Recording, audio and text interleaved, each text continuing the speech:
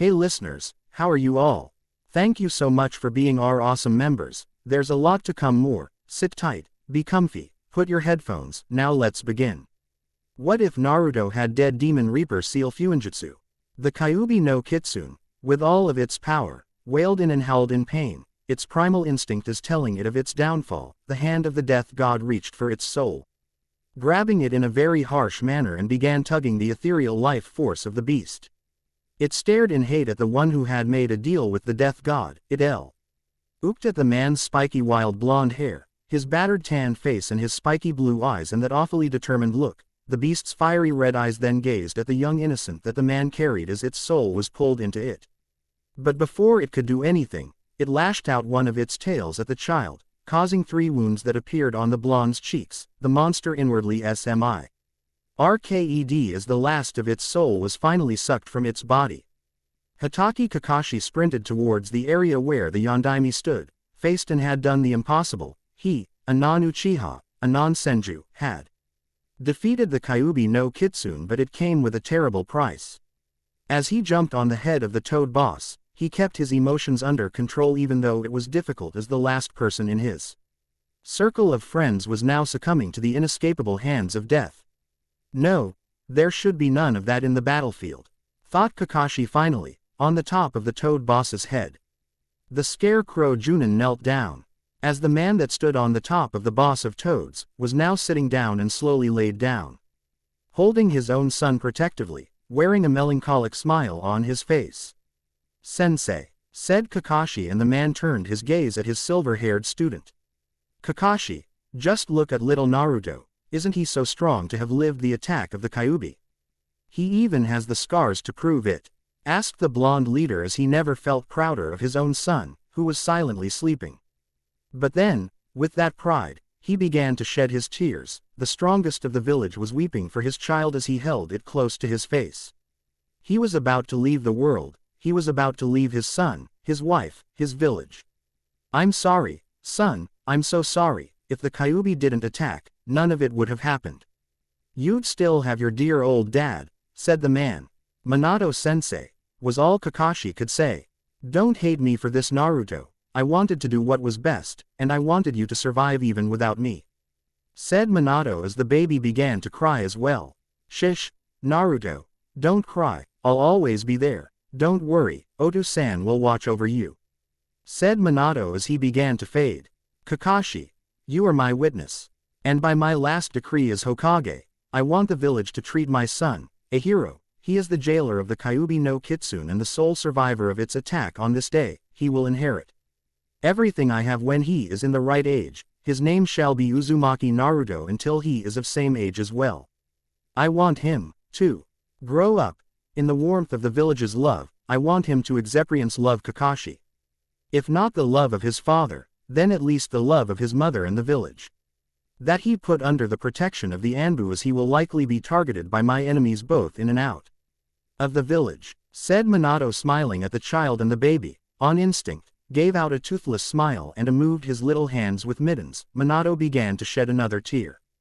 Kakashi only nodded. He didn't want to break the news to the dying Hokage also. His wife had just died of childbirth and there was no one to look at the little child anymore. Sarutobi had forbidden him to do so. It would have broken the man's resolve. Hi, sensei, I'll do it. I'll tell the Sandaime that your last decree shall be fulfilled. Kakashi winced as another pang of guilt had struck him when he lied to his dying teacher. Kakashi was a realist. He had heard news of how Jinchuriki were treated in their own villages. How can Konoha be different? Minato-sensei was a bit of an optimist. He wanted to see good in people, and he wanted the villagers to see the good in his son, without his name, Namikaze. But sadly, as the genius he is, Kakashi had already foreseen the blonde's fate. He was to become the village pariah. Minato began to pant heavily as he lied down on the frog's head, still holding his son. He could feel his heart beating abnormally, but he wasn't afraid anymore. He had accepted his fate. And he slowly closed his eyes as the baby in his arms began crying again. Minato began to speak, although he began to speak weakly. There, Naruto, Oto-san will be with you forever. Don't cry.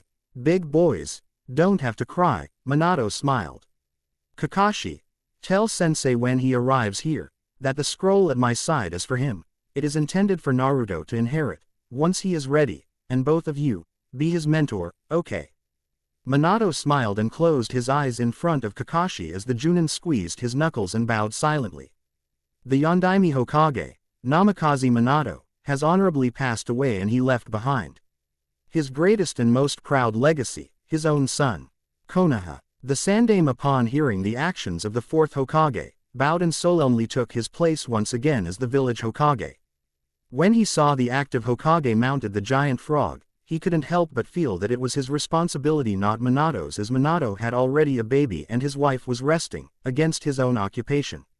It was Sarutobi who was supposed to die rather than Minato. He had a starting family while the Sandaime had already children of his own and they were already working and able. He was a former Hokage who knew the technique of sealing away the fox when Minato taught it to him. He had already knew the gist of the technique. He could feel his guilt slowly crawling up to him, the fact that he willingly allowed himself to not do anything and send his successor to his death, when he had the chance to redeem his past mistakes. Sarutobi would forever engrave this memory as another regret on his deathbed one day. He looked outside the village, seeing the gigantic toad appear from the walls of the village, with the townspeople celebrating when they all felt the malevolent presence of the Kyuubi no Kitsune vanish suddenly. Sarutobi did not feel like celebrating as the student of the former Hokage went down from Gamabunta's head to the office of the Hokage carrying a baby in his RMS and then got back on the toad boss's head to get the body of the fourth. As he saw the fourth's unmoving face, he was stricken with grief and guilt. Never had he felt such grievance when he viewed Minato and then Naruto. Hokage-sama, Minato-sensei left a last decree as Hokage. Please listen to what I have to say, said Kakashi, and motioned the boy down to the older man's table as they discussed Naruto's inheritance and Minato's legacy. During their talks, both Sarutobi and Kakashi were wary. Minato may have been loved by most of the villagers, but it didn't mean that he was revered and respected by all.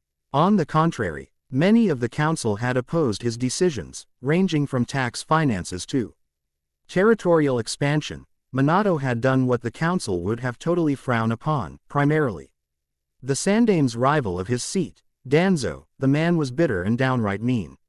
He was a war hawk, one who wants to gain power through force, an idea that the Sandaime and Minato had opposed every time. How Sarutobi loathed that man. Danzo was an advocate of the principle of utility, to use a tool to the best as it can possibly can and then disposing it once it had served its purpose or got broken. In his musings, he had almost failed to hear his secretary and attendant call out to him, "Hokage-sama, the council wants a meeting with you right away." The Sandaime only nodded as a strange wave of nostalgia had hit him. "I hate this job," said the Sandaime. When both men left the room, the Hokage had ordered several Anbu to guard the office. D stepped at the side of the door guarding the room. Inside the room, one man had appeared in a small gust of wind. He was thin, wearing a green obi, a green sleeveless kimono, a green belt, green pants, and to top it all off, a green bandana. Man was holding a rather tall staff that were of the same appearance as that of Buddhist monks, complete with the golden chime that sounded whenever the bottom had hit the ground. The man's appearance was thin. He had a pair of beady eyes and wild brown hair, seemingly being controlled by the bandana. The man looked curiously at the blonde baby with a glint of mischief in his eyes. "I can see why that mortal chose you as the Kyuubi's container," said the man, circling around the table as if examining the quiet and sleeping child on the office table. "But I just can't see why Amaterasu would choose you as the harbinger of change," said the man, placing a finger at his temple, who began thinking. Inari screwed up royally when he gave the Uchiha the power to control his most loyal servant. "I don't even know why he chose to," said the man. "With that, Amaterasu sent me to give you a bit of my power since you will be her instrument to save this world. She sent me to guide you, though honestly, you were a bit too young and my last avatar received my power when he was already 11. Said the man. His hands glowed a luminous blue as he placed both of them on the blonde's chest. Instantly, the boy could feel the change in his body. As if something had disrupted it from its slumber, it began to cry as kanji letters had appeared on his body. a kanji for north on his forehead, a kanji on his right shoulder for east. To his left shoulder was the kanji of west, and his lower chest at the middle had the kanji for south. When the chakra surge was felt, immediately, all of the Anbu members' presa NT near the office were placed on alert as they barged into the office. "Bastard, who the heck are you to try something to a child?" asked one of the Anbu. The man turned around and laughed a little. "Nothing. I'm just giving little Naruto here a power that he'll need once he starts being a ninja," said the man as one of the Anbu blindly charged at him with sword drawn about to strike him down. He man simply blocked and parried the blow of the sword when he pushed the person away with just a flick of his staff. "How do you know his name?" asked one of the members, and the man just grinned, as his left foot stepped onto the edge of the window. "Because I just do," he said with a grin on his face. He grabbed his bandana and a gust of wind blew him flying upwards. "Tell him one day that Fujin has taken a liking to Uzumaki Naruto, and that he will be Fujin's avatar when the time comes," said the man, naming himself Fujin, and with another gust of wind, he vanished without a trace. After the meeting with the council, Sarutobi had to contain his anger, the nerve of those people. He had entered the room of court where clan heads and council members were discussing the events that had occurred that night. There were murmurs going on about Naruto, where some ordered the child's execution, the others, choosing it to be honed as a weapon. He had heard this particular suggestion from Danzo, whom the wise Hokage frowned upon. There were a minority of the members who wished to leave Naruto alone. He had suffered enough was what some of the members said, particularly the clan heads' eggs. The Uchiha, since they were not part of the village council. But what was the most highlighted moment of the night in the meeting was the fact that the council members were playing the pointing finger game when they were discussing who on earth had unleashed the wrath of the Kyuubi no Kitsune. Flashback. It is not entirely natural that the Kyuubi attacked Konoha. The last time that the Kyuubi paired was when it was used in the Battle of Shodaime and Uchiha Madara, resulting in the Uchiha's defeat. After that, the creature simply vanished. The Kyuubi was supposed to appear randomly anytime. Why did it have to appear in the lands of Hai no Kuni twice? The answer is simple. Since the disappearance of the Mokuden Haijutsu and the Hokage Shiki, the Senju became vulnerable to the attack of the Kyuubi no Kitsune. The only thing that could control the beast now was that if there was a member of the Uchiha clan who has obtained a high level of degree of the Sharingan, how is this not truly possible? Asked Homura, standing up and raising from his seat. "Keep in mind, you bastard, that the Uchiha participated in the stalling of the fox. Many of them died there," said Inuzuka soon, frowning when she got to her seat. "Yes, but who says that most of them weren't aware of that fact? Remember, out of all the clans here, the Uchiha had the least number of casualties, bordering to only 20. That would make them terribly suspicious," said the woman, standing up and making her presence known. It was Kaharu. "It still isn't enough to accuse them of such. Remember, it had been 64 years since the fight in the Valley of the End, and that the times of the Uchiha Senju conflict are in the past," said Nara Shikaku. "True, but the reason why we never wanted to let the Uchiha to get involved with the politics is so that they are placed in their own pedestal, away from the rights of governing the village, to let them know that the Senju rule all and that we are superior," said Danzo. Quote, "Your former beliefs about the superiority of the Senju are fading. Already, most of the citizens of Konoha already have high regard of the Uchiha. You should know that times change. What the Shodaime and Nadaime did was only to prevent instability. They wanted the people to gain the trust of the villagers so that they can slowly assimilate with our lives. The Uchiha are not to be blamed in this conflict," said by one. Surprisingly, it was Hyuga Hiyashi. The Sandaime nodded as he grabbed another piece of paper was picked up from his seat. "About the matter with one Uzumaki Naruto," said Sarutobi, and another set of shouts had began. Flashback ends. Sarutobi was informed that Naruto was to be put to an orphanage, not in the guidance of his student Jiraiya and not in the guidance of the Yondaime's student, Hitaki Kakashi.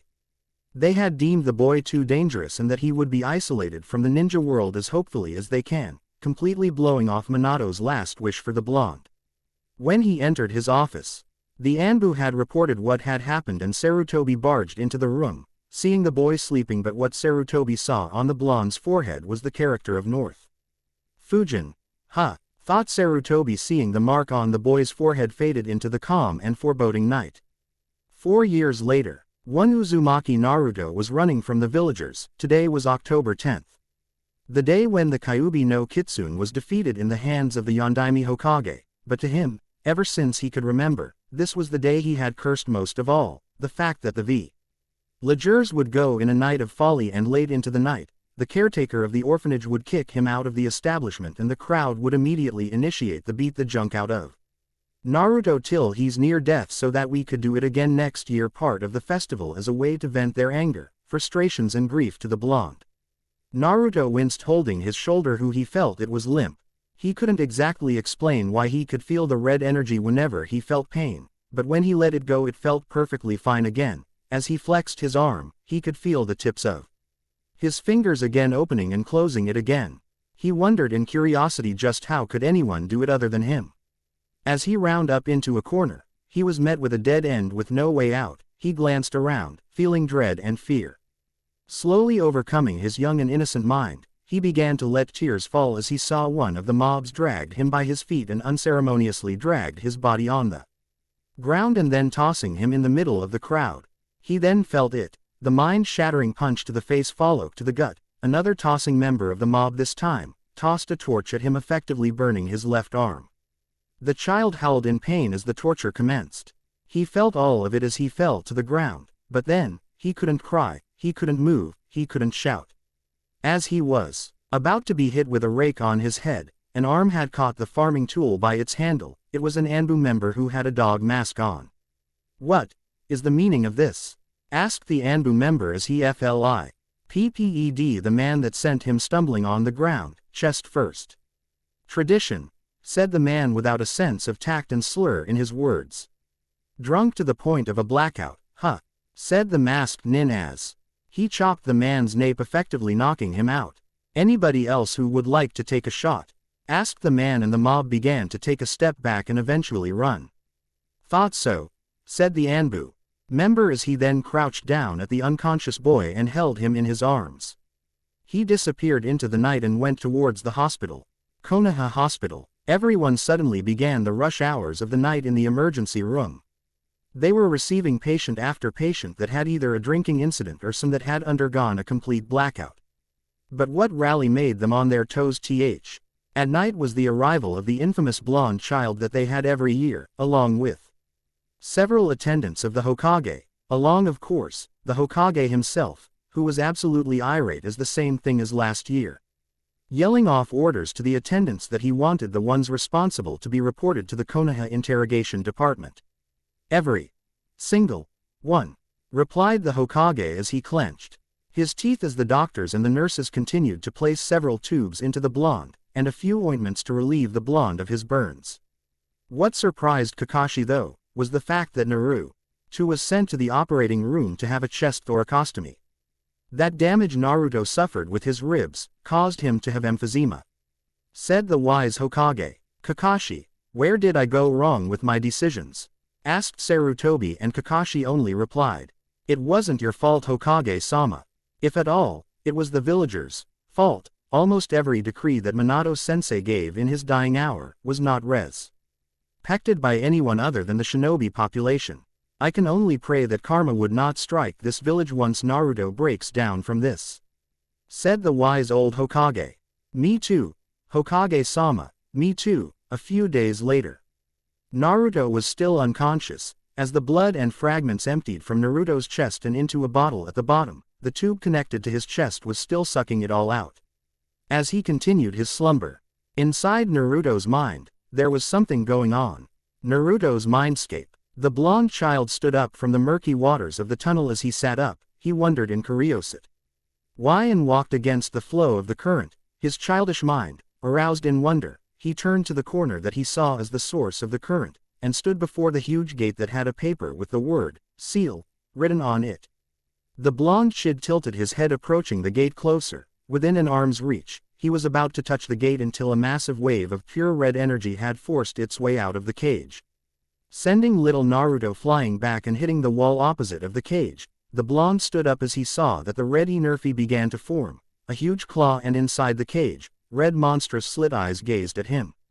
Malice and destruction seeped in the air. So my jailer has finally come to see me, I'm moved. Said the voice, chuckling, letting of an evil chuckle. Naruto felt his knees began to shake at the sheer malice that the creature was releasing. The monster laughed lightly, the child's demonstration of fear. It made his soul contented whenever he saw the fear in a creature's eyes. It felt so alive. That is right, youngling. Fear me, tremble before me. I am destruction. I savor your wariness. I am your nightmare. I am the powerful Kyuubi no Kitsune. Said the fox as it laughed at the trembling blonde. Kyuubi no Kitsune.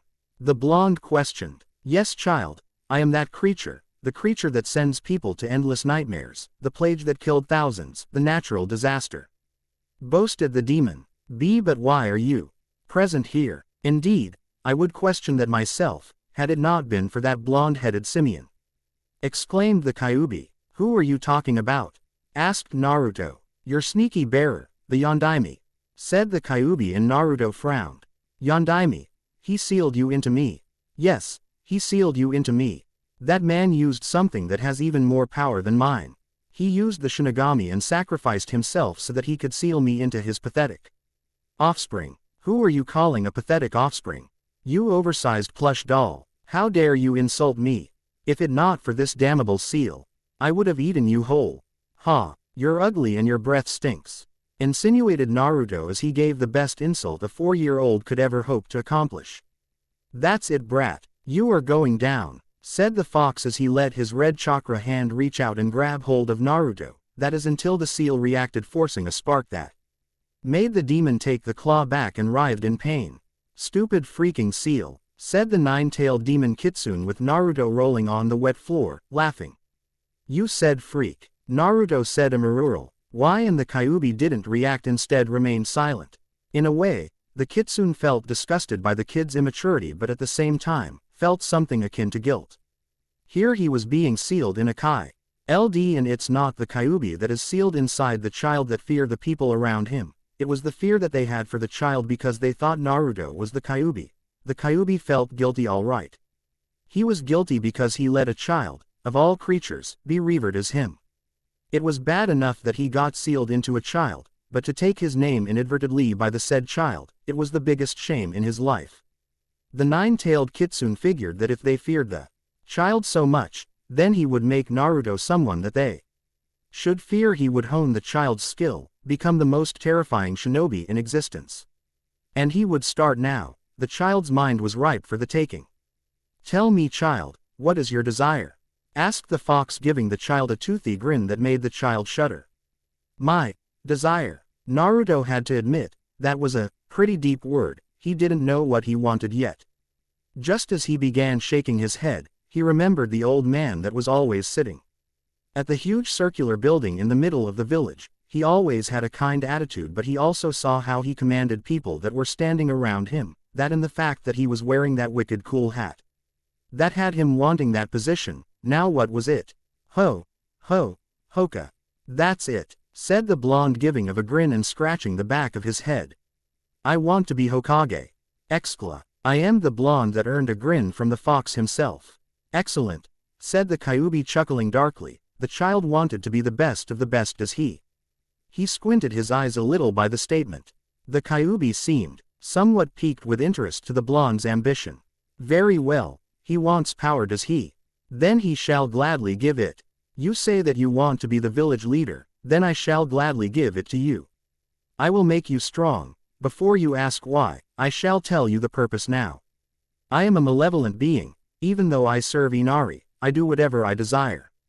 It is my prerogative. I am doing this because I am powerful, and being at the top in this realm is my desire. I will not allow even my jailer to be weak. Anything that affiliates with me should be none the lesser. I have high expectations, and I expect nothing but the absolute best, said the Kyuubi. He then laughed wildly in his cage.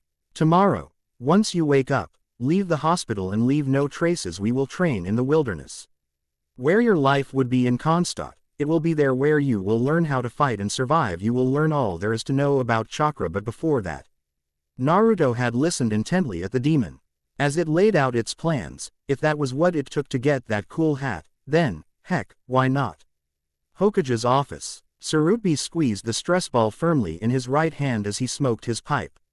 Last night, like the year before, his pent-up anger and frustrations had been released and the old man exploded in front of his Anbu. All members fell to their knees as the old man unleashed a killing intent that would have made them shiver and eventually fall.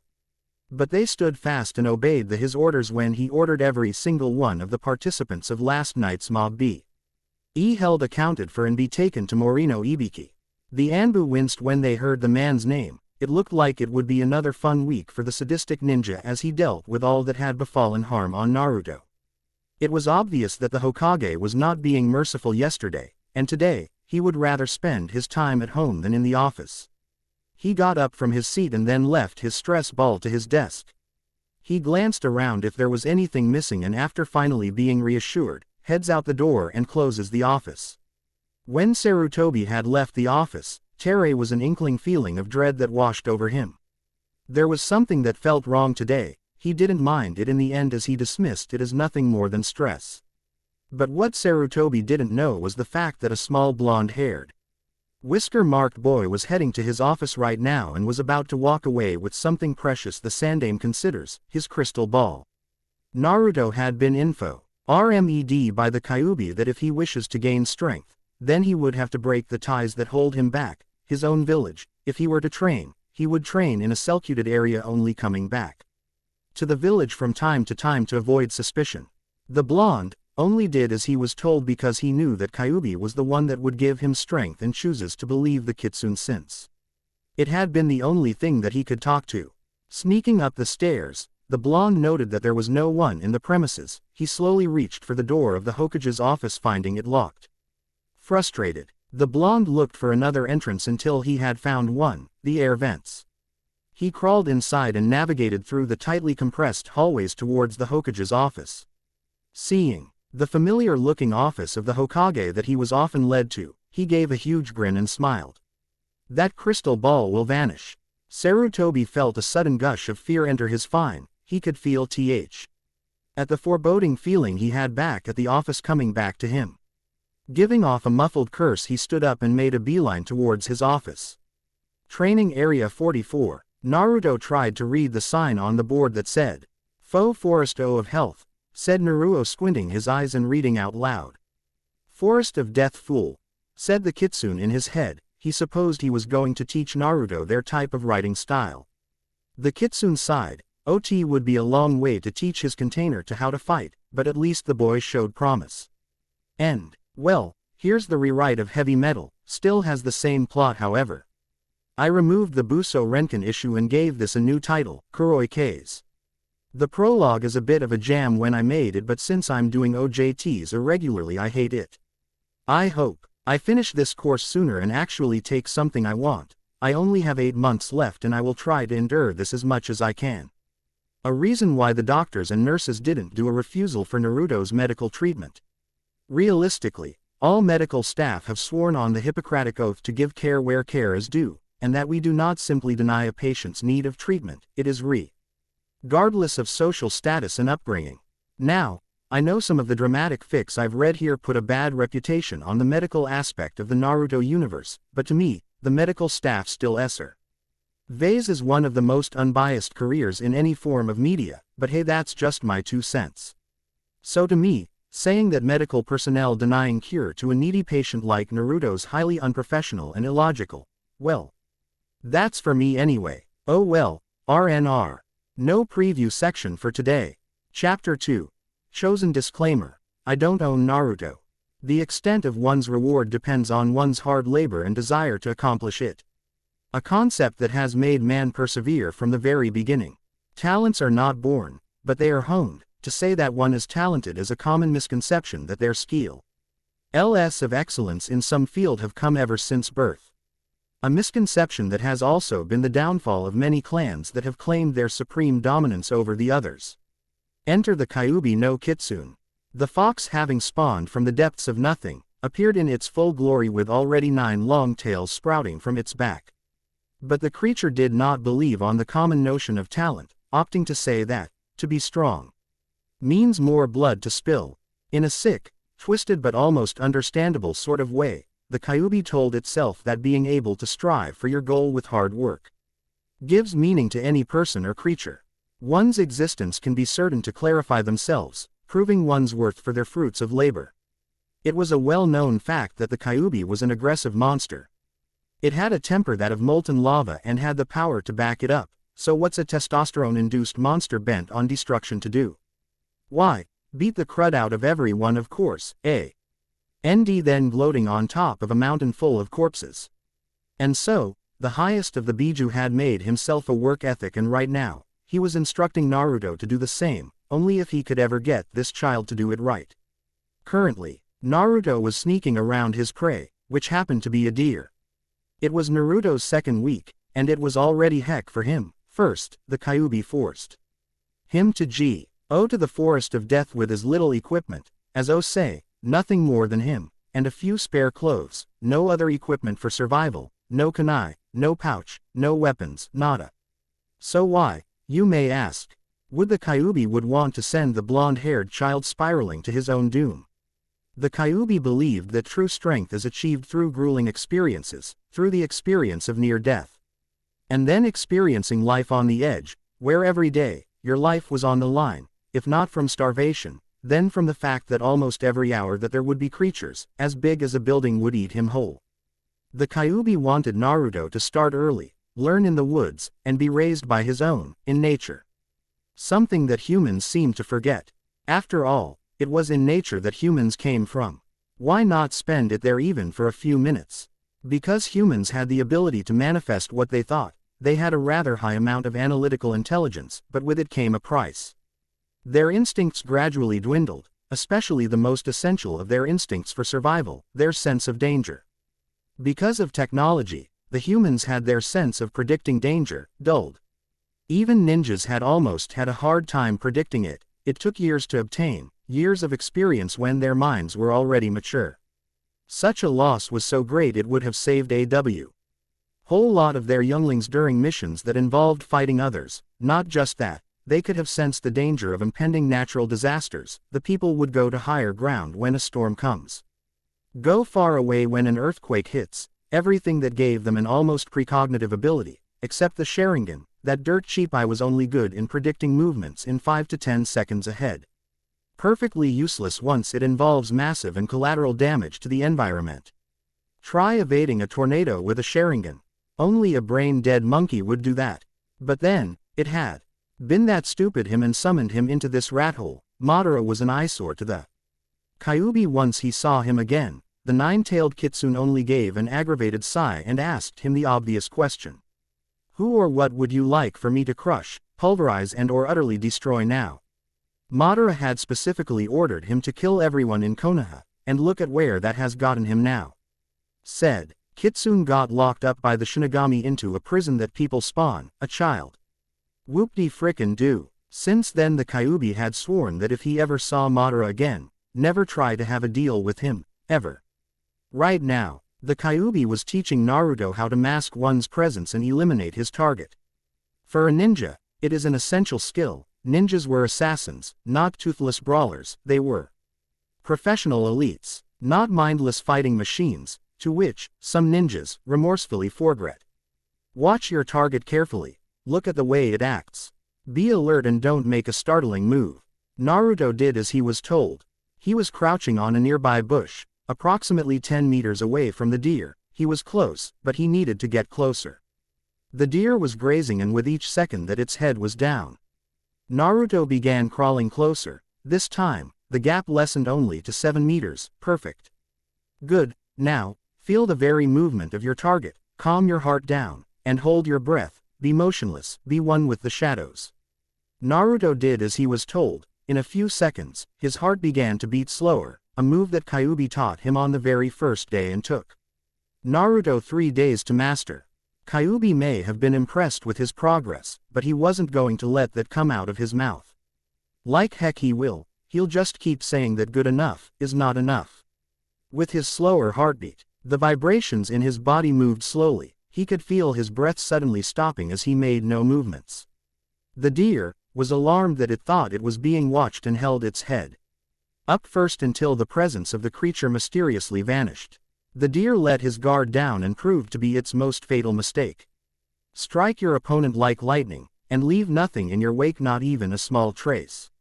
Naruto did so, albeit clumsily. He tackled the deer into the ground and grabbed it by its horns, twisting the head.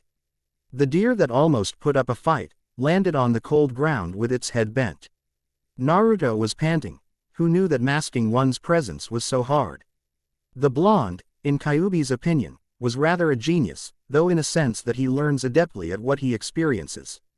With each passing day, Naruto's education from the Kyuubi was growing by leaps and bounds. His body was slowly progressing and his mind was growing well-rounded. His rationality was equaled by his own instincts. Only 2 weeks, and he had seen growth that of a great mind. Naruto was smart. He always asked questions to concepts he couldn't understand, and the fox would explain them clearly that Naruto understood it and applied what he learned, though applying it the first time was always a problem. Naruto slowly gets the hang of it by practicing it. Naruto stood up as he held the deer by his shoulders and walked off towards his new home, a home that he had created 2 weeks ago that's free from bugs the size of your head, and plants that could literally eat and spit you out like a bad taste in the mouth. But today, he could eat heartily as the fresh catch that he caught would serve him for a good whole day. Life was sometimes good. 3 months later. Today was December 27th. Naruto had heard rumors from people from the village that there was something big going to happen today, and out of a curious mind, went out of his home right now and jumped over the fence with ease. During his training within 2 months, Naruto had learned of his own abilities. He was a fast healer. Ever since obtaining one ferocious bite from one of the giant tigers, he found out that the puncture on his left arm, as deep as a sword stab, began healing itself with the wound already closing up. No wounds and no scars were present. The next, he was immune to poisons. He was bitten by snakes on more than one occasion, but all of their venom couldn't penetrate him. Cell-destroying venom tended to be eaten by Naruto's white blood cells, and nerve-blocking venom was as effective as drinking light sake. Another ability that he had courtesy of the Kyuubi, a slightly stronger muscle and bone structure, making his punches and kicks certainly hurt more. Not only that, he had enhanced senses.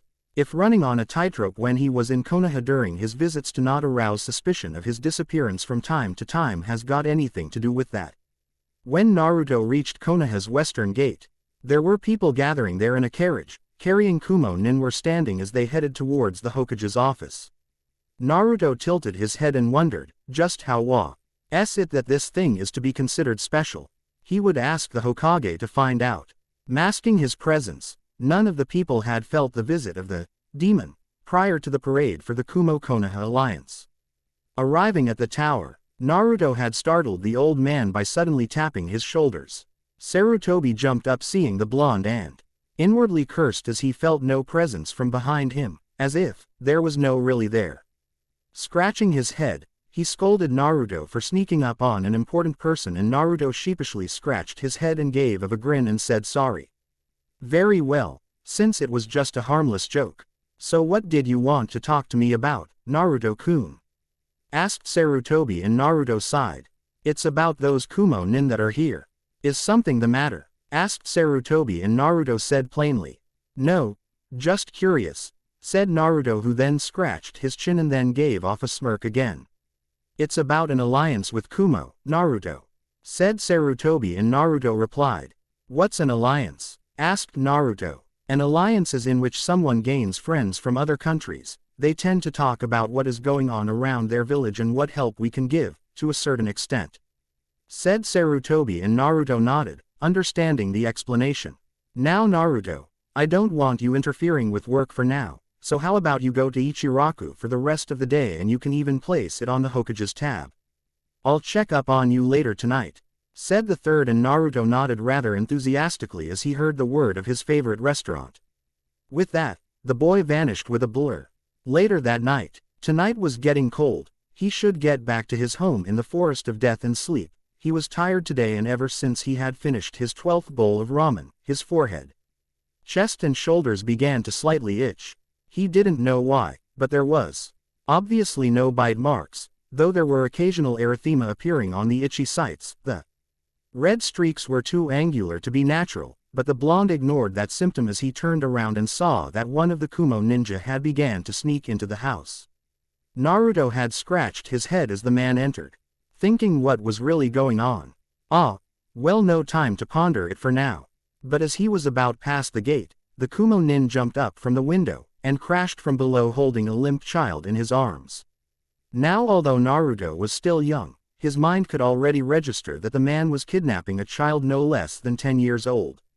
This made Naruto clench his feet as the man began to run. Naruto then, out of saving someone, decided to follow, thinking the words that made him blend in the shadows, in the darkness. The man that was running was becoming uneasy.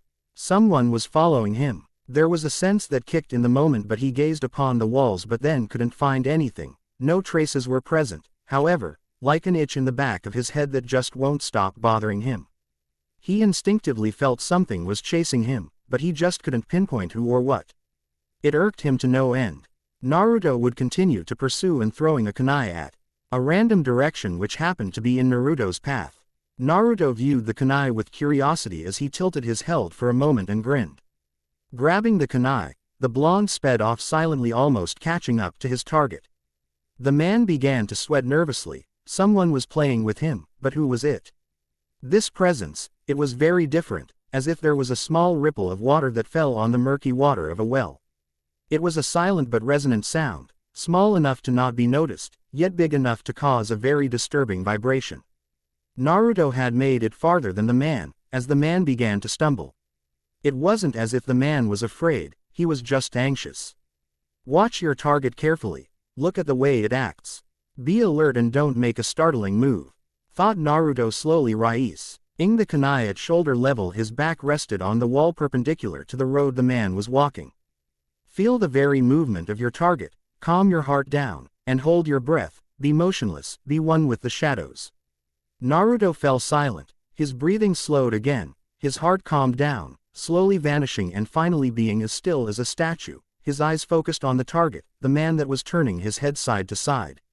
He eyed cautiously. The man could literally feel something going on. If he had trusted his sense of danger from the beginning, he might have escaped earlier, but this time, he wasn't so sure right now. The one who was chasing him, his trace vanished, nothing could be felt from him. The man was starting to panic as he held the Hyuga heiress in his arm. Darn it, who the heck is there? Thought the man rather infuriatingly, as he began to dash towards the alley and into the intersection, where Naruto stood perfectly still, poised to strike at any time. Strike your opponent like lightning, and leave nothing in your wake, not even a small trace. The man was about to make it into the corner, until Naruto's hand with the kunai came out, perfectly stabbing the man by the leg.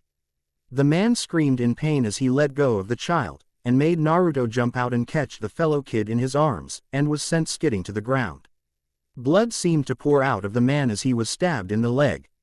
He fell, feeling the pain as he glared at the man, no boy that had done it to him. He stared at the blonde-haired boy and the blonde stared back in a steely gaze. "What's wrong with you? I thought you were friends with Konoha," said the blonde. The man laughed at Naruto's statement and said to him, "Friends. Alliances and friendships are two different things, boy. You think that Kumo wanted a mutual bond with a village that we despise? Ha, don't kid yourself." The man then stood up, although almost wobbly. That child may not have been a ninja yet, but darn, his stealth and sneak attacks were good. The man cursed as he felt that the child severed a leg tendon. He cringed as he stood up. He wasn't about to fail a mission now. "Give the Hyuga back to me and I can assure you a painless death," said the man. "No," Naruto simply replied as he held the girl in his arms and closed her into a hug, forcing the child to awaken. "Then you leave me no choice. Die, brat," said the man as he went through a series of hand seals that ended with Tori. "Raiden. Surai no Jutsu. Lightning release. Tracking lightning," said the man, raising his hand up, and lightning surged on the ground towards Naruto. The blonde closed his eyes and held the Hyuga close into a tight hug, causing the girl to utter an "eep." A moment, it only took a moment for Naruto to realize that. A sudden gust of wind deflected the surging electricity. "Wah," Naruto thought as he looked at the man who was in surprise himself. "Crud, a darn prodigy. I never thought I'd see the day that I'll get to meet one myself." You're going with me along with the Hyuga girl brat. The man then used another set of seals and ended it in Tori once again. How about this for a change? Raiden. Kokuraigaki. BL. Act lightning strike. The man raised his left arm and then swung it down towards the blonde. Naruto felt it again, the swirling of winds that surrounded him and deflected the ebony lightning blast. His frustrated the poor man and dashed at him. Using his chakra he manipulated it and converted it to lightning as he grabbed two kunai. Despite his injured leg, he could still run, and made an effort as he dashed towards the blonde. Naruto began to tremble. He couldn't move, a Junin running at him in full speed, while still carrying a child his age. He wouldn't be able to move, let alone dodge. He then felt it. The sudden surge of power in his veins. Was it the Kyuubi? No. This felt more calm, soothing to say the least. Normally, he could feel the spike of Kyuubi's chakra. It was erratic to say the least. The chakra he felt was too wild. He felt it when he was cornered in the forest of death by a few savage animals, mainly tigers. That chakra felt wild. It was unfathomable, uncontrollable, and to a certain extent downright evil. This one. It felt soothing, comfortable, and simply benevolent. Naruto could swear that the winds were singing as he stood up, still holding the Hyuga girl in his arms. The winds howled even wilder as it circulated Naruto. By this time, Hyuga Hiyashi had arrived at the scene. The boy that everyone hated was displaying a majestic sight. His area was filled with dancing and circling updrafts. All the while he could hear a sort of song coming from the winds themselves. "Took you a while, kid," said the voice in Naruto's head. Naruto was startled, as he saw that he was standing yet again in his own mindscape, only this time, instead of a sewer, he was standing at a grassy plain, a temple in the middle and multiple windmills. "Communication and link to me has been established. Welcome, Naruto," said the man, and Naruto had a dumbfounded look on his face as he walked around. He suddenly saw that he was inside the temple. The wooden floors and the walls were the giveaway. Looking in front of him, he could see a man, wearing nothing but green in color, was sitting in front of him with a staff that monks use for travel, snuggled on his shoulders. The man was drinking something. And it seemed an alcoholic one too, if the blush didn't indicate any of it, as well as the hiccups. He then saw a ball glowing in an eerie red. The man noticed how Naruto stared at the ball and said, "So you noticed where Kyuubi is sealed, right?" asked the man, and Naruto looked at him questioningly.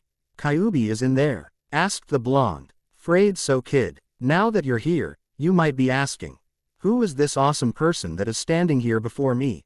"Right?" asked the man, and Naruto turned his head in another fit of curiosity. "Hehe. Thought so. My name is Fujin. I am the wind god, present at the time of creation and at the birth of Amaterasu, Tsukuyomi and Susanoo," said the man, performing a kabuki dance, and sakura petals fell from nowhere. "I'm here, Naruto, because I want you to act in my stead. Amaterasu chose you to be my steed because she deemed it that you had an awful life, and that as one who was related to Shinigami, she felt partially responsible. So right now, you are in a state that I would call the Futi, or Wind Emperor. It is activated when the Shifuin no Tuzanenboku, 4 seals of the 4 directions, are released. In this state, it is not chakra that is used to create winds, but the wind itself. Your chakra will only act as somewhat a controller or remote," said Fujin as he gave thumbs up and a smile that says, "Isn't it cool?" "What made you appear here?" asked the blonde, and the wind god replied, "Whenever there is danger, I'll be there," said Fujin as he raised his hand and grinned again. With a sudden tug, Naruto felt like he was being pulled to the outside world. Once he was out of his trance, the ninja that was standing there before him was on the ground. A person was in front of him, long black hair flowing down and white eyes that seemed to penetrate the very soul. Naruto was looking at this person that stood between him and the Kumo Nin was the one who intervened and saved both of them. Hiyashi was never one to judge. During the time when the council were deciding the future of young Naruto, they were clearly separated by their doubts and beliefs. On one hand, there was the group that wanted the boy dead, mostly from the civilians' side. On the other, the shinobi clans were there, opting to support the boy since they trusted the seal of the 4th. They believed Naruto deserved better, a contradiction of their work. Shinobis were born to kill. For them, compassion in duty is fatal, but not in their homes. Shinobis learn to value life among others, though their work forces them to kill. Shinobi were more compassionate than any other professionals, forcing them to realize just how fragile and how important life can be, making them support and to some extent, sympathize with Naruto. However, there was a third party involved that Hiashi and most of the members clearly did not like, Danzo and his proposition. Danzo proposed that Naruto be turned into a living weapon for Konoha, and should he disobey, his sentence would be immediate death. Hiashi, despite his calm stoic nature, literally yelled at Danzo and deliberately said that if he were turned into a weapon, what chances of him turning his back on the village? As high as the Hokage's mountain, that is for sure. Danzo argued with him that the price was worth it for the protection of the village. Soon countered Danzo by saying, "So, you'd rather have Naruto turn into a mindless weapon, able to kill without remorse and will only recognize one person for him to obey until he dies, but who will it be? You. I doubt that an old bag of bones can live for another 70 years commanding his little pet, and then what? What happens when you kick the bucket? Naruto will kill everyone. By doing that, you have already sealed the fate of the village itself." Danzo remained quiet after that, knowing that arguing with the council was useless. Hiashi then kneeled down in front of Naruto with his head bowing, as leader of the Hyuga clan. "I am forever indebted to you, Uzumaki Naruto. Thank you for saving my daughter." Naruto then tilted his head for a moment and then smiled, as he handed over the girl in his arms, who was now conscious, and gave the boy a solemn bow. Thank you, and Naruto-kun," she said, and Naruto scratched the back of his head with a sheepish smile. He gave off a none too formal reply. "Nah, it was nothing," said Naruto as he walked off. He then waved his hand for a goodbye to Hiashi and Hinata. "See ya." Hinata viewed at the boy before her for the first time. She had never felt this way before, it was so inspiring. She had never seen a boy so courageous, so chivalrous, and so just. Hiashi viewed his daughter, in curiosity, as the girl held her hands together to her chest, with a smile on her face and a blush to complement her cheeks. There's no mistake about it, her daughter was having a crush on Uzumaki Naruto. Hiashi shook his head and tapped the back of her child, gesturing for both of them to get a good night's rest. It would take 2 more years for Naruto and Hinata to meet again. 2 years later. 2 years. 2 years passed since Naruto first started training in the Forest of Death. By now, Naruto was a master of stealth and ambush tactics. He became cunning, able to come up with traps that were layered enough to even capture and ensnare Anbu. Kyuubi didn't just create a fighter, he created a thinking fighter. His physical strength improved immensely, as well as his acute senses. But since he had discovered his affinity to the wind, Naruto couldn't help but feel an experiment to his newfound energy called chakra. Once in a while he would go out of the woods and specifically ask some of the ninjas on what is chakra and how it can be controlled. Some were met with fine answers, others were met with them ignoring him, and a certain silver-haired Anbu member taught him how to climb trees with just his feet. Naruto seemed impressed and thought about it. He learned how to create and mold chakra from Kakashi, and since then, practiced it on the biggest tree in the Forest of Death. Thanks to that, Naruto now has a decent chakra control, and add to the fact that he became a sure-shot Hellraiser when he completed it, he had defiled one's home by TPing his house, put a nice bag of tasteless laxatives at a local cafe, causing it to close down and the owner weeping miserably. And the most ballsy that he has done yet, put hallucinogens on Tuna Toro Day for the Hunter Nin. "Boy, I didn't know they really loved their Tuna Toro that much," said Naruto. Some of the Hunter Nins were still pissed at the blonde's joke. That past week, some of them were even admitted to the psych ward and had to be restrained during hysteric fits of laughter due to drug overdose. Grinning as he walked past some of the people, he saw a woman, who stood in front of him wearing what could be described by the older generation as vulgar and uncouth for such a lady. Naruto had raised an eyebrow, thinking how a skirt could be that short. A devilish smirk had appeared on his face. He looked around, trying to find the perfect air victim. Bingo! He found him. The man was hiding behind a post with a pair of dark sunglasses on. His forehead protector was tied in a bandana fashion. To Naruto, he would be the perfect bait. A small gust of wind blew below, blowing papers or anything light upward. The girl who was wearing the skirt viewed behind her, only finding that there was no person there and that there was a blonde child who was standing next to her as he was about to leave. She had to look back, eventually finding a stunned Ebisu as he stared at her. Pink, was all Ebisu could think off with a blush and blood on his nose as he was sent flying way through the wall while he was being pounded. Naruto, though discreetly, laughed at the man's position as he was continued to be mangled by a very pissed off woman. Walking off to the Uchiha district, he had noticed that the people there were as lively as they are. Naruto walked in, and was met with curious glances from the people inside. In stark contrast to that of the village, some had met him with an apathetic gaze, others with dismissive looks, while others in a curious and almost welcoming stare. The blonde was adamant about it, until he had met two people. "Oh look, Sasuke, it seems a person has wandered into our side of town," mentioned the older one. The smaller one stared at him for a few minutes and greeted him. "Hi, I'm Uchiha Sasuke, pleasure to meet you," said the boy as he reached out his hand. The blonde, in his ever-curious mind, tilted his head in wonder and did the same gesture, reaching out for the opposite hand. Sasuke shook it vigorously and said to him, "This is my cool big brother. He's Itachi Nissen, currently he's an Anbu member and is a captain," said Sasuke, and Naruto nodded as he viewed the older boy that was smiling at him. "I'm Uzumaki Naruto," said the blonde, his head brimming with wonder and questions. "Naruto-kun, I've heard of what happened back then at the Hunter Nin Corp. You sure had a lot of guts pulling that kind of stunt," said Itachi, a chuckle escaping his lips. Naruto had a sheepish laugh and scratched at the back of his head. "No one ever praises my pranks before." "That was you, Naruto. Wow, it would take a lot of guts for you to do that. I heard that some of the people there loved their tuna too much, especially old man Kinta," said Sasuke as he laughed, and Naruto laughing with him. "The Hunter Nins are still grouchy about the subject. Some of us Anbu are already guarding the cafeteria once it's Tonkatsu Day," said Itachi, and Naruto had a sweat drop form on the back of his head. "Come, Sasuke, we're going to train. It has been a pleasure meeting you, Naruto-kun," said Itachi. Naruto just bowed as a sign of confirmation and left on his own accord. Naruto made a dash towards the Hokage's office. He wanted to learn and study more to be a ninja.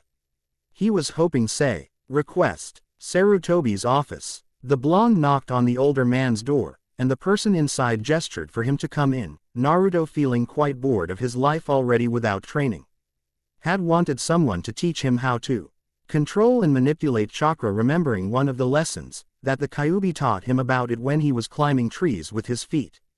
Chakra is the most malleable energy there is. You can change its shape, or change its basal elemental structure, converting to different types of elements. Understand form manipulation.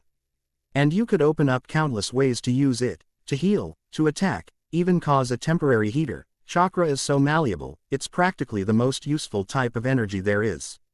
Understand elemental manipulation. It could bring just about anything, from breathing fire to using the weather as your weapon. Elemental manipulation need only a convergence in chakra and the rest will follow. "Ah, Naruto, what brings you in for today?" asked the aging man. "Gigi, I want someone to train me," said Naruto. The old man just raised his eyebrow. For all he knew, Naruto was still young. There was no denying that his physical and mental strength was up to par with the training that most ninja undergo. But what makes the old man raise his eyebrow was how Naruto could avoid being seen when he wanted to. Not many ninja were able to find him when he did one of his pranks. Even Sarutobi couldn't feel his presence when he appeared here 2 years ago. It's as if stealth was so natural to him that it was almost second nature to him. When he heard Hiyashi's report on the assault of the Kumo Nin, Sarutobi began to wonder just who was the person teaching Naruto. Darn, if Naruto could teach that type of skill to every Anbu member. Just think how powerful his forces could get. But Sarutobi would clearly decline the request. Putting him with a teacher would make the council think that he's favoring Naruto, though he was deemed dangerous. Sarutobi would have none of that. The boy was completely stable in his mind. There was no hint of the blonde having a fit of insanity. It's just absurd. "I'm sorry, Naruto, but there isn't any available Junin that would train you right now, and besides, aren't you rushing things? You are a child, and what you need now is more friends rather than jutsus," said Sarutobi. "That's not fair. How come some of the kids can train already to become ninja at my age, while I get to be held back?" "Humph," He even said that I should train early because I'll need it in the future," said the disheartened blonde as he turned his back on the Hokage and pouted. Sarutobi gave a sigh. A 6-year-old will always be a 6-year-old, though, just who was the chrome dome that wanted Naruto to start training early? As Sarutobi thought of that, one divine being in Amatsu had sneezed and a village was wiped off the map. "Not telling," said the blonde, obviously still pouting. "Okay, that didn't work. Let's try this. How about some ramen? I'm sure we could talk about this," said Sarutobi and Naruto, feeling a bit tempted by the sound of the food of the gods, but, "No. I can't hear you. La la la la la," said the blonde immaturely covering his ears. Okay, bribing him to ramen didn't work. That means he must really want a teacher. He was going to get something from the council from this, Sarutobi sighed, as he finally felt defeated from the hands of a 6-year-old Naruto. "Fine, you'll get a teacher. Just who was it that trained you these last 2 years?" asked Sarutobi. Naruto grinned. "Now that's more like it." He turned his head back to the Hokage and said with a confident voice, "Fujin." Sarutobi had his eyes widened. The last time he had heard of that name was when Naruto was born. Good thing the boy told him. Otherwise, he would have prevented a divine intervention. Sarutobi, for the first time, felt helpless. A recommendation from a god like that. How can he deny it? He would certainly not let it pass. Council be damned. Once Sarutobi nodded, the blonde exited the room, feeling that he would learn better from someone in the real world rather than in his head. Naruto may have been good at grasping concepts and applying them, but he still would need the basics. Scanning through the list of Junin that were available but not highly profiled or highly obscure, he had found the perfect teacher. Sarutobi grinned. He motioned his secretary to get a messenger and get this man now.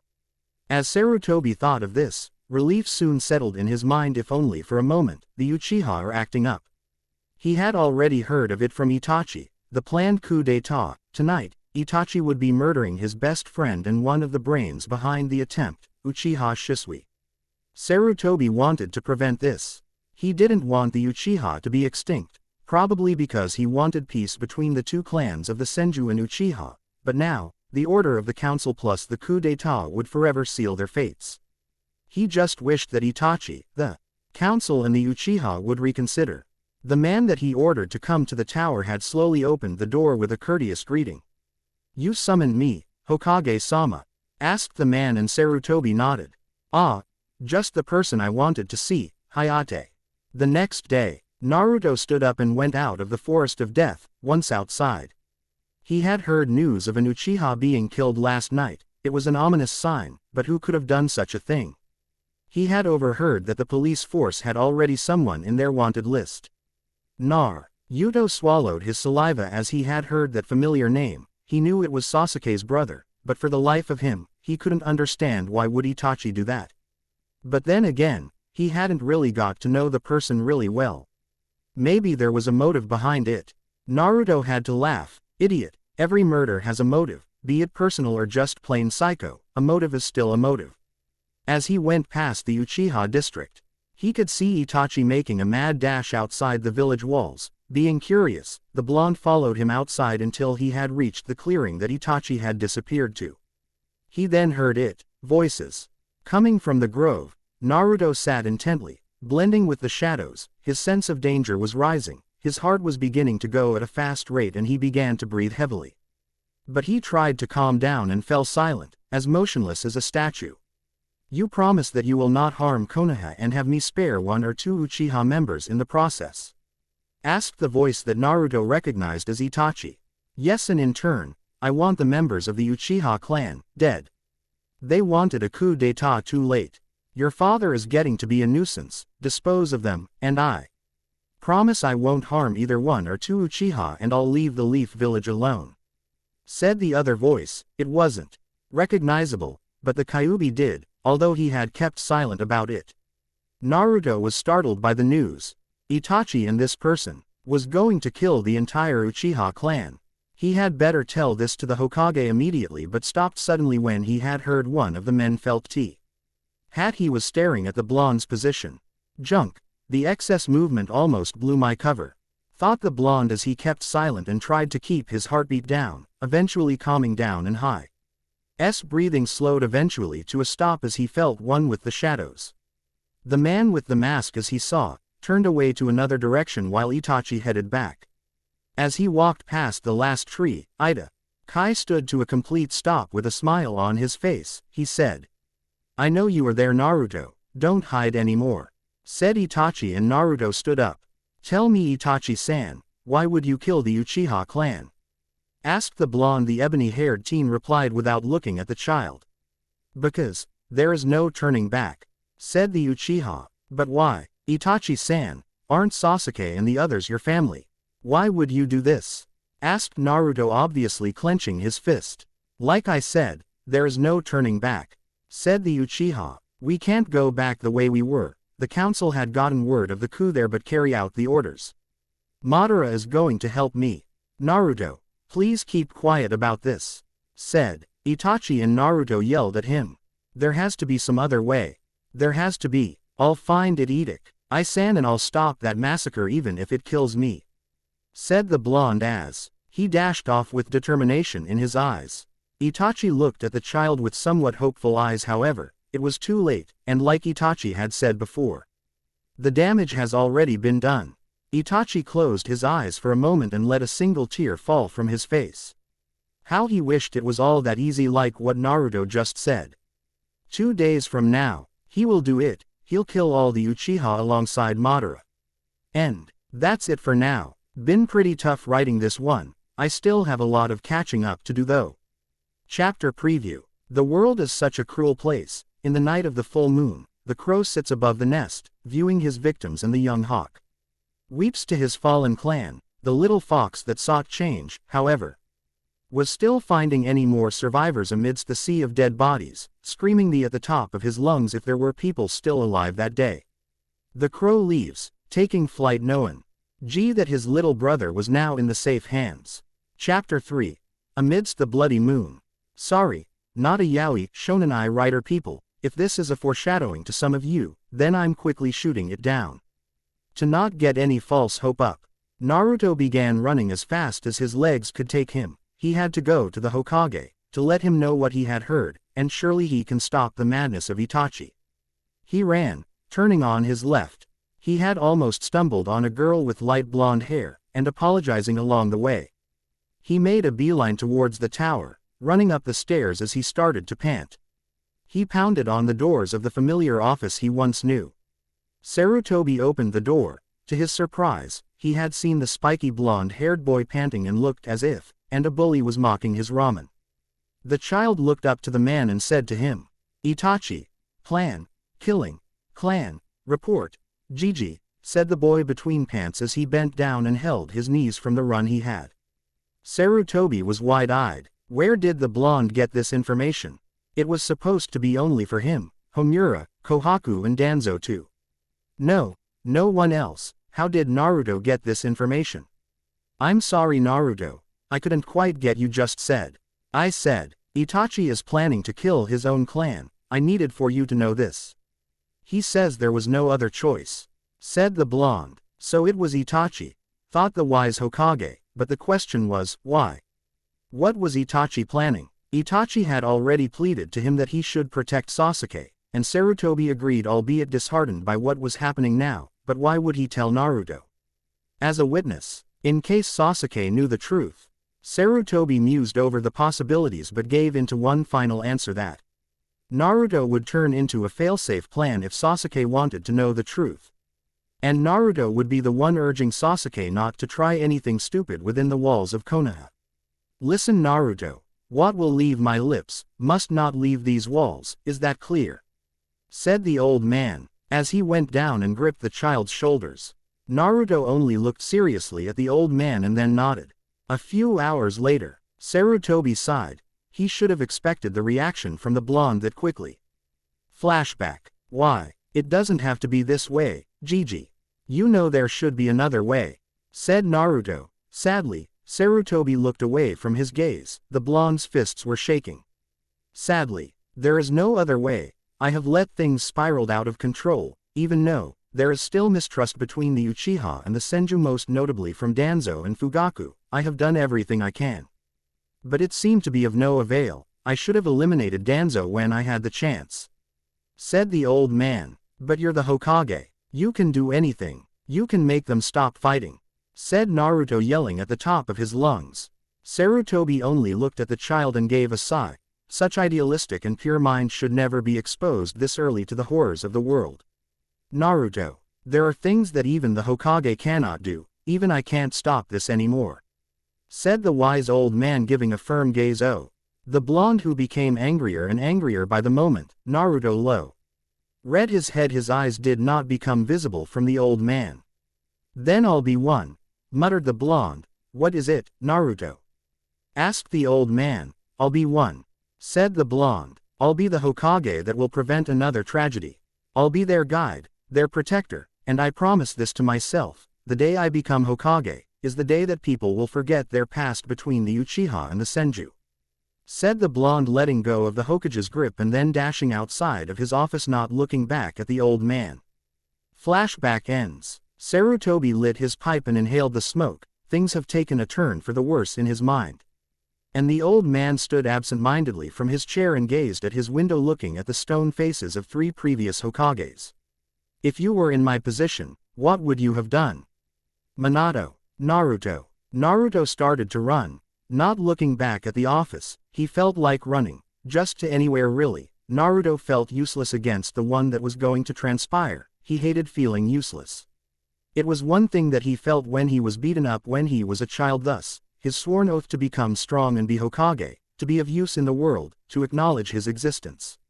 As he went down the stairs, he had bumped into a ninja that wore a vitiate like a bandana, had terrible bags under his eyes, pale skin color, a standard uniform and a katana strapped on his back. Sorry, mister, said Naruto, and the man nodded, and when Naruto started to run again, the ninja had questioned him. Are you Uzumaki, Naruto? Asked the sickly-looking man. The downtrodden boy gave a half-hearted reply. Yes. Good thing I found you. Hokage-sama was about to introduce me to you, but he was said to be busy at the moment. Let's go to the training area and then we could begin. Said Hayate, and Naruto tilted his head in question, and then realized when a grin was plastered on his face at the moment. I have a sensei now.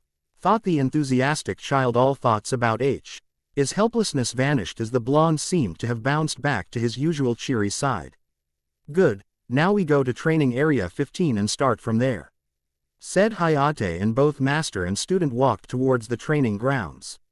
Training area 15. Once Hayate and Naruto arrived at training ground 15, Hayate asked Naruto to sit down and start with introductions, during which Naruto eagerly introduced himself. My name is Uzumaki Naruto. My likes are training, ramen, and meals that are served in a platter, not on a stick. Naruto remembered his times at the Forest of Death. He could only get a nice meal once in a while when he was training, and Hayate scratched his head in wonder. In this one, my dislikes are overkill training regimens, drunkards and prejudiced people, dreams for the future. Become Hokage, said the blonde, and then Hayate continued. My name is Gecko Hayate. I have many likes and my only dislike is this cold, my dreams for the future. Well, let's not talk about that for now, said Hayate, sitting down on the ground in a lotus position, and said to the blonde. Today, we'll be practicing meditation. Because meditation and concentration are needed for what I'm about to teach you. Said Hayate, and Naruto nodded, but then, the blonde had asked the man what was he about to learn. Naruto, do you know the 3 principles that a ninja should master? Asked the sickly man, and Naruto shook his head. Hayate couldn't blame him. The child was still not enrolled in the academy. Sarutobi was putting it on hold till he enrolls in the 2nd semester. Hayate had started to wonder because of that. The 3 principal areas that ninjas should know are taijutsu, ninjutsu, and genjutsu. Taijutsu is basically hand-to-hand sea-elves using chakra to mold and create jutsus. That can range from special effect jutsus to long-range offensive ones. Genjutsu is the art of illusions. It fools just about all of the senses. It is also a complex art, one not many people venture forth. Said Hayate, being reminded of one kunoichi that took genjutsu as a specialty, and then coughing at the bitter memory of the woman turning him down. Fortunately, he had found someone better, the woman she was going out now was in the ANBU. Hayate was brought out of his musings when the child asked him. I don't see what that has got to do with meditation, sensei. What's it got to do with my training? Hayate smiled a little and replied to the inquisitive blonde. Why, we're adding an additional principle, of course, it's Kenjutsu. Said the man, and Naruto had to raise his head in excitement. Learning the way of the sword this early. This is better than he expected. With his training, he'll try to learn all that he can. He'll stop Itachi. 2 days later. Today was the day that Uchiha Itachi was to murder the clan. The day that made Naruto nervous, so far, from what he learned from Hayate, was meditation and how to properly swing a sword. It was not easy learning the style that Hayate wanted to teach to him. Sugetsu no Terasu, illuminating moon phase. Apparently, it was a sword style that he was taught from 7 years ago. Hayate knew the person who taught him very well. It was a sword style that originated in Uzu no Kuni, and that it was from that one person who traveled here from the debunked Uzu no Kuni. Hayate didn't state it who, for he knew that the blonde would question how was he affiliated to the one person called Uzumaki Kushina. That would be delving into murky waters that Hayate knew that ran deep. It was treason to speak about Naruto's heritage. It was just too risky for the blonde to know this early. Even if they were in the village, he couldn't exactly feel safe what with all the enemies Konoha has right now. Naruto remembered the lesson Hayate had said when handling the sword. Kenjutsu is a perfection of art. The art of the sword is much more different than just swinging it. It requires quick thinking, immense hand-eye coordination. Unlike hand seals, only much easier and tranquility to attain perfect stances and strikes whilst holding the blade. There are certain principles applied in wielding a weapon, the most notable of all is that in the principle of using a Japanese katana, wakizashi or zanbeitu, the use of the sword must always be one strike, one kill. The blonde remembered that lesson as he meditated in his home in the forest of death, seemingly to prepare himself to what will happen later on.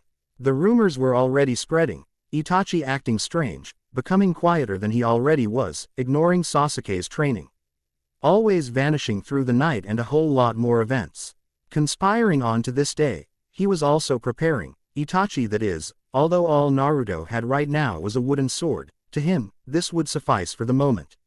He only meant to stop Itachi at all costs. For that, he was willing to do so. Later that night, Naruto had began. Donning the wooden sword on his back, he ran towards the Uchiha district, determined to stop Itachi at all cost. Right now, the academy had just ended, perfect time for Sasuke to come home. Naruto had to stop the child from entering the complex on his own, or else Itachi might kill him too. Turning to a corner, he had seen the Uchiha boy just about to head home. The blonde then grabbed the raven-haired child by the collar and then dashed away. Sasuke W. as confused. Why did the blonde drag him away like that? Was something going on? Hey, quit that. What are you doing? Asked Sasuke. No time to explain. We're going to the Uchiha complex right now. What's happening at home right now? Just come with me, or else you could die, said Naruto, and Sasuke gulped. Making their way to the Uchiha complex, what Naruto saw was something that he would see only in books. In the dead of the night, countless bodies of Uchiha clan members were lain down on the ground. Blood was splattered everywhere. Naruto could feel the lunch that he had was slowly welling up to his mouth. But he had to contain it. Sasuke, on the other hand, was completely shocked and immediately made a dash for his home, trying to find his own mother and father. Sasuke, wait, screamed the blonde as he ran after the blonde, but stopped as he heard a few screams coming out of the district to his left. Ignoring Sasuke for a moment, Naruto went to the place where the sounds of metal against metal was heard, and a loud scream echoed through the night. After reaching to a corner, Naruto remained silent and concealed his presence as he saw a masked man that had wild long blonde hair. A visible hole was present over his right eye, adorned with black streaks of flame that seemed to converge in the hole. Naruto remained quiet but couldn't feel his feet because of fear. This man, this wasn't Itachi. It was someone more ruthless. As he viewed the man, who was dissecting anyone and anything that catches his eye, Naruto could feel the fear seeping and continuously growing on the back of his mind. Naruto was panting. His heart was racing. That man who was currently doing mass killings of the people in the complex, he showed no remorse, he could feel his feet opting him to make a run for it.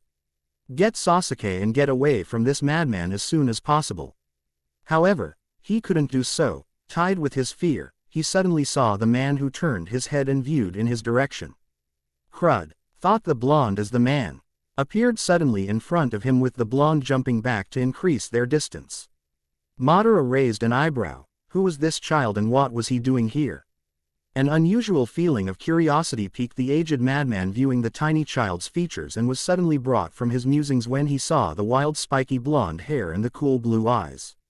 Madara's killer intent raised. The child could feel it. With the killer intent, Naruto was kneeling on the ground. This child, it reminded Madara of the man that came and swiped Kyuubi from his palm, the man responsible for stealing the power he once had, the Yondaime Hokage. You, Madara uttered, and Naruto looked at the masked man. You, said the man as he swung his katana down at Naruto. The blonde instinctively rolled to his left, dodging the blade that sliced through the wooden post like paper. Yondaime, how dare you ruin my plans, said the man as he dashed at the blonde. Naruto quickly got up and was about to run when he was met in front by the crazed masked man. The man raised Naruto by the collar and raised the blonde to eye level of the man. Madara smirked as a bit of sanity returned to him. His rage slowly disappearing as he viewed the boy who had his eyes closed. A moment of clarity was regained when he felt the all too familiar malicious taint of chakra that circulated within the boy. No wonder you look like him. Now I understand. Fufufu, the Yondaime never took the creature with him to the stomach of the Shinigami. He never could. Instead, he seals it into his own son. How thoughtful for a father to leave such a wonderful gift. Such irony of it all, said Madara as he dropped the blonde on the floor and kicked the child hard in the gut, making Naruto doubling over in pain. That pain, it was nothing compared to the times when I was ostracized by both Konoha and the Uchiha clan alike, said Madara as he swung his sword, earning a deep cut on Naruto's shoulders as the boy screamed in agony. Kyuubi will be mine again, and he shall serve me to do my unfinished business, said Madara, raising Naruto by the hair as he stared at the boy straight in the eye, the Mangekyo Sharingan coming to life. Madara, you fool, I shall no longer obey and be controlled by your whim. I have found a better and more interesting human than you, said the Kyuubi as a little of his red chakra flickered throughout his cage. The demonic energy was then felt by Madara as he dropped to the cold hard ground. Naruto slowly stood up as he could feel the effects of the Kyuubi's chakra circulating in his veins. He felt stronger, faster, and his wounds were starting to not sting anymore. Whatever it is, it was helping him right now. A pair of white lines had began to form on Naruto's eyes. Each iris contained 2 streams of white light in the iris as it spun around, following each other's tail.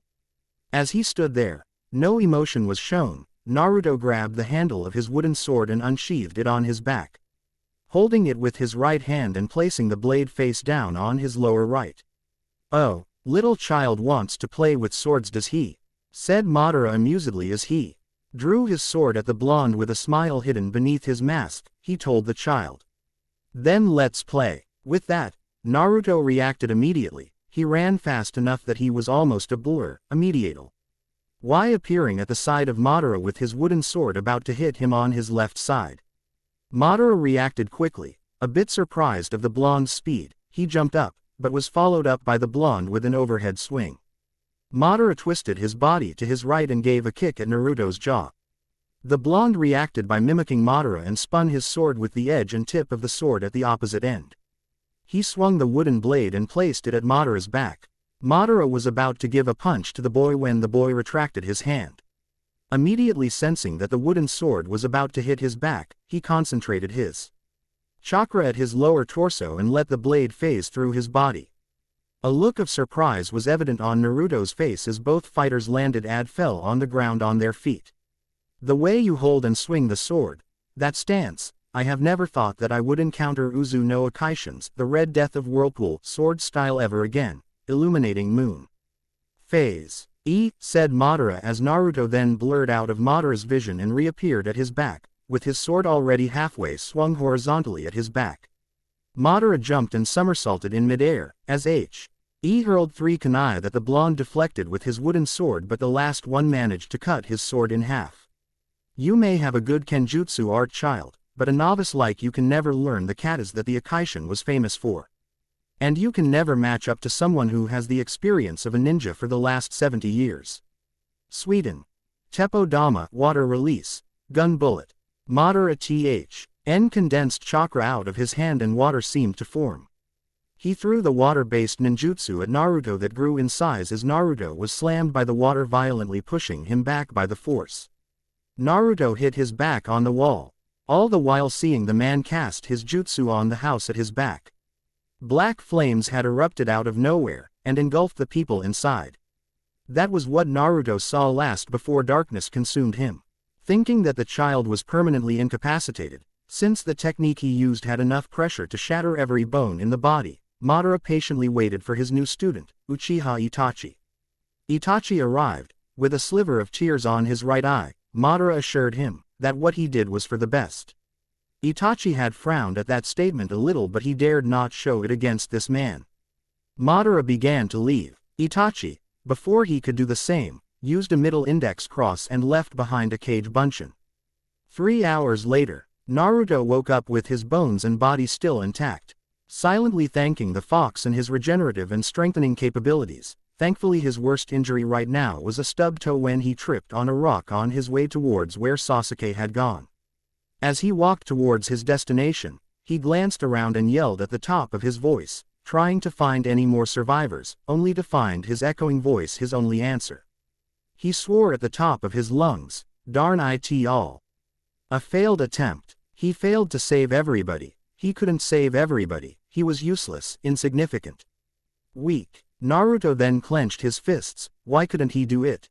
Is he truly weak? It was mortifying to him, helpless and humiliating. That man, he said that he, Naruto, was the son of the Yondaime Hokage. If that were the case, then shouldn't he have been treated with a different manner? With that thought, he was shaking his fists with anger, hatred, and ultimately, frustration. Why was he always given the worst deal of the bargain every time? Crud, uttered the blonde, walking into where Sasuke went before he took off and faced that man with the black fire mask. Entering the house where Sasuke went. "Is someone there?" asked Naruto, earning a groan as a reply. He entered the house. It was eerily quiet. The only sound he heard was the groaning and crying of a single person inside the compound. Entering the dojo, where he could hear the groaning of someone, he entered the training hall to find 2 people piled on each other and a child on the floor whimpering and crying, the one that groaned. "Sasuke, it was you that survived all along, huh?" asked Naruto, as he kneeled in front of Sasuke and carried him on his shoulders to place him by the side of the wall. He looked over at the bodies of the 2 people in the middle of the dojo. Male was slashed and stabbed at the chest. Blood that seemed to clot on his mouth suggested that his heart was pierced last. Bruises and abrasions were present on him. The man was brutally murdered. The next was a woman. There were no signs of her being harmed in any physical way. No bruises, no shuriken or kunai lobbed on any part of her body, no bleeding, nothing. So as to surprise, Naruto had found Makoto breathing. Pushing the other corpse's body aside, he shook the older woman on her shoulders only to find her not responding. Sasuke was still unconscious, and there was no way he could carry the woman and Sasuke at the same time, so he did the next best thing, contact any shinobi nearest the compound. Going outside the house, he was met by the same man that he tried to stop. "Uchiha Itachi, Itachi-san, what are you doing here?" Naruto asked the man in front of him, frowning at the said man before him. "I need to tell you something, before I go." Itachi sat down on the wooden step on his house. Naruto still frowned. "The Uchiha clan's fate rests within your hands, Naruto. You were involved with what happened today, so therefore you must know the reason." Itachi turned his head to look at the blonde and smiled. Naruto just kept silent as Itachi turned his head again and viewed the symbol of the red and white colored fan on the outer wall. "If you're going to tell me about the reason why you had to kill the clan, then I already know. Gigi told me about it," said the boy. "Then that means it will be a lot easier to say this to you." Itachi then closed his eyes and smiled. "I want you to protect Sasuke from them," said the older Uchiha, "who asked Naruto. From the council, Naruto. They want to manipulate him. Use him like what Danzo does to his men. I want Sasuke to avoid that. I have already given him a goal. And it will be you that will be his measuring stick. You will be the one to test him to see if he has gotten stronger, for him to succeed with that goal. Itachi said as he then viewed the boy with a smile on his face. Naruto was still dumbstruck as to what Itachi was smiling about now and why Naruto would be Sasuke's measure to complete his given goal. What will be Sasuke's goal from now on and why? The Naruto asked Itachi, who fell silent. Itachi felt hesitant as to what to tell the boy right now. Would he agree? Would he do it willingly? All these thoughts crossed his mind when a solemn look on his face appeared. I want him to kill me when the time comes, Itachi said, causing Naruto to literally scream at him. What the heck is wrong with that brain of yours? You're asking him to kill you. Aren't you his brother? But of course I am, and it is because of that. I wish for him to end this tragic circle. Please Naruto, once he has come to his senses, don't tell him anything about the assassination. Anything. I've done something terrible that no one should have, but it was for the best, be the sacrifice to prevent a war. Shut the heck up, yelled Naruto. He was angry now. That rage that seemingly kept bottled up unleashed itself upon Itachi. Naruto thought that the man before him was a person he would grow to hate, a darn realist. A pessimist and all things opposite of one. Uzumaki Naruto. What is it like to have a family? Is it like when your own dad teaches you how to fish with a rod? Is it like when your own mom kisses away all the wounds you encountered when you play and when she cooks for you and you look for protection? Is it the same as having a brother that would fight anyone that wants to make fun of you? Yuto asked Itachi, who remained quiet and looked at the boy who was starting to shake. I always wanted to have the answers to those questions. I always wanted to know, how were they like? Did they like me? Did they abandon me because they hate me as well? I wanted a mom and a dad so bad. When I saw kids play and their moms and dads took them away to get home, I always wanted to have my hands held by my dad and mom. I wanted to look up to someone cool like my dad. I wanted someone to hug and kiss my fears away like mom, said Naruto. But then, I found out about my tenant, that stupid unsympathetic fox. Naruto yelled at the top of his voice. He tried to eat me, consume me with his chakra, but then changed his mind. Instead he wanted to use me as a strong container. And then I find out just 3 hours ago that my father was the Yondaime Hokage. I should have been smarter when Kyuubi said he was my bearer back then. I mean, what kind of bastard would seal the Kyuubi into his own son? Told the blonde as he punched the wall to his nearest right, causing his knuckles to bleed. I hated it, that feeling of helplessness, that feeling of when there was nothing I could have done. I hate being useless. You hated it too, didn't you? That feeling of being helpless, unable to stand on your own ground, a feeling as if that you can't breathe, can't talk, can't walk. Naruto said as he then held Itachi by the shoulder. You should always fight the ones that try to suppress you, trying to control you. You should have done something other than make your own family become lambs for sacrifice to prevent a war. You should have tried to live for atonement rather than letting your brother kill you. Itachi was wide-eyed. A little child was lecturing him how he needs to live his life. Could it be more ironic? Funny how Naruto could be so foolish yet at the same time, so wise with words that it made him chuckle a little. Oi! What are you laughing at, Itachi-san? Asked Naruto, continuing to watch the older Uchiha as he tried controlling his laughter, which eventually turned to tears. It's funny really, how a mere child lectures an adult and former Anbu captain. How he tells him about how to live his life, what he should have done, and how he could have done it. If only the Uchiha and the Senju were like you, Naruto-kun, said Itachi, and Naruto remained silent. I would have preferred you to be the leader of our village when you grow strong. If you grow stronger before Sasuke does, please, save me and save Sasuke, said Itachi as he stood up, looking up at the glow of the full moon. They already informed Hokage-sama to send the Anbu after the OK signal. They should be here any minute. Please, whatever you do, do not mention to Sasuke or anyone of what has transpired today. Itachi kneeled in front of Naruto and bowed. I would gladly appreciate your word, Mirai no Hokage-sama. Future Hokage-sama, said Itachi, and Naruto had to give a sheepish grin and a scratch to the head of his. Alright, I'll do it. I won't mention any of it to Sasuke, although, why leave the woman in here alive? Asked the blonde. To guarantee that Sasuke stays in Konoha, said Itachi, raising his hands to his chest, about to dispel the clone. Then you have my word, Itachi, I'll make sure that your remaining family is safe. Said the blonde, and Itachi smiled a little. He was rest assured. There's a shortcut here. Through the northwest. It leads to training area 44. Go there and escape. I don't want a witness in the massacre. I've already erased Sasuke's memory of meeting you. Don't worry, said Itachi, and with a cast of a seal, the clone dispersed and Naruto nodded his head, going to the area that Itachi had told him. The next day, Uzumaki Naruto woke up, going to the Hokage's office. He entered the office to be met with a none too pleased Sarutobi hearing the report from Itachi last night. Naruto, what were you thinking last night? You could have died back there. The Sandaime was furious because of the blonde's actions. Yeah, I know, but I couldn't stand by and watch many people get killed back there. I wanted to do something. Naruto said, and another thought crossed his mind. Oh yeah, how's Sasuke and the older woman feeling? Asked Naruto, and Sarutobi stood up and looked at the window. A melancholic smile escaped his lips. Sasuke woke up just this morning, but he refuses to eat, and is very quiet.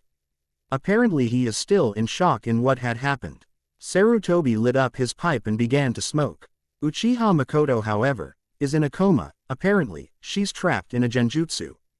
And we don't know how to dispel it. In the meantime, we are doing our best in keeping her alive. Said Sarutobi, and Naruto nodded. Naruto smirked a little bit. At least Itachi had the decency to not kill his own mother now, and Naruto was a bit glad. Naruto, I have but a simple request to you, said Sarutobi, and Naruto raised an eyebrow and asked the old man, you too, Gigi? Geez, what am I?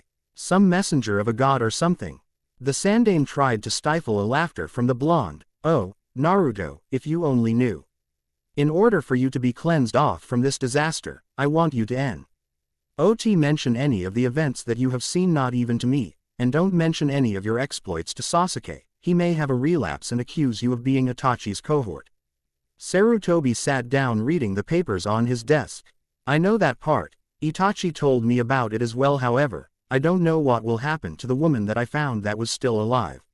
Sarutobi then mentioned to Naruto, no. Don't mention it to Sasuke as well, we'll be the ones handling it. Sarutobi had to lie. There was no other way. If they want to keep Makoto alive as well as Naruto, they would have to keep the event secret until Makoto wakes up. Even then, the council members were not to be informed of Makoto's or Naruto's survival and involvement respectively. Naruto had to frown at that statement, and the turned his head around, going to his sensei's designated meeting. Training Area 15. Naruto had arrived at the training ground with a small yawn escaping his lips. I see someone's had a good night's rest, said Hayate in sarcasm, and Naruto yawned again. Now normally, Hayate was forgiving, but if someone were to disrespect the sword style that he had worked so hard to learn from the renowned Uzu no Akaishin, he would be gravely insulted. Naruto, though, not knowing he did so, was forgiven by the man, to a certain extent of course. Very well, since you are very inattentive to class, I am going to have you punished, starting now. I want you to do 300 push-ups, and 200 pull-ups, with weights. Now get started.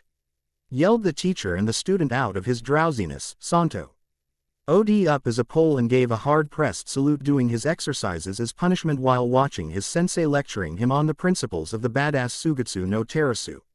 Sugetsu no Terusu, illuminating moon phase, requires concentration and discipline. It is because of the katas of this particular sword style is too dangerous for anyone near you and yourself. However, if one is focused enough, a decisive strike is all that you need to finish the job, said Hayate as he performed one of the said sword style on the log. Makajuki no Mai, dance of the crescent moon. Hayate then split where he was and the two that were hovering to the left and right, both slashing the log only to phase through. Naruto was outright confused. Where was his sensei? Hayate suddenly appeared from above, his sword over his head, and slashed the log down completely and cleanly in half. no splinters, no chunks of wood, just a straight, clean and sharp cut on the wooden object. Naruto was practically drooling while he was doing his push-ups. Surprisingly going past 200 already. Hayate knew that the use of the katana was no myth. It could literally slice a man in half, but when using a zanbeitu, it could literally split a man along with his horse into two. That's why he took the pleasure in showing the effective show of theory into practice on the misshapen log. Naruto. Yes, sensei. The blonde was still doing his push-ups. You've already the number 300, go and do your pull-ups, said Hayate, and Naruto got up and eagerly did so. He didn't want to anger his sensei again. A grueling 3 hours later, Naruto had finished his training with Hayate and made it back to the streets of Konoha. Today was one of those days that he could indulge in the food that was served in a platter, or more particularly in a bowl. Naruto grinned. Today, he would dine at the table of the gods.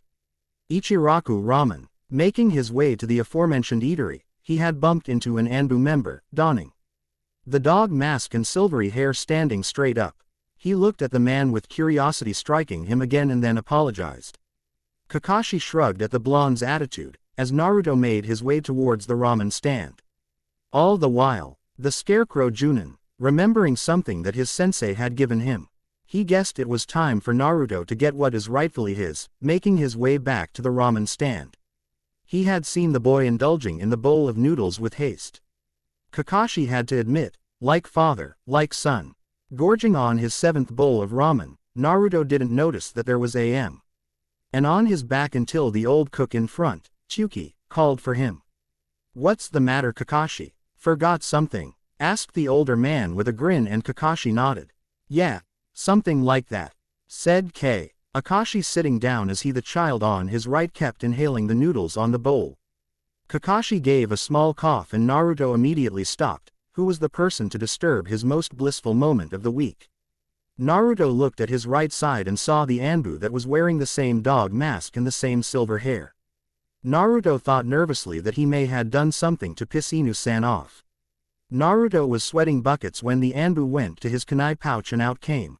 Oh crud, oh crud, oh crud. I'm sorry. Whatever stupid thing I did, I'm sorry.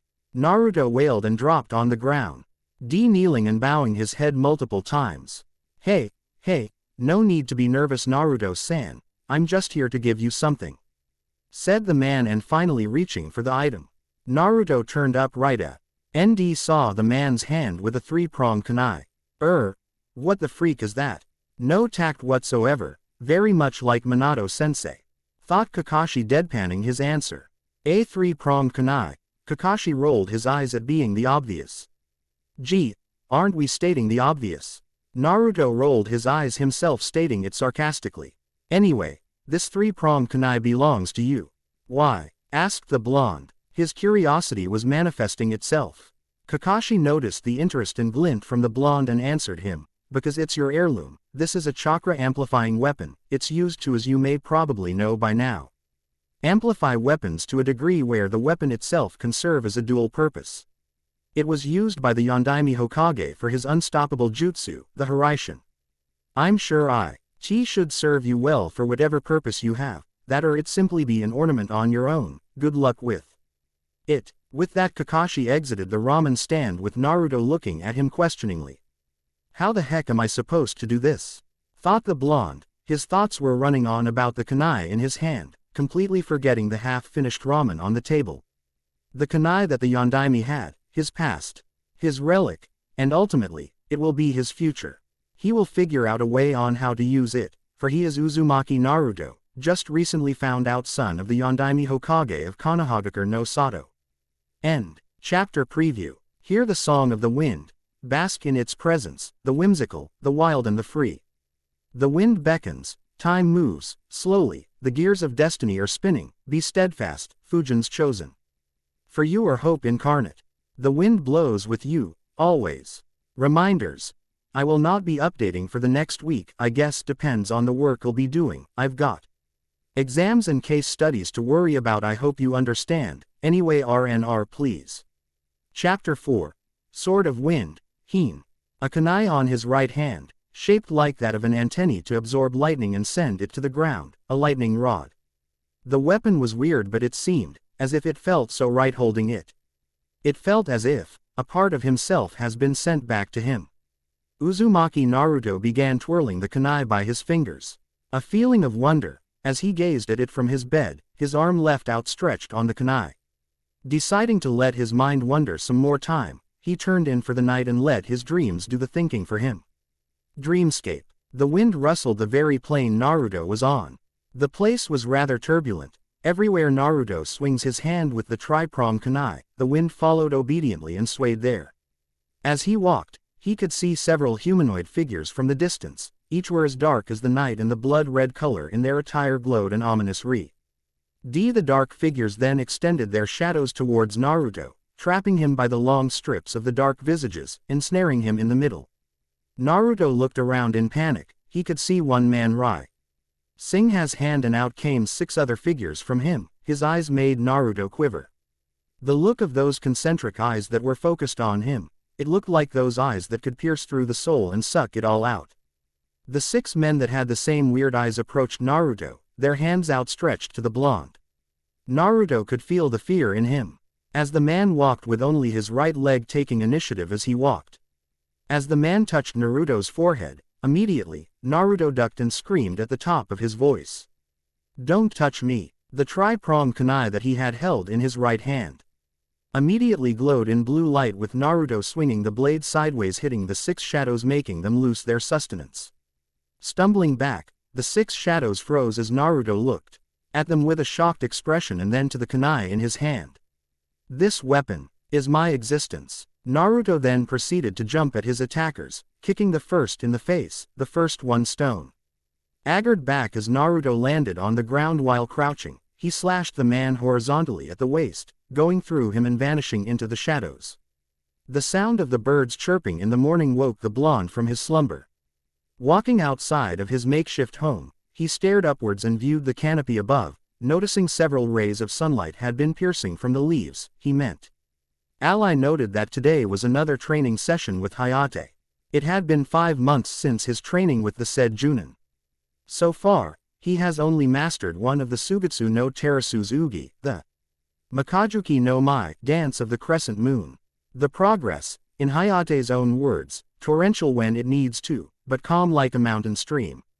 Naruto, being the simple child that he is for the moment, chose not to understand the words of his teacher. Rather, he continued his grueling task of slicing a tree bark in half.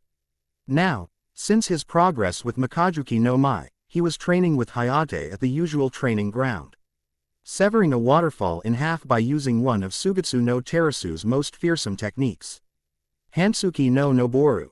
Hayate sighed as he viewed his student, who only managed to sever 1/10 of the waterfall. He approached the blonde and yelled, "No, no, no. You're doing it all wrong." Hayate then walked towards one of the rocks on the waterfall and stood perfectly still. As he stared up at the very top of the waterfall. "Don't think about cutting the water near you, think about cutting the water at the top of the waterfall." Hayate closed his eyes for a moment and he held the blade at his back with his right hand. Raising it upwards, he slowly but steadily led the blade down to his legs, remaining motionless. Hantsuki no Noboru, Rise of the Half Moon. Hayate then swung the blade upwards. The water reacted by the force of the slash, effectively severing the flow of water into 2 equal parts and then finally reaching the top, causing some of the water to splash violently. Naruto looked up in awe as he saw the display of power, but then saw at what he thought was an unfair advantage of his sensei. He was using a real sword. As for him, he was using a flimsy piece of wood, for freak's sake. "Anyo, sensei. Not to complain, but you have a sword, I only have a wood made to look like a sword. Isn't that unfair?" asked the blonde. Hayate grabbed the wooden sword wordlessly from Naruto, who looked with a curious expression. Seeing the man stand again on the rock with the flow of water back, he performed the attack again with similar results. Naruto's jaw dropped at the sight of the waterfall being severed by the wooden sword given to him. "It's not the sword that cuts, it's the wielder's mind that does." Hayate then looked at the solemn expression of his student and smiled. Compared to other children he encountered, Naruto by far accepts his mistakes rather than defend himself for further humiliation. Hayate liked that in his students. Now that you know what it looks like, I'm sure you'd like to know how it works, right? Naruto nodded his head. The Hansuki no Noboru is a technique that is both offensive and defensive at the same time. Hayate then demonstrated by grabbing the blade on his back and performing the half-circle swing from the top of his head to the bottom aligned with his legs. The semi-circle stance can be used to redeer ECT and parry the blow, while the fast and powerful strike upwards can be used to counter-attack. Akaishin knew her way around the sword that this was one of her most powerful attacks. It's swift enig to land a blow, yet safe enough to not to give you any blind spots. Pretty useful actually. The only downside is the range of the attack needed to be performed. The opponent must not be in his or her composure, and that the attack must be close to make it connect effectively. Wow, this Akaishin person must be pretty cool, if she taught you these techniques. Naruto then had stars in his eyes. Hey, 8 had to stop from laughing on the ground from the irony. If only you knew Naruto. Hokage's office. Sarutobi had a smile on his face. Today was finally the day where Naruto would be enrolled in the academy. Tomorrow, Naruto would start there. All of these were making Sarutobi giddy with excitement, as he would finally get the chance to have some time for himself without Naruto being reported to him again for doing something awful.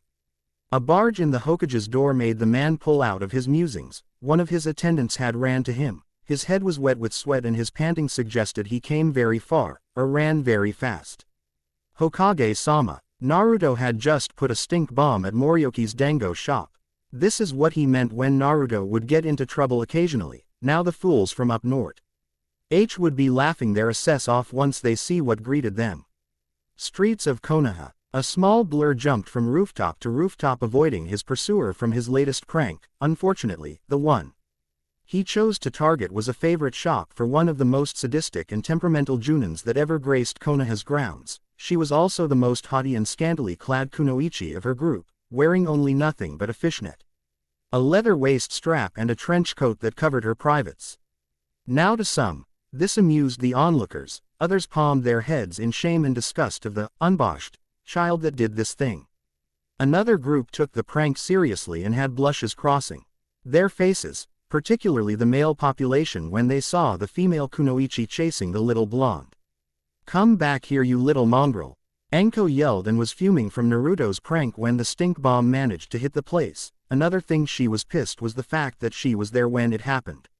You don't mess with Mitarashi Anko and her dango. Now start praying for your head, kid. Fat chance lady. Naruto yelled at his pursuer, who picked up her pace as he went past the water tower. Naruto paled as he saw how fast the crazy lady with snakes coming out of her sleeve was. Wait.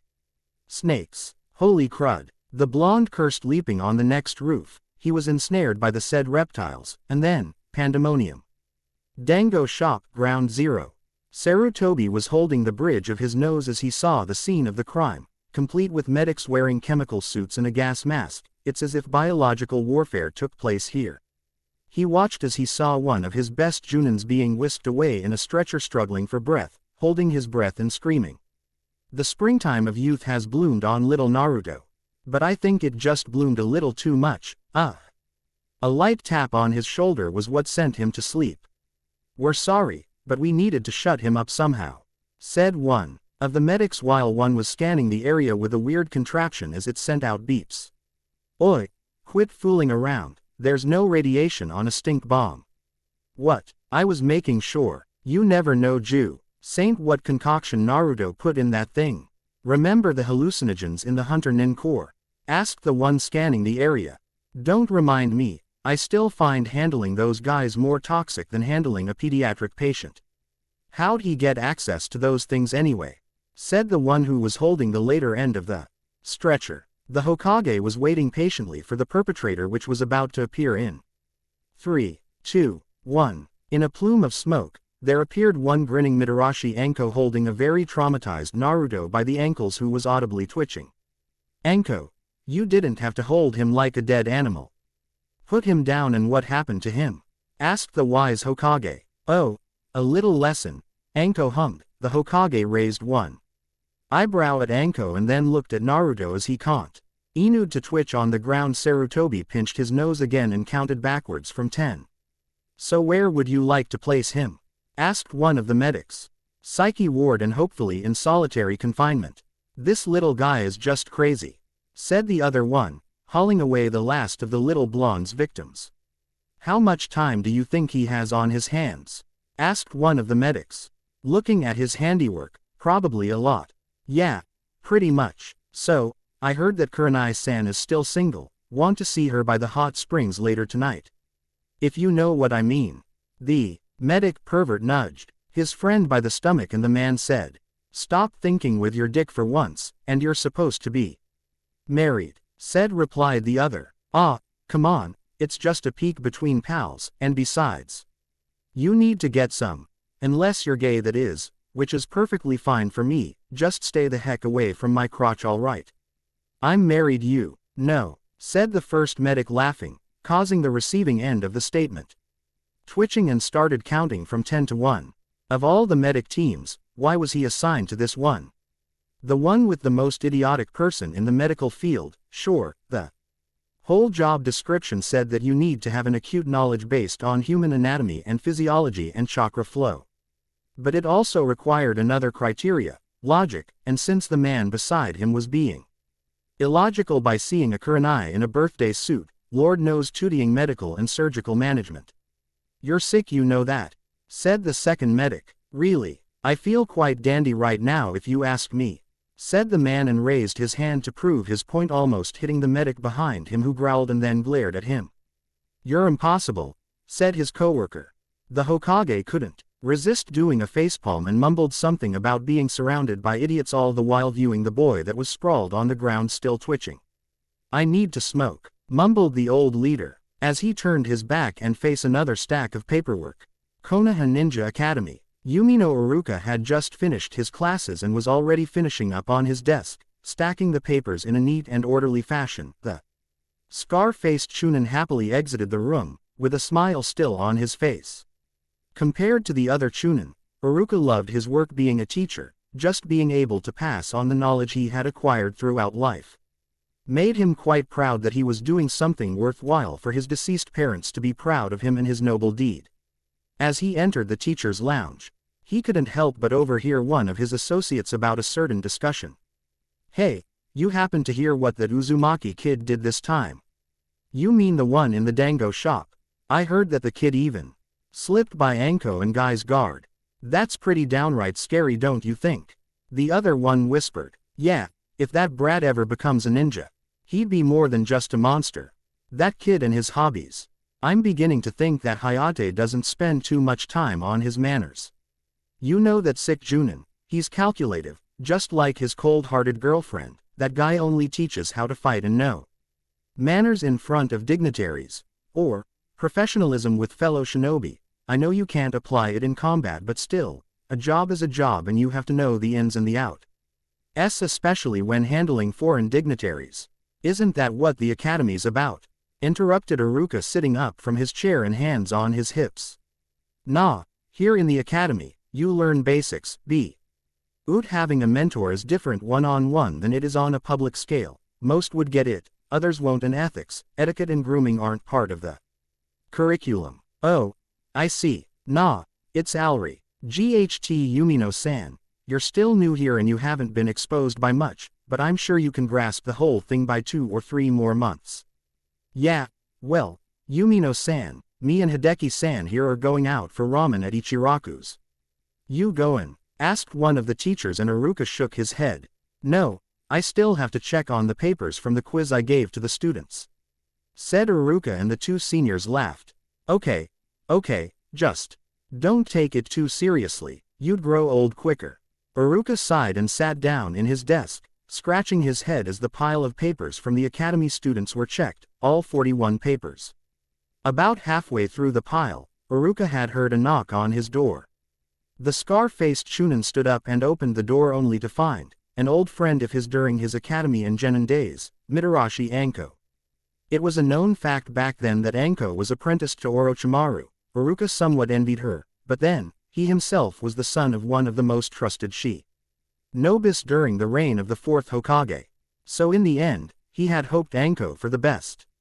But it didn't go as he had wished for, Orochimaru betrayed Konoha, and most of the people ostracized his apprentice. Anko was deemed the Snake's Witch. Everyone had started to hate her. But Iruka, understanding the trials that Anko had gone through, supported her. Iruka was very kind. His view was influenced by both his parents and the Hokage at that time.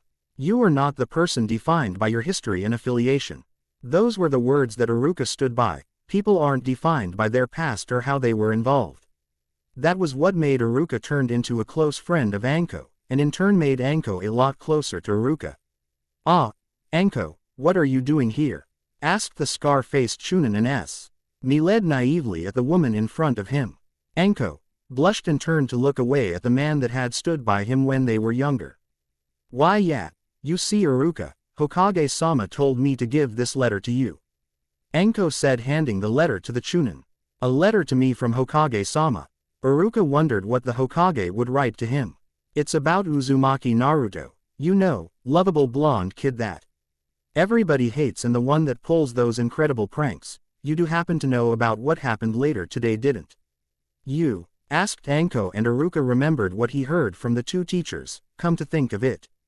Iruka sniffed Anko and he felt sourly awful at the smell. Holding the bridge of his nose, he immediately drew back. "Ew Anko, you should have at least taken a bath earlier before coming here," said Iruka, fanning the front of his face. Anko blushed when Iruka leaned closer to her and sniffed her but pouted as the man of her affections fanned his face. "Hey, it isn't my fault. That kid put a friggin' stink bomb from cat manure and it slipped by me and even guy. I didn't even notice he entered the darn place," yelled Anko. "Anko, language, you're still inside the school. Cha," stized the scar-faced Chunin, putting up his hands in defense. "Tell ya what, you take a bath right now and I read this letter. After that we'll meet in front of Ichiraku's to cheer you up." Iruka sta. Ted, who smiled again, and Anko had another streak of red appearing on her face. "Why you mean LLL like ADDDD date?" Anko stammered and spirals started to replace her eyes, getting dizzy from the statement. Iruka, still clueless, scratched his head in confusion and said, "Well, if that's what you want to call it." Anko immediately disappeared and started running like her life depended on it. "Why do I feel like I sealed my own fate?" Iruka asked himself as he entered the faculty and began reading the letter and checking the papers. 2 hours later, Iruka was dead tired from grading all those papers, and of course, much to his chagrin, the Hokage had wanted Iruka to be Uzumaki Naruto's watcher to keep him out of trouble, knowing Iruka to be a just man. Of course, Iruka had known the young child since he was a baby. After all, it was the Kyuubi's fault that cost him his parents' lives, and it took a few hundred shinobi, the village leader and a baby just to put the monster down. To him, the greatest sacrifice the village had to make was putting the life of an innocent infant into that pit of danger, and the only one to come out alive. Arriving at the small restaurant, he had noticed a perfectly elegant woman with dark gray hair falling up to her back, wearing a yellow kimono and holding a folding fan on her left hand and covering her face. The men around her were openly staring at the woman and asking her name. But Iruka immediately recognized the woman with only her hair and eyes. "Anko, why are you dressed like that?" Iruka was about to ask that question when a woman, wearing a Junin vest and a bandages around her thighs, walked into the two people. "KKK Kurenai," Anko stammered, the fan leaving her face. Almost all of the men that were ogling at the woman immediately paled and ran off like heck, screaming, "I'm sorry, it was a mistake. Forgive me." Iruka's sweat dropped and asked, It's not what it looks like, I swear," Anko said in a defensive pose. "No, it's just, never mind. I need a break. I just got back from a mission. Perhaps a trip to the hot springs would be nice," uttered the scarlet-eyed Junin, walking away towards the hot springs district. "Well, now with all the commotions gone, let's head inside, shall we?" Iruka grinned with that statement, scratching the back of his head. Entering the noodle house, the two spotted a spiky blonde-haired child with whisker marks on his face eating on his fourth bowl. Anko immediately pointed at the blonde. Uzumaki Naruto turned around, half-eaten noodles drooping in his mouth, seeing a lady with a famik. 1 second for the blonde to immediately register the situation and began to ran outside with noodles still in his mouth. He slurped it as he ran and yelled, It's the crazy lady. Run. Iruka, even more confused, scratched his head and asked Anko. Did you do something to Naruto for him to react like that? Asked Iruka, and Anko deadpanned. No. Iruka sighed, his head tilted downward and held Anko by the shoulders, causing the woman to blush. Anko, I know you more than anyone else, you don't have to lie to me, I'm your best friend. Wish it was more. Come on, tell me what happened. Coaxed Iruka. Fine, but you're going to buy me dango after this, said the woman, pouting yet again. Honestly, Anko seems like a child sometimes. Hot Springs District. As Uzumaki Naruto ran, he had MB led upon a rather bulky man with a few strands of hair coming out of his chin. The man was wearing the standard Konoha uniform donned with the vest, but what caused his curiosity, however, was the man's sash around his waist that had the character of fire in it. As the man entered the hot springs, Naruto followed suit without being noticed. As he entered the main onsen itself, he washed himself aft. The man was done and had sat from across the man to make it that he wasn't noticed. Naruto didn't know why he was interested for the moment, he just was seemingly seeing a ninja, made Naruto peak with interest. Just how do they live after their mission? Did they even have normal lives after a mission? What are their thoughts? Their techniques? Observing the man with only eyes above the hot water, he noticed a strange giggling sound. The man immediately turned around and Naruto glanced at the area where it was coming from. To the child's surprise, it was the same man that tried to give him a shot of sedatives from the hospital. It was the man that almost injected a freaking 10 milliliters of anticonvulsants as if he was having a darn seizure. And he was peeking. The idiotic pervert. Oi, keep doing that and you'll have no eye to peep with later on, said the man, and the one who was peeping suddenly tilted to the man in the hot water. Oh, don't be such a party pooper, Asuma-san. Aren't you curious? No, because I've already seen one. Trust me, and my first time wasn't pretty. Besides, aren't you Minace? Don't you already have a wife? Asked the man named Asuma. Of course, but it's not a man's fault to be looking at other attractive women. It's in our genes, said Minace, turning his back on the wooden fence. Big mistake. As he turned his back, a vicious kick sent him flying upwards, tossing him out of the onsen. The question was, who kicked him? Asuma looked on the fence. Just who kicked Minace? Scratching his head and striking his beard, he peered in closer to inspect, just as when he was about to peek, a voice had suddenly told him, I wouldn't do that if I were you, said the voice. Asuma quickly paled and turned around to find a kid with spiky blonde hair who stood next to him, and Asuma immediately jumped. How the secret training of stealth from the forest, really handy in any situation, the blonde boasted. Asuma leaned down and looked at the blonde. Was it you who kicked that guy from behind? Naruto grinned. If I say yes, will you teach me? No, why would I teach you anyway? Don't you have Hayate as your sensei, kid? Asked the man, and Naruto shrugged. Well, that's okay if you don't want to teach me. I'll just tell them that there was a dirty old man peeking in the bathhouses and we'll all consider it over. Naruto said too innocently. Suma quickly grabbed Naruto by his hand and said, Wait, I may have spoken too early, said Asuma nervously laughing, his left eye was twitching. Naruto grinned deviously. Perfect. Sneaky little brat, thought Asuma as he viewed the blonde who was prancing around yelling he'll learn a new jutsu. All right, calm down. Here, this is a paper to determine what exactly is your chakra elemental affiliation. Asuma then handed to him a small piece of paper. What am I supposed to do with this? Asked the blonde. Asuma smirked and said, Concentrate your chakra in it and we'll find your elemental affinity. However, let's make this double or nothing, said Asuma, who grinned. If that paper doesn't get cut in half cleanly, I won't teach you a jutsu and you won't tell anybody what has happened here, said Asuma, and Naruto frowned. What? Okay, fine, but if I win, not only will get to teach me a new jutsu, you'll also be responsible for any expenses I pay in the ramen shop for at least 2 months, said Naruto, and Asuma stumbled for a bit but remained his composure. Fine, you're on, kid. We'll see who gets the last laugh, said Asuma, shaking Naruto's hand, and Naruto with his the while sparks of flames were emanating in the background. Prepare to lose, bastard. Both men said, and Naruto concentrated on his hand. Now how did it go again? Ah, of course. Letting the raw flow on his right hand, he quickly felt the sensation of his chakra being pulled out and reacting on the paper. Naruto looked at the small piece of paper in his hand and saw what used to be a piece of paper. Naruto smiled, and his smile grew. Asuma, meanwhile, was astonished. Never had he thought that the son of Namikaze Minato would get an element completely different from his father or his mother. Granted, elemental affinity had nothing to do with genetics, but still, there are cases and instances of a dominant gene that makes the offspring inherent to the same element, like how the Uchiha aligned to the Kaiden and how the Senju were always aligned with Doton or Suiden being a clan, from the forest. But Namikaze Minato had a different element, a clanless man that created a technique devastating in the battlefield that all ninja that faced him were given the order, flee on sight.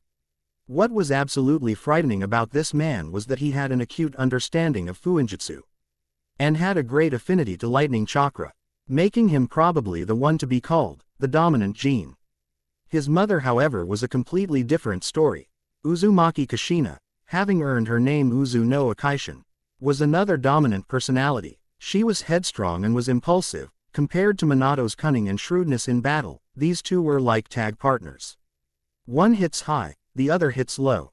Kushina was a master of swordplay. Simply holding the blade made her look like a graceful maiden about to hand the sword to her beloved, but in actuality it was the sword that would end the life of any enemy that were mesmerized by her grace and fluidity in battle. Asuma noted that Kushina was as deadly as she was beautiful with her swordplay, combining both Suiden and Kenjutsu in one fluid motion that complemented Minato's decisive and fast-approaching strikes.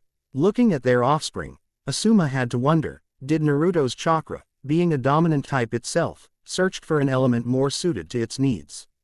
It is quite possible. Naruto had no parents to be guided with, making him have a free and dominant spirit, doing whatever he wants whenever he wants. Perhaps, personalities have something to do with chakra affinity, like how his father was as stern as rock, or how laid back he was, just like a calm breeze.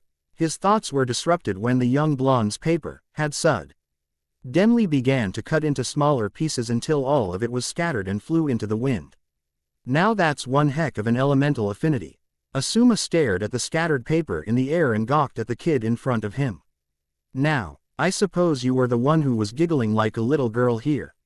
Asuma dumbly nodded. The voice that he heard was somewhat feminine, and suddenly froze when he wrote a younger voice muttering a very troubled, "Uh-oh." Asuma, nervously and slowly turned his head to his right and saw a kunai, fully clothed, and was pointing a kunai sharply to where he didn't want to point. The damned medic couldn't be subtle with his peeking. Now he has to take the blame for it. I can explain. Too late. One horrified scream, lilac eye, a bleeding cheek, and a few scrapes in parts he never thought he had. Asuma and Naruto were now at the local training grounds with the blonde jumping enthusiastically everywhere. To others, it would seem cute. To Asuma, it didn't fit with the blonde's sneakiness and totally rude behavior. Asuma didn't find it cute at all. In fact, he found it quite revolting when he saw that the sneaky little gnome was jumping around with a twisted grin plastered on his face as if mocking to the older man's face. Your secret is safe as long as you teach me. It better be good or I'll start blabbing. Asuma had to control the urge to pummel the blonde. The vein popping in his forehead wasn't a sign of that, no sir. All right, calm down. Now, have you ever heard of chakra before? Asuma asked Naruto, and the blonde nodded. Good, then this will be easier to explain. How much do you know about elemental affinities? Only that there are 5 basic elements that every jutsu can be made of: fire, wind, water, lightning, and earth. Good, then I won't further get into details. I'll just teach you this typical jutsu. If you have a chakra amplifying weapon, the better. Simply put, this jutsu is used to extend one's own weapon reach. Asuma opened his holster and grabbed 2 oddly shaped blades that had sharp knuckle guards. Concentrating chakra on his trench knives, Asuma let it low onto the knife and converted his chakra to his acute nature, wind. Naruto watched in awe, as a glowing blue light grew from the tip of the trench knives, bending and reaching up to shoulder level. He could faintly hear the winds howling from the blade. This is Fuden. Heen, wind release. Swallow cutter. With the word, heen, Naruto's mind was suddenly hit with an unknown source of familiarity. Looking at the blade, he could feel that the winds were calling out to him. His name was being whispered by the minute turbulence coming from the wind, whispering and calling out his name. Naruto, Naruto, we are your weapons, your existence, use us, we are yours to command. Without thinking, Naruto reached for his back pocket. Asuma's eyes widened as he eventually saw the familiar tri-pronged kunai that was famous for being used solely by the Yondaime, Namikaze Minato. His shock was furthered when he viewed Naruto, emotionless. There was no hint of consciousness in his eyes when he raised the weapon straight up with his right hand. The songs of the tempest roar through the night. 5 songs, 500 deaths, 5,000 lives. Appear on thy blade and give thee thy 5 songs, thy avatar has spoketh. Activate by command Sword of Wind, Fuden, Heen. 5 strips of swirling light appeared and danced in the air like wisps. As they danced, Asuma could see small orbs of light, following the illuminating strips from the stream. As it flowed in the air, Naruto remained motionless. A sudden glow from the tip of the blade in the middle got Asuma's attention as the light expanded. The fine streams of light then descended and converged upon the tip of the kunai. The light slowly receded and the streams were completely absorbed by the kunai. As soon as the light receded, 5 characters were engraved on the kunai's handle. Coming from top to bottom, the characters were Judgment, Quicksilver, Sky, Crescent and Howl, with the bottom character being highlighted in crimson red.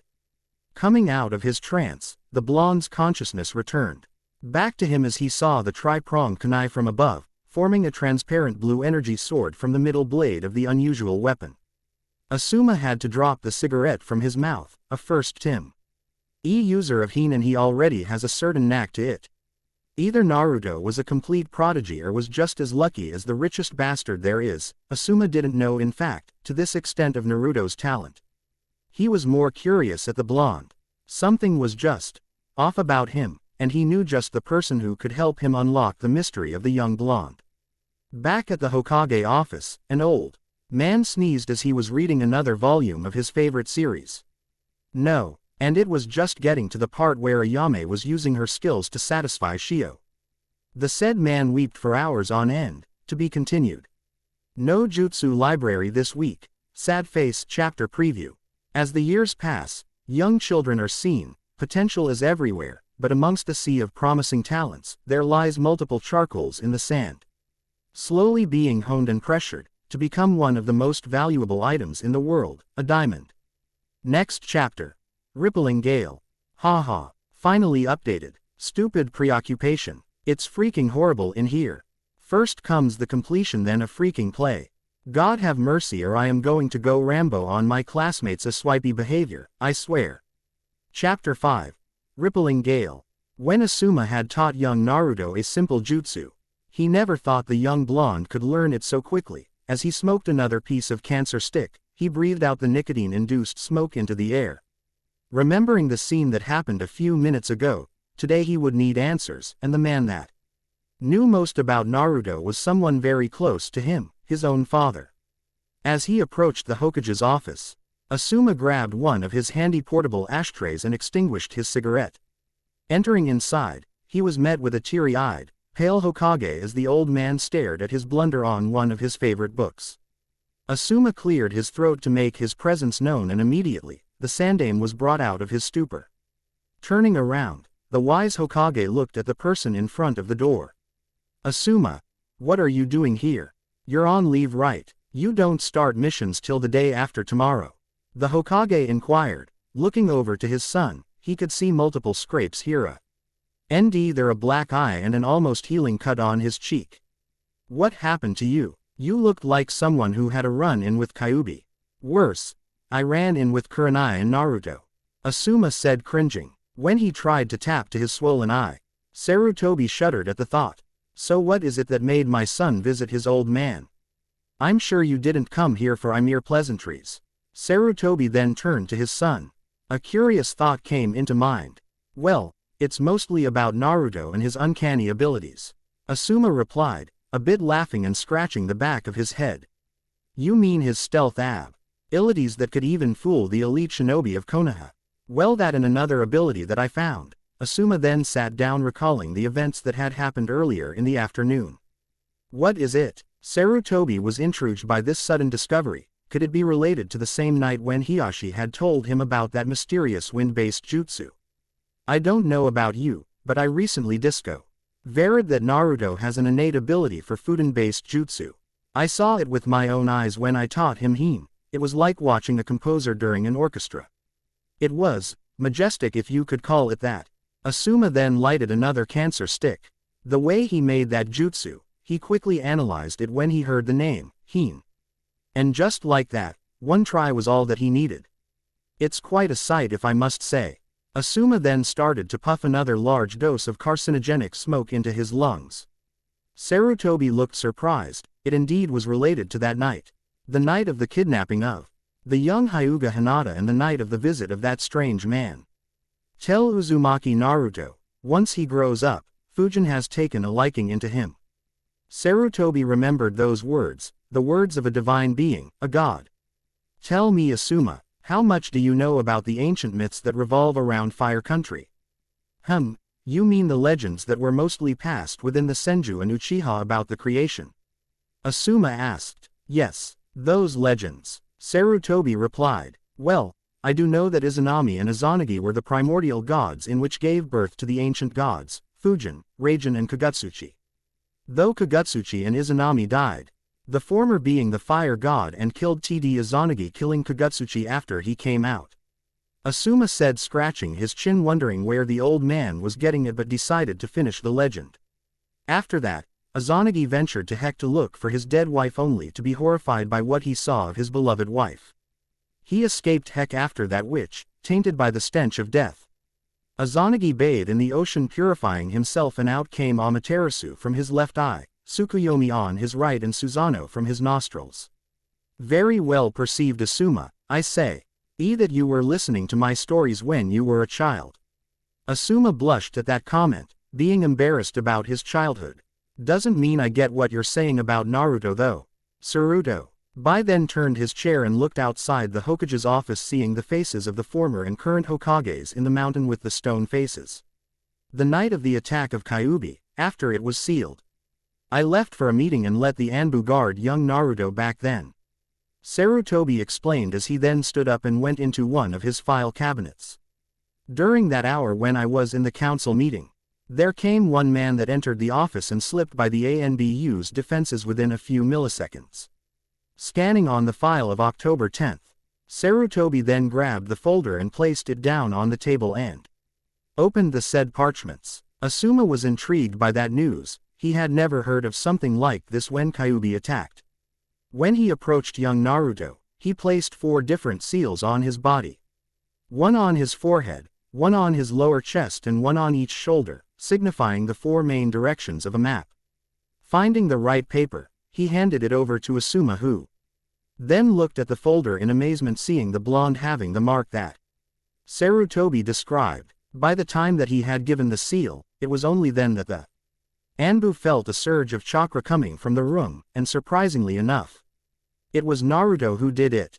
Sarutobi then leaned back, getting his trusty old pipe, and began to smoke as well. After which, I barged into the room only to find at the man that gave Naruto the seal jumped out of the window and told us all in a loud voice, tell Uzumaki Naruto once he grows up, Fujin has taken a liking into him. Quote, so, what you're saying is, the legendary god of wind has favored Naruto to carry on his plans and gave him the power to do so? Asuma asked, still astounded, and Sarutobi simply nodded. I am afraid so, Asuma. The next day, although it was a pleasant day, Naruto was not a morning person. He hated it how he had to get up early and do some hunting for breakfast. But today, after being told that he was going to start the academy today, he had no choice but to let Sarutobi rent him an apartment that was near the school. He needed to keep his misadventures in the forest of death a secret. Also, it was high time that he noticed that he was wearing his old shirt for 2 straight years, and it felt an inkling sensation that they are hugging his body. Just a bit too much. He never knew how much aggravating it was in studying in the academy. Geez, I can't believe I'm complaining about the academy like this. Shouldn't I be more excited or something? Naruto thought out loud. Kyuubi on the other hand, remained silent as he watched the young one struggling about his mundane activities with him yawning inside his cage. Thinking that this was boring, the fox decided to investigate his genes. After he saw that battle with the Hyugas and his unlucky encounter with Uchiha Madara, he felt a sudden change within the blonde's eyes. The sudden surge of chakra in his eyes changed the perception of the environment around him. Right now, it was still that dank sewer. But when he fought the Uchiha and the stupid Kumo Nin, the dripping pipes stopped, everything became eerily silent and the water felt solid that Kyuubi felt he could walk on. Kyuubi released the most minuscule amount of chakra that he could do to examine Naruto's cells, particularly his DNA. Kyuubi grinned. A small little detail of what he saw gave him some of the information needed. A very different DNA sequence. A sequence that was dormant, unmoving until the Kyuubi applied a small amount of chakra, that the sequencing of the nucleic acid began to start again.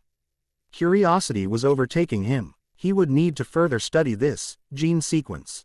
First, he would need a cluster of cells to find the same mysterious DNA. Konoha Ninja Academy. Arriving at the said academy, Naruto had put out the paper that was given to him to look for the classroom that he was in. Finding the right room, he knocked on the door and slid it open to find a scar-faced man wearing the standard uniform greeting him by the door. "Is this the right class?" asked Naruto, and Iruka affirmed him. "Yes, and I presume you are Uzumaki Naruto?" asked the man. The blonde nodded and Iruka grinned. Good manners and a bit of a shy demeanor, nothing too bad. Naruto, however, grinned inwardly and a small glint in his eyes appeared. He laughed maniacally inside and uttered the word in front of his teacher, "Sucker." To this, the whole class suddenly felt an uneasy tension until all of them dismissed the thought and the introductions began. Stepping in front of the class, he grinned and introduced himself. "My name is Uzumaki Naruto. I just started to study. I am honored to meet all of you." Naruto bowed, and the students did as well. One of the students at the back looked at the blow NDE and immediately recognized him by the wild blonde hair and the 3 whisker marks on each of his cheeks. A blush had crossed her face as his blue eyes had made contact with her pearl lavender ones. After that incident when he saved her from the Kumo Nin, she felt exuberantly compelled to return the favor, more than twice than what he had done to her. After that little fiasco, she trained very hard to meet with his level, to be his equal and look at him in the eye. So much so, that she neglected cutting her hair, which was now shoulder length. "Tell us more about yourself, Naruto." Iruka saw it and Naruto scratched the back of his head. "Well, my idol is the Yondaime Hokage and the Uzu no Akaishin. They are the ninja that I would like to become once I grow up," said Naruto sheepishly, giving off a smile. One of the boys decided to give a snide comment. "Yeah, right. Might as well let pigs fly if it's gonna happen," said one of the children, and some of them laughed. Naruto, however, didn't find it funny as a vein throbbed on his forehead. "All right, victim number 1 it is." Naruto looked at the boy by the seat that was laughing his head off. "Ooh, he would pay for that." Iruka then asked the blonde, "What's your dream, Naruto?" Quote, Naruto grinned and pointed to the class. "To become a Hokage like no other," said Naruto, and some of the kids laughed again. "Good luck, wannabe. All right, your name on the memorial stone earlier than expected." Now Naruto was really pissed off. If he could sit right now and plan for his prank, that boy would be rolling on the ground wondering why his eyes were hurting so much. After that, Iruka then calmed the blonde down and told him of his seat. Naruto was all too happy not to refuse as he needed to plan. Sitting down on his seat, he placed his chin on the top of right palm and remained silent. His sour mood remained until a small voice had called his attention. Please don't mind Shirai-kun, Naruto-kun, he just likes to put people down after all. He's graded as the second best student in the class, next to only Sasuke-kun," said the girl. Naruto turned around and saw that same milky pearl eyes that he encountered 2 years ago, the same girl that he tried to save when she was abducted by the Kumo Nin. "Hey, you're that?" "Why yes. I'm Hyuga Hinata. It's a pleasure to finally meet you, and Naruto-kun." Hinata bowed and Naruto quickly replied, "Oh oi, don't bow in front of me just yet, wait till I become Hokage." Naruto said, smiling, and Hinata blushed at his style of familiar speech to someone he had just met again. When Iruka started his class, Naruto remained SLL brainstorming on what to do about that overly cocky kid named Shirai. So drowned in his thoughts, however, he almost missed when his name was called out. Standing up, he sheepishly scratched the back of his head from embarrassment and quickly asked if the teacher would care to repeat the question again. I said, who was the person to have created and founded Konoha no Sato? Naruto simply replied, Senju Hashirama, Shodaime Hokage. Iruka nodded and let the boy sit down. As time slowly progressed to midday, Naruto had already had a smile on his face. His plan was set in motion when the cocky asshat, Shirai, exited and unconsciously grabbing his bento. Lunch time was somewhat foreign to Naruto in the academy. Many of the students were scattered, having our own little group, and talked while they were eating. To him, the lunches were either quiet, after morning training with Hayate, or solitary, one that he usually had when he was at the Forest of Death. Another thing he knew it was the way they were bringing lunch boxes. To him, his lunches were impromptu, often something that he just maimed in the forest, or something that Hayate brought him.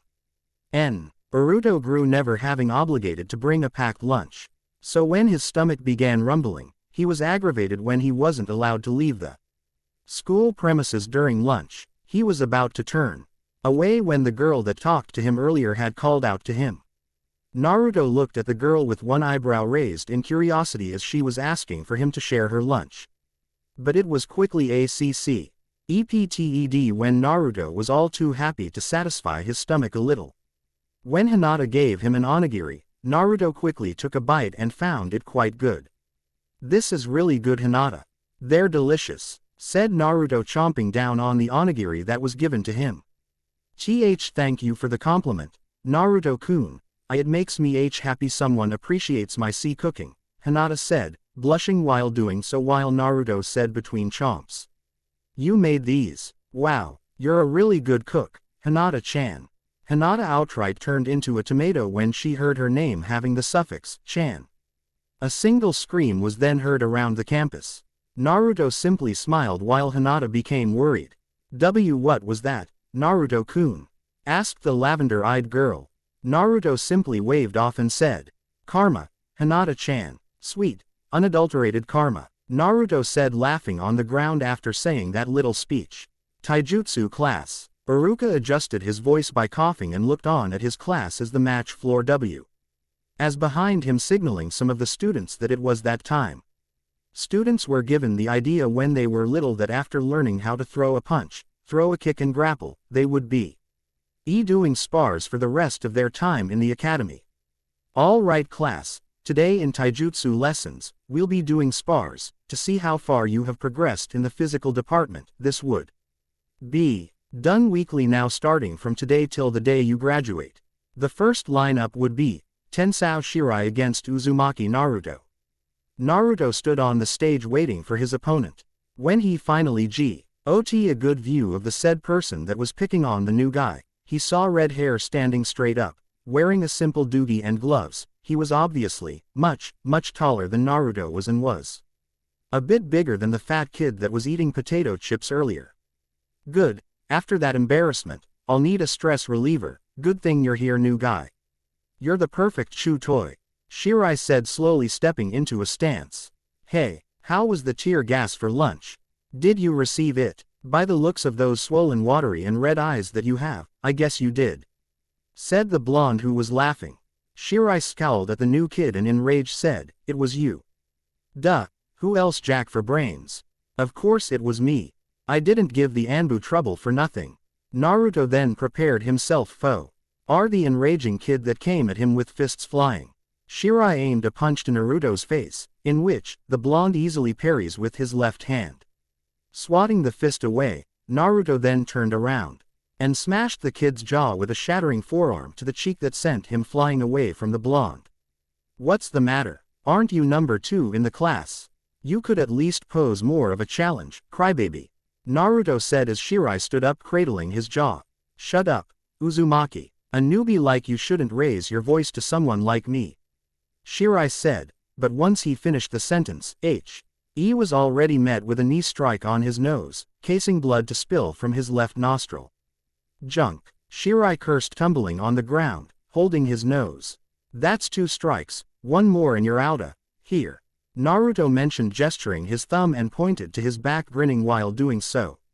You know, as much as I would love kicking your butt over and over again, I'm getting bored. A pansy. Like you, who gets to flaunt his skills to show his dominance makes you a target to be taken down first by other shinobi squads. Naruto then turned his back on Shirai. Big mistake. As soon as his back was turned, Shirai regained his footing and blindly charged at the blonde. Naruto, not one to notice immediately, turned his face on his back and his left cheek collided with Shirai's fist, sending He blonde rolling on the arena floor and skidding a few good feet from his area. Ha, shows you right, shrimp, a newbie like you can't stand a chance against someone like me. If you want to beat me, you'd have to be an Uchiha. Naruto merely stood up, a grin plastering on his lips as blood fell from his mouth. Gotta admit, that's seriously one heck of a punch. Naruto then dashed forward. As he ran, he could hear his feet slowly quieting down. As the silence of his feet crept over him, Iruka had recognized that move. It was a move that was hard-pressed in the Anbu, a requirement that all applicants should learn. It was a move that was very critical in taking out heavily guarded targets and for infiltration purposes. It was so vital that when done right, mission successes were carried out almost always flawlessly. For Anbu members, they were given the triple S codes in successfully completing a mission. Those were stealth, silence and surprise. Once all 3 criteria are met, each member advances on the given objective. Because it is a stealth technique, chakra was not a requirement. For ninjas with seasoned experience, a simple chakra to the feet should cushion and prevent the wound of the footwear hitting the surface it was on from happening. But the major flaw was that the chakra that was conjured and melded would have been detected by anyone with enough skill. That was why Chi was considered one of the hardest techniques to ever be placed in as a requirement. The footwork was then called for its use in the ANBU. Shizuka Uruku no Jutsu, Silent Steps Technique, Mizuki S. 8 as he was stunned when he saw Naruto's fist making contact with Shirai's face when he got close enough. Apparently, the blonde used the technique to confuse his opponent. That's one of the ANBU's most profiled jutsus.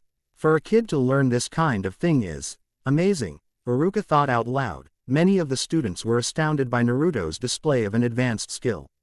I think we may have an A.S. assassin and saboteur in the making. Iruka, keep an eye out on him, all right. Mizuki then said, as he kept his eyes on the blonde. His jealousy was rising as he saw the blonde walk away. Such skill and display. It was all too sickening for the man, and turned away before he could do something that he might regret. Another person, particularly, a kid with raven black hair and the crest of the Uchiha Lan on the back of his blue high-collar shirt, was also staring at the blonde with a hint of jealousy. He remembered the blonde, the one that was always alone and always pranked the denizens into a mass hysteria that it was not funny. As the blonde sat down near the timid Hyuga, Uchiha Sasuke could not help but clench his fist in jealousy as he stared at the blonde. Where did he get it even possible for him to master such a difficult technique while still being in the academy? This irked Sasuke for once. Being the dominating person in the class did not help the fact that he still has a long way to go before he could even touch the hair on his brother's head before he decapitates the man. As his name was called out, he could not help but smirk. He went into the arena and squared off against his opponent. A couple of minutes later, the brutal execution of one of the genin hopefuls ended, with a smirk on Sasuke's face. Not a single hit. Take that, Uzumaki. Sasuke then looked at the blonde and gave one cocky smirk that Naruto frowned at. What's that supposed to mean? Naruto whispered, and Hinata calmed him down. Naruto-kun, please be understanding of Sasuke-kun. He has had a very tragic past. Hinata mentioned. Naruto only thought, he should be grateful I saved his hide. A challenge, Uzumaki, fight me. Sasuke declared, the whole class swooning in over, muttering, ooze. The fangirls, however, were something else. Why? Sasuke-kun. As Naruto stood up, facing the Uchiha, he let his anger slide back down. Hayate had once said that to dive in one's anger is to plunge in the blade of a dagger straight to the heart. Naruto closed his eyes and then said to Sasuke, "No." Sasuke was immediately angered. "What?" asked the Uchiha. "I said no. Why should I fight someone like you for no reason? I don't see a benefit or a gain in both our parts. If it is for your ego, then I can't help you." Sasuke was outraged by that statement. Gesturing for a punch, he was suddenly stopped when he saw a stream of white lines that started circulating from both cerulean-tinted eyes. "Don't mess with me, Uchiha, I'll make sure you regret it." A threat, to Sasuke normally. A threat would only be a threat if the person can back it up. And no one even dared to back up their threats against Sasuke, especially if he could cream you to a bloody pulp. But this boy, this scruff, looking lonesome orphan made a chill run down his spine. It was the first time that Sasuke was scared stiff for his life. Even Itachi could not compare to Naruto's way of giving off his threat. Inside the mind of Naruto, the Kyuubi grinned. Finally, after hours of meticulous collection of the appropriate cells, he conducted his experiment, seeing the DNA of the said blonde rotating upon command of his chakra. An immediate change in perception of sight was noted. The nine-tailed fox could see in the child's vision of how Sasuke seemed to slow down, that Naruto was able to counter it by sheer killing intent. But he felt that the DNA still has a lot to hide from the nine-tailed fox. He would eventually find it and bring it to its usefulness, a weapon especially for the Uzumaki. Tampering with time and space can have different effects on people, Yondaime. The Kyuubi gave a toothy grin from his cage, his vision of a true Jinchuriki is falling in place. Only time and patience was what the Kyuubi needed. By the end of the day, Naruto exited the academic premises a bit tired from the stress that the teachers put the students through, but not as hard as his training with the Kyuubi and his personal Kenjutsu instructor, Gekko Hayate. Naruto then thought about what happened the other day, the day that he had invoked upon the wind to form the non-tangential blade that was sharper than any steel. Grabbing his kunai as he walked, he noticed that the characters written were black except for the bottom, which was scarlet red. It made him wonder, but then all musings were cut off as he waited for Hayate to come. A few more minutes and Naruto wanted to test run this new technique. Grinning to himself, he caressed the written characters on the hilt of the kunai with his left hand. Steeling himself, he closed his eyes for a moment and let the chakra flow to his arm. Futen. Heen. Wind release. Swallow cutter. The tri-pronged kunai immediately reacted and a blue translucent blade immediately lit up. A silent howling sound could be heard from the blade that was more than half of Naruto's size, and it was light as a feather. Testing the power of the blade, he sliced the giant tree stump in front of him in a diagonal swing. The upper portion of the stump fell. Naruto noticed how sharp the blade was. The cut was clean. He touched the surface of the sliced area and found it was smooth. A smile escapes his lips. This jutsu was useful. Naruto then practiced one of the katas in Sugetsu no Terasu. Concentrating, he let his chakra flow and then molds it. He dashed towards Anyo, their tree stump, and performed the said technique. Makajuki no Mai, dance of the crescent moon. Mentioning the name, he could feel part of chakra split into 3 different places. 2 illusions of himself were created and ran at the tree stump. Naruto himself jumped up, the 2 illusions covering him, and then arced to the stump. The real one appeared from the sky and slashed down at the stump. He could feel no resistance when he sliced the wood into 2 giant pieces of future firewood. Naruto then saw that the cut that he had performed was yet again a clean cut. The slashed surface was smooth just like the first wooden stump. Naruto grinned, canceling the jutsu. A few moments later, Hayate had arrived, wooden sword in hand. "All right Naruto, let's get started." A few hours later, 7 in the evening came, and Naruto was dead tired. That waterfall training was exhausting even to him. At least he could split it now by about past halfway. Naruto was getting closer. All he needed was time. And he still had a lot of time left. Time skip. 2 years later, Naruto had started to realize the wonder of chakra manipulation. When the topic was opened at school, his excitement was elicited when it came to actual practice. It was simple enough. Concentrate chakra on the forehead and let the leaf levitate on their heads for a few minutes. Gone was the scruffy-looking outfit that he wore all those years ago. When he coerced Asuma of buying him new clothing, he had forgotten a little detail that he knew he should have said earlier to the man. Buy me anything in the clothing store that has orange. Asuma cringed at the color. For shinobi to wear like that, it was like saying, pin the tail on me, whoever does, wins a prize. Particularly, the wearer's head. So when he was shopping, he told Naruto that he needs to wait by the ramen stand, and let him do the shopping. Something Naruto was eager to agree to. By the time he was over, Asuma had handed the clothes to Naruto, who frowned at the suit at first. First, there was a black overcoat fitted on the waist, next a pair of sandals that were black, then a crimson-tinged t-shirt, a skull belt buckle and a new kunai pouch. Naruto had said one thing. These are nice clothing and all, but where the heck is the darn orange? Black is too gloomy for my taste. Well, at least it made me look cool. The blonde thought out loud. Naruto found it a bit boring when the practice was easy to master, so now, before Hayate comes, he had to think a new jutsu. Over the course of his training with the said Junin, Naruto was able to learn 3 of the katas: Makajuki no Mai, Hansuki no Noboru, and recently, Tsukikage Moonlight. A move that confuses the enemy by letting the chakra flow into the blade and make the illusion of Saint Ricking faster like the glistening moonlight, thus the name. This poses for the user for an immediate strike to the blindsided area. Letting his wind-based chakra take effect, he couldn't help but to think of a way on how to use the said chakra to his advantage. He knew that wind chakra can cut, making it having high offensive power for close to mid-range fighters like himself. So the nature of the jutsu would have to be mid-range at best, close range at worst. But how could he manipulate the chakra to suit his needs for an offensive jutsu? Stuck in his musings, he remembered one of the speeches that Kyuubi gave him a few years back when he was taught about stealth. Humans have dulled senses for danger. That's why I'm trained in danger. Strength is important, but survival comes first. Against other people or against nature. Your existence is my existence, and I will not let a pathetic natural calamity like a tornado accidentally kill my vessel.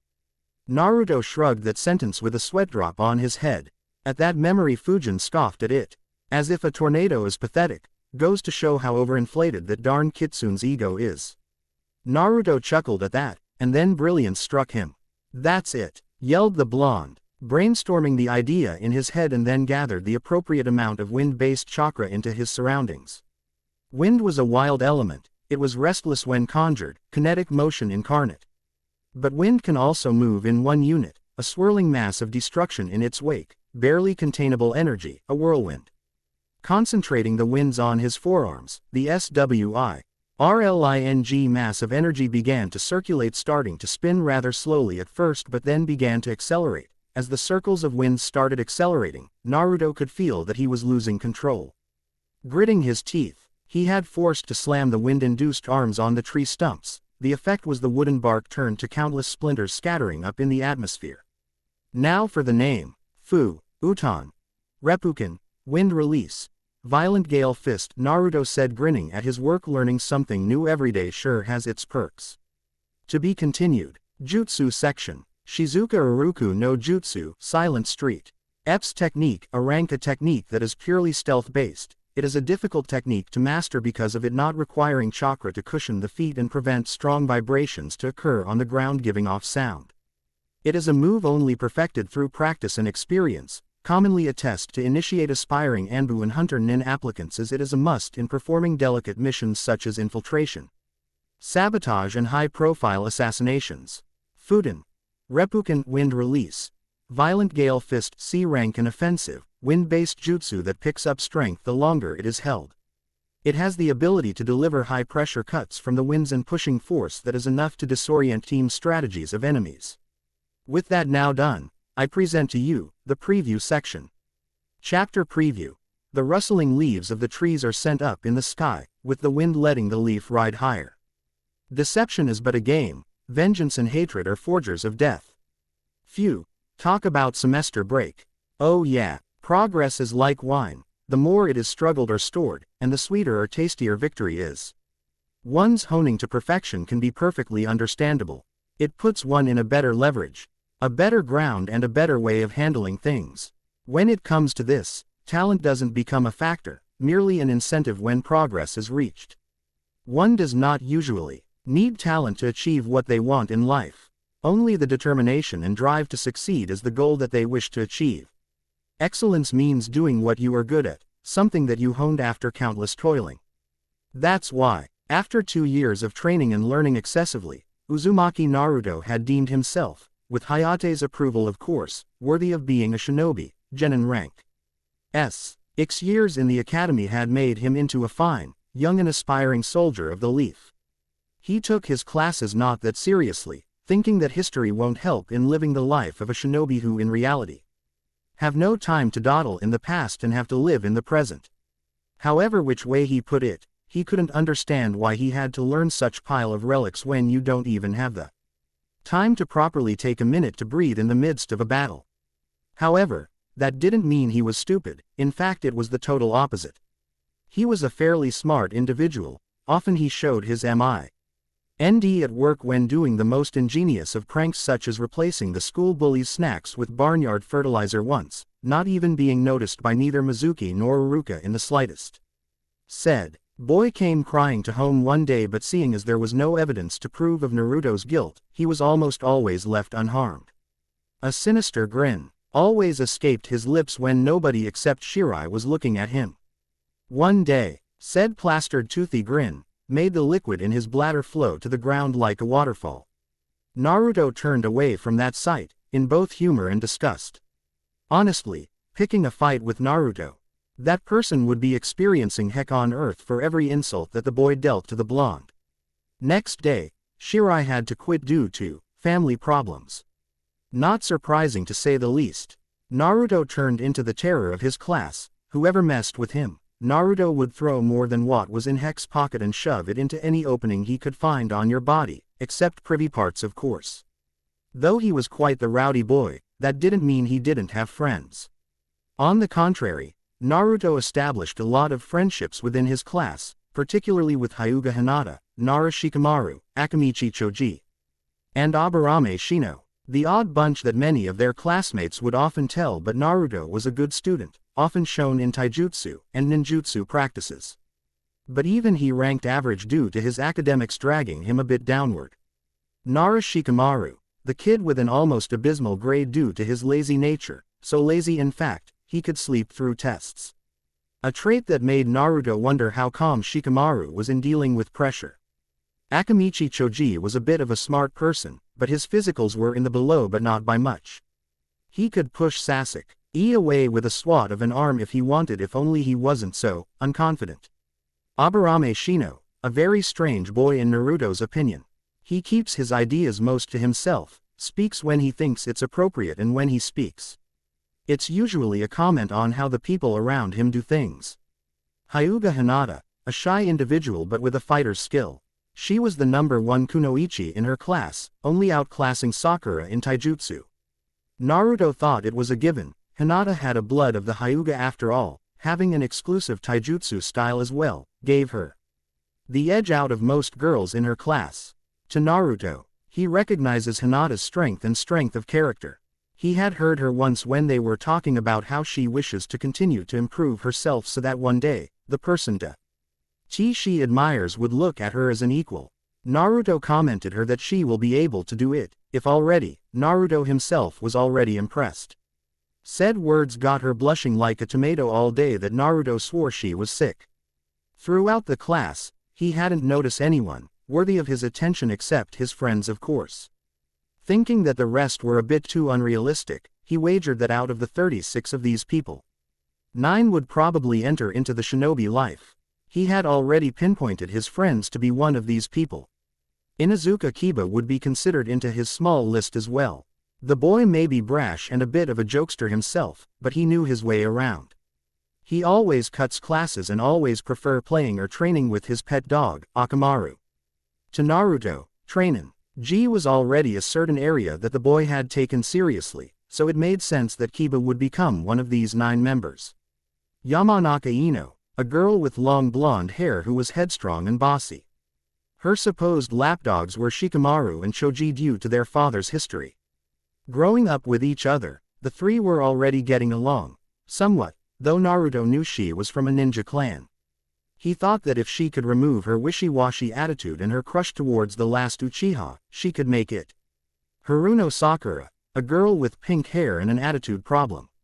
She's smart, yes, but her wits were her only asset in the academy. Her physical abilities were nothing to note at, though she remains stable in the middle of it and can sometimes lash out and deliver a wickedly strong punch. Though like the Yamanaka child, she was as obsessed with the last Uchiha and thought her potential was ironically enough, her own motivation. Then there was Uchiha Sasuke, total asshole and prick of the whole class. A genius, someone who had a grasp of everything that was taught to him.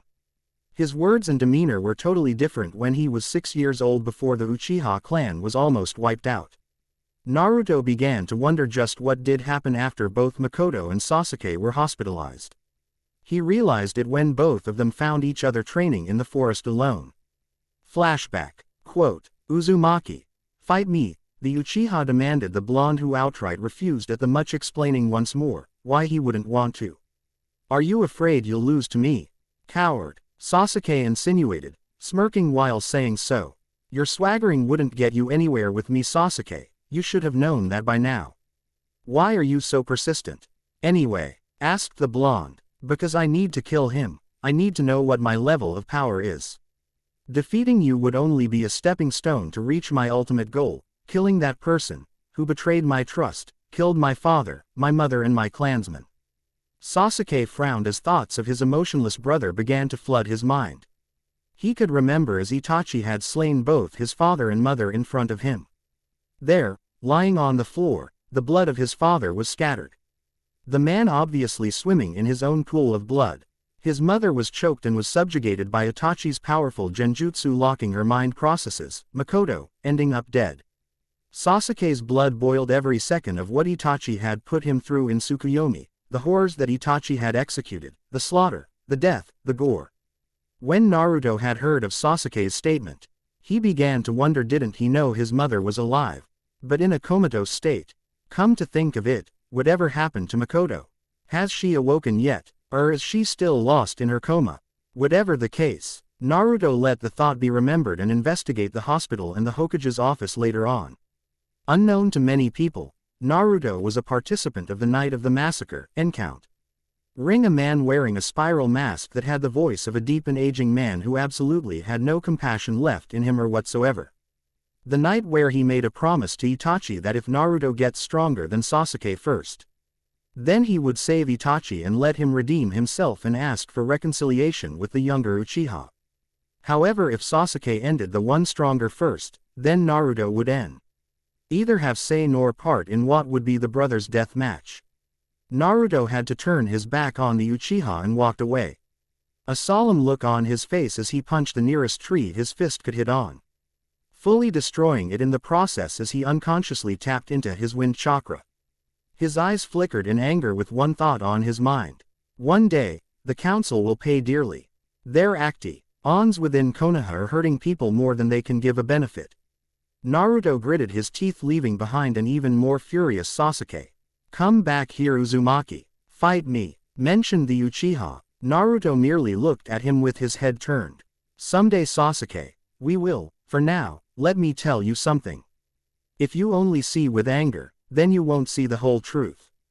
But when you do, come talk to me before you decide to take action and I might help you.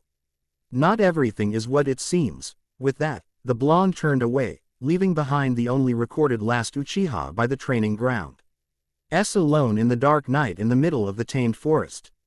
Flashback ends. That was probably the only conversation that the two had. As the days passed quietly, the day of the graduation was getting near. He knew that most of the class would probably pass, but he also knew that of the 36 students, these students that Naruto predicted were the ones that had the most probability to pass along with him. Naruto always thought that being a shinobi means that you must be ready physically, emotionally and spiritually. The life of a mercenary ninja was hard and twisted. It drove men and women into fits of insanity, totally changing one's attitude as they witness death. The scars that these people experience are not merely superficial. Mental and emotional scars are left behind, and blows to morale destroy people within slowly. Shinobi were required to be prepared for anything, and being mentally prepared is a necessity.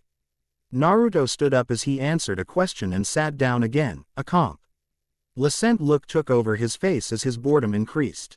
Ever since learning the 3 katas of the Suigetsu no Terasu from Hayate, the said Junin refused to teach him the rest, saying that Naruto was still not ready yet and he would teach it to him once he's worthy enough. Naruto seethed at that. His head was having a large vein popping at the annoyance by the fact that he still sucked in layman's terms.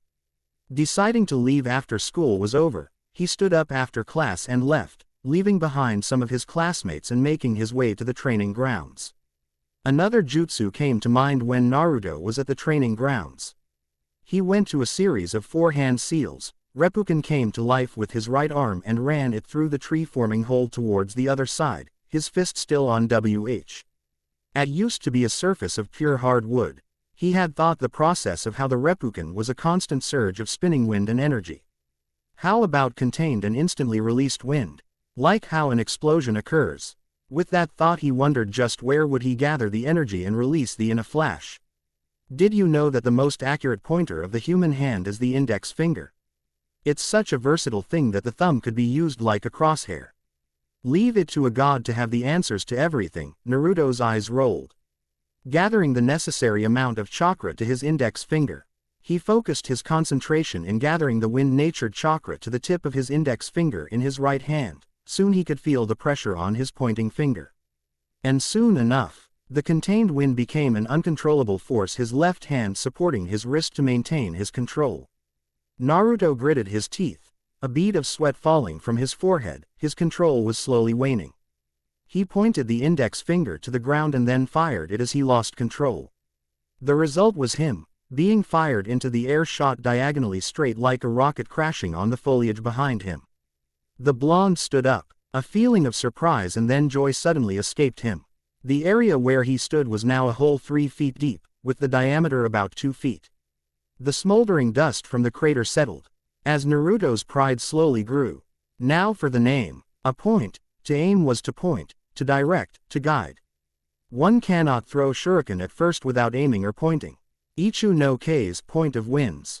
Naruto then re-performed the technique. He closed his eyes and collected the wind chakra at the tip of his right index finger. About the time he was losing control, he aimed it towards a tree instead of the ground and fired the wind-based technique. The recoil of the shot made Naruto skid backwards for a moment and the projectile moved at the speed of a bullet, piercing the tree. It collided and destroyed the rock behind as well, scattering the boulder into smaller pieces. Satisfied with the results, the blonde left the training grounds, deciding it was satisfactory.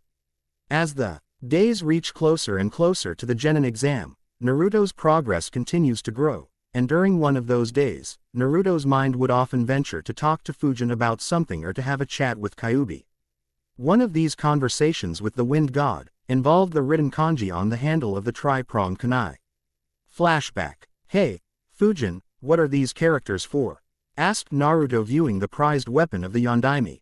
They're indications of how strong you can control the winds. It's only on the first level right now. You can call them songs if you want. Fujin mentioned this while crossing his arms and nodding. Solemn, an indicator for my control.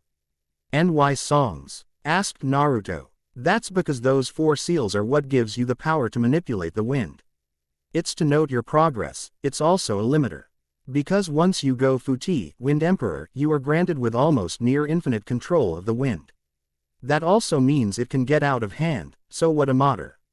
ASU and I did was put a limiter and gradually set it free once we know you could gain full control of Futi. Songs, because the indicators here are like music sheets.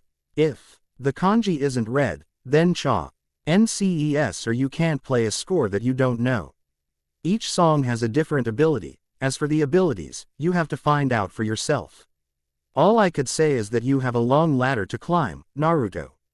Flashback ended. Naruto remembered the conversation oh so well. Quickly looking at himself at the mirror in his bathroom, he removed a few strands on his bangs and there came the seal kanji, Hoku, North. I'm the wind god's chosen, all right. During his musings, he could also remember his startling conversation made by Kyuubi a year ago. Flashback. Hello brat, I have some good news to tell you. Kyuubi suddenly mentioned his host being drawn into his inner mind away from the lecture. What is it, furball? Naruto asked, annoyed by the fact that Kyuubi could always pull him inside his head anytime. It seems that you are suffering from some form of mutation. Kyuubi answered him flatly. Naruto immediately shouted, anger visible in his eyes. The stories he had heard about mutation was not very beneficial at all. What? ? How can that be a form of good news? It's good news because with this, you just started a Kekkei Genkai bloodline limit. The giant fox then escaped a bemused smile on its jaws. Not just a Kekkei Genkai, a Dujutsu to be exact. Brat, have you ever heard of biological adaptation? The nine-tailed beast asked. Naruto answered him. Well, only the fact that the body tries to adapt to the environment around it. Naruto scratched his head from that answer. Yes, it's true. The same rule applies in the law of evolution. A species' life is dependent on how this creature adapts to the environment around him down to the genetic level, much like how humans continue to strive for their mental ability. In your case, your father's body was trying hard to adapt to the speed of the jutsu he created, the Hiraishin no Jutsu, Flying Thunder God technique. Because of this, his base genetic code became dormant. It only boosted when the Yondaime travel led when bending time and space for the instant transportation skill. When the Yondaime bended the time and space folds, his genetic code goes to a drastic synthesis. The synthesis became dormant upon giving birth to you. Because you received a highly programmed synthesis, but you just received 50% of the completed DNA sequence. Not that it's a problem, your own body would complete it regardless. I discovered this when I was rummaging through your cells. Naruto had to let that thought shiver down his spine. He suddenly felt violated, as if someone raped him. Who knew what else could the fox do to him? Yeah, listen, Kyuubi, if you want to tinker around my body again, ask for my permission first. Oh, and thanks for the info. Do you know how I could activate this? What the heck are you talking about, brat? As for activating it, I suggest doing it slowly. Dujutsu are sensitive topics. The wrong amount of chakra could leave you blinded for the rest of your life. The Kyuubi warned. Even if Naruto had his regeneration, the Kyuubi feared it wouldn't be enough. A cold sweat escaped from Naruto, as he heeded Kyuubi's caution. Another question came into mind from the blonde. So what does my Kekkei Genkai do? From what I could find, is that your eyes have the ability to slow down the perception of time in you the faster you are. Imagine yourself running, having the velocity. You could see and counter the opponent's movements with ample time. It doesn't predict movements like what that accursed clan's Dujutsu can do. It also has another ability I would like to call, as a tactician eye. It is able to deduce and break down strategies. It can suggest multiple moves into your mind at blistering speeds. However, this eye, like all Dujutsu, have a weakness. In order to slow down the perception of time, your movement is required. The faster you move, the more effective it is. So you need to be in constant movement. You could only affect those that are in your line of vision. Anything that you can't see, you won't be able to affect. Finally, you can only use it for a little of no more than 2 minutes at a time. The information that this eye presents forces into your brain. If you continue past your limit, it could very well shatter your psyche. I wouldn't propose doing such an idea. The Kyuubi then showed the sequence that he mentioned, making it glow, and then set it in front of the blonde. This is that particular sequence. These were the errors that I found.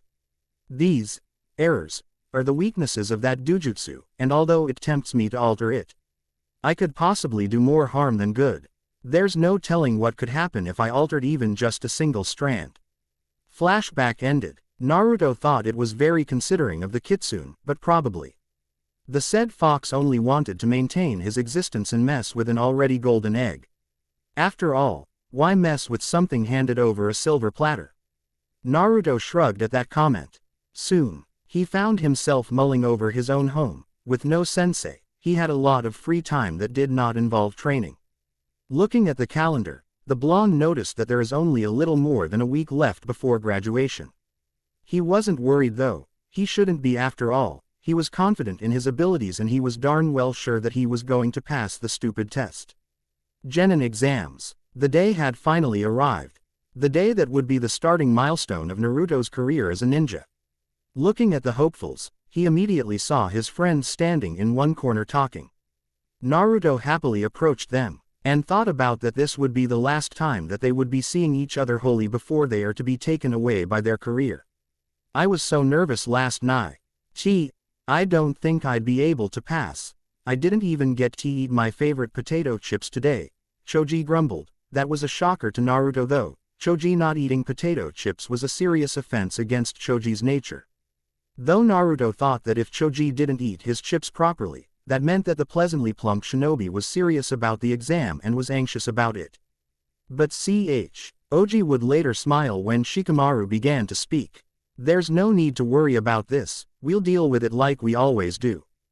Besides, the only thing that would be required to learn are the Bunshin, Henge and Kawarimi clone transformation and substitution, respectively. All things like written tests won't be included, you'll just be assessed by mastering these 3 jutsu. Shikamaru explained. That would make the tests a lot more pressuring, seeing as that one of these 3 jutsu are the only things that will make you pass, and I hear that do draw lots to know what jutsu to do. You're unlucky if you manage to draw out the jutsu you aren't supposed to be good at, Hinata mentioned. That's just mere speculation, Hinata-san. As a member of the Hyuga clan, you are surely inclined to be genin after this. Why? Because there is an incentive for an additional jutsu and taijutsu spars against a graduate of last year. How do I know this? I have heard my father say it to me, and gave me a sort of last resort in order to graduate should I fail one part of the test. Shino then adjusted his sunglasses and Naruto suddenly spoke.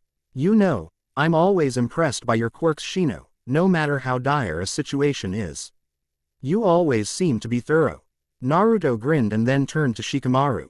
And let's not forget Cloud Head here, he doesn't need to be nervous, he's sure to pass. 1th. Indictor in these things is that if the shinobi has a calm mind, every move he will make will be coordinated. Shikamaru, I don't believe I've seen you before crack under pressure. TCH, and the troublesome Heck Razor makes his appearance. Ever had that lingering thought called a conscience escape you when you made Shirai drop out of the curriculum? Asked Shikamaru. Naruto merely smiled and asked the pineapple-headed genius.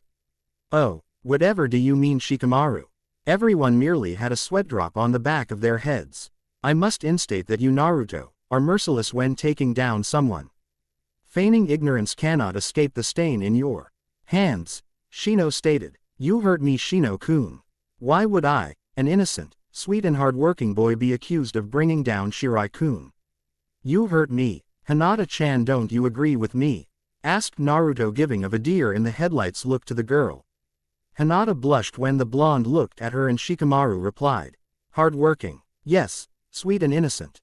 I'll cut my own throat before even that happens. You just feigning innocence already make my knees shiver at the thought.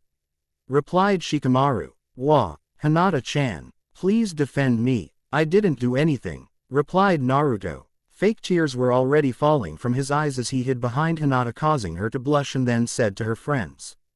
Please stop accusing Naruto-kun already, guys. I'm sure he's just doing it by teaching him a lesson. Please, Hinata, you believe Naruto's obvious tirade.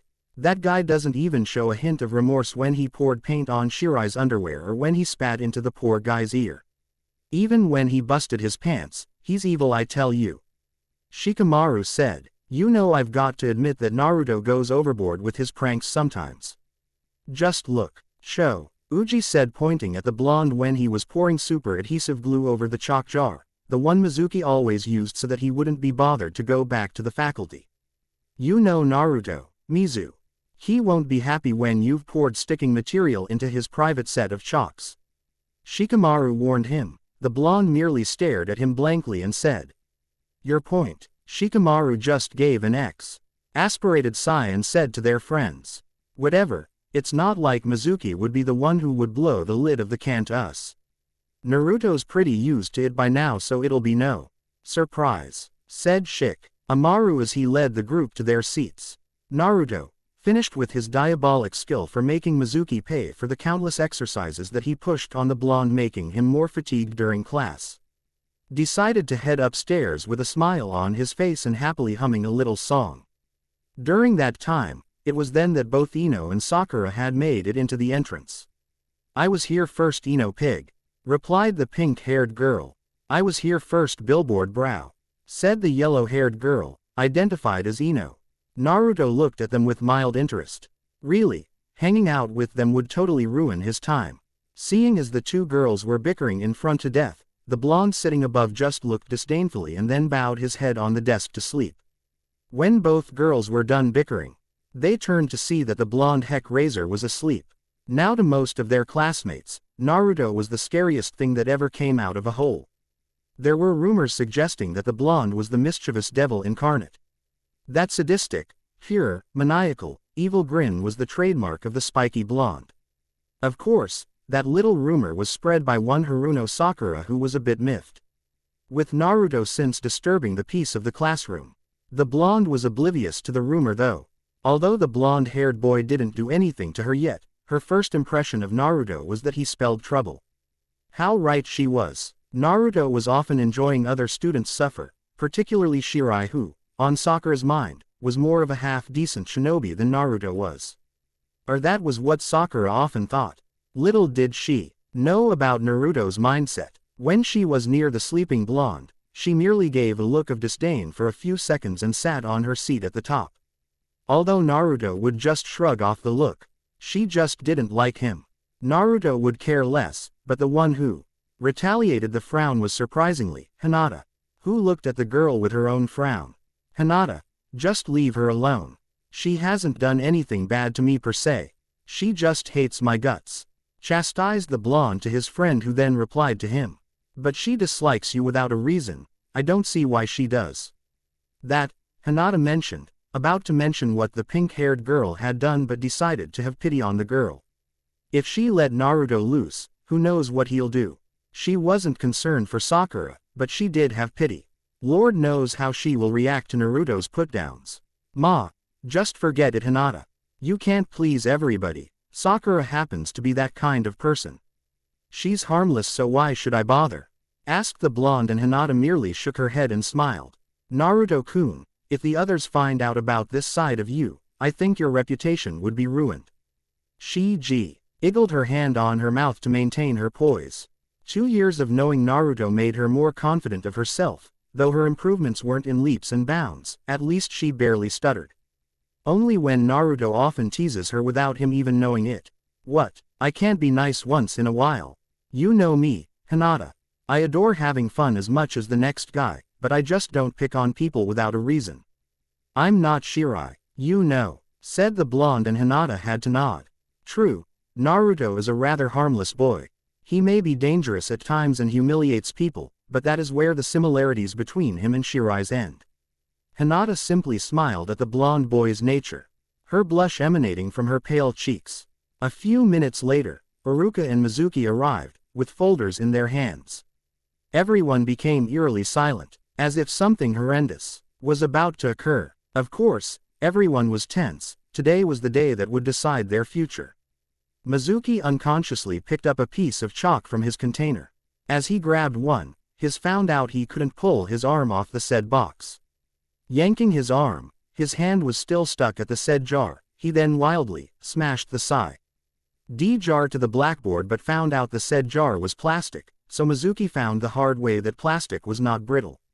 Earning a groan of pain, he glared at the sleeping Uzumaki up on the seats and then simply told Iruka that he would be back. Iruka shook his head one more time at the blonde as he began his exam. One by one, each student were called and was asked to perform a jutsu, according to what they got from the small container that Iruka brought. In the middle of the evaluation, Mizuki came back, his right hand closed into a fist and red rings inditing pressure on his wrist. He could write with it, so he had needed an assistant write his evaluation. Once Naruto's name was up, Mizuki smiled wickedly at this. Sweet vengeance, was his thought. He then grabbed something from his CK pocket and placed a small note on the back. It was a chakra suppression seal, something that limits the said user's chakra. Mizuki had planned to use this on the demon brat to suppress his chakra later on. But desires call on more right now than needs to Mizuki, so he rigged the jar when no one was looking and placed it on the top so that Naruto was sure to pick it.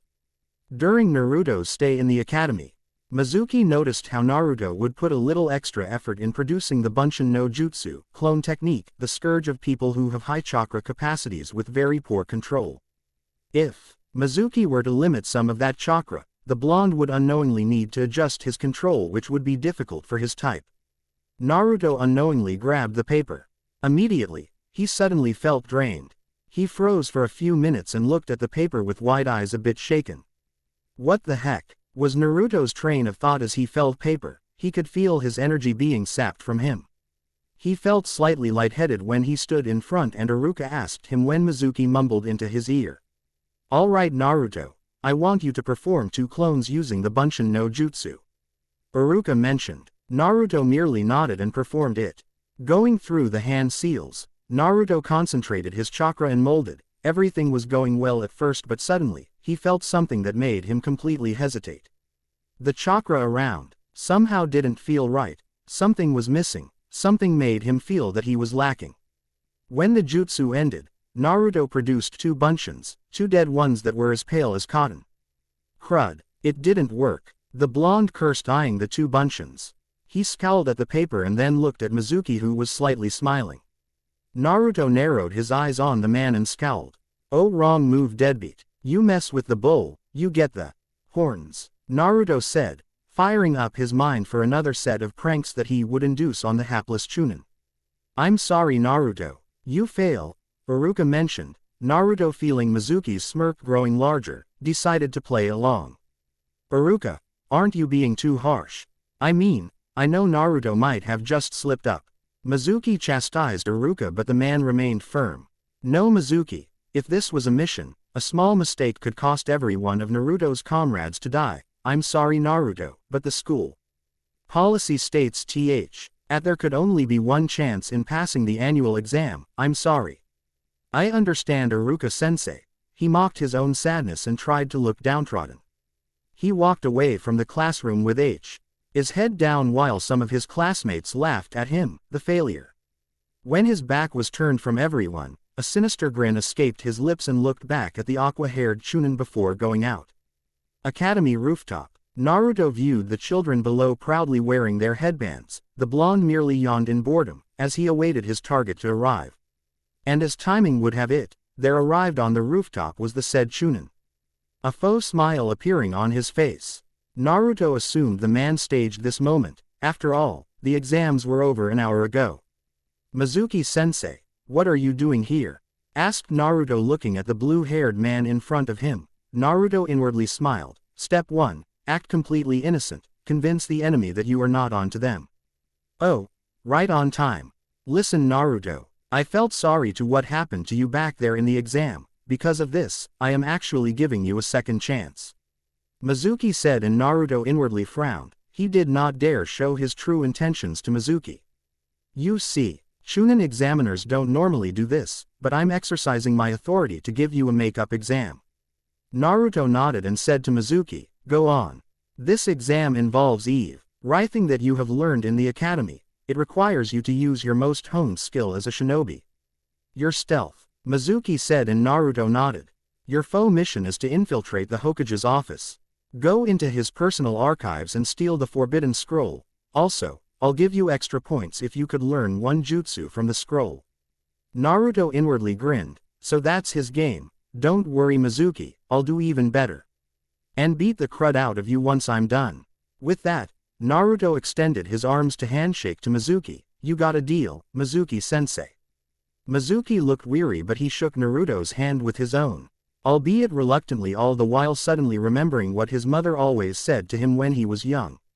First rule to making deals with a devil, don't. Somehow, the said man felt like he had just stepped into something that he can't scrape off his shoe. This better not freak up, Mizuki thought, turning his back on the blonde, with the blonde doing the same. A sinister and dark grin crossed over their faces. "You're going to wish you were never born, sensei," was what the blonde thought before finally vanishing from the school.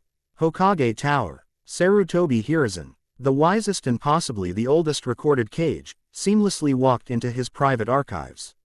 Archives that were strictly for the Hokage's eyes only.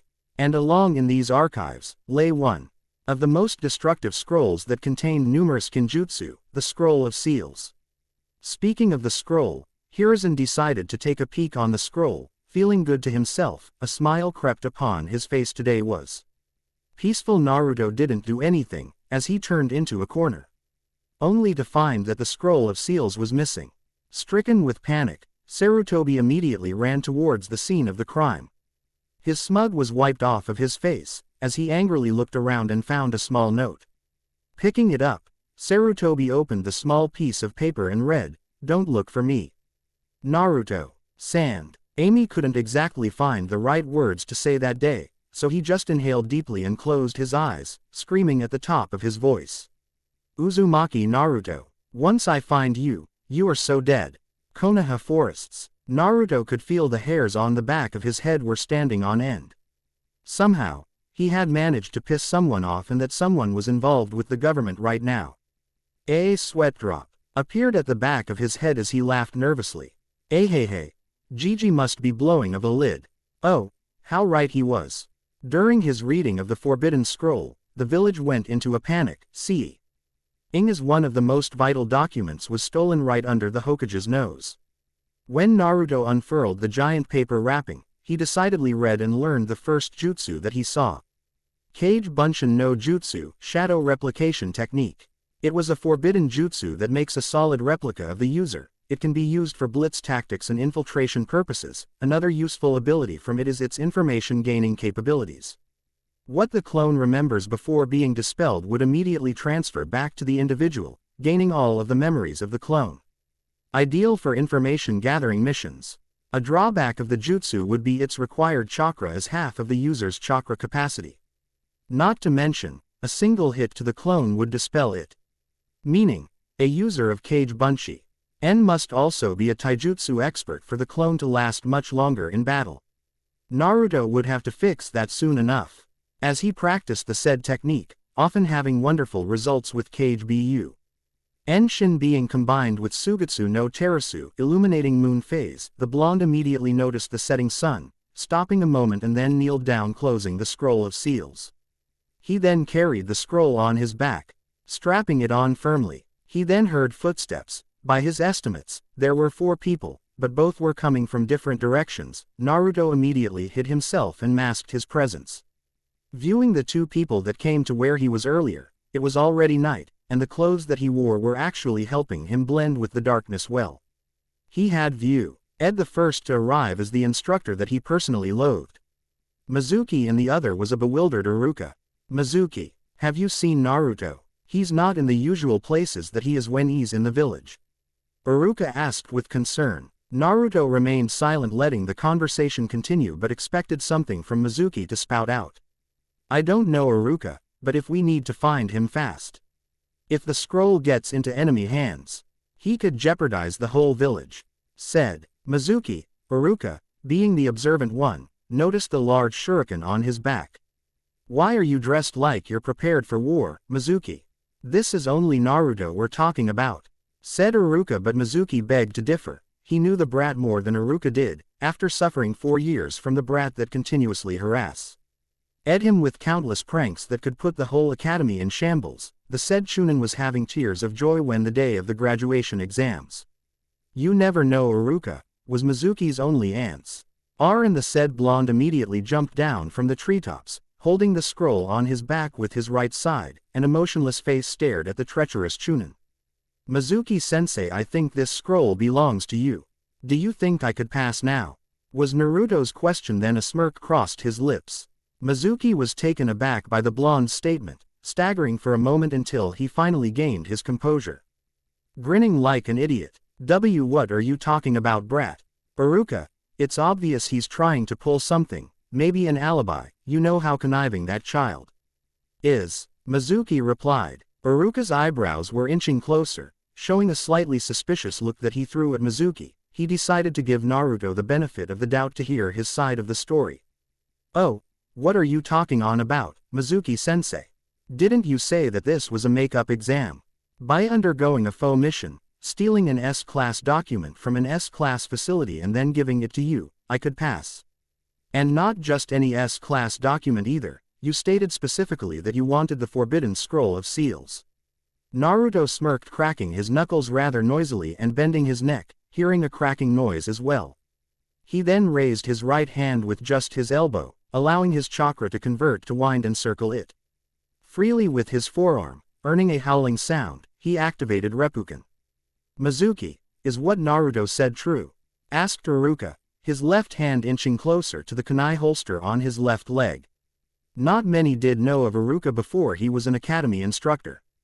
Before his introduction to the easier life of being an academy student, before his induction in the academy as a teacher, he was known as Garo, the Hungry Wolf, a member of the elite Anbu Black Ops. It was due to his accomplishments in a single jutsu that could make a Junin shatter on the ground with fear. Mizuki hadn't had any idea who he was facing, but instead tried to deny his involvement with the blonde and tried to keep his cool. Hey, I guess it can't be helped, sooner or later someone was bound to find out. I just didn't think it would have been sooner. Mizuki then grabbed the giant shuriken slung on his back and then threw it at the blonde, who merely took a step forward, and then swung his right hand with the roaring futon jutsu. Futon. Reppuken. Wind element. Violent wind fist. Unleashing the spinning wind energy in a good 5 meters, the said jutsu disrupted the trajectory of the shuriken, swaying it sideways and tearing through it like paper. The said wind jutsu then dissipated, and Naruto immediately acted upon the dissipation by grabbing the Hiraishin kunai. He dashed towards Mizuki, unleashing Hien, and swung at the said man, who jumped away to another tree branch to clear his footing. The said man paled at the blonde's sudden increase in ability. The brat's fast, thought Mizuki as Naruto then vanished and reappeared to his side. The wind sword poised to swing at the said man's torso. Mizuki jumped back before he was cut like butter. TCH. I never thought of taking care of the demon child was this hard. Gritted his teeth. Mizuki, you fool, don't you dare say that, said Iruka, suddenly biting his left thumb and then spreading his blood on his right palm. No, Iruka-sensei, let me handle him. Besides, I already know about the Kyuubi. If that guy thought that he could use the Kyuubi card to his advantage, he's wrong. Dead wrong, said Naruto as anger had shown its face on Naruto. His eyes began to unconsciously change. 2 streams of white light to each eye began to circulate. His pupils began dilating. Which you will be in a matter of seconds, said Mizuki, grabbing a scroll and unfurling it. Grabbing one of the seals, another giant shuriken appeared as he threw it at the blonde. HMPH, stupid, Naruto mumbled as he suddenly used a middle index cross seal. You said that as a bonus, if I could do one jutsu in the scroll, you'd have no choice but to pass me. Indeed, the prospect was too good to be true. You planned this from the beginning. There were multiple fail-safe plans that you could have used. In the event of me learning a forbidden kinjutsu, there's a high possibility of a genin like me to die due to the backlash of the technique. If by some miracle I survived and mastered a jutsu, you would finish me off yourself. In the event of me being found by someone else other than you, you'd be forced to use a kill and run method with you grabbing the scroll, Naruto said as he then summoned enough chakra for his technique. Kage Bunshin no Jutsu. Hado clone technique, Naruto said, and in a cloud of smoke, 5 similar clones appeared having the same stance as Naruto. The blonde then shoved the gigantic scroll on his back towards Iruka. Mizuki, with your treachery, I will give you death, said Naruto, and the 5 clones all jumped from the branch. Mizuki was on alert, quickly grabbing a kunai from his holster. He jumped back yet again as a clone of the real one appeared from below, giving of a horizontal swipe to his ankles. The said man then landed on the tree branch with a second clone bursting through a tree trunk, giving of another horizontal slash. This time, Mizuki evaded by jumping up and was about to stab the clone, until he saw the clone that was in midair along with him, Naruto's wind sword, being overhead, indicating his vertical strike. Makajuki no Mai. Dance of the Crescent Moon. Naruto then swung the sword down. Mizuki, being unable to dodge in midair, parried the blonde's blow by clashing it at the kunai's base. Ha, like you can take me on, Kyuubi kid, said Mizuki as he kicked Naruto in the stomach that vanished in a puff of smoke. What? The startled Mizuki was then hit to the stomach with the wind sword sticking from the smoke. It was Naruto who was hiding behind the smoke. Crud. You used your clones as a distraction, said the man who coughed up blood in his mouth. Naruto then stepped on the man's shoulders and jumped. Gathering enough energy to his right index finger, he then closed his left eye and then aimed it at the said man. Naruto carefully aimed his currently strongest jutsu at Izuki who unleashed the power of the Ichu no Kais on the said man. Mizuki was blown back by the force of the jutsu blasting him to the ground at great speeds that created a smoldering crater at the bottom. 5 Narutos then appeared above the crater, with his wind sword held reversely while descending on the crater, in a stabbing position. Mizuki having seen the clones immediately used the Kawari Mi no Jutsu to switch himself with a log. One of his clones immediately grabbed Naruto by the back of his overcoat and tossed him at Mizuki. The traitor then saw Naruto coming at him at a high velocity. Mizuki was then forced to grab his scroll from his pouch and fired multiple kunai that had exploding tags wrapped with them. The blonde then mindlessly dodged them like a graceful butterfly dodging the rain of death. Naruto then again reappeared at Mizuki's side. The said Chunin immediately reacted by hitting the base of the Hiraishin blade and Hien became possible to block out the unblockable sword. Sugetsu no Terasu, Tsukikage. Illuminating moon phase. Moonlight. The said blonde then became nothing more than afterimage and suddenly appeared at Mizuki's right side, his sword already poised to swing. I won't make it in time. The result was instantaneous. Mizuki managed to dodge but not before his shoulder being grazed by the ethereal sword. Iruka watched with awe in his eyes as he observed Naruto all this time. He coordinates his attacks with Kage Bunshin, and used the smoke to block Mizuki's vision. Naruto then used Shizuka Iruku no Jutsu to creep up on him and deliver a good strike. Naruto, you're amazing. I've never seen this kind of coordinated attack pattern, not even from Uchiha Sasuke. Naruto then raised his right hand that held the specially made kunai, slowly but gracefully. He used a semicircle stance with the wind blade pointing downwards, slowly closing his eyes for concentration. Mizuki took advantage of the situation and dashed towards Naruto blindly. As Mizuki got closer he could feel something was off about the blonde. He made like he was being sucked into a vortex. Mizuki couldn't stop, his legs didn't allow him.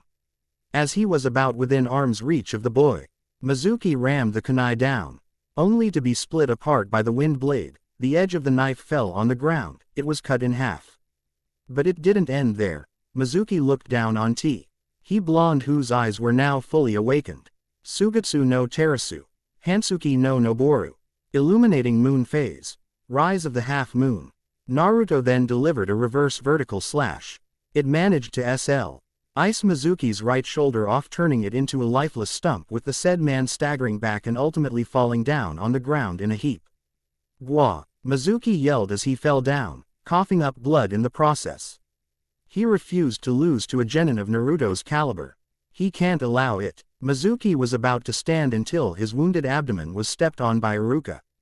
That's enough, traitor, Iruka mentioned, his eyes gleaming by the moonlight indicating his bloodlust. A glint of rage was entering the scar-faced Chunin. Hey, I never thought of you as a sympathizer of the Kyuubi. Mizuki replied. A smile escaped his bloody lips. Iruka merely applied more pressure on the poor man's stomach. No, like the rest of the village, I hated the Kyuubi with a passion. He killed my parents after all. Iruka's fists were clenched. Naruto merely looked emotionless. He already knew that it was human nature after all. Then why are you? It's because Naruto is different. A Jinchuriki is different from a Biju. A human is different from a demon. If it weren't for Naruto, the countless sacrifices, the sacrifices of the Yondaime, the sacrifices of my mother and father, would have been in vain. Iruka said. Mizuki merely looked away from Iruka and then to Naruto, who looked at him with cold eyes. You people, who spat at Naruto, cursed him and depraved him of his innocence, you shamed the countless people that died that night. You spat at their honor. You made them look like fools in their graves. Naruto was the result of those countless sacrifices to protect the village. Yet you repay that debt with hate for Naruto. It is you who can't understand the pain that coursed through us. Iruka then punched the ground Mizuki was on. His fists were already bleeding. Just then, countless Anbu had dropped down from the treetops, stopping Iruka with his speech. Iruka-san, thank you for your cooperation in locating and finding the traitor. Mizuki has been under surveillance for the past few years, and thanks to you and Naruto-san, we could finally convict and arrest this man, said the one in the tiger mask. Took you long enough, Naruto mentioned, rolling his eyes. Some of the members chuckled while others muttered, cheeky brat. Oh, that's right, Naruto-san. Sandame Sama requests for your presence in the office immediately after this," said one of the members, that sent chills down on Naruto's spine while the others were keeping their laughter to a minimum. Naruto just palmed his forehead, regretting not fully delving on with his plan. "Darn it, I just hope I don't hear the end of this by tomorrow," Naruto mentioned as both him and Iruka made their way to the office. The glow of the full moon, still present in the back. To be continued. Jutsu section. Shizuka Iruku no Jutsu, Silent Steps. Technique, a technique that is purely stealth-based. It is a difficult technique to master because of it not requiring chakra to cushion the feet and prevent strong vibrations to occur on the ground giving off sound. It is a move only perfected through practice and experience, commonly a test to initiate aspiring Anbu and Hunter Nin applicants, as it is a must in performing delicate missions such as infiltration, sabotage and high-profile assassinations. Futon. Reppuken, wind release. Violent gale fist, C rank and offensive, wind-based jutsu that picks up strength the longer it is held. It has the ability to deliver high-pressure cuts from the winds and pushing force that is enough to disorient team strategies of enemies. Futon. Ichu no K's, wind release, point of winds, B rank. Offensive jutsu that is gathered at a single point, creating a huge potential energy at the said point. The more it is held, the more powerful it is. The drawback of this jutsu is the recoil that could send anyone flying back once fired. Sugetsu no Terasu.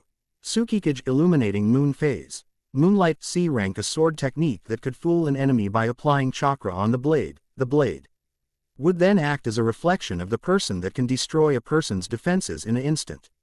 Sugetsu no Terasu. Makajuki no Mai, illuminating moon phase. Dance of the crescent moon, C rank, a simpler form of Tsukikage, this time. This fools the opponent in attacking the two illusions that are on both his sides, while the real one strikes above. Sugetsu no Terasu. Hansuki no Noboru, Illuminati. Ing moon phase.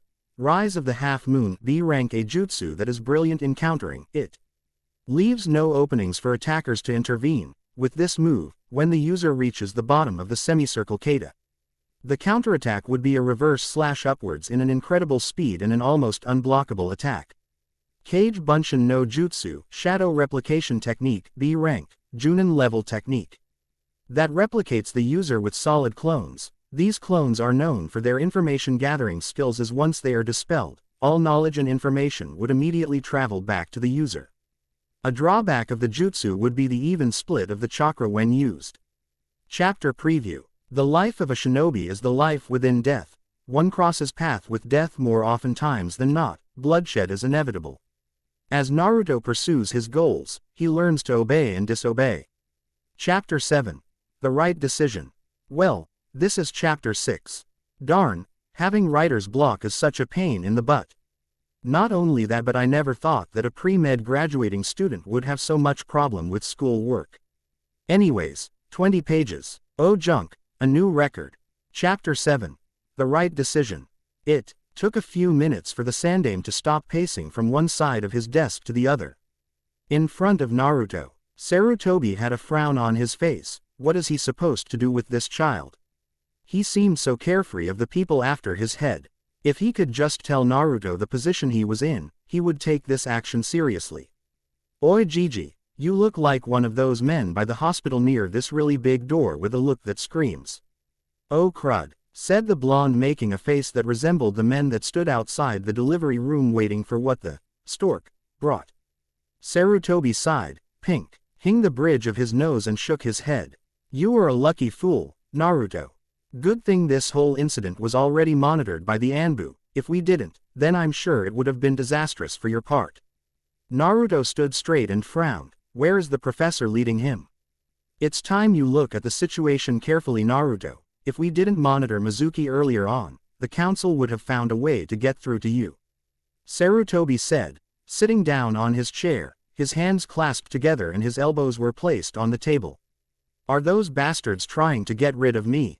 Naruto asked, curious about the motives of the council.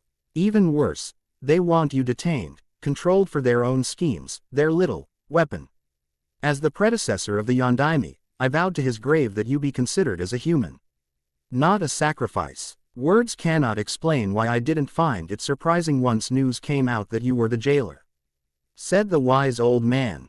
Tell me, old man, how much power does the council hold right now? Asked Naruto, clenching his fists as his anger was rising. How dare they treat him like this? Not as much. The council are merely advisors in political and administrative decisions. They help the Hokage decide on what is best. However, Sarutobi turned around, a new crystal ball in hand, and applied chakra to it. There, the blonde saw the image of a man, wrapped in bandages on the forehead. Seemed as old as Sarutobi, and an X-scar on his chin. There are people like this man, Danzo, who have unique ties for under-the-table operations. Sarutobi said. The blonde looked at the glass intently. Danzo, once my rival for the seat of Hokage, rules the Black Ops of the Anbu Corps, nay, Root. All who are under him are in his direct command. They do not disobey orders. They merely carry out on what was given to them. They are machines, Naruto, all under this power-hungry man that attempts to usurp the present leader, me. Sarutobi mentioned, and letting go of the crystal ball on the deck. Couldn't we just take care of it?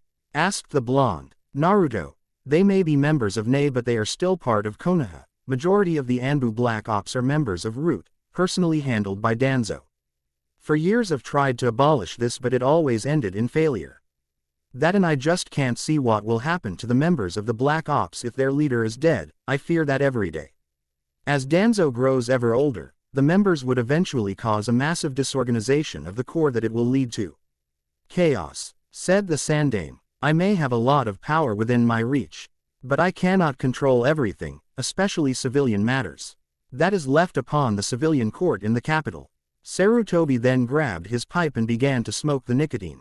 I've realized too, that political matters issued by the council are not always solved properly. They may be thorough, but they could never get things done with their incessant bickering and prattling. The Sandame then clutched his fists, shaking in annoyance. Naruto meanwhile felt his anger slowly subside. He would not draw blood now, at least not yet. You now realize, Naruto, that we just can't act without reason. If we were to do this, we must be quick, silent and full of conviction. A small mistake and we could be swimming in our own pool of blood. The people we are up against are very influential. They can double deal anytime and their hands would not be dirty. They're conniving and shrewd. If we want to take them down, we need to take them down one by one. We need to slowly replace them. Ca. Use anarchy inside the council and ultimately abolish the system entirely. I have already carved out the different targets to get rid of. All I need is the perfect shinobi to do this. Sarutobi mentioned, holding a scroll from his pocket, looking around so as to not raise suspicions. The blonde steeled his own resolve, about to grab the scroll, but Sarutobi raised his other hand. No, this mission is too dangerous even for you. It would take years for this to complete, and even more years to change the leadership in Root. And another set of years for you to be strong enough. In my eyes, Naruto, his mission would only result in a disastrous failure if you were to do this earlier than you were expected. You may be stronger than a normal genin, but your mind still is one, unless you mature more and grow stronger. I might change my mind. This mission would be of utmost importance. I want to secure the future of this village, and entrusting it to the children of this village. Naruto then said to Sarutobi, then leave it to me. I can do it. I can fight them and I'll win. I'll be able to. Naruto, there's a thin line that separates idiocy and valor. Don't forget that. Sarutobi interrupted. Naruto stood up and said, I can do it, old man. I want to change this village for the better, if I could just. Naruto, if you took this mission now, you'll die, and that is final. My answer is no. I'll tell you when you're ready. Sarutobi remained stern to his decision. Naruto was now fuming. Then let me get stronger. Teach me how to be strong. Said Naruto, slamming his hand on the table. The Hokage merely closed his eyes and said to Naruto sagely, strength is obtained only but through purpose and value. Tell me, Naruto, have you found your reason why you wish to fight? Recognition, was his simple reply, but Sarutobi paid no heed. Then that is shallow. I will give you this mission once you manage to find out how to truly obtain strength. Sarutobi dismissed him. Naruto went outside, a frown evident on his face. Naruto, Although I'm dismissing you, it doesn't mean I don't have any form of punishment right now. Your little frolicking should serve as your lesson. A glint of mischievousness crossed Sarutobi's eyes. Naruto paled at that thought while muttering something, "Oh crud." 1 hour later. Oh god, I think my nose is starting to fall off. Naruto was cleaning the bathrooms of the academy, notorious for their not-so-smell-friendly atmosphere. Staggering out of the said bathroom, the blonde gripped the mop he held tightly, holding it for dear life for support. Now I know why Kiba always puked when he was near one of these sewer holes. The blonde then dizzily ran outside, stumbling on a bucket full of water, drenching him wet. Darn capital punishments, was all he could mew. TTER as he stood up and slouching on his way home. The next day, team assignments. No matter how anyone puts them into words, teams were always unbalanced at the start of shinobi careers. Genin teams often consisted of specialists per team, such as reconnaissance or spying and infiltration. That's why it took longer for instructors and superiors to decide in which genin hopefuls go with which. Eirik, aside trying his best to come up with the most balanced team, any way he looked at it, Naruto, Shikamaru and Hinata was definitely out. That would be the most unbalanced team ever. Naruto was an infiltration expert. He was best when he's in the middle of the field, someone who could fight on the inside. He's also a clever on-the-spot tactician, something a pace that Shikamaru can't follow, and Ost likely disagree with Naruto's battle plans that are always considered tricky and incredibly risky. Underhanded tricks and sneak attacks are what make Naruto such a wild card. He's very formidable in outsmarting his opponent just by crafty use of jutsu. He was unorthodox, making him such a difficult partner for Hinata that things could get unnaturally difficult to coordinate. But that didn't mean that the team has all flaws. On the contrary, this would be the most broken team that any combination with the rookie 9 as of now. Shikamaru was a strategist at heart, and even though there could be disagreements with Naruto on how things should work, both of them are willing to share their thoughts and come up with a better plan. Naruto could serve as flank to Hinata during recon missions that involved spying.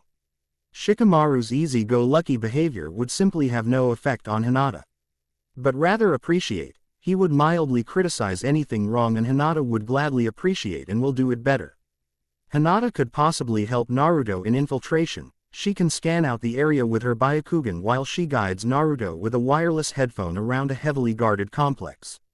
Iruka T. Hot the ridiculous strength that the team had. They could even beat the team the supposed rookie of the year will be at.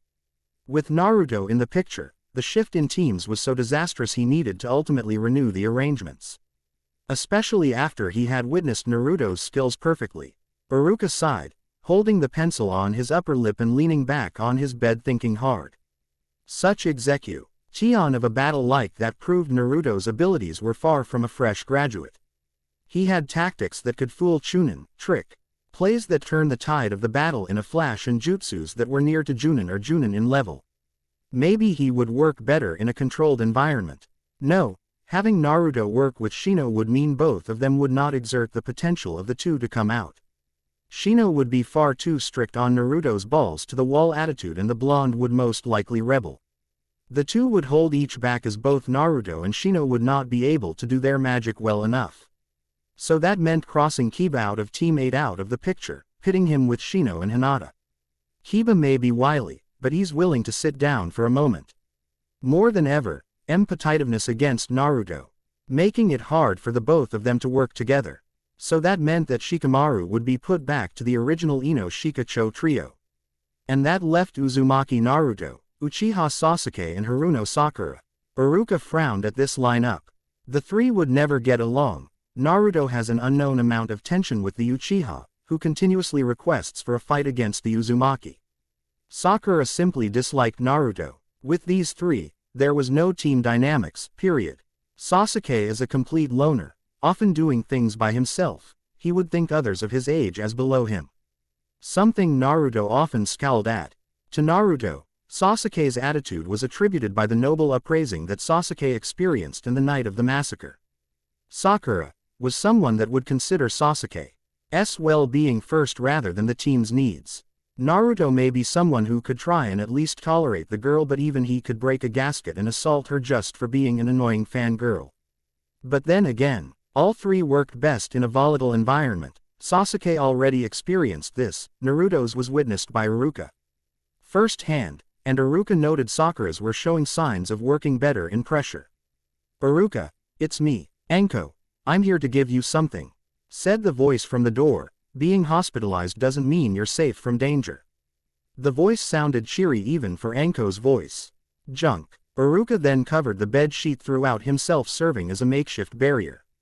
Please don't let Anko have any weird ideas like going to the hospital wearing a slutty nurse's outfit and an enema set with her. Iruka peered from his bed sheet, and true enough, Anko entered, but sighed in relief with Anko entering with her same old outfit. At least it was better than his darn kinky paranoia. Training grounds. Dujutsu can be accessed in two methods. Kit. First is through how the Uchiha access theirs. By sudden gush of adrenaline being pumped inside of you. But the downside of this is that not everyone in the family holds this kind of limit. Then there's activation through hand seals, like how people of the Hyuga usually do.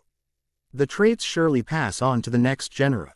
Chion, but the problem is the access of the seals. Even the most basic of the seal, the ram, would become a problem in accessing the Dujutsu, since the flow would need to be manipulated. The Kirakuke chakra pathways are not used to the flow, they need to be directed through seals. A wrong seal could damage the nerves in your eyes and could leave you blind.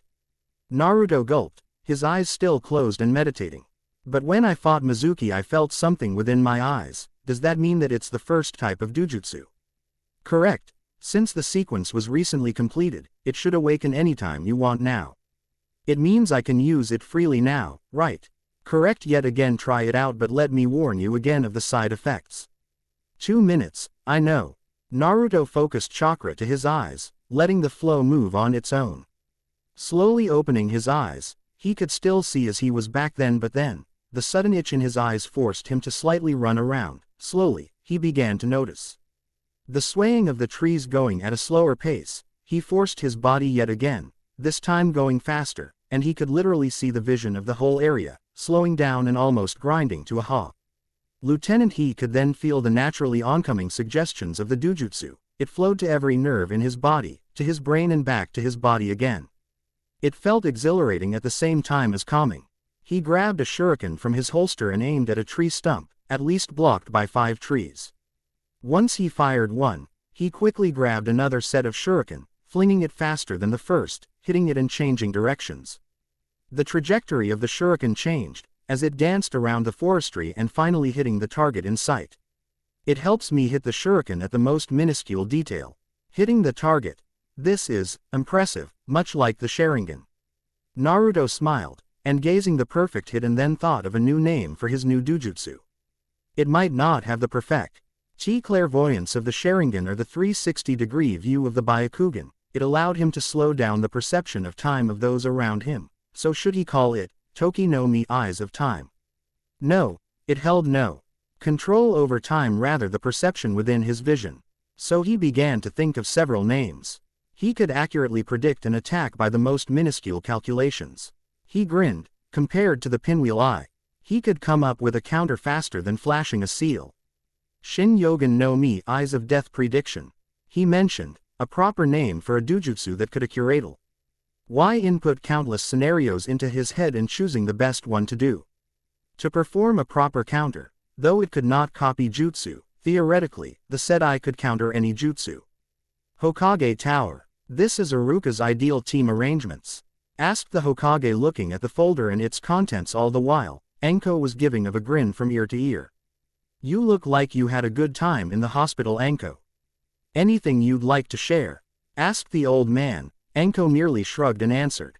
I just visited Iruka and talked about the old times, was her simple reply. Sarutobi had his eyebrows raised, suspicion lingering within him, but decided not to pry any further.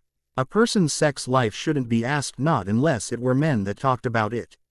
Fine, bring me all the plausible Junin instructors.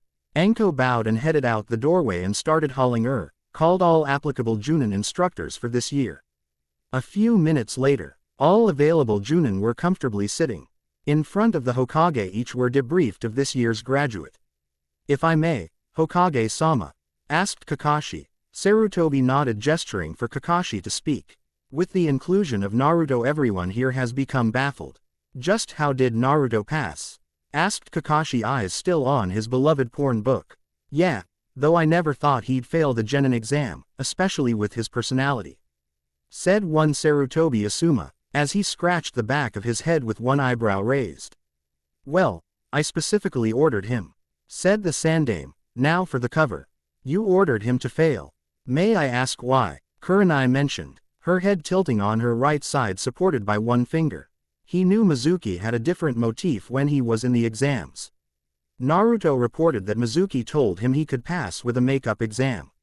Sarutobi mentioned, and Naruto knew that there was no such thing as a makeup test in the Genin exams, not that he knew but assumed. Said Kakashi, flipping through another page. Correct, he assumed that Mizuki was after something. Specifically the forbidden scroll of seals that he reported. Sarutobi reported the Junin inside the room were shocked. When he reported me this, he asked that we lay along and let him handle the situation. He said that for what the traitorous son of a witch did to him, he would pay back 1,000-fold.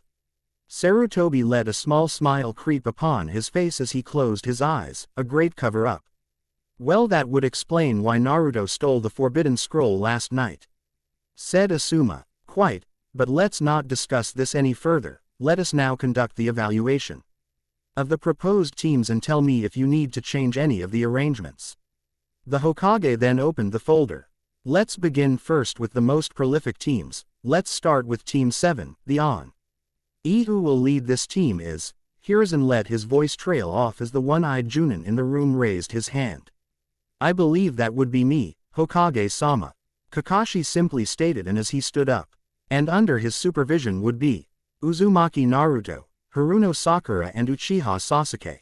Everyone flinched in the room. Kakashi yet again, the first to be called, meaning he'll likely be the first one to fail the new graduates. Any remarks? Hiruzen asked the Junin. Yes, I don't think that any of them would be willing to cooperate with one another. Sa and Haruno Sakura, they would be too fixed on their own goals. Sarutobi Hiruzen raised an eyebrow, looking at the Junin with a curious gaze. And what makes you say that Kakashi? Uchiha Sasuke, as you know, does not wish to cooperate with people that is, I quote, below his level. He's too overconfident of himself. All team dynamics would have blown up from there. The same goes for Haruno Sakura. She's bright, but in combat and others, she is practically useless. She's too focused on Sasuke than seeing the bigger picture. Then there's Uzumaki Naruto. He's willing to cooperate, but I don't see him going as much as to motivate his team to cooperate with him. He and Sasuke would likely compete for the dominance on who should be team leader. Kakashi said, and Sarutobi mildly chuckled. The student of the fourth was dead on. So, what are your remarks? Asked the wise old leader. They're an interesting bunch, a hot-headed blonde, a hot-headed Pinky and a hot-headed Uchiha. Overall, a team that relatively has no team dynamics but has overwhelming potential. I'll take them. Said Kakashi as he closed his folder while the others were staring at him with an incredulous look. Kakashi looked around and saw the 10 Junin staring at him. What's everyone looking at me for? Who was he kidding? Team assignments. Barely 15 minutes had passed and already, the classroom was already littered with ninja hopefuls. Naruto entered the class, curious and eager for his team assignments. As he approached the upper stands, Inuzuka Kiba quickly scrutinized the blonde. Oi, Naruto, this place is for graduates only. The feral boy smirked, a cocky grin escaped his lips. That is, until Naruto emphasized the forehead protector by pointing it on his neck, a long blue cloth dangling on the back of the blonde. Naruto had his eyebrow raised and asked Kiba, "What, are you BLIO? I'm sorry, that must have offended you. You don't use your eyes to assess people, you use your nose to smell the liquid dripping of their crotches." The blonde sarcastically replied, earning a few stifling giggles as a reaction. Hey, that's strictly offensive, Kiba angrily replied, earning a middle finger salute from the blonde. Bite me, was Naruto's comeback. Kiba was about to jump at the smirking blonde who was secretly preparing Reppuken, that is until, two figures literally jumped from the door. I won. I was here first, Blondie, replied a clearly irritated pink-haired Sakura. No way, billboard brow, I was here first, replied the equally hot-headed Ino. Pinky, pig, TCH, Bunch of troublesome women, how their fathers put up with them, I'll never know. Came a bored comment. Shikamaru was sitting at the top, his left hand cradling his cheek watching the quarrel below like how paint dried. Naruto just shrugged and continued to look for a seat, finding one beside his friend, Hinata. He quickly sat down and waited for the instructor to come and tell the teams. The room was getting stuffy and the constant ramblings of the Sasuke fan club was not making it better. Naruto's head was starting to ache. A small tick began to pop from Naruto's head as he used a position similar to Shikamaru's, except his looked more of an annoyance and not of boredom. Both said boys comically sighed at the same time. Hinata had to stifle a laughter. In the midst of the bickering of the two below, one Uchiha Sasuke slipped by their guard and sat just in front of Naruto, who only looked as bored as the guy that was sitting in the back. Ino and Sakura looked at the place where Sasuke sat. All sides of the Uchiha were taken. Ino proposed a sigh of defeat while the Pinkett clearly would not give up. Seeing as Naruto, supposed dead last, was sitting behind the Uchiha, Sakura felt a boost in herself as she found out that she was the second best in the academy. Naruto wondered why Sakura was standing next to him and was staring at him with some form of intent in her eyes, his bored expression not wavering from Sakura's malicious aura. Naruto, get out of my seat now, said Sakura. Naruto just looked at him with a bored expression and ignored her. Get out now, said Sakura, delivering a wicked straight punch to the blonde whose hand slipped from his cheeks, effectively evading Sakura's insane punch. 1 moment later, Sakura saw that Naruto was asleep on the table whilst talking to himself. No, Ayame, don't put soy sauce on my ramen, please, Naruto muttered, in his sleep. Hinata giggled at the blonde's antics.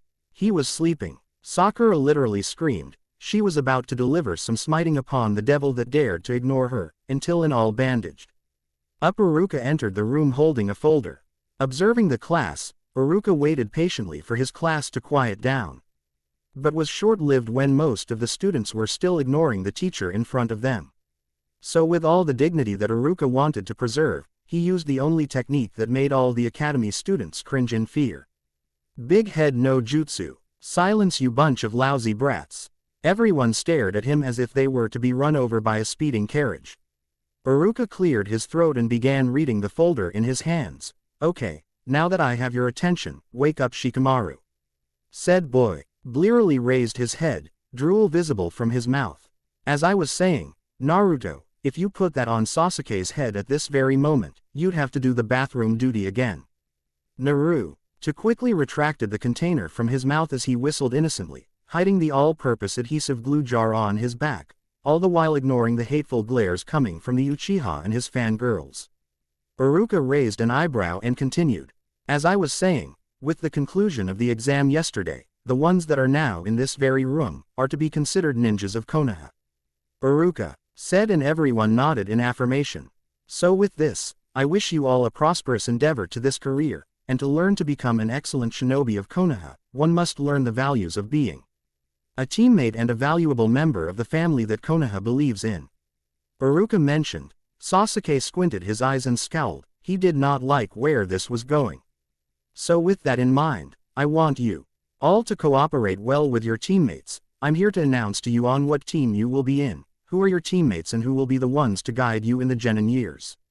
Iruka mentioned. Asuke then snapped his head to the blonde sitting behind him. He did not want to be partnered up with some nutcase that was completely bent on making people suffer.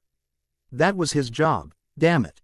Naruto meanwhile, was not listening intently on his teacher for a moment. His mind was that of thinking of something amusing to find for a moment, that is, until his train of thought shattered when he heard his name. 7. Uzumaki Naruto. Naruto tilted his head towards the teacher, eager to expect his teammates.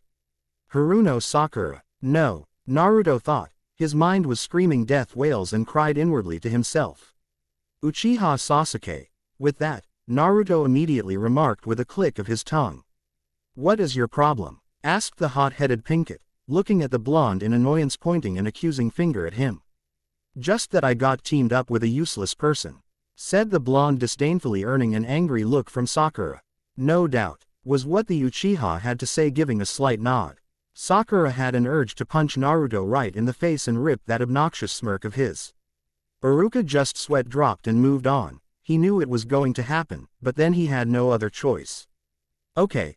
Team 7's instructor will be Hitaki Kakashi, Iruka said, while the three remained, somewhat ignoring each other. None of them were vocal about their refusal to be teammates, it was already obvious anyway. Team 8 would be Aburame Shino, Hyuga Hinata and Inuzuka Kiba. Shino merely nodded. It is best for him to take this without complaints. A true shinobi learns how to adapt and he knows it best than anyone here. Hinata was crestfallen however, since she wasn't in Naruto's team but a bit happens were in it. At least Shino was there, unlike Naruto who had the most terrible luck with the teams. That meant Shikamaru, Choji and Ino would likely be partners. Kiba had let out a sigh of relief. No harpies on his team. No siree. Now if only he could get that Hyuga chick without UCH is a problem from that blonde heck razor that was sitting beside her. Your instructor will be Yuhi Kurenai, Iruka mentioned, and Kiba had to whistle to this one. He had heard stories from his sister of one Yuhi Kurenai and Hana seemed to admire her beauty given that she was even a shinobi. Ino had to roll her eyes, typical of a horned dog. Meanwhile, Naruto merely gave a simple chuckle and slightly teased the Inuzuka. I see that dog boy here can't keep his hormones checked. All of the girls in the room had to agree and some of the guys chuckled. Kiba just replied, hey, it's just natural to have an attraction to a pretty lady. Sakura had to retort on this one with her eyes rolling as well. You mean a piece of meat? Kiba angrily replied, slipping past his tongue. At least she's not hard as a desk, flat chest. Every male winced at what was heard next. Kiba's blood-curdling scream drove all the boys in the room pale, including Iruka. Ouch. One boy said. His mouth could cost him his children. Said the Uchiha, and every boy in the room nodded sagely with understanding. The Uchiha made a note to himself, since Sakura was going to be his teammate, never piss her off, ever. It didn't matter if he was the better ninja. One hit from that part and it's goodbye dream of little Uchihas running around the complex with smiles on their cute little faces. Naruto meanwhile, silently laughed at the situation. He just loved making other people suffer for his amusement. Okay, enough with the jokes, moving on. Team 9 is still active, so that leaves Team 10, which will be Nara Shikamaru, Yamanaka Ino and Akamichi Choji. The three nodded and Iruka added, your instructor would be Sarutobi Asuma. After that little fiasco, Iruka exited the room, hoping for more than a bottle of sake. He just wanted to forget the whole darn week. Slowly, one by one, the instructors came and checked their students out. Most of them were eccentric. The Kurenai woman, however, reminded Naruto of the woman that kicked Asuma's butt the day he learned Hine, and Asuma himself, who appeared closely behind, uncaring for the no-smoking rule inside the school. And now, all that was left was Team 7. Seconds turned to minutes. Minutes turned to hours. The three members began to grow irritated at the display of the instructor's tardiness, that is, except for Naruto. Just how long is he going to keep us waiting? Sakura yelled, obviously impatient. Naruto had his feet resting on the table with his hands at the back of his head. He was relaxing and not minding it at all. And how could you be so relaxed at this kind of situation? Asked Sakura. Naruto merely raised one eyebrow and laughed as he said, if I heard it correctly, the person we're waiting for is Hitaki Kakashi, right? Asked Naruto, and Sakura, annoyed, replied rather forcefully, yes, Naruto, he is. Then there's nothing to worry about. In the shinobi community, he is said to arrive at mission debriefings 2 hours late. Said Naruto as he leaned back even further. And just, where did you get this kind of info? Sasuke finally asked. When you get the chance to eavesdrop on some of the shinobi here, you'll notice it. Besides, it's not like he'll ever be on time, just wait patiently like I do.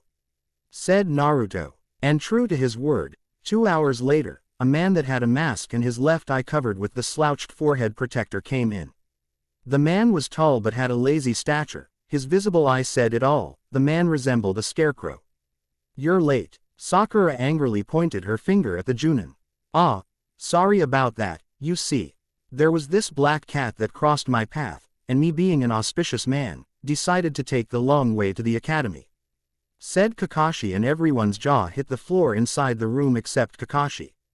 Sasuke turned his head to the carefree blonde and said, "Are lame excuses a part of his personality too?" asked Sasuke. Naruto shrugged. "I've heard they were outlandish and downright unbelievable but never of this level." Quote, Kakashi looked at the team that stood before him and simply said, "My first impression of you people is, I hate you." All of the children looked at him with a sweat drop on the back of their heads. "Meet me on the roof in 10 minutes, said the Junin, vanishing in a cloud of smoke. Rooftop. The three members all stared at their teacher, who was chuckling quite pleasantly as he read his book. Tee hee. Sakura had a vein throbbing on her forehead, as the Junin became oblivious to their arrival while Naruto and Sasuke sighed in exasperation. "Sensei, we're here," said Naruto, a palm on his forehead. "Ah, sorry about that. Anyway, since you're here, I'd like to pass out some introductions," said Kakashi. All three had to raise an eyebrow. "Huh?" All three asked in unison. "You know, likes, dislikes, that kind of stuff. Why don't you start first, sensei?" asked Sakura. "Fine, my name is Hatake Kakashi. My likes and dislikes are none of your concern. As for dreams for the future, well, I have some hobbies." Sakura's jaw dropped at that statement. Meanwhile, Sasuke and Naruto shook their heads. "Okay, your turn, Blondie." Kakashi pointed to the blonde member. "My name's Uzumaki Naruto. My likes are typically training and ramen. My dislikes are my tenant's way of training and waiting for 3 minutes for my ramen to be cooked. God damn it, and they call it instant ramen. What the heck?" Naruto began to rant, that is, until Kakashi interrupted. "Yes, Naruto, thank you for your ramblings. Next, would be you, Pinky." "My name is Haruno Sakura, my likes are." She stares snidely to Sasuke that doesn't go unnoticed by the three. "My dreams for the future are." She then stares at Sasuke again, and this time, she squeals. Sasuke had a sweat drop on the back of his head. "And I hate Naruto and Ino Pig," said Sakura, glaring daggers at the apathetic blonde who was cleaning his ears with his pinky. He then blew the lint away, showing his ignorance of Sakura's statements. Sakura had, for a third time, had he jaw dropped on the ground as the blonde looked at them when everyone was looking at him. "What? I know you all love me, just don't give me that creepy stare," said the blonde, going for a shooing gesture to the people in front of him. "He has issues," Kakashi thought, and muttering fangirl to the only female of his little team. He then looked at the last of his team, the one with the raven hair that looked like a duck's butt. "Okay, your turn, duck butt." At this, Naruto laughed hard, as he sprawled on the floor and laughed at the Uchiha who had a tick on his forehead. "My name is Uchiha Sasuke." "Duck butt," Naruto interrupted, laughing again. "I have no likes and have a lot of dislikes." "Duck butt," Naruto interrupted again. This time, Sasuke was trembling in annoyance. "And my dream, no ambition, is to be a duck butt." Naruto this time couldn't help it. He laughed on the floor again. "Is to kill 2 certain people, one later the other one right at this very moment, and restore my clan." This time, Sasuke clenched his fists and cracked as he looked at the blonde with malice in his eyes. He was about to approach Naruto until Kakashi interrupted. "Okay, now that you're acquainted, let's meet at Training Ground 7 for a survival test tomorrow," said Kakashi, standing up. Sakura had to wonder, "But sensei, didn't we do this back in the academy years?" At this, Naruto had to wonder as he frowned when Kakashi mentioned something about a test. "Let me guess, to pluck the chicks from the eggs," Naruto mentioned metaphorically. "To put it metaphorically, yes. It is to find out who among the current graduates are the elite of the elite. The test has a 66% failing rate, so better be prepared tomorrow at 6 am. Kakashi said, and then added, "Oh, and Betty'll throw up." With that, Kakashi vanished in a plume of smoke, leaving the 3 genin to contemplate their exam for tomorrow. The next day, Naruto yawned in the early morning sunlight. Approaching the training grounds at exactly 6 in the morning, he knew Kakashi was going to be late, so he decided to eat a hearty breakfast and warm up before the exam. Seeing his teammates at the foot of the tree, with Sakura sitting and Sasuke resting his back against the object, Naruto had to ask them, "What are you guys doing here? Aren't you a little early?" "You're late," Sakura screamed. Naruto had to sweat drop. "What? Did you forget what I told you yesterday about Kakashi and his habits?" This stopped Sakura dead in her tracks as she saw Naruto began to perform and seals and then collected chakra with his right arm, while being cradled with his left. Sasuke had a small squint of his eyes. This was something he had to see. Sakura merely looked in awe as winds began to circulate on his right arm. It began to form and continuously grow gentle at first, then became surging with energy the next. It rippled the black overcoat that the blonde wore, and started moving in Sakura and Sasuke's position. Fuden. Reppuken. Naruto then cocked his arm back and in a punching motion, let go of the howling winds that tore through an unsuspecting bark that was turned to splinters. Wow! Sakura admired while Sasuke merely stared intently at the blonde. What are you doing? Was his question to Naruto as on cue, he replied. Just some warm-ups. Naruto then proceeded to the countless stances with his Hiraishin kunai, something Sasuke and Sakura were curious of. The kunai that Naruto wielded was weird. It was a three-pronged kunai, a slightly longer handle than usual, and 5 kanji characters written on the handle from top to bottom. He started off slow with a semi-circle motion of the small knife in his right hand, but once he reached the bottom, he flicked his wrist and swung his sword in a blur. Something Sasuke almost couldn't see. The handling of the technique was subtle but was quick. Sasuke could see it vaguely. Naruto's chakra was latent at first, like a small stream calmly flowing from the center as it circled around Naruto, and then violently exploding when he flicked the sword upwards. He did not know how Naruto did that, but a simple technique like that would not be enough. Besides, with that kind of technique was that it clearly relied on range, possibly close, but at that kind of range, it was near impossible to hit an enemy. It was better to deliver an uppercut. At least with that, you can actually change the angle of ascent to hit the target somewhere in the body. Naruto then went to another myriad of techniques, all of which Sasuke intended to follow but could never have found any use for it. He shook his head. The blonde was all in a sense impractical. The jutsu that the blonde used was nothing more but useless without the proper tool. Yet, it wondered Sasuke why Naruto could be doing things that obviously have no meaning. Is there something that he's missing? Sure enough, 2 hours came by, with Naruto resting after an hour and a half. And Kakashi appeared in a plume of smoke. You're late, Sakura exclaimed for the 3rd time. You know, Sakura, as much as where this is going, it's getting old and that guy would not learn from his mistakes. He's too darn lazy to do so, said Naruto pointing to Kakashi. Hey, I'll have you know I have my own sense of diligence and hard work from time to time. Kakashi defended. What kind of diligence? The one where you stack your porn books like a pyramid? Asked Sasuke. How'd you? Never mind. Let's just get this over with, Kakashi said, grabbing 2 bells from his left pocket. With a jingle of the bells, the scarecrow Junin said to his students.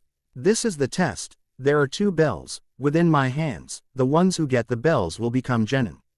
Said Kakashi. To this, Sakura asked. But sensei, there are only 2 bells. Kakashi smiled inside his mask. Here would be where he messes with the minds of his students. Ah, that's the twist. The one who doesn't get a bell, fails.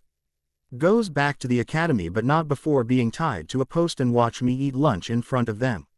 Said Kakashi. That's why he said not to eat. The bastard. Inner Sakura mentioned, infuriated with Kakashi. Meanwhile, Naruto smirked. Good thing he disobeyed his teacher. Well, without further ado, let's begin the test. With that statement, everyone in Kakashi's line of sight disappeared in a blur. The Junin smirked inside his well-kept mask. Every one of them were very well hidden. He then grabbed something from his pouch and everyone watched intently. Kakashi seemed to be planning on something. Or so everyone thought, until the said masked Junin pulled out a book from the pouch and crouched down, reading the pornographic material. Naruto was hiding behind a tree, standing on one of its branches. He peered outside and watched as Kakashi read his book. There's more to this than what it seems to be. There's got to be a loophole in this. With that, Naruto silently invoked a Kage Bunshin, giving it specific orders on what to do. With that, Naruto had set his plan into motion, activating Shin-Yogen no Mi. Kakashi-sensei, I will discover your motive and pass this test. Naruto swore, as he stared at the chuckling man below, his ever mystical eyes analyzing the laid-back Junin. To be continued. Phew, Been doing a lot this Christmas. Especially since my high school friends had a reunion this week. I'm currently looking for a beta reader. For polishing of my works, I still have to make a lot of them. Writer's block is killing my head for the moment. Anyway, new portion. Omake contests. I like readers post their ideas in this one. So every time I put a chapter, I announce a winner and post it in this section. Anyway, I'll try my hardest. I always did find my humor a bit lacking sometimes. Laughing at dead people. Inspiration came from blastwave.com. Itachi had a complacent gaze to his surroundings as another horrified scream was engulfed by his everlasting flame.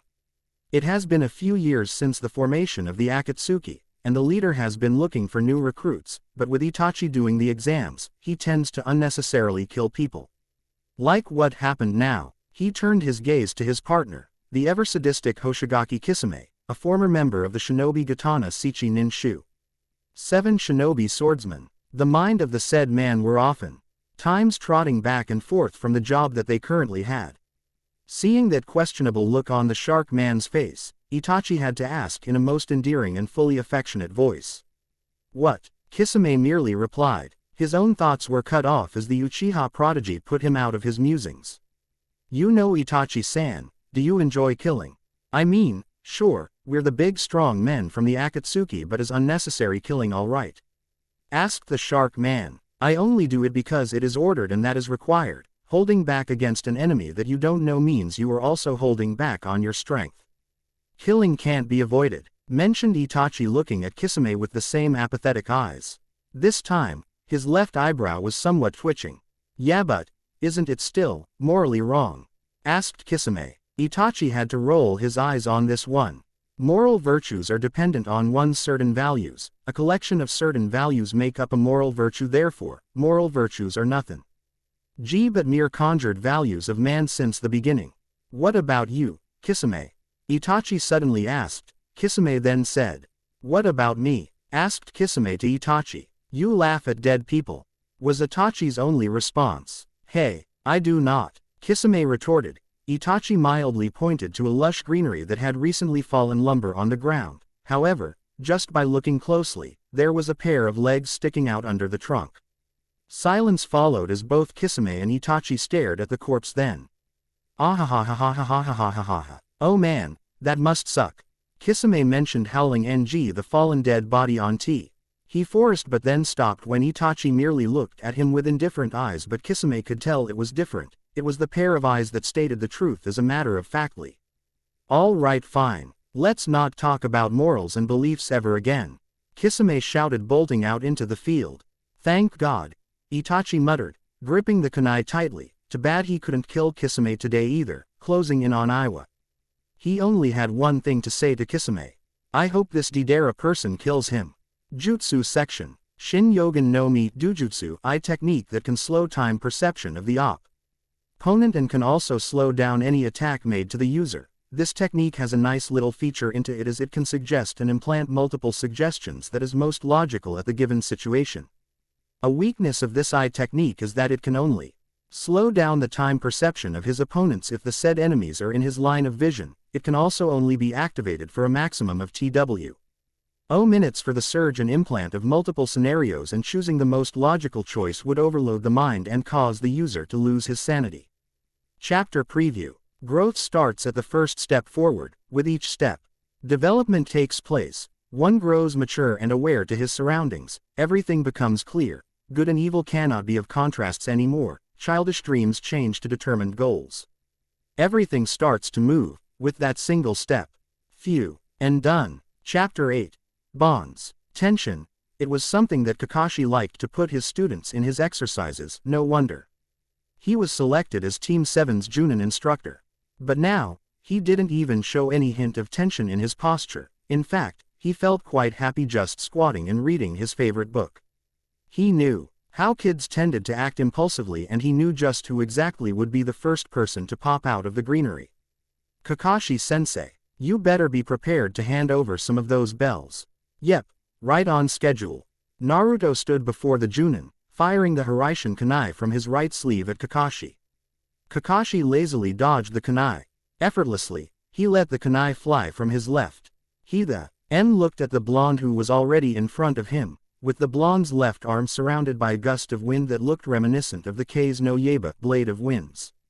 Naruto drove his left fist down at Kakashi, who jumped from his position to the left, narrowly evading his Reppuken violent wind fist.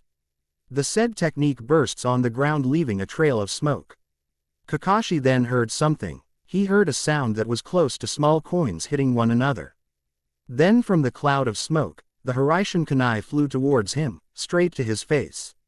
I didn't notice it was tied to a chain, Kakashi thought as he jumped up, completely missing the Cyclops. The chain then lashed out. It waved from the inside of the smoke, returning the kunai to its wielder. From the smoke, Naruto suddenly jumped out, his right hand holding the kunai that he had lashed out earlier. He then activated his hidden technique, Hin. Kakashi was surprised. The Sandaime warned him about the blonde student being a wild card. But he never imagined Naruto was again on top of him, with his right arm raised, about to slash Kakashi in half. In his surprise, Kakashi instantly made a recognizable jutsu from the academy.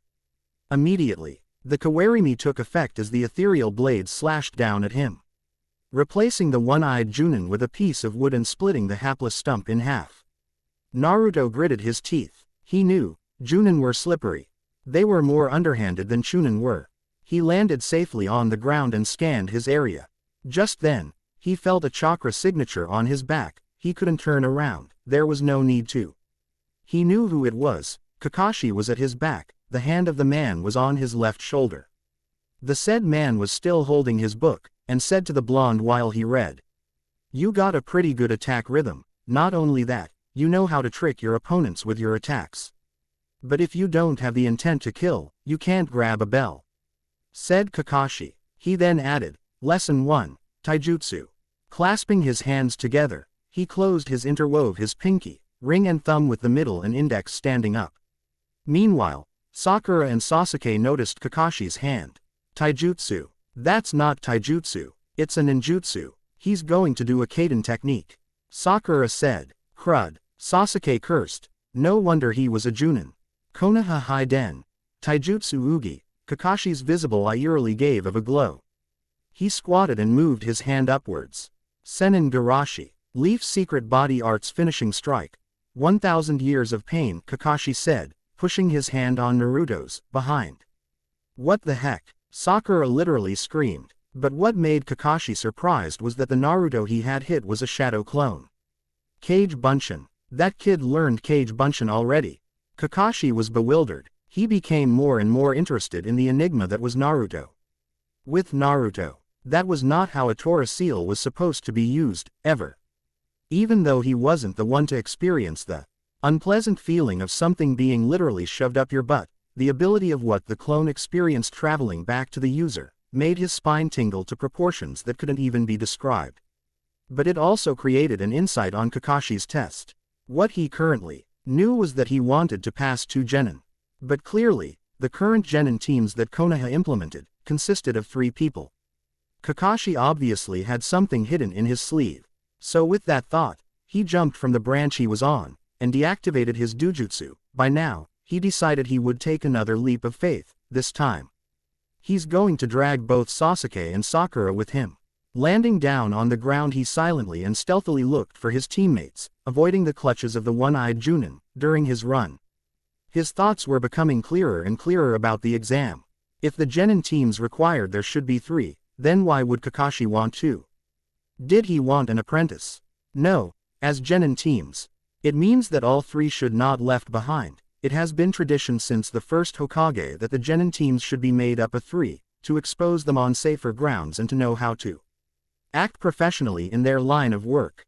A lacking member meant that there shouldn't be a genin team. They were supposed to balance each other out. So what would make them so balanced? Well, for a physical assessment of the 3, Naruto knew Sasuke was faster. He had a speed that most others in the academy could not keep up. Even he couldn't. He hated to admit it. But it was true. Sasuke would strike fast and strike decisively. But he did not have enough stamina and power to finish a fight quickly. He had the technique to hit the vital points, but he did not have the proper strength to deliver a finishing blow. Compared to Naruto, who was unorthodox, who had no technique whatsoever, but he could hit fast and hit hard. He could strike so powerful that it could stagger or effectively kill his opponent in one blow. But he couldn't very well control his technique. He had a lot of openings compared to Sasuke, but it was compensated with his physical form. He wasn't fast, but he was agile, and his strength in delivering blows was deadly. Sakura had the theory concept of fighting down perfectly. He can have the perfect form that could make even Sasuke jealous, but it was lacking when she didn't have a proper physical body. She can't strike fast enough to deal a blow against an opponent. She relied more on her strength than her attacking speed. But even if she did get a lucky hit in, it would spell a staggering blow, quickly making multiple openings for her to strike. She wasn't as fast as Sasuke or as powerful as Naruto, but her form in taijutsu was best, making her the better technique-based fighter than the other two. It's making sense now, thought the blonde, as he leaned back in a tree scanning an individual test. This is a test of knowing what lies beyond the test, to read between the lines. This is about cooperation, teamwork. Of course, it made perfect sense. Why else were you put on three-man teams? It is to balance out your weaknesses until the instructor teaches you how to cover them. How come he didn't notice earlier? Then he remembered what Kakashi said earlier. The one that doesn't grab a bell, fails, is tied to a post while I eat lunch in front of him, and gets sent back to the academy. It was to act as a diversion, to make us think for ourselves. That's why we were separated. So, if one of us fails, he thought grimly, as he then saw Sakura a heap on the ground. He gritted his teeth. He knew Kakashi began to hunt them down one by one. If he gets to Sasuke now, no, he had to take care of Sakura first. She needed aid first. Feeling the effects of a genjutsu on her, Naruto remembered how to break genjutsu back in the academy.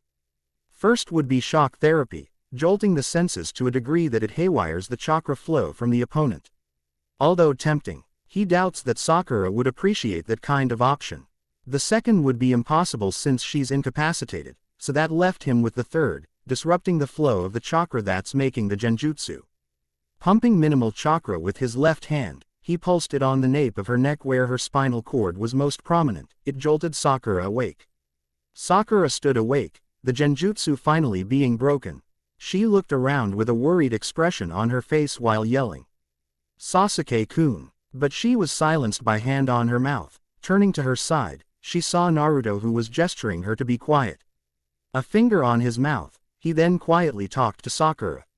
"Come on, let's get Sasuke before Kakashi gets to him. I'm not asking you to fail him. In fact, I have a plan on how the three of us could pass this idiotic test," said Naruto. Sakura could only nod solemnly.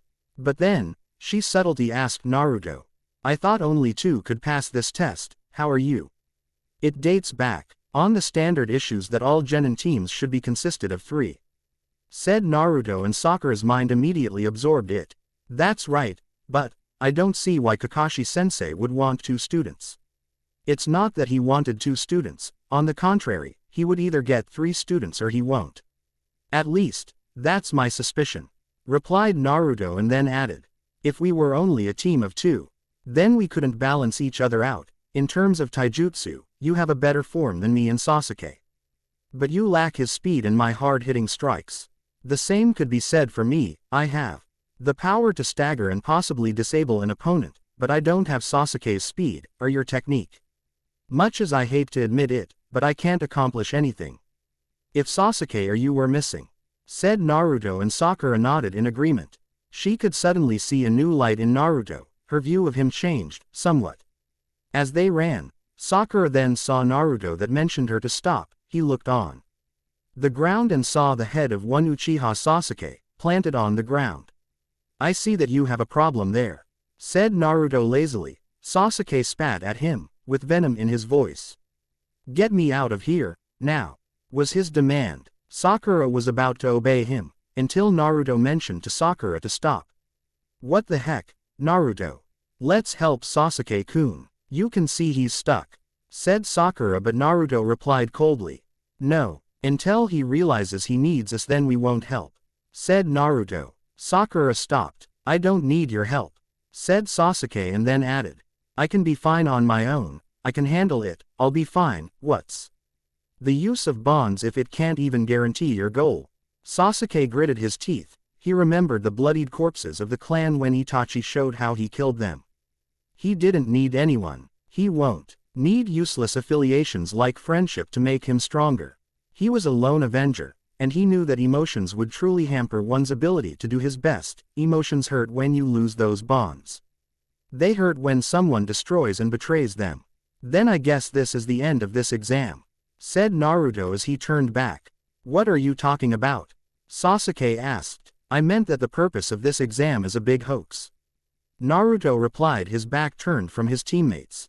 Sasuke frowned at the blonde's statement as Naruto added, I should have realized it sooner, the fact that the exam is not focused on individualistic skills.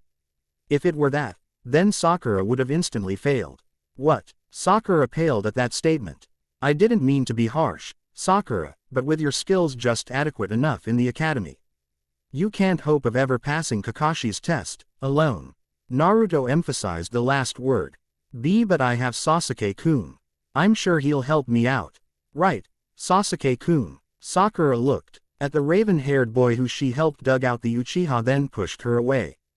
Che, as if anyone would bother helping out someone who's weak.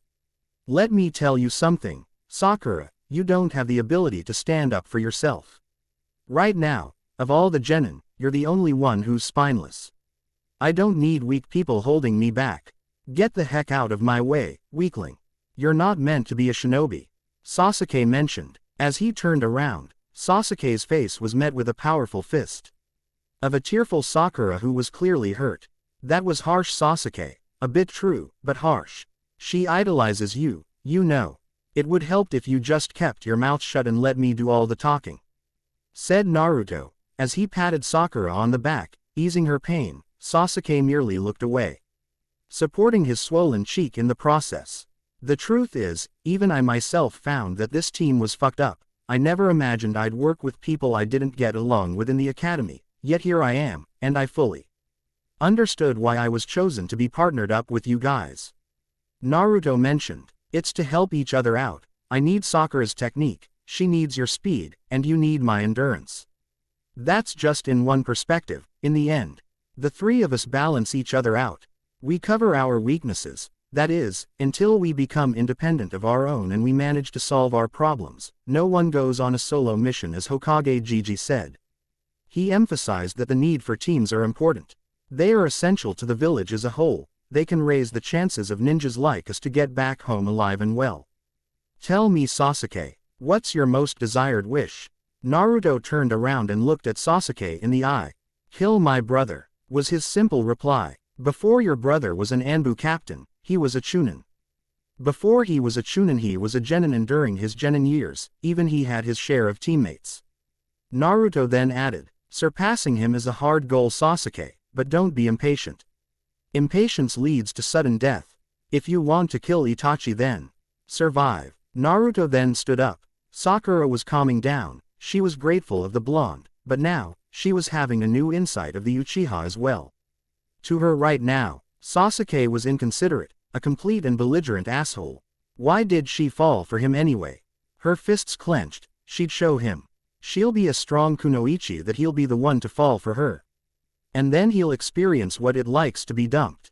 With that in mind, she stood up. She didn't care about love for the moment, her concern for right now, being a kunoichi.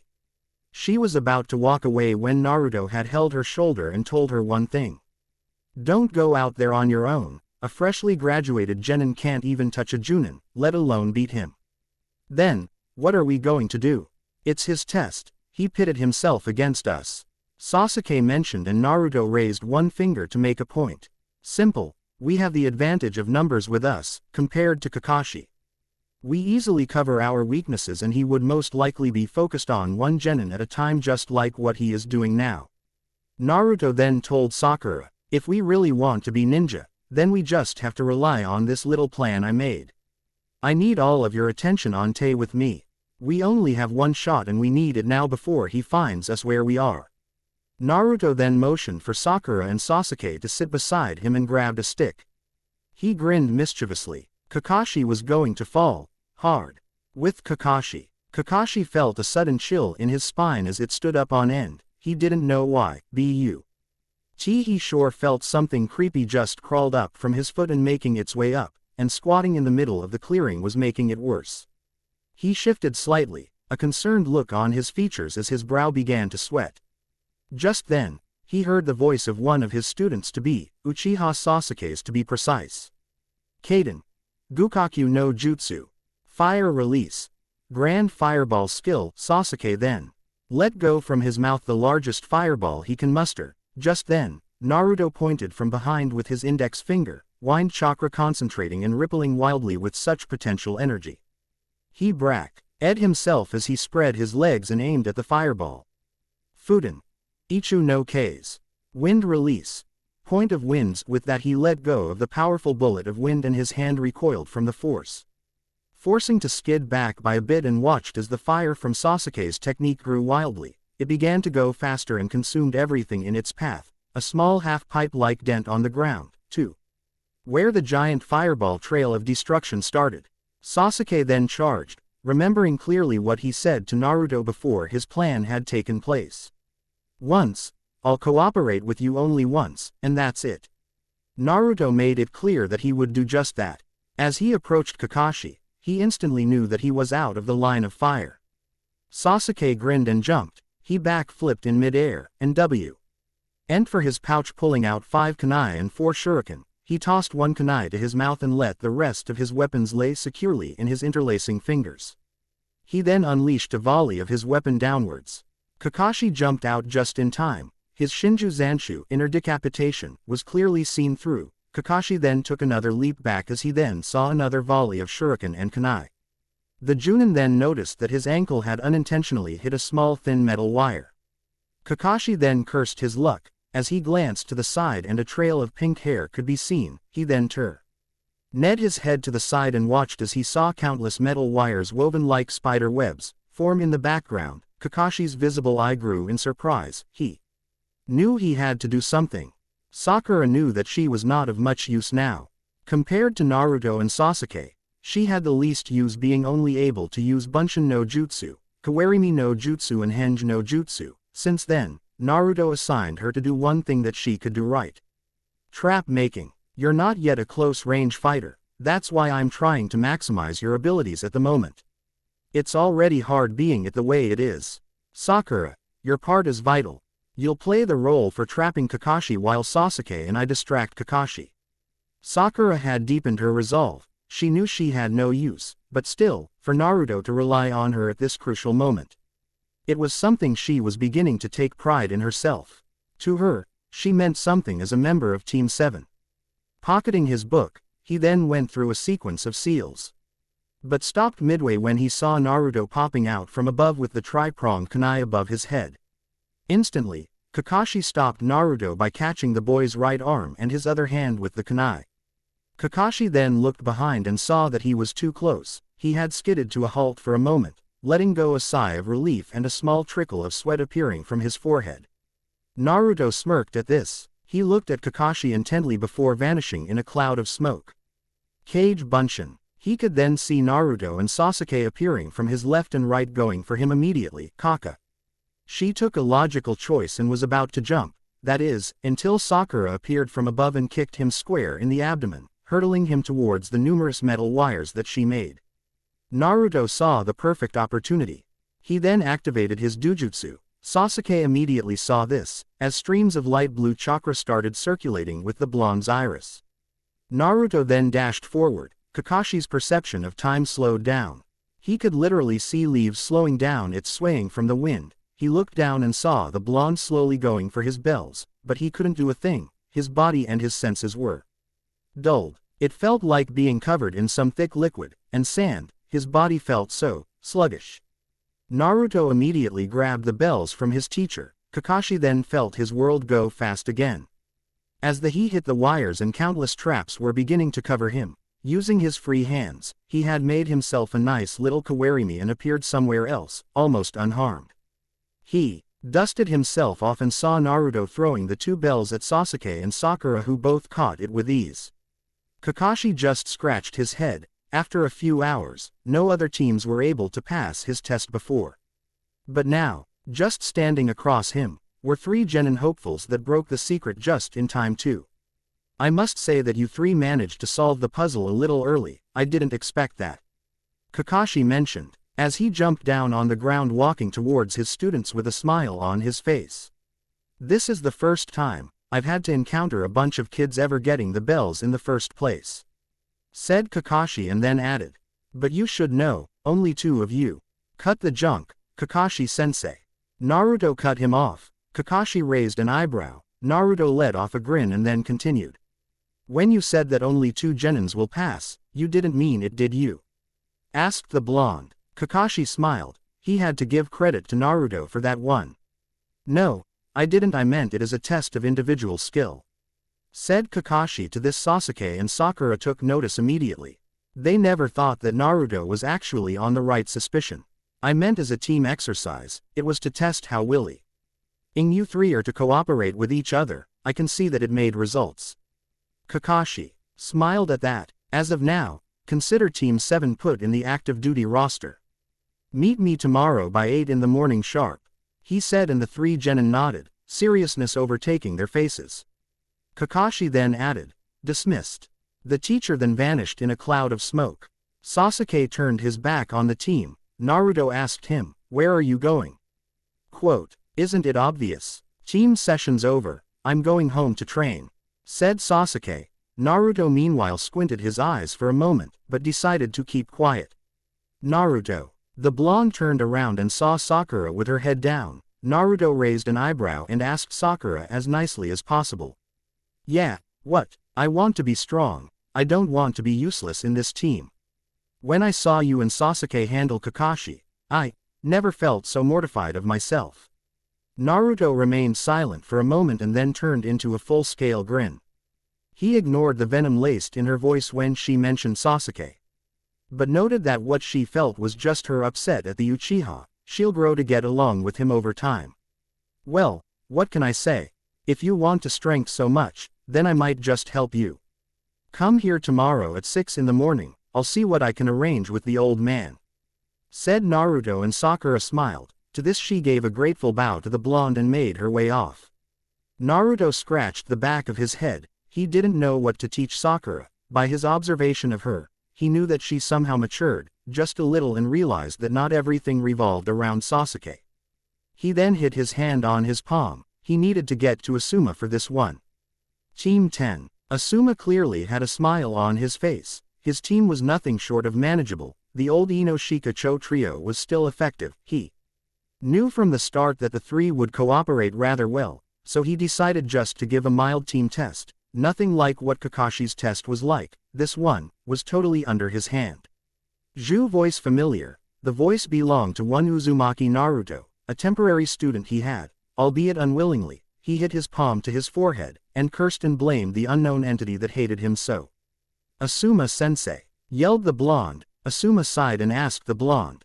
What, Naruto? Asked the chain-smoking Asuma. He needed a quick fix, now.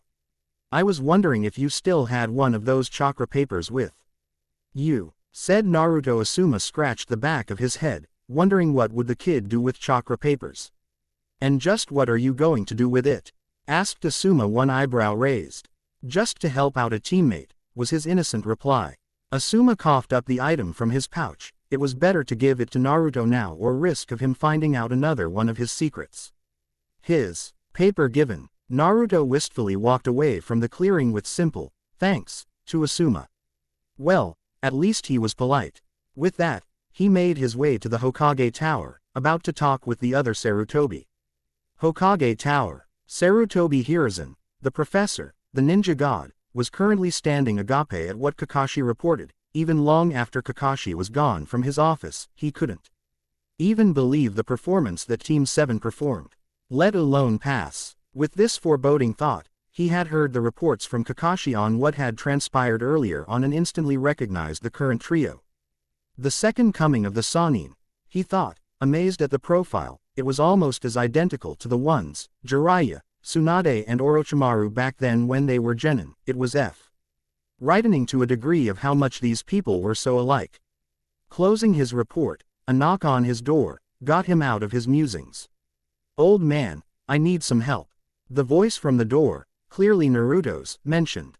With a simple, "Come in," the blonde genin rushed up to the Hokage and asked him some basic jutsus involving elemental-based attacks. Sarutobi scratched his head in wonder what the blonde wanted, but was enlightened when he explained that the person that needed the help was his own teammate, Sakura. Naruto explained his desire to help her, and the fact that he pitied her somewhat. Sarutobi gave him the most basic jutsus he could find. They weren't very flashy, but they got the job done. Naruto unfurled the scroll and saw exactly 5 elemental ninjutsu, one of every element. He noticed the description in 1. Fuden. Shizuka no K's wind release, silent winds. It was a technique mostly used to cut deeper than an average kunai if ever the conventional tools were out of stock. Naruto simply nodded and pocketed the scroll. All the while, he wondered what was a giant turtle doing at the front of the office. He had to shrug and let it go, for he had something important to do tomorrow. The next day, Sakura waited patiently at 6 a.m. It was still early as she yawned, but she completely ignored her own boredom and decided to do her warm-ups. She began to do some stationary jog.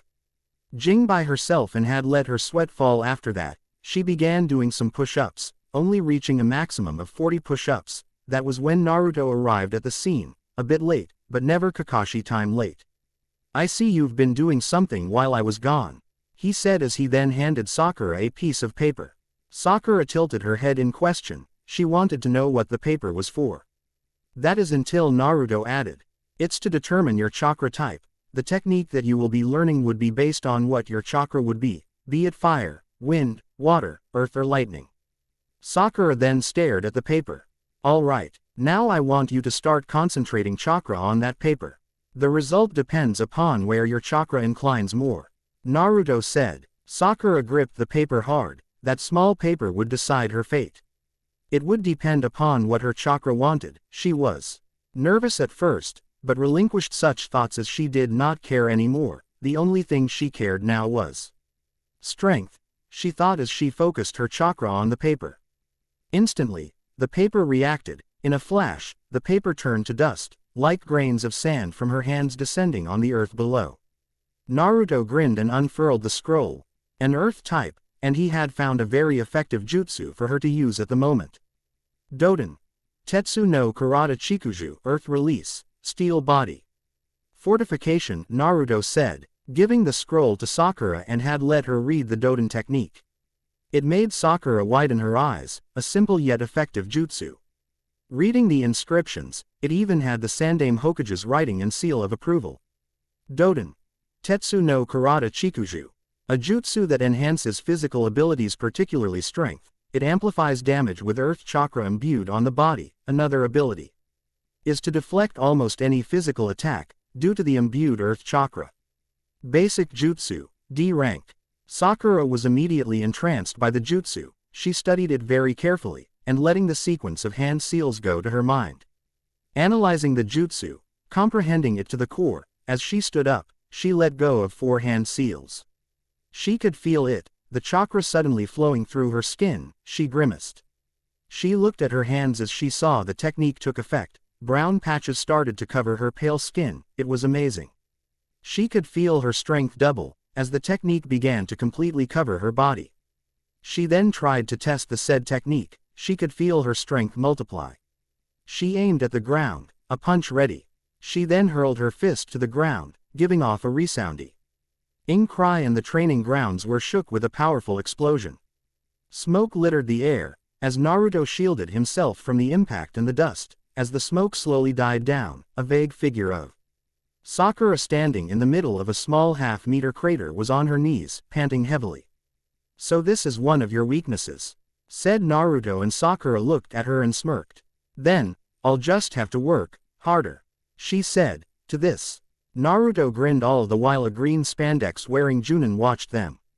Sakura looked tired and she cursed under her breath. She was then on all fours, looking at the ground beneath her. Darn her and her limited reserves. Crud, was all she could muster until the Junin approached them. "That technique you used is most youthful. I have never seen such prowess in handling jutsu before." Naruto had to cover his ears. The voice that the man had was likened to a nail scratching a blackboard. It made his ears bleed. I don't see what's so great about it. She couldn't even maintain that jutsu for more than 3 minutes, a standard to all mid to high genin levels. Naruto said. Sakura meanwhile cursed. Had she neglected her physical attributes that had resulted chakra reserves lower than a genin? This was not acceptable. She slowly stood up. Her hands and her legs were shaking. Her outfit was already dirty. She raised her hands and went through the same 4 sequence seals until Naruto stopped her by holding her hands and stared at her intently. That's enough. Breaking your limits may be good once in a while, but doing it again could cost you your life, said Naruto. Sakura stubbornly yanked her hands away from Naruto. No, I need strength. I need to show everyone that I'm not useless. That I'm someone that can be relied on, she said. Naruto remained silent. He looked neutrally at his teammate and then looked at the green-clad Junin. Why are you here anyway? Asked the blonde. The green-clad Junin merely said, I have heard the mortified cries of one youth who wishes strength. So naturally, I, Maeda Guy, the green beast of Konoha, shall help this youth achieve her goal. Naruto winced at the loudness of the Junin's voice. Talk about attention grabber. Tell me, are you Kakashi's students? Naruto answered him with a simple nod. Guy relatively got excited that he was crying rivers from his eyes and began screaming. Yosh, I have the chance to one-up my rival yet again. Sakura merely raised an eyebrow. She could feel her reserves slowly replenishing themselves. She wondered what the said man was talking about. More vocal one, asked.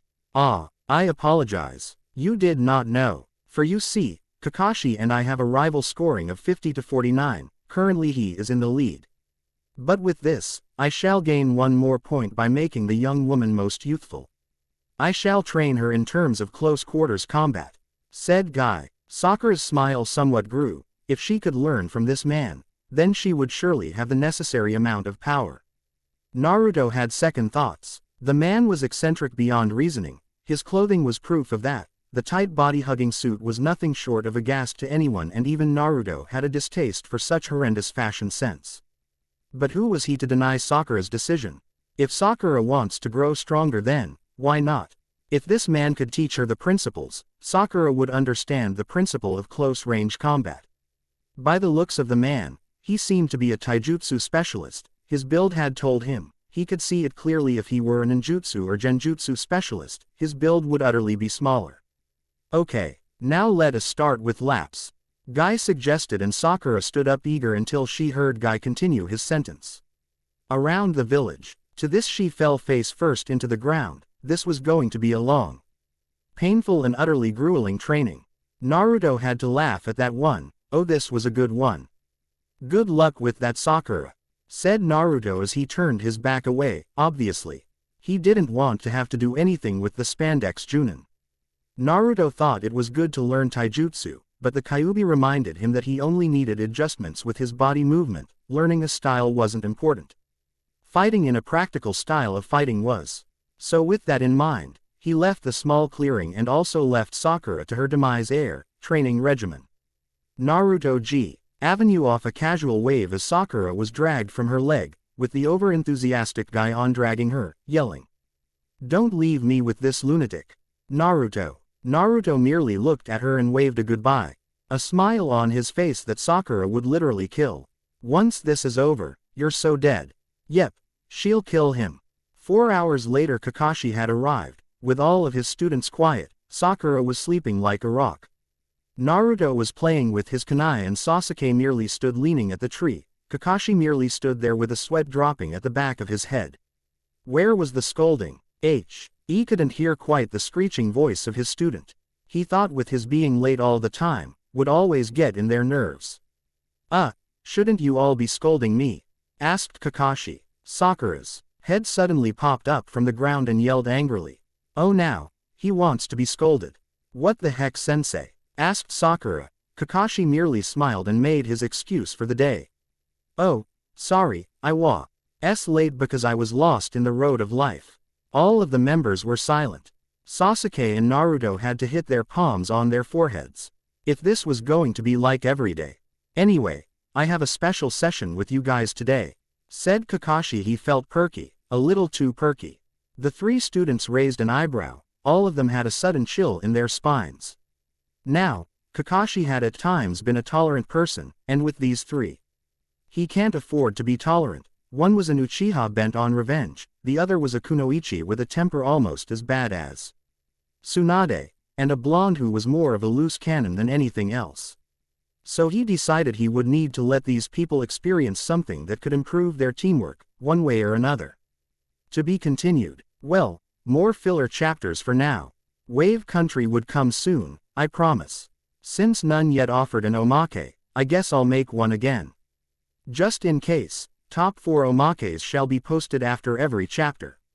Any theme is appreciated. Forgive me if my humor is lacking.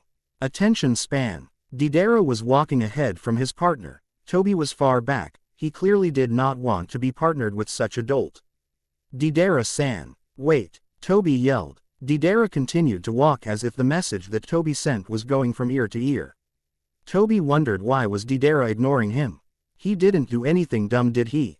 He didn't do anything naughty, that's for sure. Toby is and will always be a good boy. He grabbed something from his limited edition, tailor-designed Akatsuki cloak.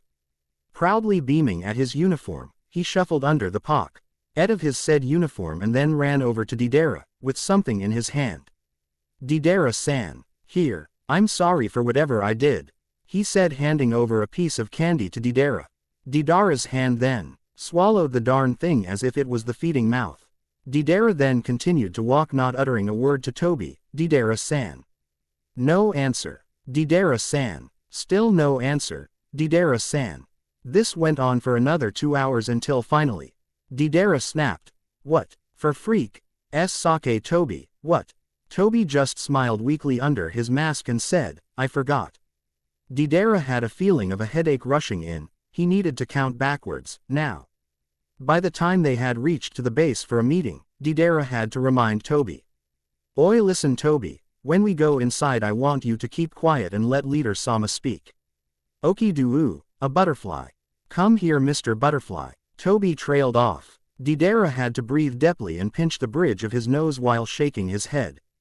Got the attention span of a red-tail swallow. Come here little birdie. Deidara trailed off. Far in the back, Pain and Itachi were at the base of the rocks. Pain was shaking his head. I'm surrounded by idiots, he muttered. I can relate to that, said Itachi, eyeing Kisame, who was oblivious to the discussion. Pain was experiencing right now his own pain of why did he recruit such bumbling idiots in an organization that was so evil it made sailors piss their pants. Being a god sucks, was all he could say as he went inside and began to drink some sake. Forget world domination, he was going to be teacher. Jutsu Library. Fuden. Shizuka no Kei's Wind Release. Silent Winds, a soundless technique used as a last resort in case ninja weapons run out. D rank, more on this next time. Doden. Tetsu no Karada Chikuju, Earth R. Elise. Steel body fortification, low-level jutsu used to increase the body's strength and defense. It makes all physical attacks and some elemental jutsus useless. D rank. Chapter preview. A devious M. And reaches towards the village of the leaves. He spouts lies and spews sweet words. Vague as it may be, but Naruto and his team accepts their mission to get rid of nuisances in Wave. Kakashi has his doubts. Next chapter. Light. Chapter 9. Light. Oh, Hokage-sama, I didn't expect you to be here, Kakashi exclaimed. The 3 genins turned to their backs and before they knew it. I don't see T. He gacked. They were out like light bulbs, with Naruto. Pain. There was only pain. He felt like being ran over by an ox. There was that indescribable feeling on the back of his neck that in the fact he had he felt his flay upper torso being bound, and something his back and sides were leaning on. Opening his eyes, he found himself bound, sitting on a raft and with Sakura and Sasuke at his sides. Just what in the heck is going on? The blonde literally screamed. Sasuke was the second to wake up, feeling groggy and something akin to a hangover. He reached up to grab his neck to shoulder it but could not do so. Opening his eyes, he could feel that the floor that he was sitting on was steadily shaking up and down. Looking around he could see that the area he was currently sitting on was in fact a makeshift raft. He then turned around to see an confused blonde and an unconscious Sakura sitting along with him, with a pole by the center. Ah, I see most of you are awake. To this, both boys too. RNED around and saw Kakashi sitting by the side of the river reading his favorite book. What gives? God damn it. Is this some sort of punishment? Whatever it is, I didn't do it. I swear, said Naruto. Oh silly boy, this isn't a punishment. More of like a training exercise, said Kakashi. Naruto and Sasuke had to look at the G-look by tilting their heads. What? Seeing the confused state of his students, Kakashi was about to explain the purpose of the exercise until Sakura woke up. Ow! What hit me? Asked the girl. Reality, was Naruto's simple reply, earning a headbutt from Sakura. The blonde's head rocketed back a little from the pain as he said, "The heck is your problem?" Asked Naruto. That's for leaving me behind with that lunatic. And another for talking smart back to me, said Sakura. Sasuke had to sigh and said to both his teammates, he felt he was the one who needed to act mature. Oi, morons, quit bickering and find a way to get out of here. WHO asked you. Bastard, replied Sakura and Naruto, giving off Sasuke a headbutt of his own. Sasuke had the urge to kill his teammates then and there, if only he wasn't bounded by these stupid ropes. Kakashi coughed and caught the attention of his three students. Ah, the reason for this little team exercise is that you three don't obviously have a grasp of how to really work as a team. Instead, yesterday, you three begrudgingly tried to work with one another. To this the three students sneered at each other and then purposely turned their heads from one another. I can't have that. As a team, you three should know when, where and how you three should cooperate. And those are, every time, every place there is, and based on the given situation. The three had to stare at Kakashi with scowls on their faces. Basically, I'm teaching you three to be friends through a life-threatening situation. To this, three incredulous screams shouted out, "What?" Naruto, Sasuke and Sakura then saw Kakashi loosening the knotted rope by the end of the river bed, and then lightly kicking the said raft towards God knows where. See you back in Konoha, kids. With that, Kakashi disappeared in a plume of smoke. You can't do this to us.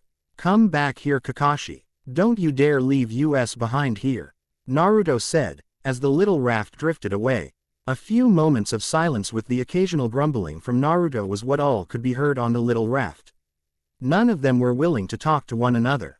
Sakura maintained her silence. She's not someone who you could easily make amends with, or so Naruto thought. Sasuke just didn't like to talk, and Naruto was too preoccupied swearing at his teacher to do anything. A few more minutes and the team began to feel that the ride they were on was starting to turn turbulent. Is it just me, or is the raft starting to shake? Asked the blonde. Sasuke looked at the two visible corners in front of him. He saw that indeed, the little pieces of bamboo sticks making up the raft were beginning to clatter. He cursed under his breath. Crud. Sakura then ranted. Some Junin he is. He doesn't know how to make a proper makeshift raft. Naruto casually replied, yes, Sakura, because ninjas use rafts to get across a river. Another headbutt. Would you quit it with the smack talk? Demanded Sakura. I talk however I want. You can't stop me. Don't tell me what to do. Who the heck are you? My dead mother. No, I'm just telling you to get your head in the situation. Contribute. Why don't ya? I've done more things here than I can count. How you were able to throw a goddamn punch? Why, you bastard. How dare you insinuate that to me? Me? I'm not insinuating anything. Would the both of you shut the freak up? Sasuke snapped at the two. You shut the freak up, came the reply from Naruto and Sakura. Then the two continued to have another heated argument. This was no good. The rapids were starting to get wilder. Kakashi's rope tying was too tight to squeeze out off, and to top it off, the raft was slowly tearing apart. Sasuke clenched his teeth and cursed. There was no way he'd die here. No, he would make sure of that. For now, it's every man for himself. If we don't get out of here, we'll be dead, was his simple statement, and Sakura replied, isn't it obvious, genius? Sasuke growled at that. Ooh, scary. I wish I hadn't pissed of Mr.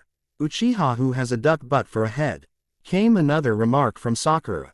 Meanwhile, Sasuke threatened, you, take that back, make me, prissy boy. Sakura was now swaggering Sasuke with the Uchiha unknowingly walking right into it. Meanwhile, Naruto was starting to feel dizzy as the ride got even more turbulent.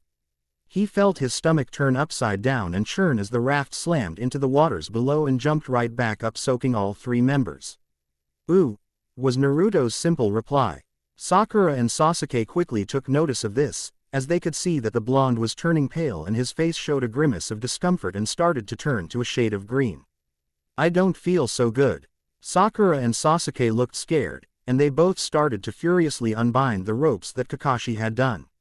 "I shouldn't have eaten that ramen surprise. I ate about 27 of those." To this Sasuke panicked as Sakura started to whimper. Just then, Naruto unloaded the contents of his stomach like a broken wall on a darn. BBBLLLLLEEEEEHHHHHH. Both Sakura and Sasuke were hit by Naruto's projectile as they looked at the vomit on their shirt started to smell. EEWWW. Sakura, being the more vocal one, exclaimed. Meanwhile, Sasuke stared coldly at Naruto so that he could unload all his frustrations on him. "Ooh," was all Naruto could say as he felt weak and was feeling lightheaded. He was slowly sprawling on the ground. The waters soon calmed down as the jagged rocks and pitfalls seemed to have ended. Both Sakura and Sasuke then calmed down for a bit. Naruto was drifting off every now and again, but otherwise fine. Sasuke had to look in disgust. The blonde was there sprawled on the floor of the raft, bound hard by ropes and couldn't lift a muscle. "HMPH. Goes to show you how weak he is," was his simple reply. "Oh, like how? He solved the bell test while you couldn't. Talk about weak, huh?" Sakura added. Meanwhile Sasuke had to ask, "I better hope that wasn't sarcasm." "Oh no, sarcasm is only reserved when you're being in butt, which now, clearly you're not," said Sakura. Sasuke scowled at that statement. Meanwhile, a loud sound came through Naruto's sense of hearing. It flooded his ears. He tried to stand up but found it hard to do so as his body was bound by the rope that was connected to the dingy raft. "What got you so elated?" asked Sasuke. The blonde then stared behind Sasuke and Sakura's back. He then said, "The sounds of crashing water. Come to think of it," Sakura said as she and Sasuke then turned their heads on their backs and saw something on the horizon that made his heart start to race. "A waterfall," was all he could say, and the three of them panicked. "Crud. This is all your fault, Sasuke." Naruto blamed the Uchiha. "My fault? How come this is my fault all of a sudden? Do you think it's my fault?" Sakura was weak and couldn't coordinate well. Sasuke exclaimed, "Me, you're the one that doesn't want to get along. How come you're placing this on me?" Sakura, she was shaking with fury at the audacity of the Uchiha. "It's because you're weak. You can't even land a scratch on my sleeve. That's why it's your fault. How dare you?" It wasn't as if the test yesterday was individual. It involved team dynamics. "If it weren't for that baka over there, we'd be back at the academy," said Sakura. "Idiot, how come you're insulting me when I didn't even do anything to you?" This time, Naruto replied, "Consider team dynamics. Dropping further from zero, if it could still be seen as a team, right now, all three of them looked like they would literally kill each other given the chance. Simple, knucklehead. It's because you left me for dead with that green spandex of a disaster. Even now I'm shivering in fright just by remembering him and his clone of a student." Sakura shouted, "Well, you wanted to get stronger, didn't you? It was by chance that he was there anyway. Screw you. I wanted to get stronger. Not get the idea of wearing tight green spandex around Konoha. Don't blame me on your stupid weakness. You've been fawning over duck butt over there since the stare in the academy." "Hey, I resent that remark," Sasuke said. Naruto ignored him. "Well, you don't have the right because you don't want to be part of this. If you want to complain, go take that thing keeping your butt tight and toss it. Geez, you're already a grouch when you're 12.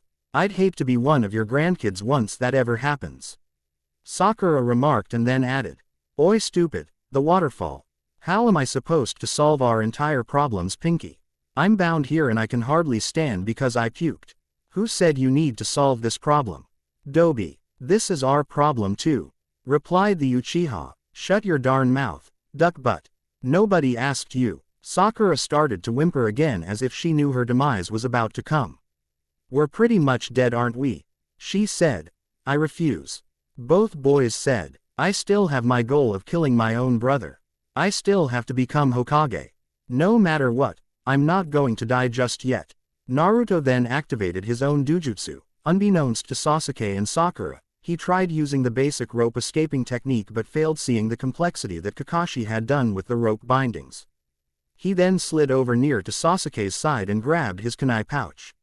Sasuke felt the sudden sensation of having his pouch grabbed, so he turned around Naruto and asked, "What the heck are you doing? Getting the three of us out of here, what does it look like?" Naruto replied, grabbing from the pouch what he needed, a kunai. His own kunai was lodged hidden under his sleeve, but with his arms bound to his back. The launcher was pretty much jammed. Grab a kunai from Sakura's pouch and start cutting the rope that's binding us to the pole, then we're going to cut the ropes tying us. Naruto said, and the two nodded. Sasuke did what he was told, and slowly but surely, he rummaged to Sakura's pouch. All the while, Sakura was trying to grab into his pouch but found none.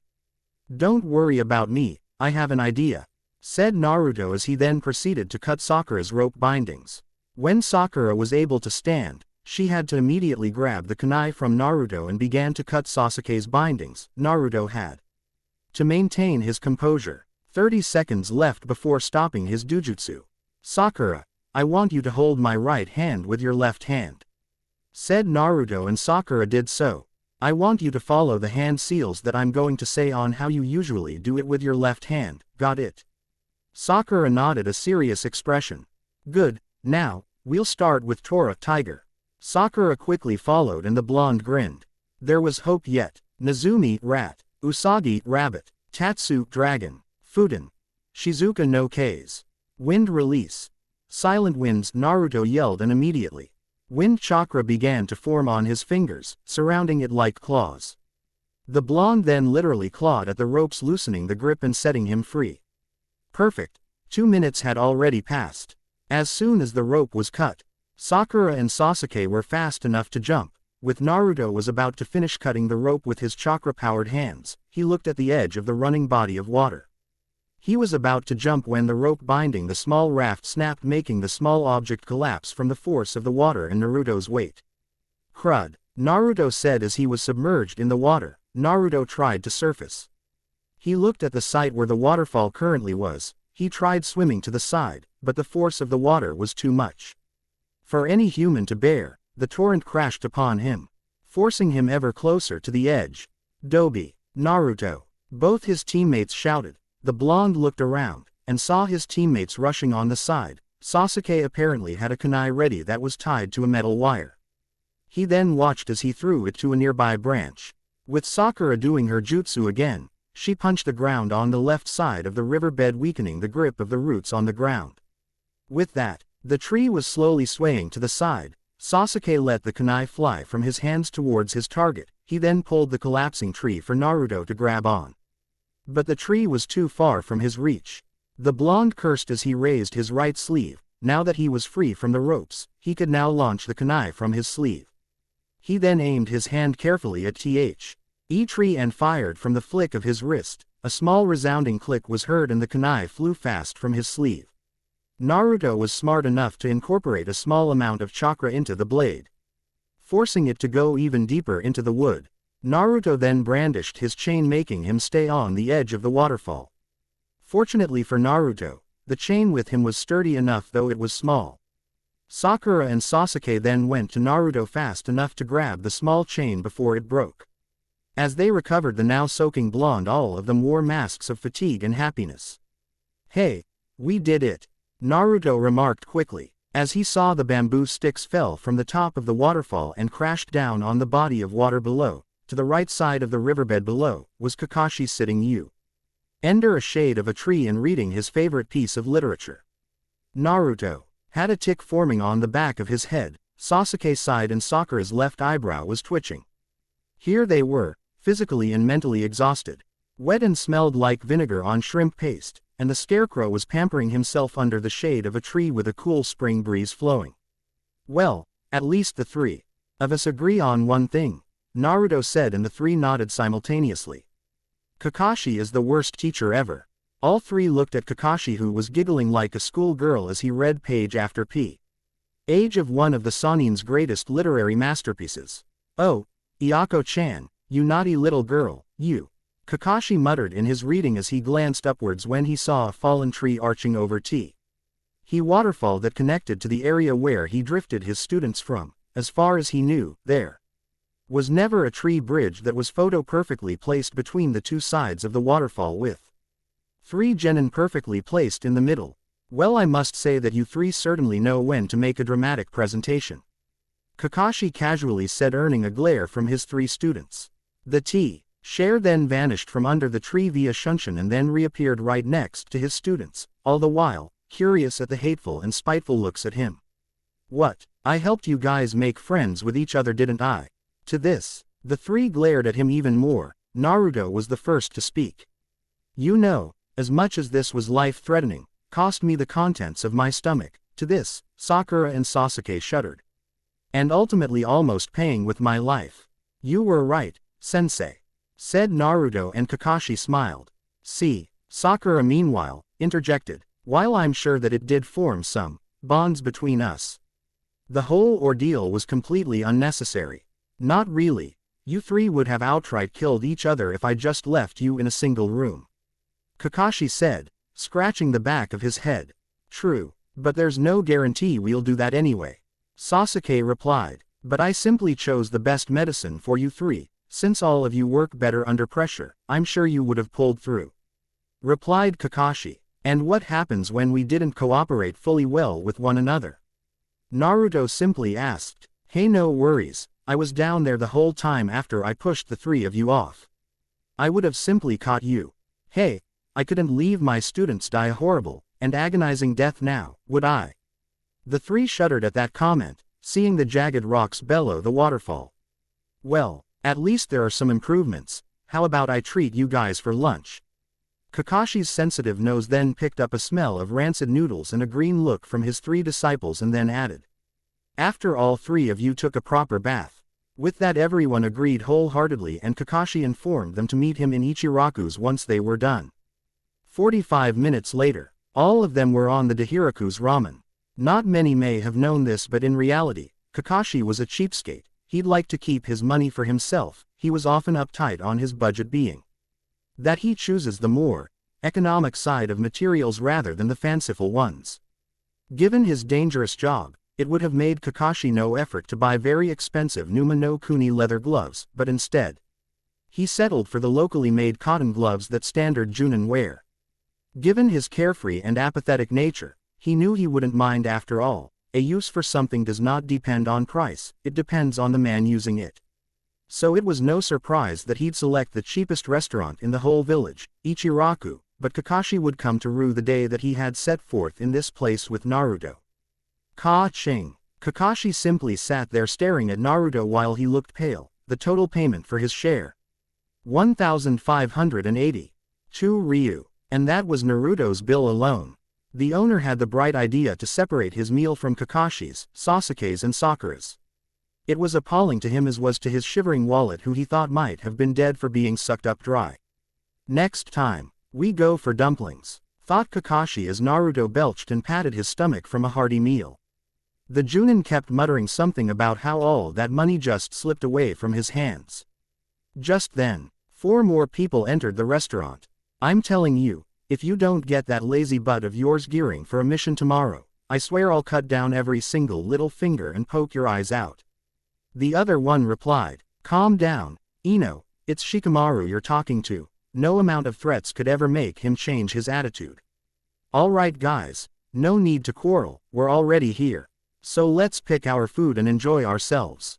The older one said, wow, I'd never expect you guys were here as well, said a newcomer's voice. Indeed, it is a pleasure meeting your peers in your academy days again.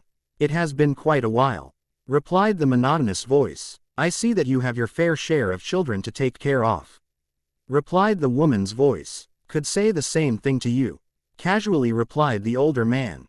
They then entered the small shop and found a pale Kakashi gaping at the ramen black hole that was Naruto. I see that you found out about Naruto's little obsession with ramen, said Asuma as he smirked at the one-eyed Junin in front of him. I knew he liked ramen, but I never knew he had such an obsession. Muttered Kakashi, and Asuma sighed and then continued. Fine, fine. I'll share 20% of what the total payment would be. Add these 3 twerps with me, they'll be eating here too. Kurenai then said, I would also like to treat my students for a job well done for today's team exercise. Treating them to ramen for a first should do the job. The students outside peered their heads inside and saw their fellow acquaintances quietly sitting from eating. Ino took this chance to glomp Sasuke, who merely gave an aggravated sigh. Get off me, Ino. Sasuke deadpanned. Ino giggled and replied, Oh, Sasuke-kun, you're so shy. Sakura merely raised an eyebrow and then laughed. And what, pray tell, seems to be so funny, forehead girl? Ino turned to her rival who was laughing at the scene. Oh, nothing, just the fact that Sasuke over here doesn't seem interested in women at all. Sasuke replied, trying to correct her statement before the others misunderstood, especially Naruto. God knows how he would address this. At the moment, Sasuke added. Ino pouted and crossed her arms, turning her head to the side who saw a content Naruto who was smiling wistfully as if he knew something. Ino raised an eyebrow and asked her fellow blonde, What are you so happy about? The blonde waved off a simple reply, Oh nothing, just the fact that I got to eat all of that delicious ramen thanks to Kakashi-sensei. To this, the scarecrow Junin whimpered. Ino looked at the Junin then to Naruto who merely belched again to indicate that he had his share of fill.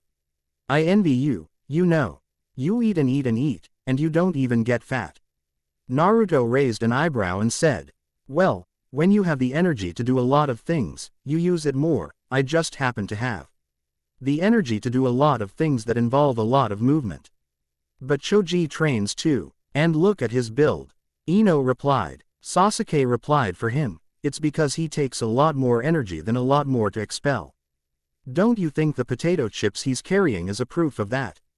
They're right, Ino. Geez, if you just eat and train a lot more, you could have a figure as great as probably that woman I saw by the dango shop. Everyone older than the 9 stewed.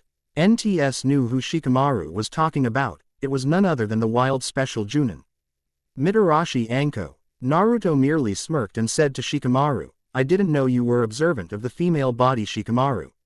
If memory serves, you find women troublesome, and would rather marry a cloud in a shape of a woman rather than a woman that you saw on a day-to-day basis. Shikamaru scratched the back of his head and replied, I'm a guy too, you know. I happen to have the same hormones as any other guy.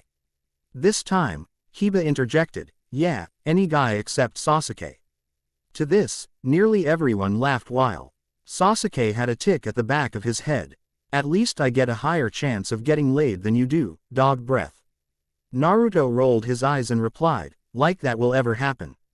To this, Sasuke conceded, Stop doubting my sexual preferences, I am and shall forever be straight. End of topic. Geez, what a killjoy. Hiba muttered and sat down. Hinata followed, sitting beside Naruto. She bowed a S like any other graceful lady and greeted Naruto. Good afternoon, Naruto-kun. She replied. Naruto turned his head and grinned at Hinata, who returned the gesture. He then added, Yo, Yamato Nadeshiko, 1. Hinata blushed and Ino and Sakura raised their eyebrow. Kurenai meanwhile, chuckled inwardly while saying, Oh my. Kakashi and Asuma meanwhile, simply laughed. Hiba was fuming and Sasuke's eyes gleamed, Ooh. Now he had something against the blonde. Shikamaru then ranted, Geez Naruto, you have a way with words but you don't even know it. Who knew you could literally flirt with the Hyuga heiress? Naruto meanwhile tilted his head to the side and asked as if he was the only oblivious person in the small restaurant. What? I only said the truth.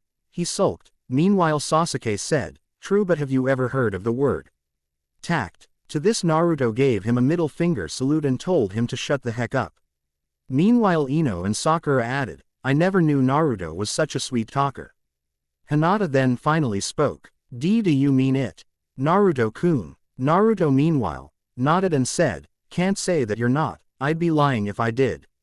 Hinata then stood up and tuned from her teammates. I have to inform father. With that, she dashed to her home as fast as possible. Kakashi and Asuma meanwhile put a hand on each of Naruto's shoulder. I hope you would take responsibility for this, said Asuma. I may not have been with you since your childhood,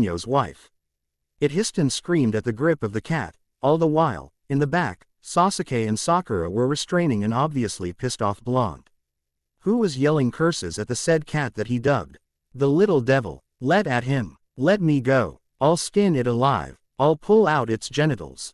He threatened. Sarutobi gave a thankful sigh that the fire daimyo's wife was not in the building anymore and that she was oblivious to Naruto's constant threats to the aforementioned monster. He then grabbed another scroll from his desk and said, "All right, this is another D-rank missions. You are to go to the fields and till the soil and plant fertilizer on the ground."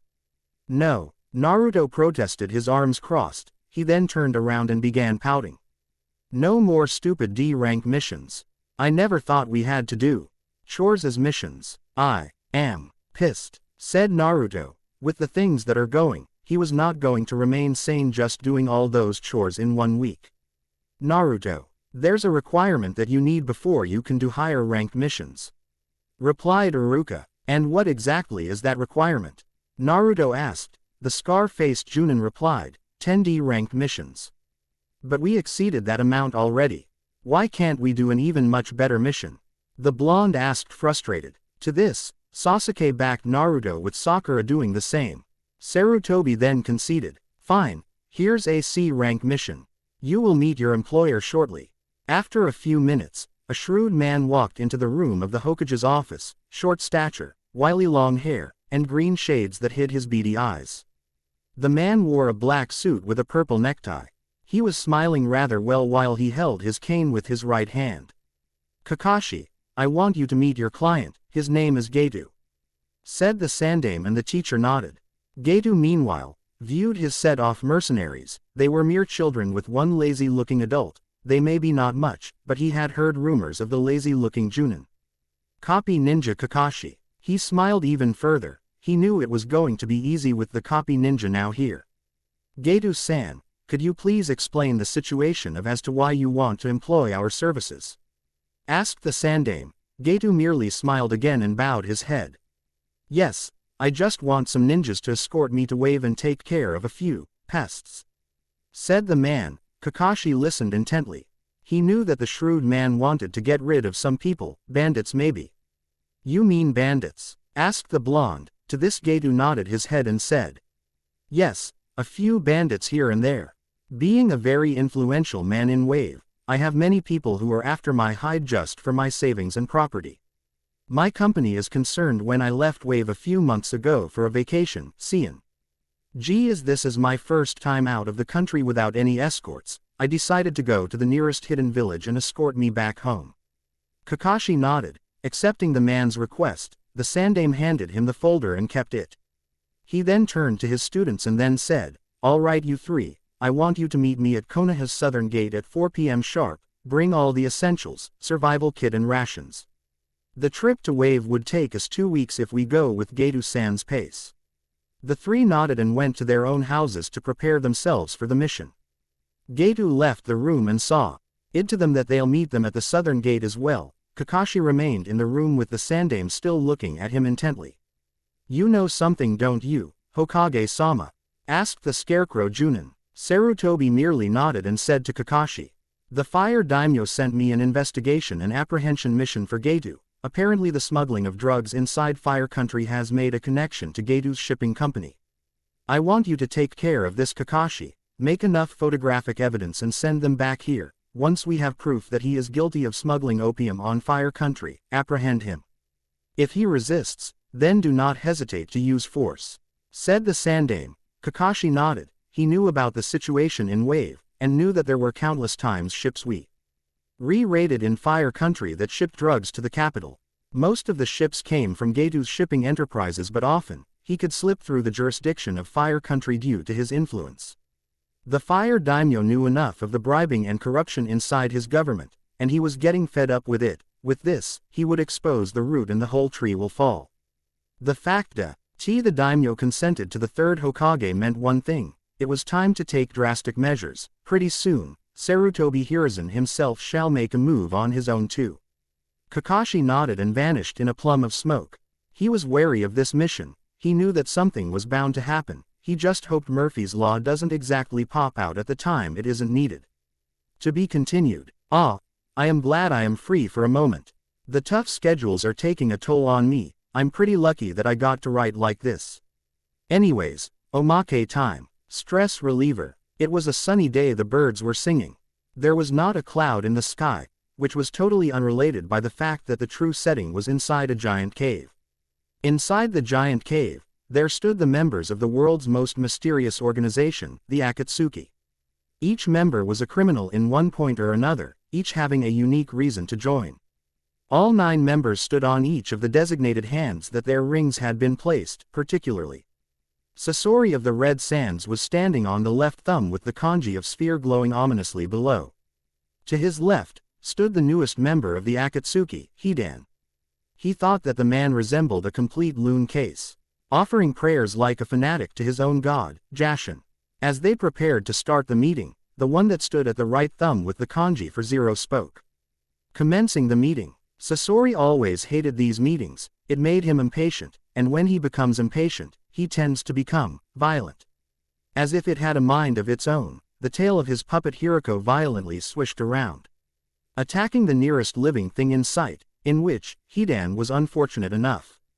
Ouch. Geez, motherfuck, what the heck? Hidan cursed pain, then asked, "Is there something the matter, Hidan? This goddamn puppet fetishist just stabbed me with his tail. And on my head as well," Hidan said, pointing to the top of his head where the needle was skewered at the crown and gorely went through his jaw. "Seriously, you better get this off me before I slash you with Jashin-sama's wrath," Hidan said. Itachi meanwhile, raised his left eyebrow. "I can see why he was recruited." Pain nodded and then said, "Deidara, for the next missions, I want you to go and scout Suna no Kuni for the Jinchuriki of the Ikibi no identity and have a monitor with him with the help of Sasori. I have given you all the orders for this meeting." Dismissed. With that, the astral projection of Pain and the one with the flower on her head vanished, his associates still remaining on the top of the fingers. "So, what now?" asked Deidara. "Do our tasks, obviously," said Zetsu. His other half then said, "Dumbass." Deidara had a tick on his forehead. "Zetsu, you better keep half of your mouth shut if you don't want me sticking a wooden stake in your face." "Geez, you're that sensitive?"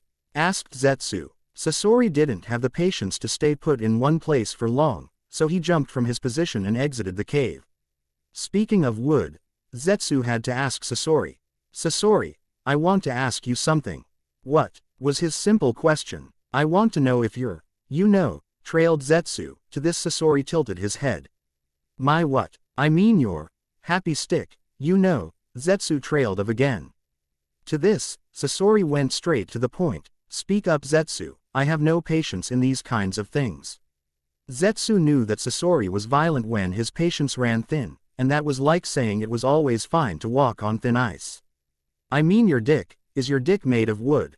His other half callously said. To this, his white half did a face palm. Zetsu mumbled about considering himself ground fertilizer. To this, Kisame laughed wickedly, Hidan laughed maniacally, Deidara somewhat too. CK led with Itachi and Kakuzu merely stood there looking apathetic as ever. Sasori had never heard this question before, not even from Deidara himself, as his partner figured that his private life was needed to be left alone. So without any experience for that question, he answered rather callously. I'm made up of wood, with the only thing organic as my heart, so you probably know the answer. Hidan then said to Sasori, feeling as he needed some form of payback. Ha ha ha. Hey, Sasori, when was the last time you got laid? Asked the invulnerable man. Yet, another question came up that Sasori couldn't answer quite well. So he said, no, I don't believe so, I never got what you said is, laid, said Sasori. He really needed to get going, the questions that bombarded him made him somewhat anxious. No wonder you're miserable, Hidan said between a fit of laughs. Sasori didn't know why, but he suddenly had the urge to brutally and utterly destroy Hidan. Better yet, I bet you're stiff all the time but you can't expel it. Ha ha ha, oh Jashin-sama, what an idiot this guy is. That had been the last straw. With all his anger, his tail began to quietly creep towards the laughing Hidan and began to stab him over and over again. Hey, what are you doing? Ow, what the he-ow, stop it you bastard ow, he said as his tail began sticking and extracting the needle of his tail and then sticking chi again in different parts of Hidan's body. Sasori suddenly felt relieved, as if a weight had been lifted upon his shoulders. He suddenly realized that Hidan was the perfect stress reliever every once in a while. Trans notes, Yamato Nadeshiko, means the ideal Japanese woman. A woman who is meek and upholds tradition, is prepared to die with her husband if dishonor is imminent.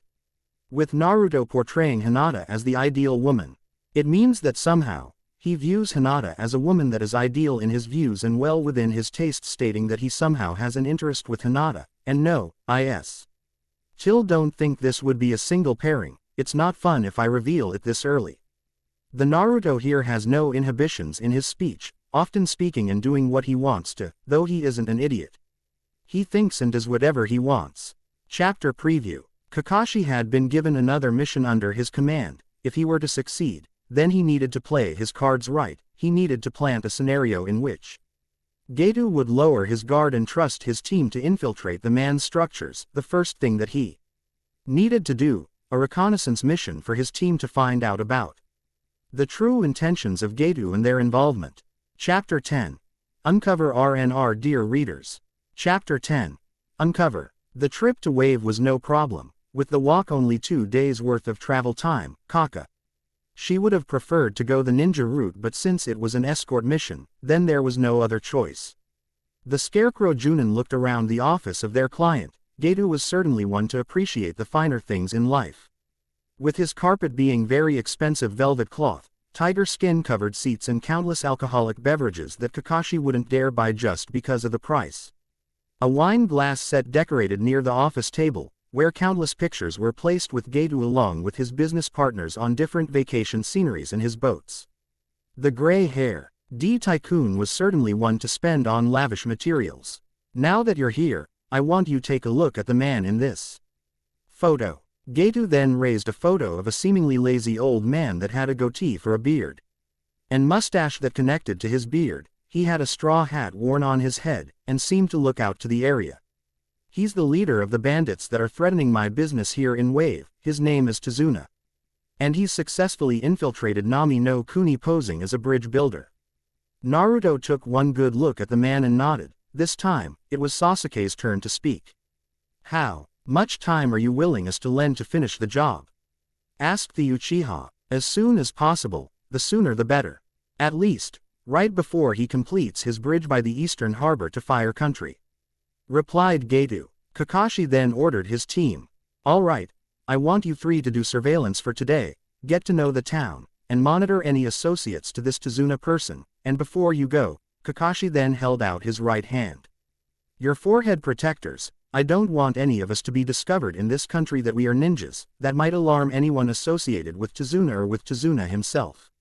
We might never know if Tazuna would decide to make a move first.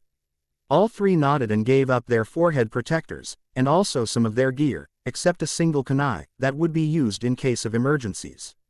It was a good thing that they were on boat when they were heading to Nami from the shoreline of Fire Country after their walk, and it was also a big help that Geto was generous enough port on his nearest shipyard. It gave the shinobi time a lot more ease in traveling. Except Naruto, however, as he seemed not too fond of sea travel. Who knew he had seasickness anyway? Naruto had to admit though, being at a new country was a somewhat exciting. As he exited the room, he and his teammates walked towards town. Once they made it to the town, the three agreed to split up to cover more ground. Naruto going to the northern section, while Sakura and Sasuke went east and west respectively. With Naruto walked casually around the streets of Nami no Kuni, feeling his stomach churning. By the fact that he had just vomited his lunch again once they were on land. He felt compelled to quench his hunger. His stomach was rumbling for food, so he thought that he should first have his fill before continuing with the mission. Who knows? He might encounter some info regarding this Tazuna person. Seeing a somewhat rundown ramen shop, he thought for a second, contemplating on whether he should enter or not. But his hunger took a better hold on him and couldn't resist, so he went inside. Whenever Naruto usually goes, trouble isn't exactly far behind. With Sakura looked around at the different shops of Nami no Kuni. There were plenty to buy souvenirs from, but it all seemed too expensive. One keychain of a wooden carving of a dog was worth 500 ryu. Kindly approaching the vendor, she asked the man who was leaning against the entrance of the inside of his shop. May I ask, sir, why are your products so expensive? The man frowned and replied, a tourist not particularly versed on Wave's current situation, are you? Sakura just gave off a NTARD. Geto managed to monopolize all the business deals here in Wave. That guy suddenly came here and with his band of thugs started harassing the villagers and immediately came up to the town square and spoke to us like he owned the place. Sakura was shocked though. Their employer was a greedy, power-hungry bastard. Bent on monopolizing a whole country. She had to deny it at first and then asked. But I heard that the bandits here were brought by this man named Tazuna. Che, don't believe what you hear, girlie. Tazuna's practically a hero by the common folk. That man has been bravely building that bridge even with Geto's constant death threats. I just wish he completes that bridge before Geto kills him. He's our last hope. The sooner the better, said the man. Sakura didn't know what to think. They were hired by a crime lord. It was against her principles to do jobs that befit a common thug. She was a shinobi, and shinobi still have honor. Hey, are you going to buy that? Added the vendor. Sakura absent-mindedly placed the little dog on the stall and left with Sasuke. Looking at the depressed state of the people, Sasuke thought in dismay upon the situation. Would have been better to just kill them here and be done with it. Thought Sasuke, seeing as many homeless and malnutri men and women making makeshift houses in cardboards. As he went past the people there, he suddenly noted two people passed by him. They were wearing forehead protectors, something that shocked Sasuke. He did not see any other shinobi in the place that Geto had shown them. He turned his head and saw that the men had already vanished. With that, he cursed and walked faster. With just that encounter, it might have blown their cover. With Naruto, a sound of shattering wood was heard and out came flying a muscular man from the dingy little ramen shop. Naruto walked outside, chopsticks still in his mouth and cracking his knuckles. What did you call me, punk? Asked the blonde. He lifted the man by his collar and said to his face. What did you call me? Asked Naruto. Again, asked. This time the man replied. Freak you shrimp. I ain't scared of no short stuff. The man screamed. This time, he earned another punch to the face from the blonde. If it was one thing that Naruto hated, was someone making snide remarks about his height. Naruto then shook the man's collar and shouted, "Take that back, you bastard. I still have to experience my growth spurt. How dare you make fun of my height?" said Naruto as he continued to shake the now dizzy man, and Naruto kicked him in the shin. The man screamed in pain as Naruto let go another series of punches to the man, pouting like a little kid while he did so. Excuse me. Naruto stopped his berserker tendencies, and turned around to a woman, at least a few inches taller than him, wearing a pink kimono, long straight black hair that ached to her back and chocolate brown eyes that seemed serene. The blonde looked at her curiously. "That man that you're beating up, isn't it a bit brutal?" she asked. Naruto just pouted and turned his head, arms crossed on his chest and sulking. "Yeah, well, he made fun of my height," said the blonde. The girl chuckled lightly, a hand over her mouth. "I'm sure you'll get your growth spurt someday," she mentioned. To this, Naruto looked up and smiled. "Thanks. Haku." The girl named Haku continued.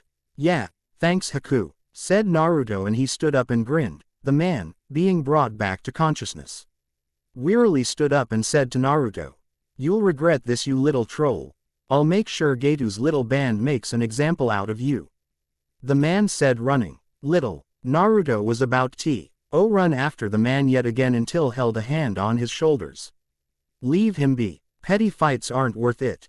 "Don't you think so?" asked the girl, who smiled, and Naruto let down his hands and bowed his head.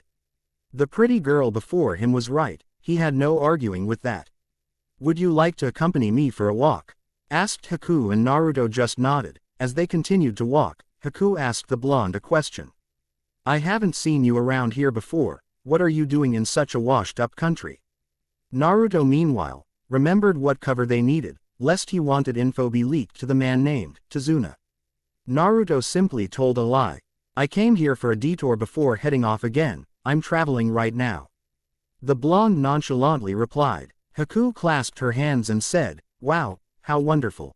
I'm sure you have seen a lot of towns already. What does the other towns look like?" Naruto simply told another lie. "It's just my first time with my uncle. He's my only family left, and he thought it would be best if we go out and see the world," said Naruto, and Haku nodded. "It must be hard," she said, and Naruto looked at her with a confused stare. "Losing your parents, I mean," she said. Naruto just shook his head. "No, I never knew them by heart. They died even before I got close to them. I only knew their names based from what my uncle told me," said Naruto. "Your uncle must be very precious to you, isn't he?" she asked. Naruto just nodded his head. "Yeah, he teaches me stuff. I got to learn martial arts because of him. He's pretty cool," replied Naruto, and in some other area, Hatake Kakashi sneezed. As they turned to a corner, Haku kept asking the blonde questions. Naruto meanwhile tried his best to come up with lies that were consistent with his first one. It was like playing cat and mouse. Except that the cat was pretty, a really pretty cat. Haku then was about to separate from Naruto when she turned around and said, "It has been nice talking to you, Naruto-kun. You are the first boy I ever talked to like this. It was fun. I hope to meet you again." Naruto nervously waved goodbye, silently giving off a sigh of relief and thanking the gods that it was finally over. "I see you can't keep your hands off women even just for a minute, huh, Naruto?" Naruto turned his head and looked at Sakura, who was fuming at the blonde. Naruto just tilted his head. He could never understand women. So he asked a question. "What?" That question earned him a punch to the face, with Sakura screaming, "Pervert." Naruto had one thing on his mind, that hurt. So he decided to yell at his pink-haired teammate. "What the heck was that for? For being such a pervert. You already have Hinata yet you still flirt with other women." Naruto meanwhile went on the defensive and asked her, since he clearly did not know what she was talking about. "What the heck are you talking about? I don't have Hinata. She's with teammate, remember. What's gotten into you?" Sakura had to gripe and sigh while hitting her forehead with her palm. How could someone so well versed in methodical combat be so stupid? "Never mind. Come on, let's go find Sasuke and go to Sensei and talk to him. I want to inform him of something," said Sakura. She needed to tell him to abort the mission now. As soon as they saw Sasuke, immediately he ran to them and informed at what he saw. "There are ninjas in the village that we hadn't heard of," he said, frowning. Naruto inwardly cursed and Sakura flinched. "There's a high chance that our cover is blown. We need to go to Kakashi and tell him what had happened," Sasuke said, and the three nodded. They needed to go to Kakashi as soon as possible. A few minutes of walking, the three had secretly made it back to the preferred meeting area of Hitaki Kakashi. The first one to explain the situation was Sasuke, then Sakura. Naruto had nothing to say, except that he was constantly pestered by one of the locals. Kakashi had an inkling suspicion though. "This is bad, our planning may have to be cut short to 3 days, I've got no choice," Kakashi muttered rather loudly, and the three turned their heads in curiosity. "It looks like we're going to up the ante in your training," Kakashi said and gave a smile. To this his three students nodded, feeling the tension rise. He then mentioned to the three, "It's best to prepare before the oncoming battle, consider this mission an A rank. I'll send word to Hokage-sama time, you three are going to train with me." Sasuke and Sakura, have you ever heard of climbing trees without using your hands? Kakashi asked to this. Sakura and Sasuke shook their heads. Kakashi then turned to Naruto. "Naruto, can you show it to them?" Naruto nodded and focused chakra to his legs. He walked towards a nearest tree and began to step on the wood. He continued to walk and casually reached towards the top. Sasuke and Sakura stood agape as Kakashi explained to them. Gathering chakra at one specific part of the body is hard, especially if it's on the foot part. With this training, it will teach you how to properly teach you how much chakra should be needed to be pumped and how to create a sticky coating so that you could stick to the tree. If you use more than what's needed, you'll damage the tree and you'll be repelled. If you don't use enough, you'll simply fall off. Sasuke then looked at Naruto. He promised he'd keep up, and this exercise would be a step in getting closer to the blonde and then to Itachi, to prove his strength. Sakura meanwhile, remained focused. She had heard Guy tell something about this being a part of her training before opening the first gate. So with resolve she held her hands together and focused on the seal. Kakashi meanwhile, told Naruto to come down and come with him, leaving Sasuke and Sakura to their training. Once they were out of sight from the two, Kakashi then told his student, "For you Naruto, I'm teaching you how to walk on water," said Kakashi. Naruto meanwhile smirked. "With tree climbing, you were taught how to send the appropriate amount. With water walking, you'd need a constant amount." Like so, Kakashi then demonstrated. Naruto watched in fascination. After that, Kakashi stepped out of the lake and had let Naruto handle it. "Walk on the shallow surface first, we don't want you sinking now, do we?" asked Kakashi as he left his student alone to monitor the rest. Naruto's grin grew wide. He'd master this in no time. As for the next 2 days, each student had their shares of success. Sakura finished the tree climbing exercise on the day she had learned about it. Sasuke came in the second day, with Naruto mastering the technique a few hours due to his cage bunshin. Right now, each student was practicing their own techniques, with Kakashi forcing Sasuke in training more due to manifesting the Sharingan. With Naruto meditated. He sat alone on the clearing, in the lotus position. He sat, concentrating with speaking with Fujin again, wanting to know the ability on how to activate the songs. And immediately, he was brought to the realm of the Wind God. "Been a long time since we talked," the Wind God said. His staff rang with the sounds of the wind hitting, disturbing the chimes above the staff. "Teach me how to do it," Naruto said, determination in his eyes. Fujin smiled. "Then let's start the concert for the first song. Sono Tubu, the howling." With that, the gusts of winds picked up, surrounding the Wind God's feet and then finally being engulfed by the winds as it howled around the field. He could not see the person that once stood in the middle. As the winds picked up the dust and surrounded the person, he could hear the noisy sound of the wind as it surged and surrounded the Fujin. Like a powerful siren that screamed throughout the area, it blew fast and hard. Naruto couldn't believe the turbulence that the wind presented. It was unimaginable. The first song is the song of protection, all of those who chanted the name of the sun. Ji shall forever be protected by the embrace of the wind god's instruments. The wind is your servant, your friend, embrace it as it embraces you. That is the verse. The verse is the substitute for your hand seals, although it is a bit slow. The technique is unleashed by the last word. Just remember you can set up the song before you can say the last word, but be reminded that once you break the incantation of the technique, the spell would reset, making you say the spell all over again. Also, you can only use this technique when you're in the Futi, Wind Emperor, state. Futi can be activated once you ask me. With that, Naruto was pushed back. With Sakura. With the sudden change in the training, Sakura also saw fit to change her outfit for this mission, wearing a red zipped-up tank top. It went nicely with her shoulder gray bracers and gray Kevlar skirt that had multiple pockets. Underneath it was a pair of black cycling shorts and fingerless gloves that had metal plating by the knuckles. She looked combat ready. Sakura stared at the tree before her. Today this was her target. She could feel her reserves full for today. She activated her jutsu. Doden. Tetsu no Karata Chikuju. Earth release. Steel body fortification. Her skin then began to be surrounded by brown blotches.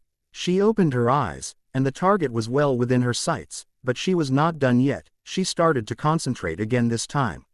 She could feel her chakra being collected to her center. With a battle cry, she yelled.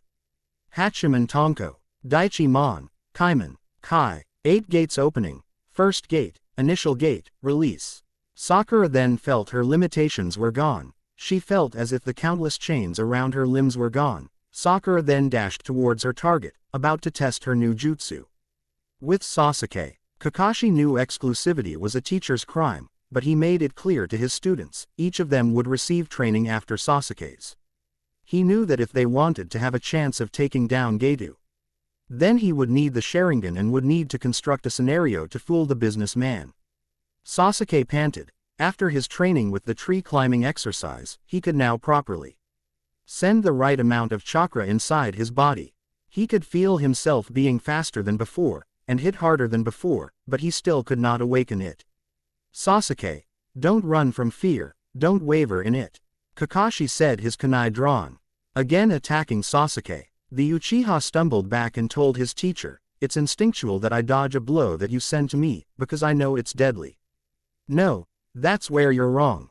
In order to awaken your Sharingan, you don't need to be calm. No, in fact, you shouldn't be coordinated. Attack me with everything you have. Don't think, feel. Don't run from fear, but embrace it.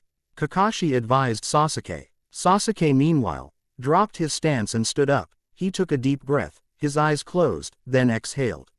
As soon as he let go of the air in his lungs, he immediately opened his eyes and disappeared in a blur. Kakashi then blocked the kick Sasuke sent from above. Sasuke backflipped and gave a sweeping kick which the Junin dodged. Sasuke then suddenly felt his adrenaline take over.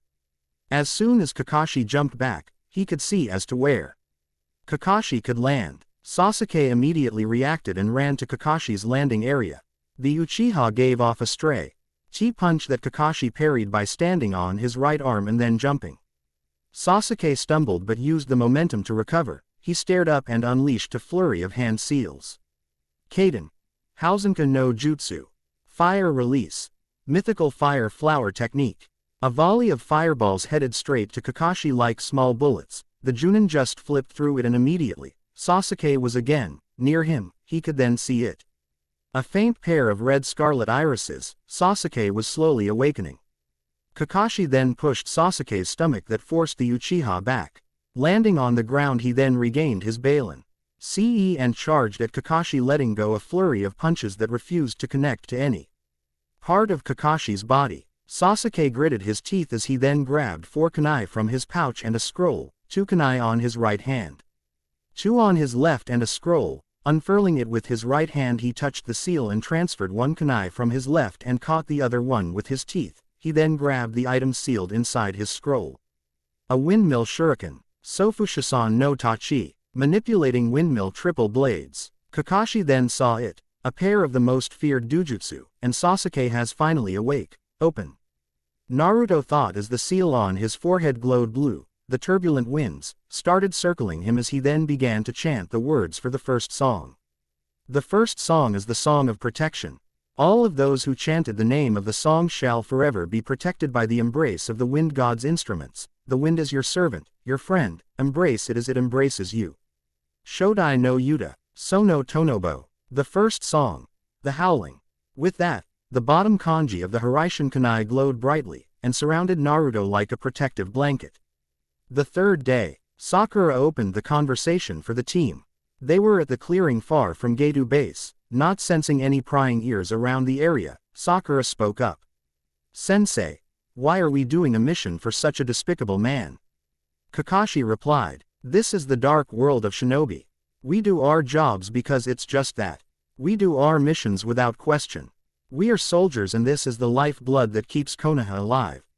Sakura merely understood, although it was leaving a bad taste in his mouth. It was the truth. It opened her eyes that not all missions that shinobi take were noble. Virtuous ninja do not exist. Cold and calculating ninjas do. A simple truth, but a truth that was bitter to swallow. Well, if you don't have any questions, then today's training session is over. I'm just going over to take some stroll before going back to the hideout. This time, take to the rooftops. Avoid being sighted as much as possible. We don't want shinobi encounters without me now, would we? With that, he disappeared in a plume of smoke. Come on, let's get going and get some rest. Who knows what that guy will do here? Sasuke mentioned. The two nodded. With Kakashi. Kakashi sighed as he sneaked past another guard. The thrill of infiltrating one of Gedo's warehouses near the port was gone the moment he saw how lax the guards were on their duty. As soon as he saw the supplies of opium on the box, he quickly grabbed a camera and took a picture of the said cargo. He made sure there was no flash, which was terribly alarming to the guards. He then grabbed a sample of the cargo for further evidence. Thinking that it was unwise to go back the way he came from, the scarecrow Junin immediately stepped on the surface of the sea's water and ran away from the scene. None of the people on guard duty had seen him. Once he was away from the guarded structure, Kakashi let out a sigh of relief. He rested his back on a tree. But suddenly, his senses were disturbed. He could feel the killer intent, resonating within the clearing by the shore. Kakashi then immediately jumped up, narrowly evading a giant cleaver. Kakashi gritted his teeth as he saw the forehead protector of the ninja that just assaulted him. By the man's features, he quickly recognized him. Oh, I never thought I'd meet you here. Kurigakure no Kijin, demon of the hidden mist, Momochi Zabuza. Said Kakashi, landing on all fours on the tree. Oh, the great copy ninja knows me. I must say I'm honored. Said Zabuza underneath the bandages in his mouth. Cut the pleasantries, why are you here? Asked Kakashi. I'm here to prevent you bunch from killing the idiot bridge builder. Said Zabuza, swinging the giant cleaver, Kubikiri Haucho, decapitating carving knife, and placed the flat part on his shoulders. Kakashi remained silent. He didn't want any unnecessary encounters, but he couldn't divulge the mission he currently had. He had no choice. He was going to fight Zabuza. How ironic that he constantly told his students to avoid any encounters, yet Kakashi was the first unlucky one to face off with a Kiri Nin, and not just any Kiri Nin. This was Momochi Zabuza, former member of the Kiri no Shinobigatana Nananan Shu, the Kurigakure no Kijin. Kakashi jumped in mid-air and opened the Sharingan on his right eye. Let's do this, Zabuza, said Kakashi, grabbing a kunai with his right hand. With Team 7, Naruto and his team felt it. He soaring levels of killing intent and flaring discharge of chakra. Naruto turned his head towards the area where the killing intent was strongest. As did Sakura and Sasuke. What was that? Asked Sakura. Naruto gritted his teeth. There was a battle. If it meant that, then it was most likely that their sensei was involved. We're going there, was his simple reply. Sasuke merely stood there, quiet, but he agreed with the blonde. If they want to complete this mission, then it was best that the team leader would not be incapacitated, or worse yet, killed. With that, Naruto, Sasuke and Sakura went towards the area where the flaring of chakra was strongest. Prepare yourselves, guys, we're going to battle. With Gedo. Gedo knew that fighting ninjas were inevitable. He had already foreseen the old drunk of a bridge builder, Tazuna, hire ninjas to protect him, and had already foreseen that he too would be hiring ninja. What he did not foresee was the fact the unavailability of different missing nin. He thought hard about this. Now that the stupid bridge builder had hired ninjas, he would have an excuse on how to dispose for legitimate shinobi. There was no need to pay Konoha for their services when he could just say that the team sent were killed by unexpected missing nin hired by the bandit leader. Betrayal was one thing human nature knew a lot. After all, it was inherent for humans. Everyone is a traitor, one way or another. Loyalty was simply an illusion, to serve as a face for people to weaken their guard and gain their trust. It was not uncommon. He stared at his hired men, mercenaries, lordless samurai, bounty hunters, and countless other ill-educated, poorly mental functioning dolts. They were tools. They were merely a bunch of disposable objects that he sees. It was no different from hiring missing ninja. Except these guys were dumber, and had testosterone for brains. A smile escaped his lips. As long as he had scapegoats and the money to lure in the scapegoats, he had nothing to fear. And money was his friend, for it was happiness. With Kakashi, Kakashi just narrowly dodged another swing from Zabuza's gigantic blade. He ducked from a horizontal swing and quickly threw 3 shuriken at Zabuza. The Kiri-nin then jumped from the projectiles, but Kakashi was ready for him, with a shout of one of his jutsu. Kaden. Gukaku no Jutsu. Fire release. Grand fireball. Technique, Kakashi said, letting a stream of fire escape his lips. Zabuza remained unfazed as he said to the copy ninja, "You moron. In case you're wondering, I'm a shinobi from Kiri. Any Kaden techniques won't work on me." Tossing his blade upwards, Zabuza let go of a series of hand seals and jumped. Grabbing the hilt of Kubikiri Haucho, he let the edge of his sword touch the surface of the water. Zabuza grinned as he slashed the fireball upwards while saying, "Sweden. Seppuku Zan. Water release. Pressure slice." The stream of fire was immediately sliced in half. Zabuza stood, in the middle of the steam, the edge of his sword surrounded by a stream of water. But what caught his attention was how long the sword became, with the edge covered with water that seemed to travel in streams. The reach and height of the sword seemed to have doubled. "Mizu Bunshin no Jutsu. Water clone technique," yelled Zabuza, as the water churned out replicas of the said man. "They're about 1/10 of my strength, but with this, I can overwhelm you." Ninpo. Kurigakur no Jutsu. Ninja art. Hidden mist.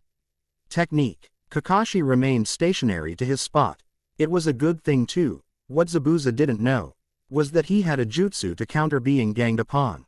So with a series of hand seals, lightning generated from his right hand, surging for a few moments, until finally, one of Zabuza's clones appeared in front of him. Kakashi was swift to react, sidestepping the blow. His right hand pierced Zabuza's right side, and lightning surged forth, shocking the clone and conducted electricity.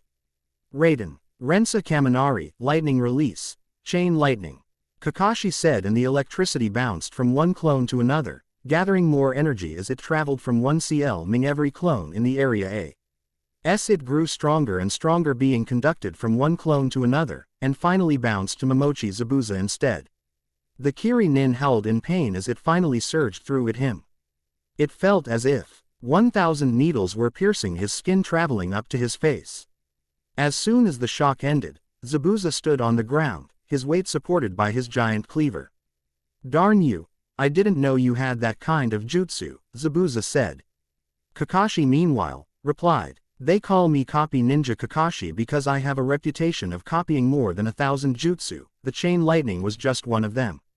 Zabuza clenched his teeth. Bearing the weight of Kubikiri Haucho on his shoulders, Kakashi lunged at him. Kakashi first gave off a kick that was blocked by Zabuza with his sword. Staggering for a moment, he slid back onto the water and watched Kakashi going to his side, his kunai poised to strike on Zabuza's neck. Zabuza reacted, swinging the gigantic sword at Kakashi's torso. Kakashi's Sharingan had predicted it perfectly. As the slash connected, Kakashi turned into a puddle of water. Zabuza cursed. He had immediately copied the Mizu Bunshin. Kakashi appeared below the waters, a kunai in his hand, about to slash Zabuza on his chest. Zabuza reacted. He stepped back and slammed his hands on the water below his feet. Kakashi was done for. With a cry of "Suiro no Jutsu," water prison technique, Kakashi felt his body being surrounded by water, and all of a sudden, he was encased in it. "Now with you trapped, I would have no worries of you killing my client." Kakashi was about to concede. That is until he heard one of his students' voice. "Fuden. Ichu no K's. Wind release. Point of winds. A rather powerful gust of wind connected to the Zabuza, as he was sent skidding back, letting go of the water prison that he held. Tumbling on the waters of wave, Zabuza could then see a blonde-haired kid wearing a black overcoat and a red shirt, index finger pointing at him. Excellent timing, Naruto, Sasuke. Sakura, said Kakashi as he stood up on the water. He was fortunate that his team was close by. All that water must have some damaging effects for his camera, and would have resulted in a jeopardized mission. Zabuza cursed again as he saw the 3 genin. He stood up, clutching his stomach that was bleeding. That wind jutsu did a number on him. I never thought your brats were keen to respond after that, said Zabuza. Kakashi merely replied, trust me, they got spunk and the balls to do these kinds of things. They are a team that doesn't want to lose. Zabuza merely chuckled and said, I gotta admit brats. You got balls for doing that to me, bust rest assured, next time we meet, I'll be the one doing the killing here. Said Zabuza, and with that, he vanished in a cloud of smoke. Naruto approached his sensei and asked, you all right, Kakashi-sensei? Kakashi merely nodded and took one good look at the camera on his back pocket. It was a good thing it was still intact. That camera cost him 20,000 ryu and he'd be damned if he had to buy another one. As the team was about to head back towards their hideout, Kakashi had a sudden spark of intelligence. The scenario with the bridge builder would be perfect. With this he can lure out Geto and capture him, once and for all. Once they reached the hideout, they were checked by their employer himself. How's the operation going so far? Asked Geto. We located and noticed the pattern of Tazuna-san's daily routine. We'll strike 2 days from now, said Kakashi, and Geto grinned. Excellent. I'll have you notify when I will pay you. Geto replied, he'll pay them all right, pay them with swords through their stomachs. Naruto however was starting to rouse his suspicions of the said man. When Geto left, he told his team. I don't like the guy, something's telling me he's up to something, said Naruto. Now Kakashi was certainly not one to judge, but he knew of Naruto's instinctual responses. Most of them were in fact true. He didn't know if this was the result of Kyuubi being sealed in him, but it was one of the things that he can guarantee is a bad premonition. Kakashi nodded. Okay, we'll just have to increase our guard. That man might be our employer, but even I can't trust him. Just stay alert and hopefully we'll be fine, said Kakashi. Naruto frowned. He wanted to get out for a moment and see just what was going on. But now that the bandaged man saw his face, it was likely that the place was safe anymore, but then again, he at least had to try. Unfurling his forehead protector and placed it on the table. I'm going out for a walk, I just need to clear my head, was his simple reply, and with that, he left the hideout. Outside, once Naruto was in town, he yet again tried to make his way to the restaurant district. He saw a group of thugs, crowding on someone. Deciding to see who it was, he saw a little boy, wearing a fisherman's hat where he sat in the middle, too scared of the men that surrounded him. Naruto then did one thing what any normal person would do, beat the crud out of these thugs. You little crud, was the reply from one of the men as Naruto pounded the man's nose, breaking it, although it was bleeding. And the words were almost incomprehensive. It was no doubt that was what the man said before he turned around and with the blonde kicking a man to the face, him crashed to the nearest wooden pole. Naruto smiled devilishly. Picking on children, aren't they? Well, they'll see how ninjas bully people. The men took a step back, as they saw the insanely wicked smile that the blonde had. It utterly made their knees shake with fear and decided to run away. Oi, kid, you all right? Was Naruto's question. The little boy just nodded his head and Naruto asked him another question. What's your name? Inari, was the boy's simple reply. Elsewhere, Zabuza plopped down on the sofa of Tazuna's house, his wounds being treated by his apprentice, Haku. As his wounds were being treated, he told his small team. My suspicions were true, that philandering millionaire did hire ninja, said Zabuza. The 2 men who were gazing out the window, wore masks that covered their faces, nodded. And you were right, there were more than just one of them. All of them are from Konoha, and Geto didn't hire just any ninja. Zabuza winced as the antiseptic ointment touched the cut that Ichu no K's left. He hired the copy ninja, continued Zabuza. Haku then asked her mentor, what do you propose then, Zabuza-san? We don't scout anymore. Right now, we'll be doing guard duty. We'll protect Tazuna until he completes the bridge. Zabuza stated. His 3 members nodded. Underneath his mask, a smile escaped Zabuza's lips. The thought of fighting the copy ninja again brought a tantalizing taste in his mouth. It has been a long time since he experienced a good fight. During that fight, neither he nor Kakashi were able to draw out their strongest jutsu, but he guessed that he'd save it for another time. After all, where was the fun in that? To be continued. Well, that was fun, and the shortest update I've ever had. Had a lot of time this week, just wish I'd have it the same for next week anyway. Omake time. Remember to send your ideas to my email, and the poster who has a good one will be recognized by me and his omake would be presented in the omake section. Afterlife. Naruto groaned painfully, waking up from the awful nightmare of Anko accidentally blowing up everyone. Opening his eyes, he saw a cloudless blue sky, and he was sprawled on the soft, almost cottony ground. He looked around and said one thing. Ah, junk. He was dead, and so was the people in the room. He could see the Rookie 9 there, along with Guy's team, Kakashi, Guy, Iruka, Sandame, Asuma, Kurenai and Anko herself. All of them woke up with a resounding headache, and all of them told one thing as they saw the clouds. Junk. Now, there won't be any swearing words here, said the voice. All of them turned around and saw someone who held a book and had a quill by his hands. Anko, next time, I'll do R's not a spice, said Iruka. Anko just told him to be quiet, because it was already embarrassing enough as it is.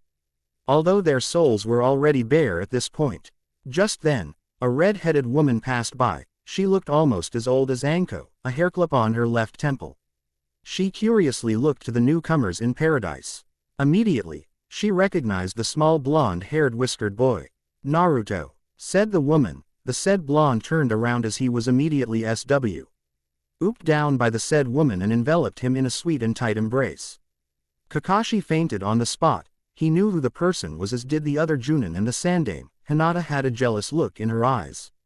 Someone older was trying to steal her. Naruto-kun.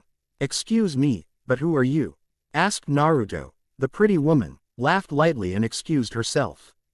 Oh, pardon my rudeness, dear, my name is Uzumaki Kushina, your mother, she said happily, and to this Naruto's jaw dropped. This was Naruto's mom. The resemblance didn't fit at all. However, Kiba had one thing to say, but he wouldn't dare say it to anyone else. So he just whispered to Naruto. Dude, your mom is hot, he whispered, earning a powerful kick to his family jewels. Ow. My children, he squeaked, as he fell down like a log and clutched his ever. Oh, is that Naruto? A new voice said. This time, Kakashi, who had heard that voice, fainted yet again. It was the ever-powerful Yondaime Hokage, Namikaze Minato. Hey there, son, he said. Naruto knew the man as the father approached the son. His mind quickly had an interesting prank. He clutched his mother's hem tightly and hid behind her. Mom. Who's the weird guy that looks like me? Asked the boy. Kushina smiled and told him. He's your daddy. Come on, say hi to daddy, said Kushina. Then Naruto replied. That can't be right. Gigi over there told me how much of a perv daddy actually was.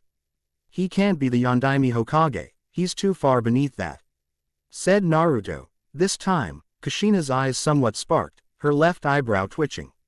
I remember when Gigi told me stories about dad used to peep in the women's bath with his sensei, Naruto added. Kakashi meanwhile thought it was plausible, being apprenticed to Jiraiya and all. The Sandame, however, paled. Oh, is that so? And did he tell you anything else? He said that dad admired your body so much, he called you the bomb, said Naruto, and indeed, Kushina literally seemed to just explode. Dearie, Kushina said, venom lacing in her voice. I want you to tell me about your exploits with Jiraiya since you were younger, and I want them, now. Kushina was ready to punch a hole in Heaven's Gate. Minot glared slightly at the Sandame and then looked at the fiery aura of his wife. All the while, his son was unnoticed at the back, grinning like a maniac. How's that for revenge? Naruto thought. All the while as he watched his own father being the whipped dog he is. St. Peter gave off an exasperating sigh. Nope, it wasn't their time yet. Well, maybe in a few years, but until then, he hoped that a mishap of this proportion wouldn't happen again. Jutsu section. Shodai no Yuta. Sono Tubu, the first song, the Howling, rank. A technique bestowed by the wind god. This technique allows the user to be protected by the winds. To act as like an ultimate defense. Can only be accessed during Futi.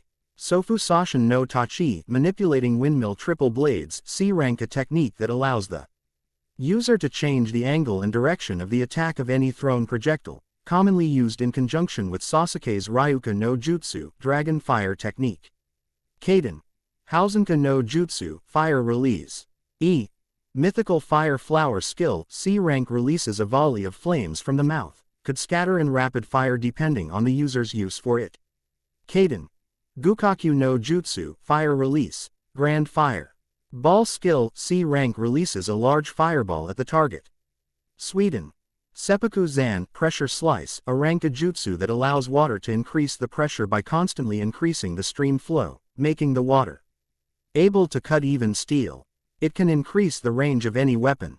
Mizu Bunshin no Jutsu, Water Clone technique, C rank, a clone made of water, has 1/10 of the original strength of the wielder.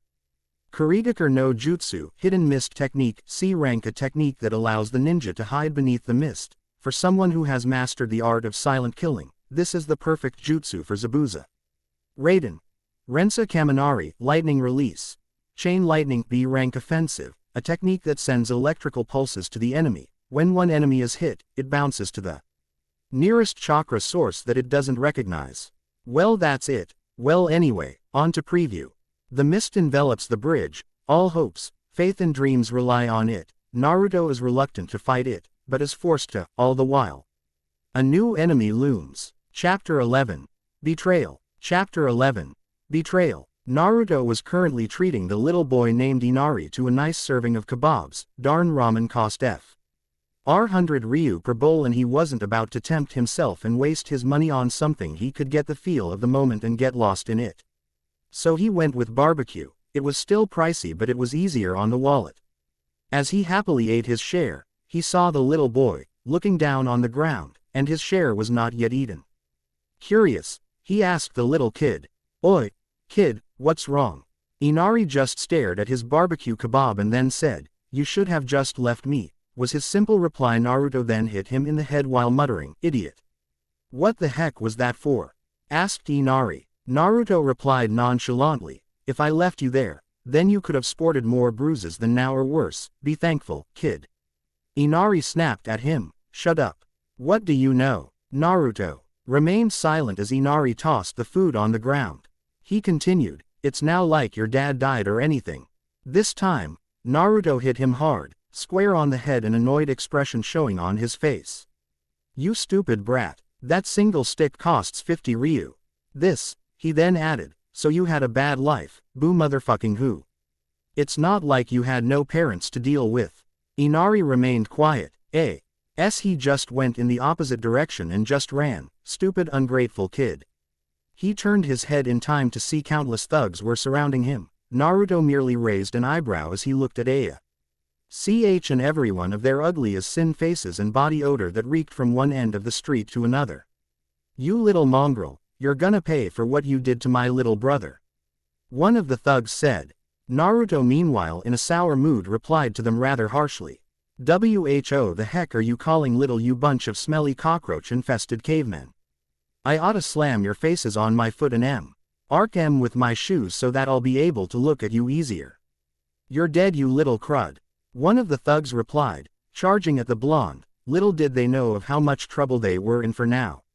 It was high time Naruto had to do some venting from his stress. The blonde cracked his knuckles and gave a mischievous smile, and all of the said men had shivers running down their spines. Uzumaki Naruto will not take crud from anybody, and he sure as heck won't be taking it now. On another part of town, Sakura was discussing with herself the consequences of being a shinobi. In the shinobi world, there is neither black nor white. Our judgment, our beliefs, should all be gray. She thought about it. It made her sick to her stomach just thinking about it. Maybe she should have listened to class more, that or the guidance counselor should have been more strict with his teachings. But alas, here she was, she just can't get over the fact of being a true shinobi, a hired killer, a mercenary. It was a fact that she could no longer avoid. She was a ninja, and what ninjas do, must be for the sake of the village. She then remembered what the wise Hokage said to them during one of his visits. I kill so that others may live. It was a barely audible whisper, but enough to some of them. You are forced to this because it is the lifeblood of the village. Without it, many would die, from starvation, disease, poverty. It was necessary. Sakura felt another presence as she turned to a corner. She could feel it was more prominent than the rest, more defined. Silently, she activated her steel body fortification. But only stopped midway when 3 Senbon pierced her neck. Sakura stumbled, her technique canceling almost immediately. Weakly she looked ahead and saw a person, with long black hair, tied into a bun except her bangs, wearing a traditional outfit for ninja, but what defined the person was the white porcelain mask that had the insignia of one prominent village. Here, she mumbled as she fell down on the ground, the last thing that she heard before completely blacking out were the words, I'm sorry. Then, darkness. Sasuke. Sasuke stared on the image looking back at him as it rippled in the water. The Uchiha frowned as he remembered that cursed night. The night when he lost everything, his family, his clan, and admittedly with a pang of disgust, his own brother. It was no wonder why he had felt so angry. Itachi shattered his world, his image of his clan, the people that he clung to. It made Sasuke look disdainfully at himself as he recalled how much he idolized his brother. He tossed a small pebble at his mirror image and closed his eyes, the water rippling from the small object and distorted the person looking back at him. He suddenly opened his eyes. When he felt a rising chakra coming his way, he then activated his newfound power.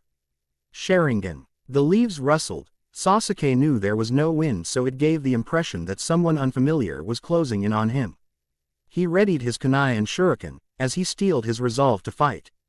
Adrenaline was pumping in his system like a drug that stimulated a natural high. He felt it coursing through his veins, making him feel stronger, faster, and more perceptive. As soon as he saw the 3 Senbon heading his way, he immediately let loose a flurry of shuriken from his left hand and then the pair of kunai from his left. The shuriken intercepting the needles and the kunai flying straight to his attacker. The attacker hopped back from a tree branch that she had stepped on earlier, but Sasuke was not one to stop and let go a series of hand seals.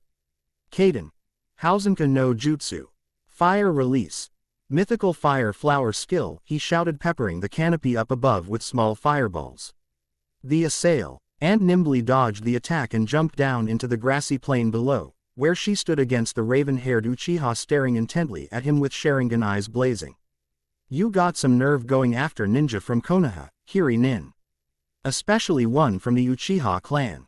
Sasuke said, his gaze was as cold as steel as ever. I never thought that I would face someone from that tragic clan, but a mission is a mission. And my mission would be to protect the bridge builder. I cannot allow you to kill him. The hunter Nin mentioned. Sasuke merely frowned and said, then it's nothing personal, said Sasuke, dashing towards Haku. His Sharingan eyes starting to spin as it began to predict the body movements of the hunter Nin before him. The hunter Nin stepped back. She knew the effects of the Dujutsu.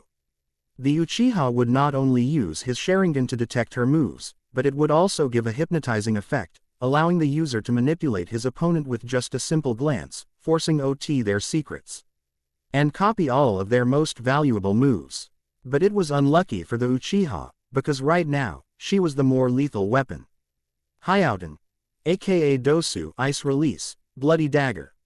She then pierced her palm with one of her Senbon, and out came a small trickle of blood. The life-giving fluid flowed out of her hand. It then landed on her other palm and began to expand, slowly crystallizing, and took the form of a single-edged knife.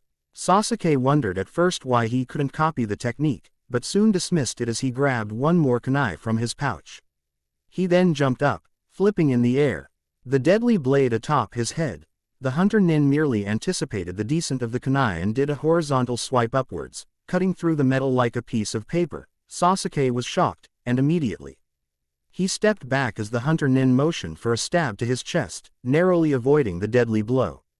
Sasuke then noticed that the small dagger began to expand, crystallizing Earther and turned to little spikes that seemed to come out from each part of the cold blade. Haijutsu. Kongo Chiri, secret technique. Diamond dust. The scarlet dagger then shattered to small, tiny ECES that seemed to sparkle like glitter with the rays of the sun. The mist-like tiny pieces of ice caressed a small leaf, that was then torn to shreds. Sasuke was startled, falling back not to be hit by the glittering mist. This is a lethal technique. He shatters the ice to almost micro level and uses his chakra to control and sharpen it. It's like an anticoagulating drug. If I inhale a small amount of this, my lungs would be torn to shreds, Sasuke thought as the mist began to whiplash towards him. Sasuke reacted by stepping further back. Sasuke needed a plan, something to counter the technique. But as soon as he was about to use his new technique, he was stopped by the voice of his rambunctious teammate. Sasuke, I can't find Sakura anywhere. Where is she? The hunter nin seemed to stop as she had heard that voice. Sasuke was immediately alerted by this. As soon as he looked at Naruto, he turned back his eyes to the hunter nin. Sasuke inwardly cursed. The hunter nin attacked Sakura. The hunter nin meanwhile knew that she could probably take on the two genin, but also run the risk of defeat. After all, even if she was stronger, she was still one person. She wouldn't be able to take down the blonde enigma and the last Uchiha at the same time. She needed to retreat for now, as she felt another presence about to approach her. Sasuke glared at her icily and said to her, "You." Before he could finish his sentence, the assailant dissolved into a puddle of water, getting away from the area where the two boys were. Sasuke immediately ran towards his teammates and grabbed him by the arm. "Oi, what's the big idea, Tem?" asked the blonde. Sasuke ignored the insult and said to him, "We need to find Sakura, now," he said, and both boys jumped from treetop to treetop. 4 hours later, it was already dark, yet there were still no signs of Sakura anywhere. Naruto was getting worried. Freaking pink-haired, goddamn makeup-wearing witch. Where the heck are you? Well, to a certain extent. Scanning anything for a sign of the pinkett, the irate Naruto noticed something by a small alleyway, a small strand of pink. Naruto immediately raced to the area, his heart pounding faster and faster as he approached. And immediately felt his heart stopped for a minute seeing Sakura lying atop of a pile of garbage, sprawled on the ground, unconscious and 3 senbons sticking out of her neck. Crud, crud, crud, crud, crud, crud, crud, Naruto cursed. As he went down and kneeled by Sakura's side, he began to grab her and pull out the 3 senbon lodged at her neck. Naruto panicked when he noticed that Sakura wasn't breathing. He checked her pulse, there was none. In his frustration, the blonde punched the ground near Sakura's face. The punch left a small cr. On the ground as his fists bled from the action. He couldn't believe it. Sakura was dead. All thoughts ran into his head, ranging from thoughts of killing the assailant to blaming himself for not being there earlier. He and Sakura may not have gotten along very well, but she still meant something. She was a teammate, a comrade, somewhat a friend. Naruto couldn't help but feel mortified at what was happening. Sasuke came a few minutes later, seeing the fallen form of Sakura and a kneeling Naruto, his fists shaking as it continued to bleed. Somehow, from the look of Sasuke's shocked expression, immediately, Flash's massacre came through his mind. A literal sea of corpses, dead relatives, friends, everywhere littered on the grounds that the Uchiha clan used to live. Sasuke clutched his head tightly as he kneeled down and screamed. "It's just like back then," the Uchiha mentioned. He curled into a fetal position as the relapse was beginning to trigger. "Takamagahara. This was not supposed to happen," bellowed the god of the storm, Susanoo. The furious god slammed his fist down on the table that held the crystal ball that Amaterasu had placed in the middle. Some of the deities shudder. As the ball almost fell out of balance. It was supposed to be the other way around, darn it. He continued, his temper was rising furiously. "Do not be angered so easily, dear brother," the voice said. Susanoo focused his vision to one of his siblings. It was the calm and often stoic Tsukuyomi. The storm god palmed his forehead and shook his head. He did not need this now. "Remember, for every scenario, Ainu has a purpose, a plan," was Tsukuyomi's reply. "And for days, Amaterasu has not once informed us about it." We are supposed to turn this world for the better, not to plunge it into chaos as was envisioned by our dear sister.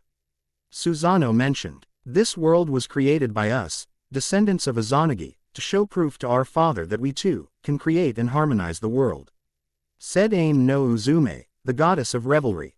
And even Amaterasu does not want to destroy the hard work that all of us had put in it. Said Omoikan, god of wisdom. Susanoo, calm down, as one of the elder gods residing here. You should have faith with your sister more. Fujin chastised the storm god, who idly looked at him and said, You are not involved in this, yet you chose that boy to be your vassal. What is your plan, exactly? Asked the storm god. I feel I have no reason to discuss this with you, right brother? Fujin turned his attention to Raijin, who was silent in the whole conversation. I would rather not answer that question. I don't want a part in any of this, mentioned Raijin as he crossed his arms and looked away from his brother. Susanoo's anger was about to explode when suddenly, Amaterasu came into view. All in her radiant form. You, Susanoo pointed to his sister. You better have a good reason why you have let the string of fate run its course to one of our keys to destiny. Said Susanoo. Amaterasu replied, Why simple dear brother, it is not a mere question of fate that has intervened, rather, this was planned from the beginning. Said Amaterasu as she then pointed her elegant finger at the crystal ball that showed the face of a dead girl. That child will soon live, said Amaterasu. With that, Fujin disappeared in a strong gust of wind. Amaterasu looked intently on the fallen form of Sakura. And she smiled. As a chosen of the Tenkaijin heavenly beings, she will not simply die, she will never allow it.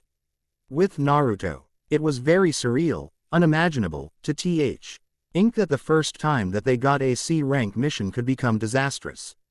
They didn't know that the enemy hired ninja to stop them. This should have become a B rank in the least. Naruto wanted to control his anger. Angry at the person who did this, and angry at himself for being useless at this moment. I can't do anything, Naruto thought, his eyes shutting from his mortifying realization.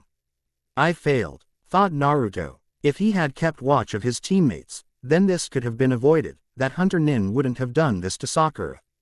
Worrying over such simple things will get you nowhere. Fujin's voice echoed in his head. Naruto replied angrily, what?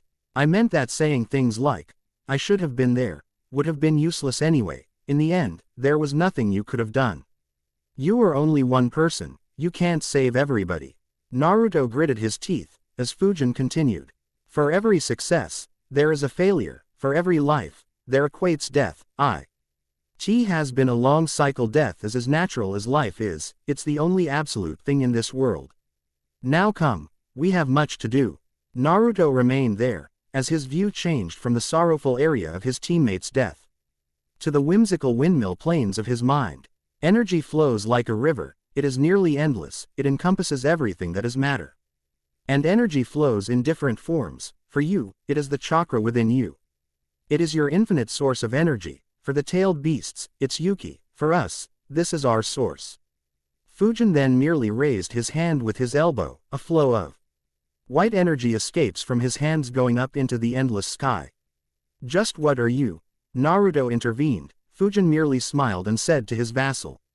I'm teaching you on reviving that pink-haired teammate of yours. Said Fujin. Naruto at first looked shocked, and then frowned as he asked the wind god. How is this related? Fujin replied. For you to have a basic understanding on how to control the energy that we have, Tenki. Naruto clenched and unclenched his fists, now fully aware of what was needed to be done, reviving Sakura. Tenki is not supposed to be handled by humans because of its immense potency to the human body. A small dose could literally turn the human to ash. Naruto felt a lump in his throat go down. Fujin then let the white energy dissipate slowly into the atmosphere. Fujin then pointed to Naruto's forehead. With you, it's different. Thanks to the seals of the 4 cardinal directions, gathering Tenki won't be potent, it'll filter out some of its effects, but let me tell you this. The wind god touched Naruto's forehead with his index finger and the character for north glowed in luminescent blue. Tenki would have other effects to the one who will be imbued as well. Tenki is a double-edged sword, you can expect it to do something for you, but it will also do something similar to a side effect of a drug. It may be good, it may be bad, just be aware of that fact. Naruto nodded. Fujin held him by the shoulder and asked him, "Are you prepared?" Naruto merely said to him, "Do you think I have a choice?" Fujin held his stomach as he bellowed in good laughter. He was right in selecting his vassal. The boy was a fine specimen of a human. With that, Naruto's vision went back to reality. On the small alley, it was already dark, it was starting to rain. Sasuke was on the side, his hands holding on his head, murmuring about that night. Naruto was on Sakura's side, who was paler than a sheet of paper. He looked at his hands, now glowing in white. Tenki pouring out of his system like smoke from a cigarette. It felt warm, like chakra, but it was more soothing. It felt somewhat addictive. There was no pain. On the contrary, it felt good. Naruto obeyed the voice in his head as he placed his hands on Sakura's stomach. To heck with the consequences. Naruto knew that there were chances that Sakura might not be the same Sakura as she was now. But he also knew that it was better than being a team with just 3 of them. He'd be damned if he was going to throw away all of that team dynamics than be paired with another stranger. Sakura was strange, but aside from that, she had a resolve to seek strength. It was one thing that made him proud of his teammate. Sakura wanted to grow a spine, and he would not let that all go to waste. No. She deserved her new life. A life of her own path, of her own accord. As the Tenki flowed out of him and into Sakura, it enveloped her with the luminous white light that permeated from Naruto entering her system through her nose. Her torso jolted up and immediately her eyes opened. Sasuke stood up, shocked at what Naruto was doing, how the flow of the white energy seemed to give life to his dead teammate. It stunned him seeing Sakura's facial color was being brought back from the pale skin that it was once just a few minutes ago. Her breathing returned. A half-conscious Sakura looked at her teammates and weakly smiled. "What are you guys so shocked about?" After that, she fainted with Naruto and Sasuke smiling slightly and said, "A the fact that you came back to us." A few days later, Kaka, she couldn't ignore the situation any longer. Just a few days ago, he was assaulted by none other than the infamous demon of the hidden mist, Momochi Zabuza, and a day after that, Sakura almost had a near-death experience from a hunter nin from Kiri. He couldn't risk it any longer. He knew they were walking on a tight rope. He had to act now, or risk further dangers into the lives of the only team that he had passed since doing the bell test. So he needed to get 2 birds in 1 stone. So formulated a plan, and discussed this with his team. As the commander of Genin Squad 7, Kakashi had to be frank and needed not to linger at any thoughts for a long time. Team 7 meant business when it was ninja stuff, something Kakashi was proud of, meaning all the 3 pupils he had were serious about being a soldier of the leaf. But even they weren't strong enough to handle them. No, they were still young. They still don't have the experience that he has, and if at all possible, he wished to avoid it to a much later date. And hopefully, not one of them would die. Another day, another life in the trenches, thought Kakashi, giving off a sigh as he viewed Sakura, who was now prepping up on her own. It was time for payback. Sakura, on the other hand, made it clear on her awakening that she would not let something like that happen again. She would not worry her teammates, not anymore. One mistake was enough. "Oi, Sakura, you sure you're okay?" asked Naruto. His left eyebrow was raised, indicating that he would not believe her. Sakura replied with a simple sucker punch to Naruto. Naruto felt the air leave his lungs as he mentioned in pain, "Yep, she's okay." The blonde then collapsed on the floor like a sack of potatoes as he clutched his stomach tightly. "Any more questions?" asked the irate Sakura. Sasuke, meanwhile, shook his head vigorously. Sakura smiled simply and said, "Good." Kakashi gave off a sigh. He just hoped that his team wouldn't kill each other first before they made it to Chunin. Kakashi gave the orders to move out. Sakura, Sasuke and Naruto had spread out. Kakashi's plan was simple. Since he had 3 underexperienced genin, it would be better if the element of surprise was at their hands. Instead of direct confrontation, they would go and settle for an ambush. Based on the information that the 3 genin had given Kakashi, there are possibly 4 or more shinobi from the opposing squad. And the 3 genin should be capable enough to handle anyone under the command of Momochi Zabuza. The 3 would isolate the demon of the hidden mist subordinates while he handles Zabuza himself. The cycloptic Junin explained it to Geto, who agreed to the idea with a smile. He knew the bridge builder would be there, he just needed the slippery businessman T. Obi there as well in order to apprehend him and hopefully get rid of his hired thugs that were running amok in the small town. With Naruto. Naruto jumped from treetop to treetop, as he skillfully flipped and landed on a tree branch. The blonde immediately saw the slash marks on the trunks of the trees and a slain wild boar by the forest floor. The blonde felt like ignoring it for a moment but knew that something was not right. As he turned his head around, he almost passed by a small house, and saw a woman being carried away by 3 men that all had swords, with the third one about to slice. A familiar boy that Naruto instantly knew, it was that brat named Inari that he saved just a few days ago. With speed only ninja could possess, Naruto jumped into the fray, his fist cocked back about to deal the blow. The man that stood before Inari smiled. It was one of the things he had enjoyed doing, killing off innocent bystanders. To him, good and evil were not a matter that he would just debate himself over and over again. If the existence of good and evil were present, then how can one explain the existence of ninja villages that make money out of stealing, killing and destroying lives? So to heck with the consequences. As he was to swing down the sword that would end the life of the bridge builder's grandson, he felt a sickening punch that shattered his jaw connect fiercely as he as forcefully pushed away and stumbled on the ground. Holding his uneven jaw, the thug turned his head down, looking at the boy who had eyes that were piercing through his very soul, as it showed the expression of sheer rage. How many times do I have to beat the crud out of you until all of you fucktards come to your senses? Naruto griped, cracking his knuckles. Immediately the 3 hired swordsmen recognized the blonde brat. It's that little Hellraiser, said one of the men holding the woman down. Kill that darn brat, mentioned the other. Naruto gave off a crud-eating grin as he stepped forward.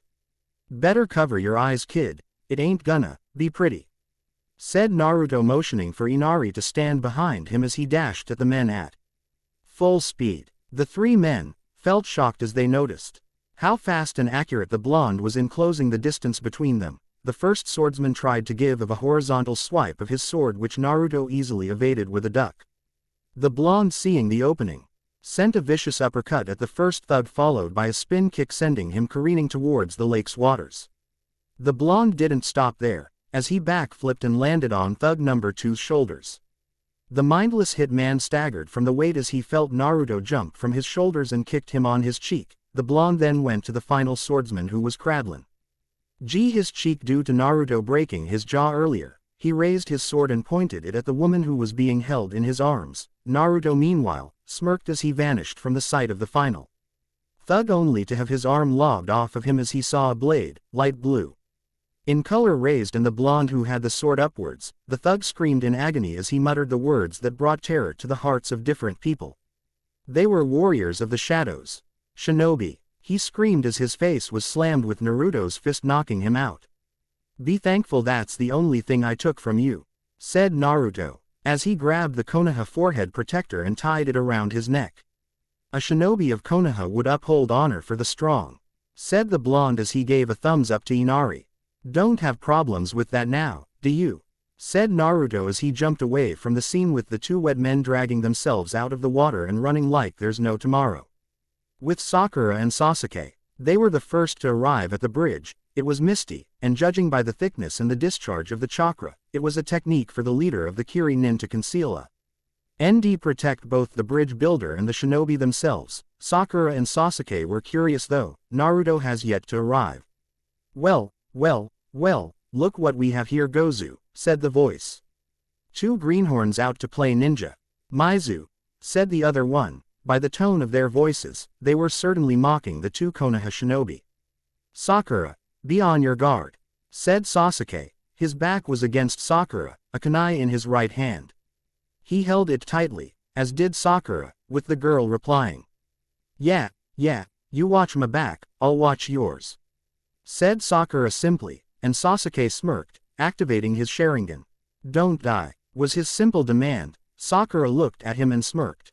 Not planning on it, Sasuke, said Sakura as the 2 identical Kiri-nin appeared before them. Both were wearing masks and add the slashed insignia of Kiri on their forehead protectors. Missing nin, Sakura muttered. Sasuke smirked, a challenge. He'll gladly comply. Gozu, you take the girl, I'll take this one instead. Me, Izu answered as he unfurled his left hand that revealed a clawed metallic hand brandishing it and heading towards Sasuke. Mizu went for a horizontal swipe. Sasuke immediately jumped from the attack and countered with a leg drop. Mizu blocked with his metal claws, forcing the Uchiha to back series of shuriken at Mizu. Mizu, again with his weapon, blocked it easily, scattering it away like flies. With his attention drawn from the shuriken, the half of the demon brothers did not notice Sasuke already finishing his set of hand seals. Kaden. Enka Fubakushugen Fire Release. Flame Seal Restrain Strike Sphere. Mizu stopped in his tracks as he felt heavy, the floor below him starting to crack with the air around him starting to feel hot. With Sakura. I hate hitting girls, Gozu said, brandishing his right arm, a clawed arm. Similar to his brother, made itself visible now, however, it was placed on his right arm. I'll just make this quick, said Gozu, gathering chakra into his right arm. The claw glowed an incandescent blue color, as he let the claw slide from the ground, creating slash marks on the ground. Gozu dashed at Sakura, who immediately went to her stance. Gozu had within seconds closed the distance between him and Sakura, who stepped back as the claw barely even reached her clothes. Sakura then immediately spun around, a spinning kick making its way to Gozu's temple. The masked nin jumped back as Sakura landed, a forceful wind surrounding her. She landed with her right leg out, stretching to the side, her left leg in a squatting position and her right arm supporting her stand. As she said, smirking at her opponent, Konoha Senpu, Leaf Whirlwind. Gozu grinned in his mask and said to her, looks like you can fight, little girl. Sakura haughtily replied, fight. I can do more than just fight. She then disappeared from Gozu's eyesight, instantly appearing on top of him, a fist cocked back and about to hit him. Gozu stepped back immediately as the fist most connected with his head by mere centimeters. I can pound you on the ground whenever I wish, said Sakura, going after Gozu, who stepped back further to avoid her hits. If it connected, then I'm sure it could have been fatal, thought Gozu. Sakura going after him, flanking him with offensive punches left and right, forcing the masked Kiri-nin on the defensive, not being able to have a chance to counter. Crud. Every time she punches, her other fist was cocked back, meaning she can perform a good counter to any attack I make with a punch. Her form is excellent, the Kiri-nin thought, as Sakura continued to go after him like a rabid dog chasing a slice of raw meat. Gozu forced chakra under his feet and jumped back. The result was an increased distance between him and the pink-haired Konoha nin. Sakura stopped as Gozu launched 3 kunai from his left hand. Sakura dodged the kunai and another was launched at her. She deflected it with her own kunai. Gozu smirked as he brandished his right arm again. This time, he pushed a single button near his elbow, and with a clicking sound, he heard the missing nin utter the name of the technique. Ninpo. Kazama no Yeba Ninja Art. Bladed Windmill. 4 rod-like sticks automatically jumped from the forearm of Gozu, and chakra began to surround the rods as it began to rotate on the forearm. Prepare yourself, girl. No one has ever survived from my windmill. You won't be the first. Gozu then spread his legs and swung his right arm back, as if he was about to throw a discus. Sakura prepared for the worst yet, standing there in one place, as if to know what this new technique was. Gozu fired his windmill blade at the pinket. It gave off a resounding buzzing noise as it headed towards her. Sakura reacted by jumping up. She used a somersault to gracefully avoid the object. Her view went back to Gozu. Unbeknownst to her, the windmill blade pivoted its direction back, and immediately, it began to pick up the pace back, managing to graze Sakura's back. Like an electric jolt, Sakura felt paralyzed as she fell. The attack was painful, it stinged. She fell on the ground, favoring her shoulder where the tip of the cut felt. The Weepo N went back, sitting itself on the arm of Gozu as it spun again. Gozu smirked. One of my windmill's abilities, strong counteraction.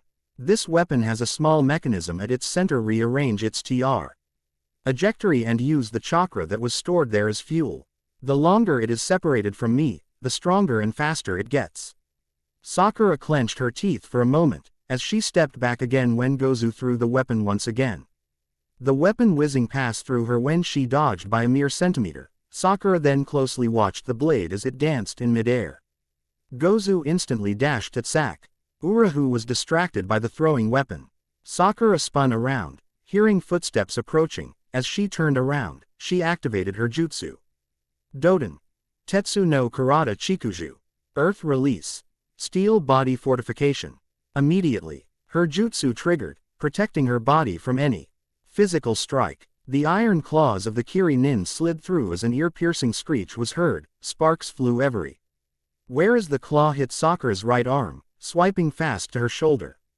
Bad move, dumbass, Sakura said, punching the shocked nin to his face. With the strength of her jutsu increased, she was capable of cracking his skull. Gozu swung his outstretched right arm back and poured chakra into the metal and used it as a shield.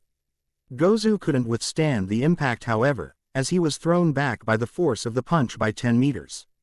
Sakura was about to go after the man when she felt something slice her shoulder. Even though she had Hijutsu activated, the chakra still managed to penetrate her skin. What? Sakura asked, looking shocked at her bleeding side, as she favored it with her right hand. It seems that your jutsu isn't immune to chakra-based attacks. I wonder, which one of us will leave this area alive?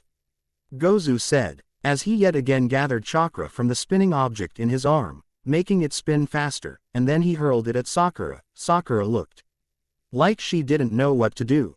Like a lost puppy in a big city, perhaps, she had to do this skill for now. Sakura closed her eyes as the windmill came closer and closer to her. If she couldn't avoid it, then she had to change the trajectory of the blade. But to do that, she had to focus a lot of her chakra to her only technique to form a shield bubble to become immune to any attack. She doubted she had that much chakra, but maybe. With the help of the technique that Metagai taught her, she could do that and hopefully distract the man that she was facing. There was no choice, she has to break the limit. Hachiman Tonko. Daichi Mon. Kaiman, Kai. 8 gates opening. First gate. Limit gate, release. The ground below Sakura sunk, as fissures began to surround her feet. Her eyes opened, a small orb of light rounded her as the spinning chakra windmill tried to pierce the bubble but seemed to deflect instead. Sakura then cocked her right hand back, pure chakra gathering in it as she said out loud. Satsig. Ikai Bukoken, killing drama dance wild fist, a streak of flames left her wake. With Sasuke, Maizu did not know what had just happened, but he knew that he felt paralyzed, and hot, as in help me, I'm burning alive hot, he didn't know how. But somehow, a large fireball dropped from the sky and consumed him in it. Sasuke on the other hand, smirked, somehow, burning one of the hunter nin's comrades alive made it satisfying for him. It felt like justice was served as he turned around. He heard a loud sound coming out of the flames. Bang! Without even a fracture of a second, Sasuke felt pain on his right shoulder as he thought something pierced his skin from the back. He looked at his shoulder and saw the small hole that was pierced by something small and went through the other side. He clutched his right shoulder in pain. He angrily looked around and saw Maizu there, standing up with only a few burning marks on his face with his right hand outstretched. At the top of the hand was a small hole that seemed like smoke coming out. Ninpu. Teppo Rendama Ninja Art. Rapid Bullet Piston. I see, even though you can predict my moves, it does not mean that your body is as fast to react. You've just found your worst opponent. Come out alive. Why, it's simple. This cape is a heat-resistant cloth. I made the right choice of wearing this against Konoha Shinobi. I always need to prepare, said Maizu. Sasuke merely looked at him, as another round metal pellet flung and lodged itself on Sasuke's foot. Bad matchup, kid, said Maizu. Sasuke spat back. You haven't seen anything yet. What folo? Wed next was a myriad metal strings exploding from all directions from where Maizu stood. Sasuke, being shot in the right shoulder, used his left arm instead, and fired a volley of shuriken one after another, changing the direction of each projectile based to his own liking. Maizu was stunned for a moment, as he suddenly realized, all along, that the Uchiha brat had set up trap after trap. The flames of his technique was the first. The boy was fast enough to get away from a pre-made fire jutsu, and then without him even noticing it, he planted this trap on the ground that it went almost completely oblivious to him. As the flow of the metallic strings entangled themselves on Maizu, Sasuke then humped, flipping in the air and capturing the metal wires, landing gracefully on the ground. Sasuke's staggered for a bit as the pain surged to his left foot. Sasuke gritted his teeth and forced his right shoulder to move, forcing his hands to do the appropriate seals with the Kiri-nin bound by the hands. He would not be able to aim properly. He pulled the strings together, bit one of the metal wires and began to do hand seals, ending it with the seal of the tiger. "Haven't I told you that I'm wearing a flame-resistant cape?" asked Mizu, who was smirking beneath his mask. Sasuke replied, "I know, but what if I burn you from the inside instead?" Sasuke asked, as he said the words of his technique. Kaden. Ryuka no Jutsu. Fire release. Dragon fire technique. Streams of flames streaked from the metal wirings that was tightly stretched to its limit. Fire traveled through the small line like a fuse coated in oil. It drove straight to Gozu, as he became engulfed in flames. With Naruto. Naruto arrived, a few minutes delayed from his designated point. He had arrived to another part of the bridge. It was desolate. He was sure Kakashi was on another bridge as well. He would have been a whole lot earlier had Kakashi informed him of the task that the Junin had given him. His task was to create numerous traps around the beach and near the waters of the bridge, so that if Geto does try to get in the way, the traps would immediately trigger. It would notify them and let them know. Sakura and Sasuke would act as decoys infiltrating the bridge while Kakashi manages Zabuza. The small factor that seemed to fault this plan was the Hunter Nin, who had no one to face off, which meant that Naruto would be the one to fight him. While he was honored to fight a Hunter Nin, he felt as if he was nowhere near the caliber of his opponent. As the mist began to thicken, he could feel the rising and falling of chakra on his back. He assumed that Sakura and Sasuke were fighting their own opponents. He glanced back to the other side, about to walk forward when a voice made him stop. "That is as far as you go," the voice mentioned. Naruto kept silent and retreated his advancing foot. He looked back once again and saw the porcelain white mask of the Hunter Nin. "I cannot let you proceed any further. I will not let you kill our client," mentioned the Hunter Nin. Naruto just stood there, not daring to move any further. The Hunter Nin then raised her right arm, and 3 Senbon were on her interlocking fingers, signifying her hostility against the blonde if he dared to take a step further. "I'm not here for that old geezer's head," said Naruto, his right hand twitching, and in a blink of an eye, he twisted and fired the Hiraishin kunai hidden under his sleeve. The surprise attack did not go well as the Hunter Nin flicked her Senbon, deflecting the kunai. Brandishing his chain, Naruto cted the kunai and caught the handle with his right hand. He dashed quickly towards the Hunter Nin, and activated his technique, Hien. Naruto jumped in front of his attacker, who was slightly surprised by the blonde's speed. But the Hunter Nin sidestepped the overhead slash that Naruto sent her, causing a small part of the pavement to be sliced. The Hunter Nin immediately noticed and thought, that kunai has an increased amount of range. Most probably it was wind-natured chakra. I have to be careful, no armor can protect you against the cutting power of the wind. Naruto then dashed after Haku again. This time, his left arm was cocked back, and violent streams of gales began to circulate around Naruto's arm as dust began to pick up around him. With his sword on his right hand, Naruto dashed at the Hunter Nin and finally, he called out his technique as he let his left hand outstretch and punch the Hunter Nin. Fuden. Reppuken. The Hunter Nin dodged by stepping back, but immediately was pushed back due to the force of the technique. The Hunter Nin staggered, as her feet slid back from the force and multiple cuts began to surround her body. Naruto then looked at the Hunter Nin and said to her, "I'm not here to kill the client, I'm here to take my vengeance upon you," said Naruto as he then dashed towards the Hunter Nin, his sword ready. Sugetsu no Terasu. Makatsuki no Mai. Illuminating Moon Phase. First Dance. Dance of the Crescent Moon.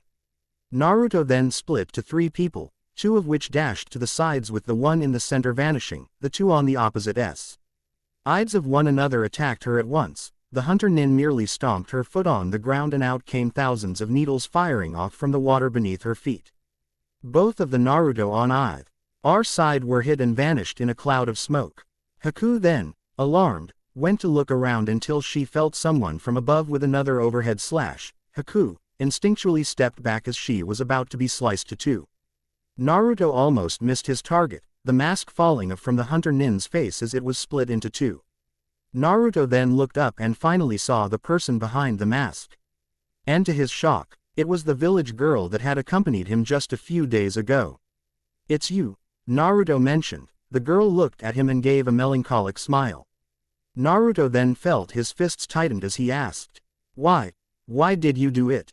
Quote. A shinobi must know how it is to kill, and when it is deemed appropriate, was her simple reply. Do you hate me? She asked. Naruto meanwhile, had let silence be his answer. Hate is a natural thing for shinobi to have, it's what drives them to push the exceeding limit but with a price, she said, as she closed her eyes, remembering the moments of tragedy that had befallen her home. An image of a frightful mother being killed by a father whose ideals meant the destruction of different bloodlines, crossed her mind. Her blood-stained hands as she pierced the man's chest with her bloodline limit, and the curses that the man uttered as he was consumed by the eternal darkness. It was painful to forget, but even more painful to remember.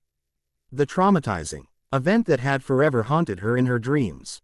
But then, there's another emotion that one feels that drives them further from their limits, she said as she remembered the time when she was taken under Zabuza's wing just before they escaped from Water Country. It's the need to protect someone precious, someone that can understand and ease your pain that brings you relief. It is the hardest to obtain, for every man and woman alike are selfish by nature, fueled by the thought of self-preservation. A basal instinct that cannot be overcome so easily. Tell me, Naruto-san, who do you wish to protect? Asked Haku. Naruto had then let his stance down, as he thought of the people that made him feel special.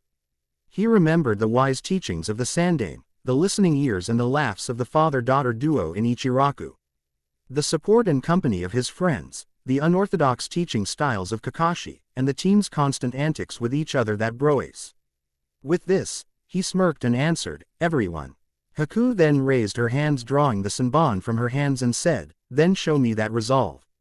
Naruto indeed steeled his own resolve. There was no way that he can stop now. The girl in front of him had told him that. It was in her solemn expression. Naruto's heen roared to life, and the blonde charged at her like a mad bull. Immediately stopping on the side of the girl. Swing the sword horizontally and aiming for her waist. Haku immediately ducked and made a sweeping kick that forced Naruto to jump and rolled in mid-air, landing with his back against his enemy. Haku immediately capitalized on this opening and immediately activated her jutsu. Haijutsu. Sensatsu Susho, secret technique. Flying water needles. Needles immediately went flying from every direction that Naruto could see. The rain of the needles kept on coming as it seemed it was near inescapable. Naruto then focused his chakra on his eyes and white lines began spiraling around his iris. Shinyogen no Mi has come to life. The barrage of the needles kept firing from every direction, yet Naruto simply moved little by little and deflected some of the incoming projectiles at him with his kunai. Small unnoticeable movements even by trained ninja, it baffled Haku just how the genin before her had a sudden change in body language from wide, very open movements to close, intricate and calculate. Dances that seemed to avoid every random needles that was shot at him. Every move has a flaw, Naruto said, not a hint of emotion in his voice. As he continued to dodge every needle like flowing water, his body instinctively reacting to the suggestions that his eyes were giving him. Every attack that you make, even if there is a small hole in it, there is a possibility to exploit it, and eventually, all the exploited weakness of the attack will collaborate into one big weakness. With that, he put his foot down and flickered out of sight. Appearing next to Haku, a sword drawn to her chest. Naruto's right arm was on her right shoulder, still no emotions showed. His eyes began to slow down, the blonde had to deactivate it. Haku tightened the grip on her senbon, and immediately she slid her left foot from the back. Making Naruto fall on his back, the girl then held her senbon with both her arms and held it above her head, swinging it downwards to impale Naruto. The blonde had rely enough time to react as he placed the kunai where he suspected he was about to be stabbed, his stomach, and true to his thoughts, the senbon was parried by the kunai as he fell down. Immediately, the blonde rolled to his side, and stood up, back-stepping to increase his distance from his adversary. Though you say that, it doesn't matter in the end, Haku said as she began to form one-handed seals, the likes of which Naruto hasn't seen before. He then saw the water around him, beginning to rise and began to form several walls of ice around him, encasing him inside. From his view, Naruto Odicked how thin the ice was, yet it was so condensed that he could practically see his own reflection. With this jutsu, the deed shall be done. Haijutsu. Makio Hyusho, Secret Arts. Demonic Ice Mirrors. Haku then entered the Dome of Mirrors, her resolve unshaken. Naruto knew it was a tough situation for him. The girl knew how to attack from all angles, which means all his blindsides would be immediately targeted. He knew what he had to do. Fujin, he muttered, and the seal on his forehead began to glow. I'll fight for my resolve, and I won't back down. I'll prove your practical ways are wrong. Even if I have to bash it into your head, I'll make you understand. Kakashi. Kakashi stood before the man that had a giant cleaver in front of him.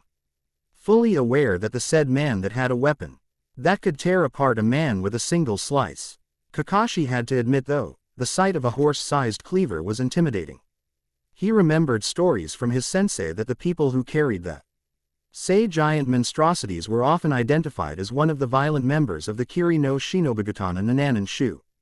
Add to that was their eccentric personalities of either a being with no remorse, or just plainly sadistic.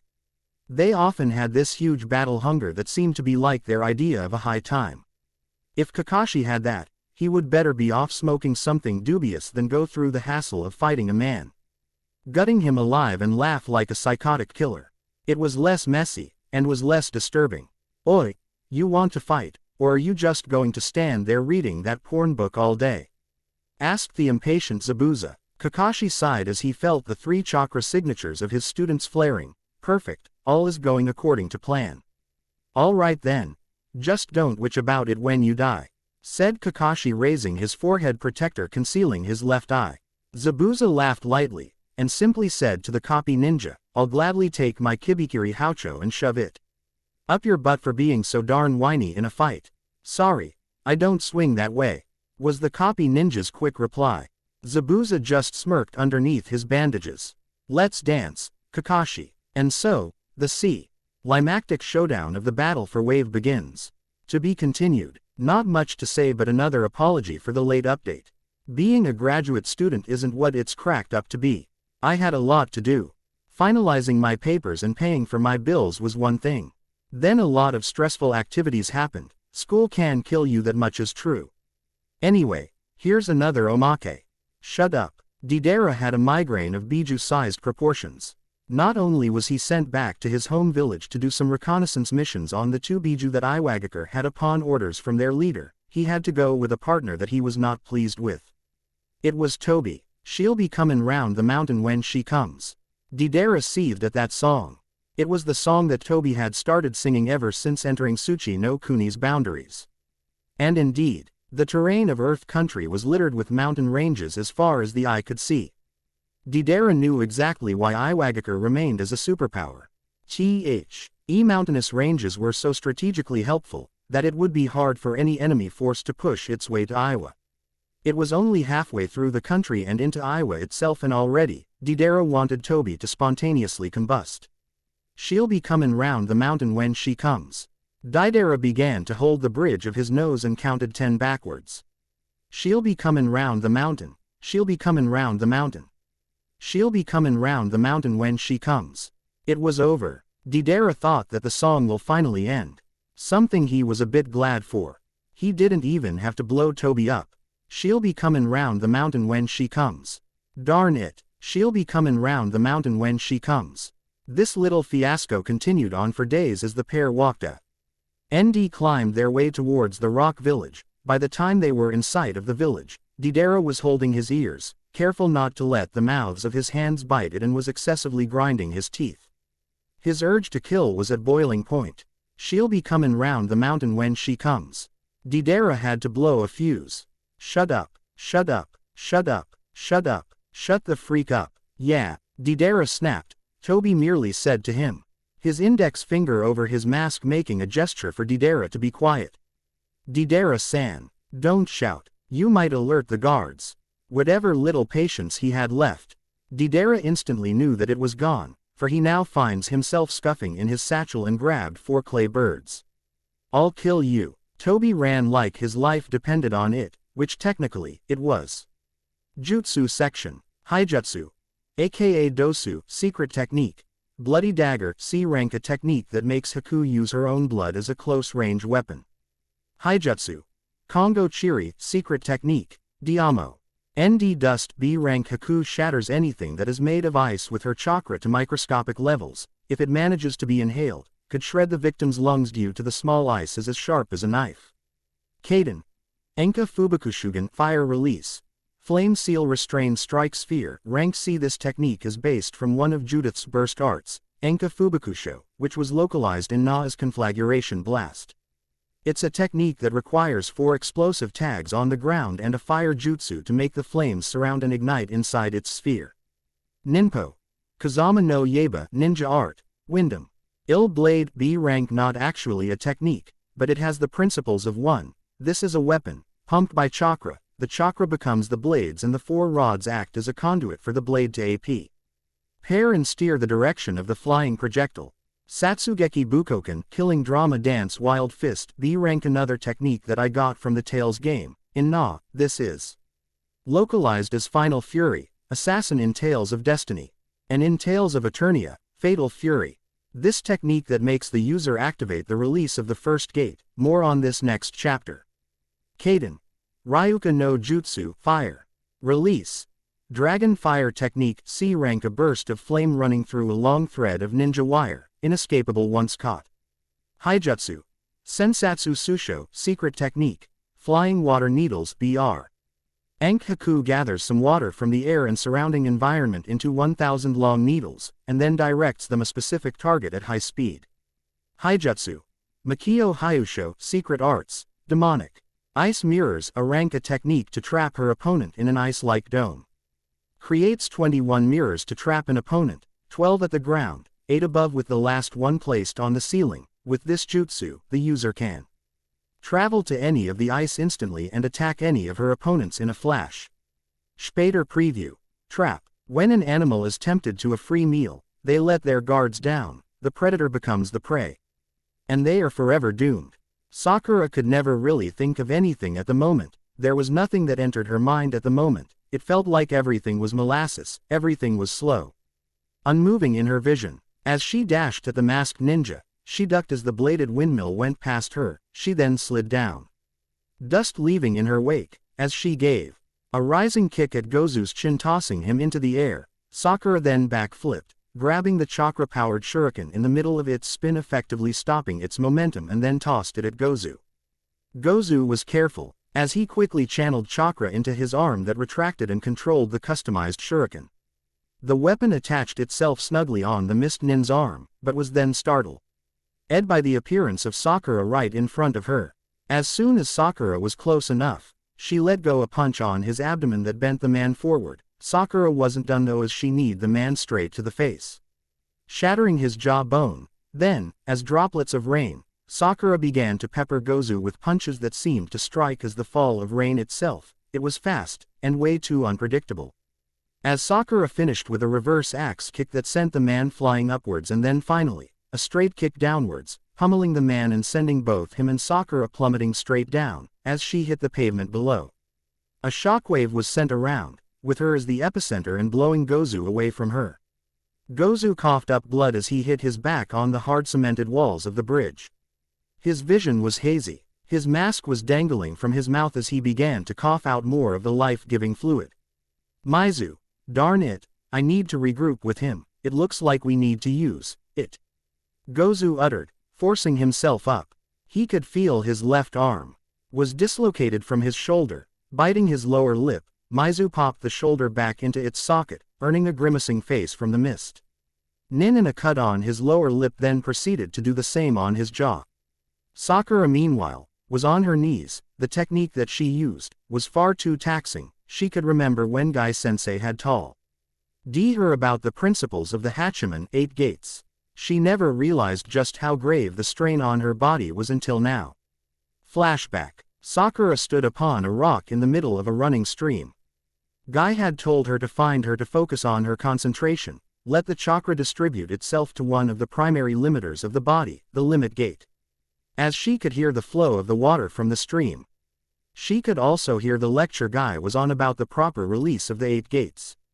The limit gate, a gate set to control the flow of the muscular structure and the transfer of energy from the red blood cells to the different muscular structures of the body.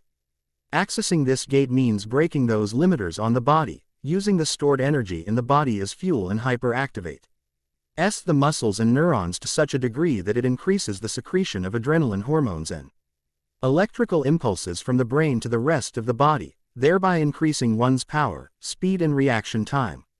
The triangle of all hand-to-hand combat, power, speed, and technique. With those words, Sakura studied the concept behind the importance of the first gate, and Guy continued. However, the benefits are almost as many as the risks. Using the limit gate wears and tears muscles faster, the body eventually loses an enormous amount of energy that over fatigue and dehydration could CCUR minutes after the use of the first gate. It leaves the user completely vulnerable to attack in the end. Sakura noted, she could feel her chakra suddenly filtering near her head, most likely the first gate has been reached. I'm teaching you the access of the first gate as the use of the Omid Renge, primary lotus, is far too deadly for you. I have another technique in mind, said Guy. To this, his other student who was training with him, caught his attention.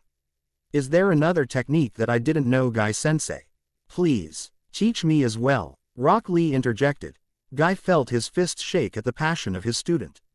Indeed, how can one resist his adorable student who has the passion to learn?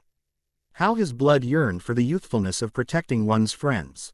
So hot-blooded was his student that Guy was moved to tears, and punched Rock Lee directly across the cheek. I am sorry, Lee, but this technique I will teach to Sakura is a variation of the techniques of the first gate.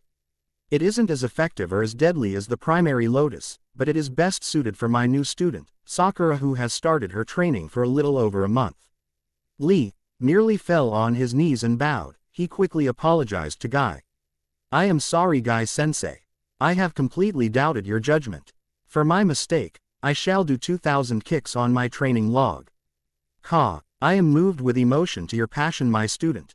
Lee, Guy-sensei. Lee, Guy-sensei. Lee, Guy-sensei. Flashback end. Sakura felt like kicking herself at that memory. How was she involved with those two? Oh, she forgot, it was Naruto. Darn, my muscles are aching, I can't even feel my knees. The pink-haired Kunoichi thought, and immediately focused back to her opponent, who was now running towards the Ray where Sasuke and the nin's twin brother were fighting. Crud, he's seeking to double-team Sasuke.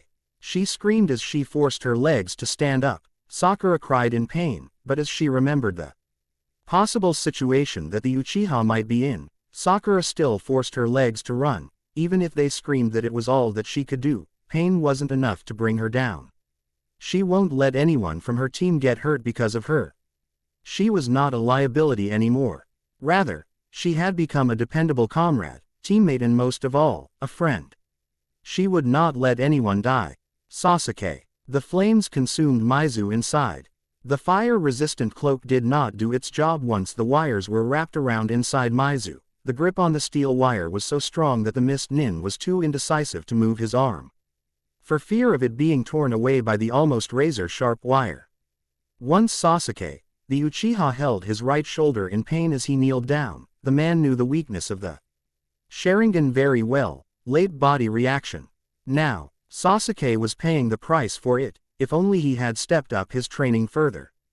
But now that was in the past. The nin before him lay on his knees, completely incapacitated and possibly dead.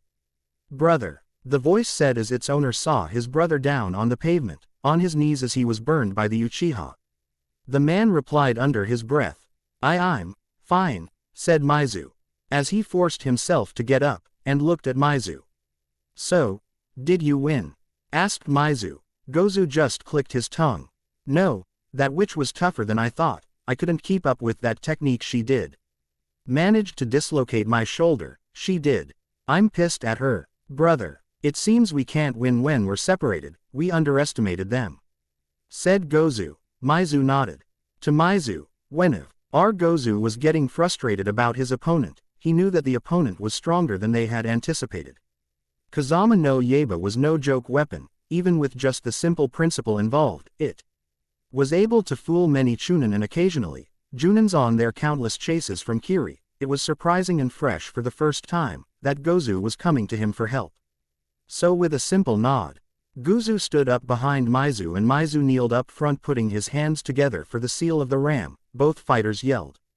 Kombi Henge. Combination transformation. And then, both were engulfed by the smoke. Sasuke didn't know how to react as the figure from the smoke appeared. As the demon brothers stepped out of the smoke, the masks gone, both armlets were now on each of the person's arm, and then said to the Uchiha Asura, fighting demon. The man looked like both Mizu and Gozu. The masks were removed, his hair far longer now compared to the two. The man was pale as white, and with seemed to be a chain that connected his arms together as if to look like restraints. Sasuke stepped back. The amount of killing intent coming from the man was huge. Almost as terrifying as the Nay with the bandage up his face that they encountered on shore a few days ago. Sasuke forced himself up. It seems his opponent was fresh and ready to start round 2, whereas he had a hole on his left foot and his right shoulder. Not good, he wasn't mobile enough. To his surprise though, there was a vicious punch that came flying across to the man, courtesy of Sakura. The combination of both Mizu and Gozu was thrown to the other side of the bridge. The pink-haired Kunoichi then went to Sasuke's side and asked, "Well, aren't you surprised to see your sexy teammate?" Sasuke, meanwhile, smirked at her statement and replied back, "If you mean by sexy. No, if you mean by me seeing you beating that man in a manly way, yes." Sakura just gave him the middle finger salute for good measure. The Asura stood up from his spot. Sasuke immediately spotted the flying projectile heading towards Sakura and hurriedly, he tackled her down as the flying object of death went past them. Immediately, though, Sakura could hear a clicking sound coming from the man. Not wanting to expose her teammate while they were down to whatever jutsu it was, Sakura decided to activate her steel body fortification. Sounds of iron pellets ricocheting on the ground was heard as it tried to pierce the enhanced skin that Sakura already had. Sasuke was a bit thankful for that, and immediately, he sensed the returning of the shuriken. He jumped up, taking Sakura with him, and dodged the shuriken that came streaking past below. Then another clicking sound was heard. Sakura positioned herself in front of the line of fire again and guarded Sasuke by spinning around in a 180-degree angle enveloping Sasuke. "We make a pretty good tag team," said Sakura. Sasuke just nodded. "Can you run?" asked Sakura. Sasuke kneeled down and tore a piece of cloth from his sleeve, putting pressure above the wound on his left foot. "I'll bear it," said Sasuke as he grabbed 3 kunai, 5 shuriken end to his steel wire. "I'll tell you when to attack, I'll watch your back and we'll charge at this guy in a straight formation, head on," said Sasuke. Sakura nodded. As soon as the bladed windmill was clutched firmly on the Asura's right hand, Sasuke ordered Sakura to start running first. Sasuke was ready to let all of his weapons fly. Naruto was having a hard time. Haku was incredibly fast and very lithe. She was agile enough to do hit-and-run maneuvers around that wall of ice that it seemed like it wouldn't be sufficient to just flail around his arms and do Reppuken. But as he performed the first song, Naruto had a few moments of breathing time. He looked at the ice mirrors around him and the stream of wind that protected him, Sono Tonobo, the howling. He had to think up a plan on how to deal with the ice user before the protective wind dies down. His dojutsu was one of the keys, but it being used earlier on, he had to recharge his mind for a couple more minutes before he LD do anything, seeing as he was trapped inside. As soon as the winds began to die down, Naruto was already squatting on the ground, widening his base and lowering his center of gravity. He then jumped as the sudden hail of Senbon rained down upon him in a flash. He twisted around his body for a somersault and clung to one of the ice walls using his chakra, and then jumped to the other mirror to his right. By then, he used his momentum and jumped, dodging the assault of the fake hunter Nin, Senbon after Senbon. Naruto then landed on the ground, his breath becoming labored. Senbon were lodged into different parts of his body. Naruto was in an excruciating amount of pain. Just bearing the pain took a lot of energy out of him, but the fact that he could not even land a blow, let alone touch Haku, was frustrating him to no end. But it was fortunate enough, his dojutsu had been available again, and inwardly he grinned. 2 minutes, he just needed 2 minutes to dissect this jutsu and stop the girl's vicious assault. Shin Yogen no Mi. Eyes of Death Prediction. As soon as he activated his Dujutsu, immediately, he began to systematically take down the needles that kept pouring on him. Reacting to the rhythm of Haku's attacks. As he spun around, he hit the upper right dome with his Reppuken, shattering the ice. As the small shards of the frozen liquid fell from the upper right dome, Naruto began to see it clearly. As his eyes were locked onto the real target, Naruto detected it, as if she was moving at a regular pace. She was fortunate that she had evaded the mirror that she was at, but was surprised when the blonde had managed to see her. Get to the other mirror. It was different this time. It was as if he could see through her every attack. Escape is impossible, Naruto muttered, no emotion laced in his voice. He began to lean back and without a moment's notice, dashed towards his opponent at speeds that surprised Haku. True, Naruto was agile, but he wasn't as fast as Haku was. So for Naruto to exert such an enormous amount of acceleration, it was frightening. When Haku met Naruto's full gaze for a moment, her sight somehow slowed down. She could see how slow her hand moved, how shallow her breathing was, and how loud her heart started to pound. Seeing Naruto's eyes like that, she couldn't help but stare as a fist came flying straight to her stomach. The glass, like water mirrors, shattered like brittle crystals as the jutsu that Haku had created started to collapse from her loss of concentration. Naruto quickly followed suit, Haku being tossed outside of her jutsu meant that she could not get back in. As he was about to run, the water around him began to crystallize again, as it began to creep at Naruto's foot.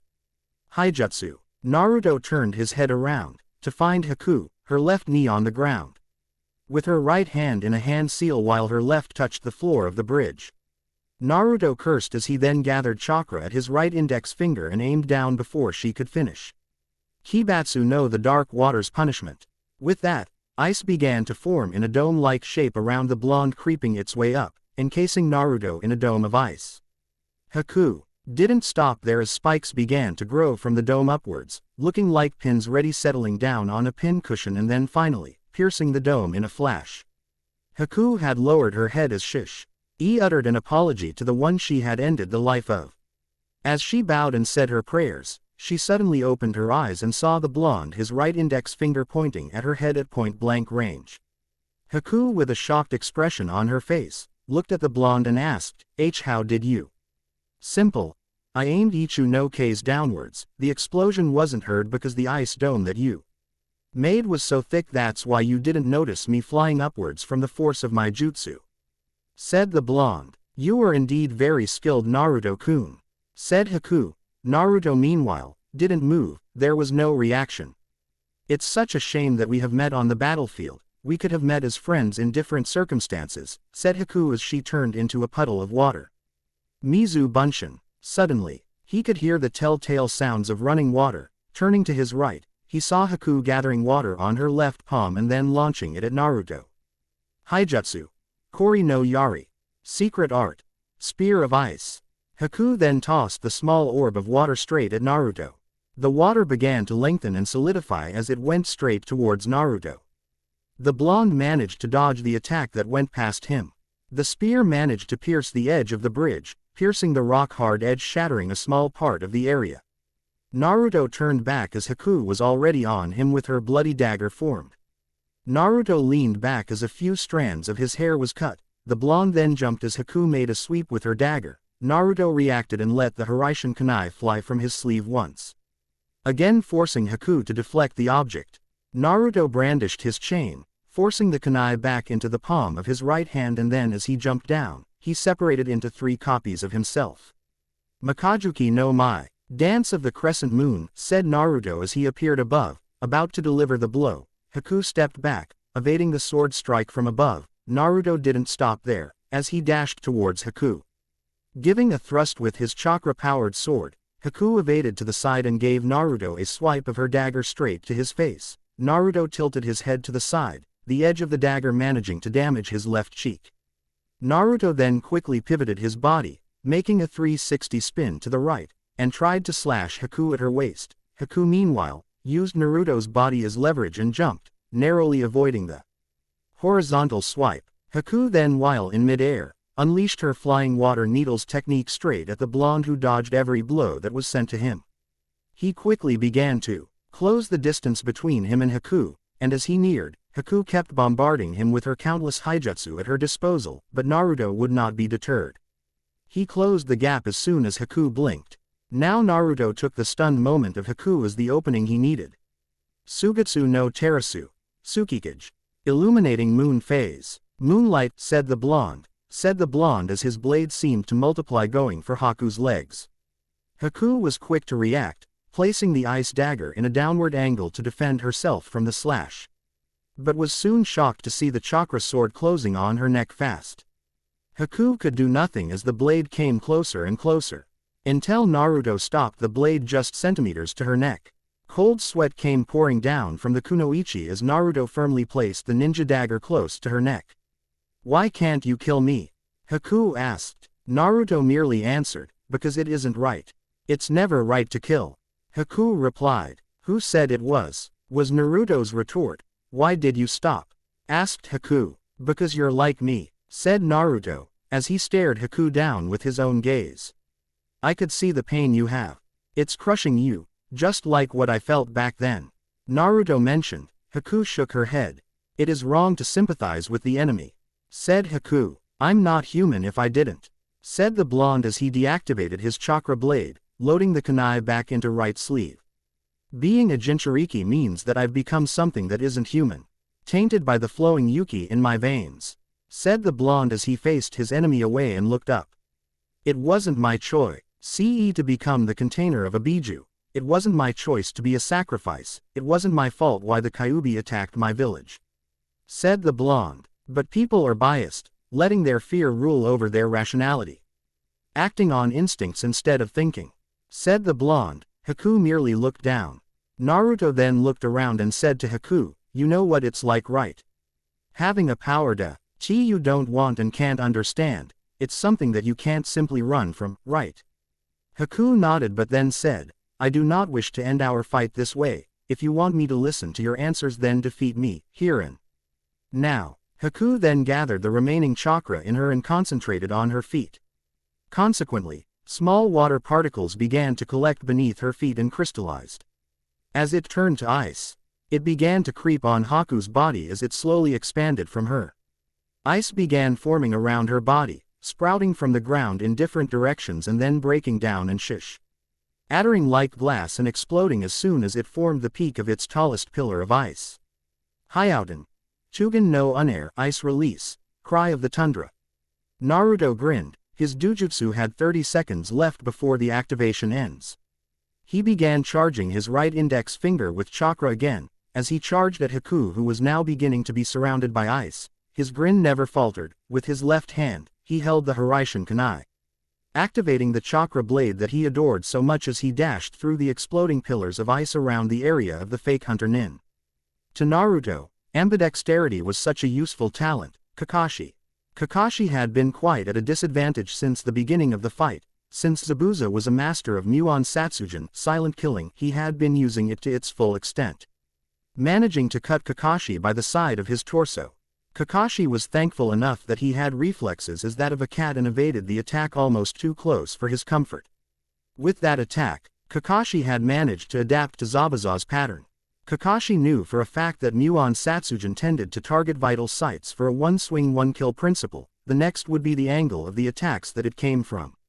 To this particular discipline, the practitioner of this style tended to target the victim's blind areas, mainly the back and the side of the body. So Kakashi was on full alert, turning his head left and right for his sides and then putting the utmost care for his rear side, careful of Zabuza's strikes. Kakashi gritted his teeth and muttered, "With the fog as thick as this, my Sharingan is totally useless." Zabuza laughed as he used Utsusemi no Jutsu, voice projection technique, to gloat against the Junin. "You realized it, haven't you? The fact that I have rendered Jess of your Sharingan completely useless made you seem on edge." Another strike. This time, it was aimed on Kakashi's neck. With senses that of a Junin, the scarecrow Junin ducked and evaded the swipe. Zabuza, again, retreated back to the hazy mist for his cover.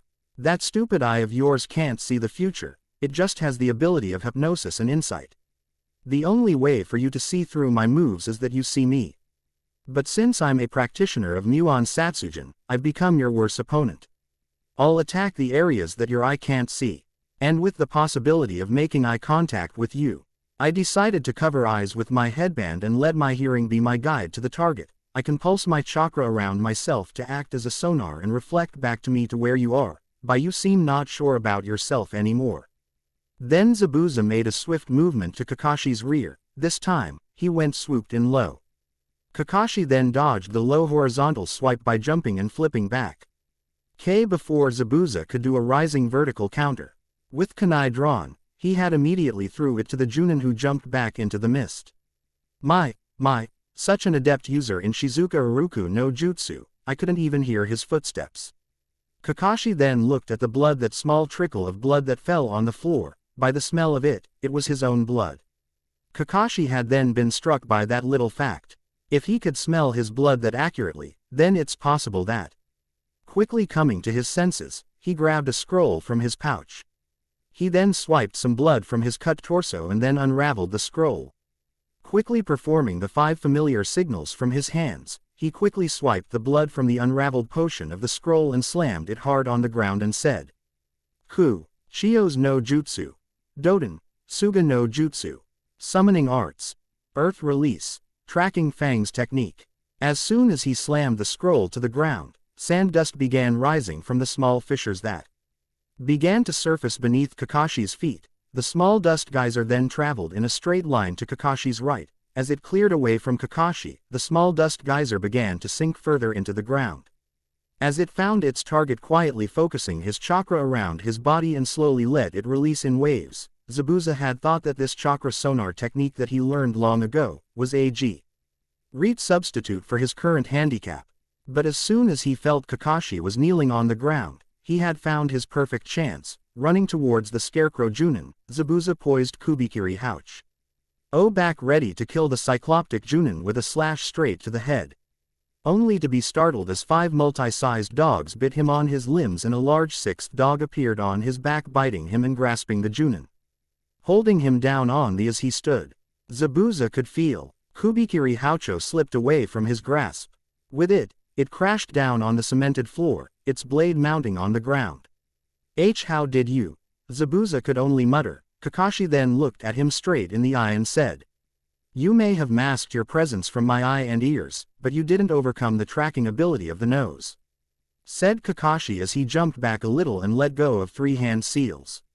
You see, that sword of yours has my blood. I may not familiarize myself with your scent, but I was very familiar with mine. With that blood, I knew for sure that you were somehow in the mist, still alive.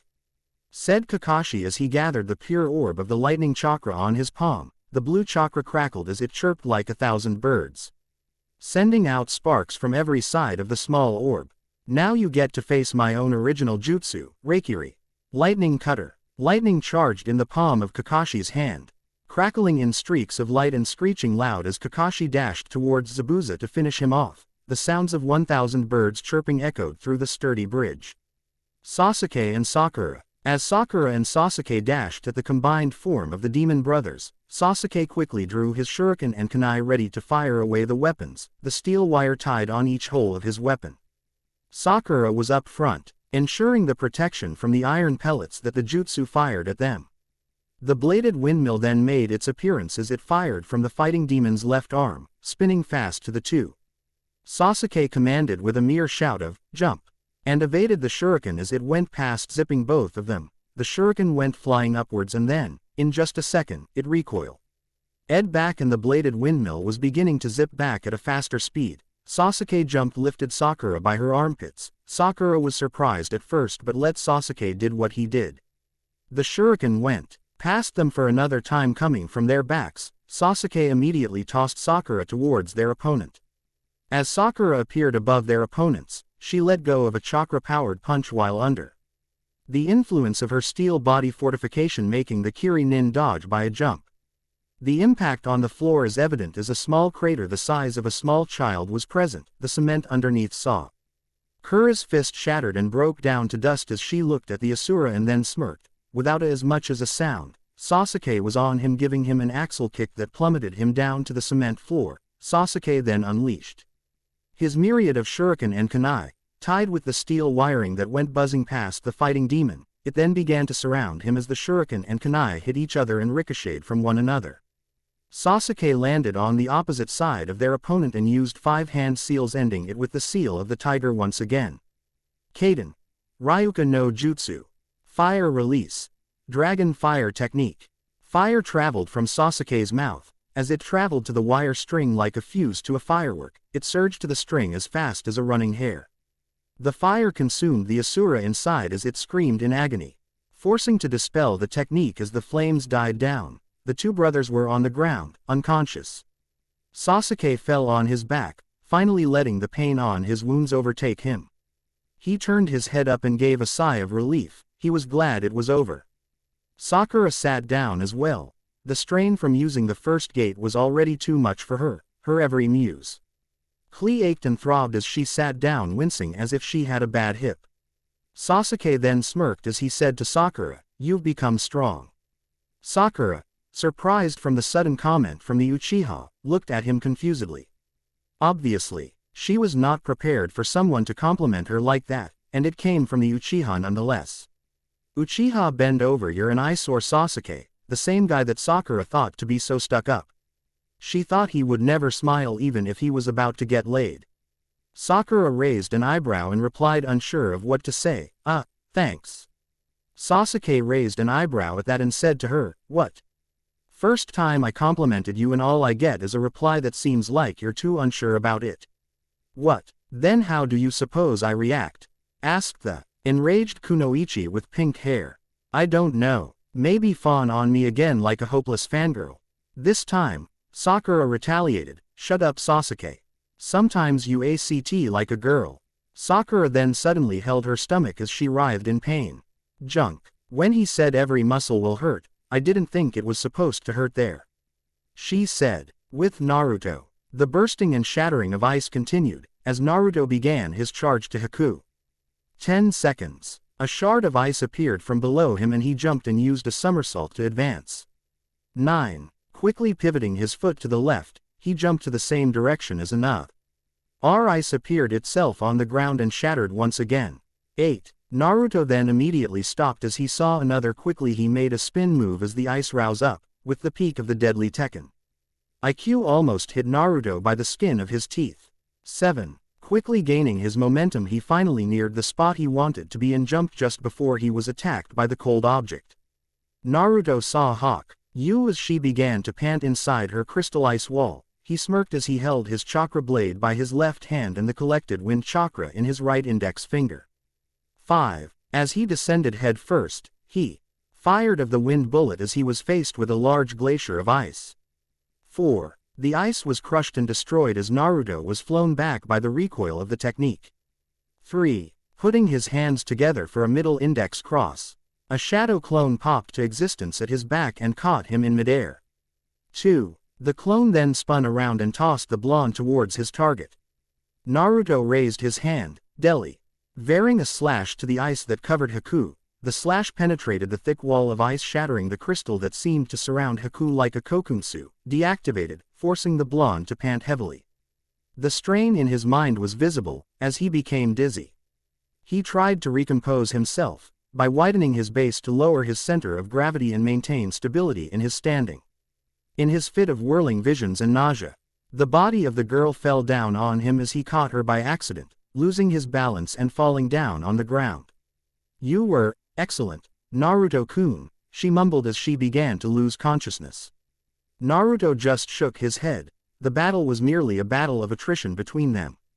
Naruto couldn't land a fatal blow and Haku couldn't finish him off.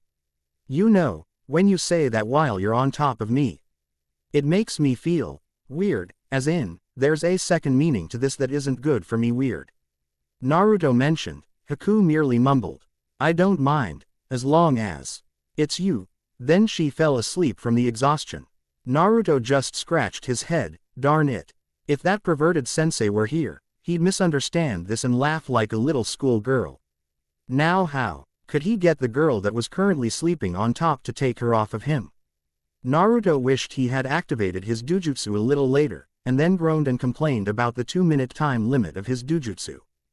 Get real, brat. That has to be the best position you're in since you were born. The Kyuubi said to him. Shut up and sleep back in your cage, Kyuubi-chan. Retorted the blonde. Kyuubi meanwhile, gave an indignant huff and turned his head from his container.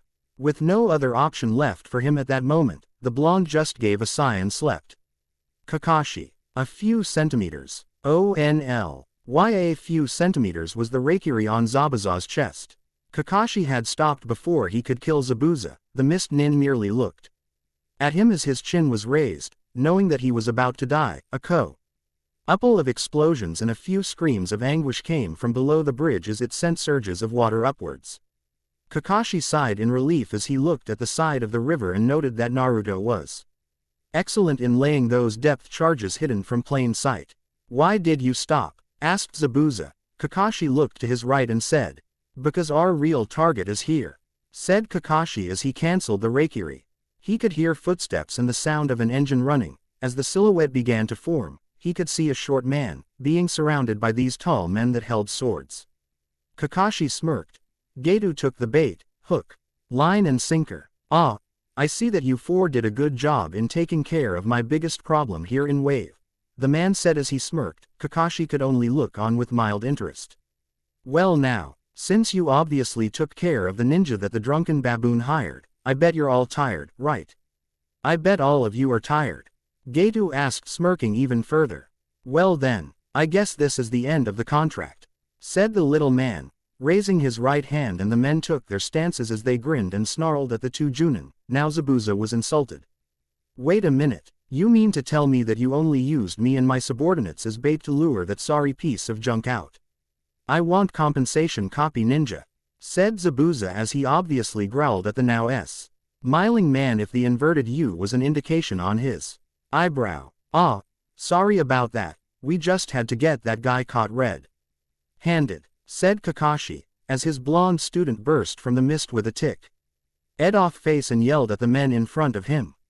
WHO was the dipshit that was flapping their gums like a cannon. Huh, I was having the nicest nap there and you sorry excuses for killers are disturbing my peace. It's that short blonde demon.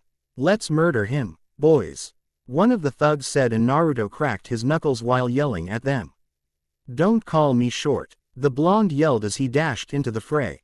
If one could see the falling of various bodies on top of Tizuna's bridge, one would wonder if there was a festival going on. If one could listen a little closer, they would hear sounds of utter mutilation and screams from countless doomed men that ran over one little blonde shinobi. How many times do I have to tell you? I'm not short. And another was tossed to the seas of Nami no Kuni once again, courtesy of a jaw-breaking punch that was felt to the other side of the cheek. Tizuna couldn't believe the ridiculousness of the whole ordeal. Men were being tossed overboard by a tle blonde as he bulldozed his way to the thugs and was running straight towards Geto. Naruto, don't kill the target. Hokage-sama made it clear we have to apprehend him alive, said Kakashi in a half-bored tone. Naruto just angrily stared at the shrewd businessman and gave a sinister fox-like grin that made Geto urinate his pants. Naruto stared on in disgust as he turned his head away and pounded him to the ground. Inari and the others, though, arrived at the scene a little too late as they saw all of Tizuna's hired thugs running away, tails between their legs from the bridge, as if something horrifying made them cringe in fear and head to the hills. Run! That little runt is massacring our guys. Get the heck away! When they were at the bridge, though, they saw the old man, Tizuna staring on in disbelief as he watched the shinobi battles that occurred. Inari then saw Geto on the ground, shivering like a wet kitten in front of the blonde-haired ninja on the pool of his own urine. If it were not for the seriousness of the situation, Inari would have laughed. Kakashi then approached Geto, and kneeled down to him at eye level and said, Geto, under the order of Sarutobi Hiruzen, the Sandaime Hokage and the daimyo of Hai no Kuni, I am placing you under arrest for smuggling, fraud and attempted murder.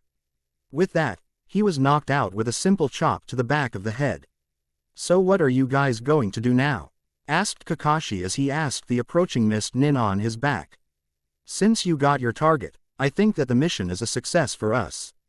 Though I'd appreciate it if you didn't use me and my team as a decoy to rule out that pig, said Zabuza, pointing to the unconscious tyrant, sprawled on the ground with a bruise on his left cheek. I like that kid of yours, Kakashi.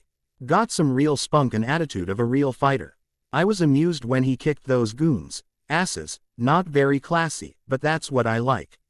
He said, hitting Naruto on the back with the blonde. Coughing and stumbling from the action.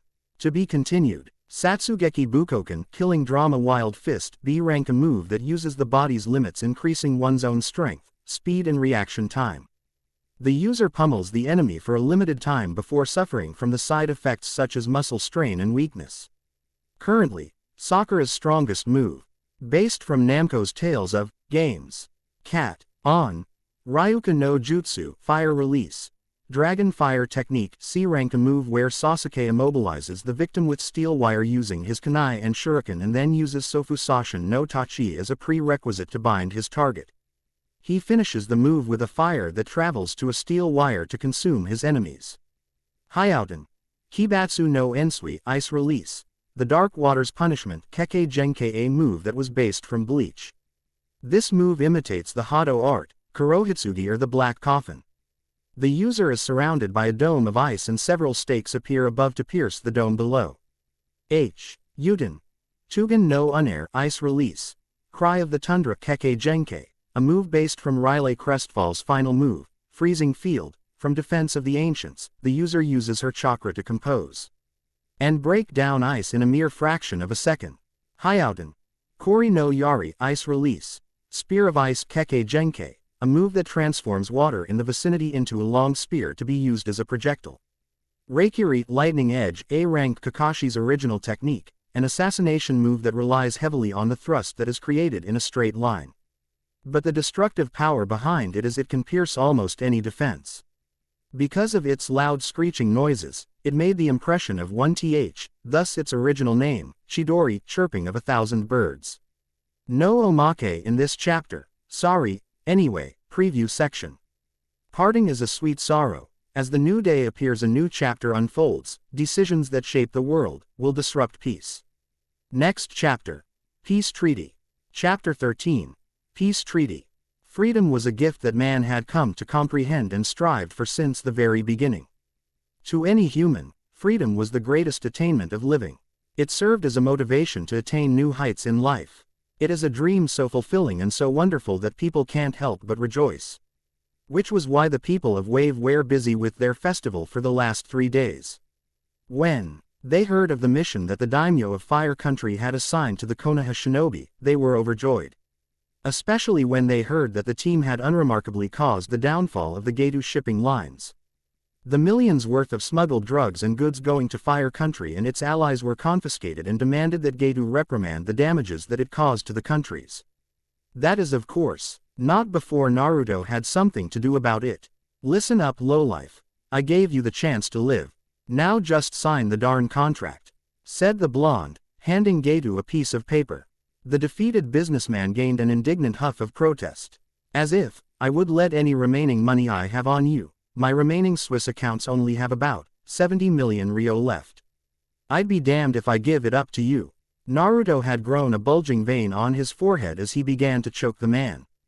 You little bastard. I ought to. Naruto then stopped as an idea popped into his head. Shin Yogan no Mi. Eyes of death perception. Naruto's eyes began to change, as a white stream from his irises began to circulate. His pupil began to constrict. At the most basic sense, from his understanding of the dojutsu, it seemed as more like it was a genjutsu rather than a ninjutsu in itself. It somehow tricks all of the opponent's 5 senses. It does the job well. But Naruto soon discovered that it can also prolong the sensations within a nerve. So if, say, Naruto stabs an opponent with a needle on the skin of his victim, they would experience pain like no other. It would be doubled even tripled than the amount of pain given by a normal needle prick, and the duration of the pain would be far, far longer than it is normally. Naruto then slowly grabbed Gedo by the right arm, and begged, and stabbing Gedo's elbows and shoulders.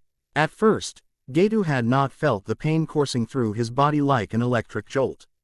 Instead it was slow. Gedo was already in a stupor-like daze at first, then as fast as a lightning bolt.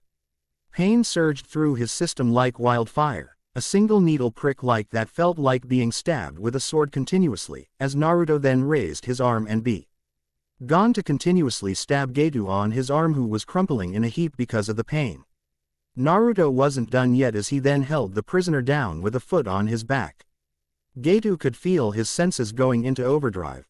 The pain was excruciating. It felt like being electrocuted, and it was spreading around his body. Even the blonde's pressure on the back of his head was painful. Gwa! Gato yelled in pain from his cell, as Naruto devilishly grinned and continued to torture the corrupt businessman. "So, feeling like handing over the money?" asked the blonde, earning a curse from the businessman. "Freak you." Naruto's eyebrow twitched, as he grabbed Gato by the collar and then said, "Maybe if I hit the correct area, you'd change your mind." Another scream was heard. 2 days later, In escaped from the Uzumaki's face as he walked towards the opposite end of the bridge with some of the people from Wave escorting back. With his hands on the back of his head, the blonde Jinchuriki's mood didn't go unnoticed by Sakura. "What got you so happy about?" asked the pink-haired shinobi. Naruto merely chimed and said, "Oh, nothing." With that, he whistled and averted Sakura's gaze. Sakura, however, looked at him with doubt but ignored it in the end. Naruto was Naruto after all. No one could ever tell what was on his mind. Especially since he had invited the quartet of Kiri-nuke-nin to join the village. To be able to walk around with them as if their fight was nothing, was a little nerve-wracking. That in Zabuza's eyes seemed to send the shivering goosebumps down her spine in fear of the man's history. Sasuke, on the other hand, just kept quiet with his hands on his pocket, letting the Mist twins have a conversation with him in the middle. "Well, if you could consider Mizu's muffling in the bandages speaking. MMFFF. MFFMMFF. MMFFMFF.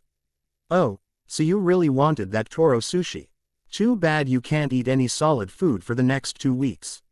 MMFFF. MMFF. MMMMFFF. MMMMMMFFFFFFFF. Ah, yes, it would be nice to get some onigiri on the way back now, is it?" And throughout the conversation, the raven-haired Avenger in the middle was growing a throbbing vein on the back of his head, which, by the time Mizu muttered another worth of gibberish from his bandaged mouth, Sasuke lost it. "Would you two just shut up?" The twins looked at him in silence and then walked forward, leaving Sasuke behind. All the while, he saw his blonde teammate handing over what seemed to be 100 Ryu bill. MMFFF. MMMFFF. MFFFFF. Gozu laughed lightly as he counted the money and then said, "I couldn't say it so better myself. Dear brother, money makes the world go round." Sasuke just shook his head as he cradled it with his right hand, all the while looking at the blonde who was laughing while handing the bill over. The Uchiha just seethed at that thought. As they were making their way to the opposite end of the bridge, Naruto looked back when the little boy called out to the blonde idiot. The said blonde turned around and gave a smack on the head of the little boy. "Don't call me stupid." "Stupid," Naruto yelled. "Who you callin' stupid?" "Stupid. I'm calling you stupid. Because you are stupid. Moron. Shrimp. Short stuff. I am not short," Naruto yelled, as he was about to tackle the little brat until Kakashi held him by his collar. Naruto, calm down, we will. D'n't want you to destroy your image in Wave now, don't we?" said the Cyclops Junin. "Huh." Both Sakura and Sasuke wondered as Zabuza pointed at the horde of girls that were Naruto's age, all holding their hands close to their chest with hearts in their eyes. Naruto-sama. A sudden chill coursed through Naruto's spine as he watched the women making their way towards him with a glint in their eyes.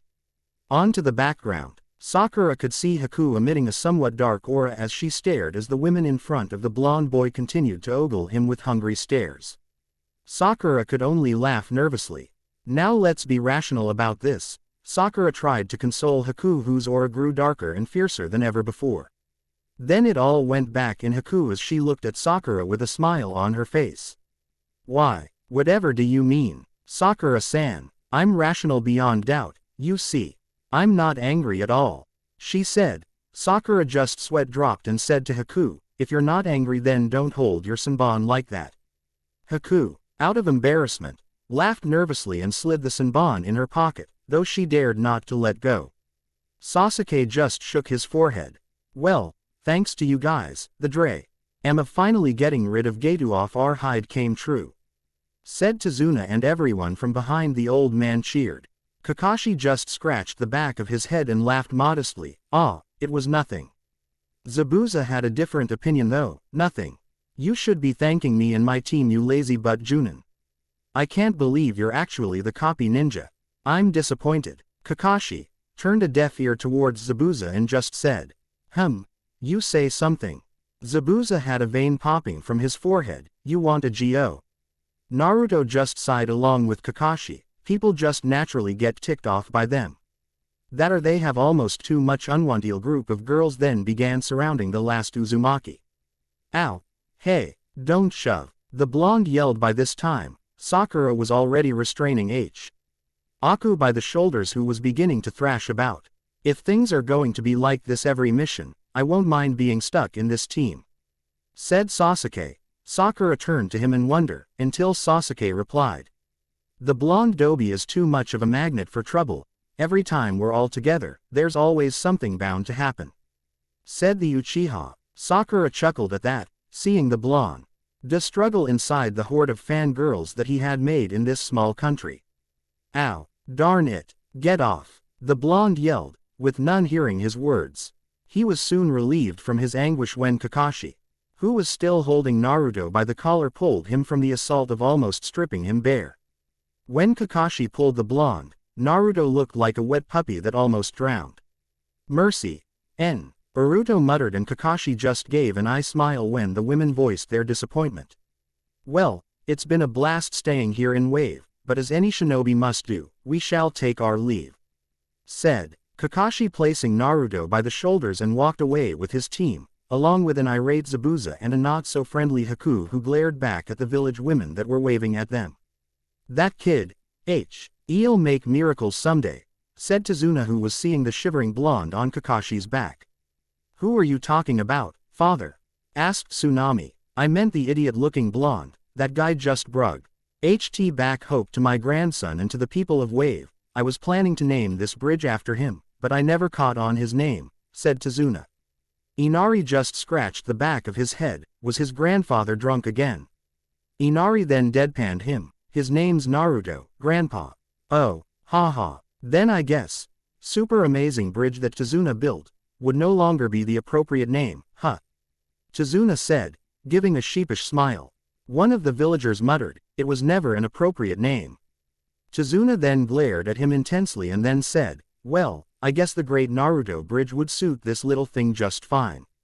To that, everyone in Wave agreed. Hokage Tower, 3 days after. I hate you, Sarutobi muttered, sending a vicious glare at his current enemy right now. If looks could kill, Sarutobi would have already dealt a lethal blow at his undefeated foe. Was the object's reply. Sarutobi then reached for his most trusted weapon. His opponent was merely waiting for him to make the first move. Standing on the old man's desk, patiently waiting for Sarutobi Hiruzen to initiate his plan of action. Stamp, stamp, stamp. Darn it, I'm more than 70 years old, past the age of retirement. I imagined myself just fishing or gardening at this age, and I still find myself having another bout with you for the past 12 years after the Yondaime died. Curse you, Minato. I bet you, why you did what you did was just to escape from any cage's adversary. Sarutobi griped, handing another paper in front of him, with the cage officially stamping it. Petition for an exclusive porn shop. What kind of joke is this? Sarutobi yet again mentioned, as he then looked to his left and then to his right, not one to skip a beat. He did a double take. Quote ellipsis quote. Quote ellipsis quote. Sarutobi was silent for a moment, and then slowly but surely, he grasped the approved stamp, and then as fast as lightning, he stamped the petition and gave the allotted budget as fast as he can. Then, without anyone noticing, he laced the paper on the approved bin and piled it up with the rest of the missions. Sarutobi merely whistled and then began going through the rest of the paperwork that were mounting on his desk. As soon as he had finished his paperwork, it was already sundown. He looked outside and saw the visage of the Hokage mountain, standing tall and proud below his beloved village. The eldest Hokage sighed. It was times like these that Sarutobi was reminded why he was Hokage. as he stood up from his chair to view outside, a person knocked on his door and said, "Hokage-sama. Team 7 and 4 other people have arrived at the southern gate."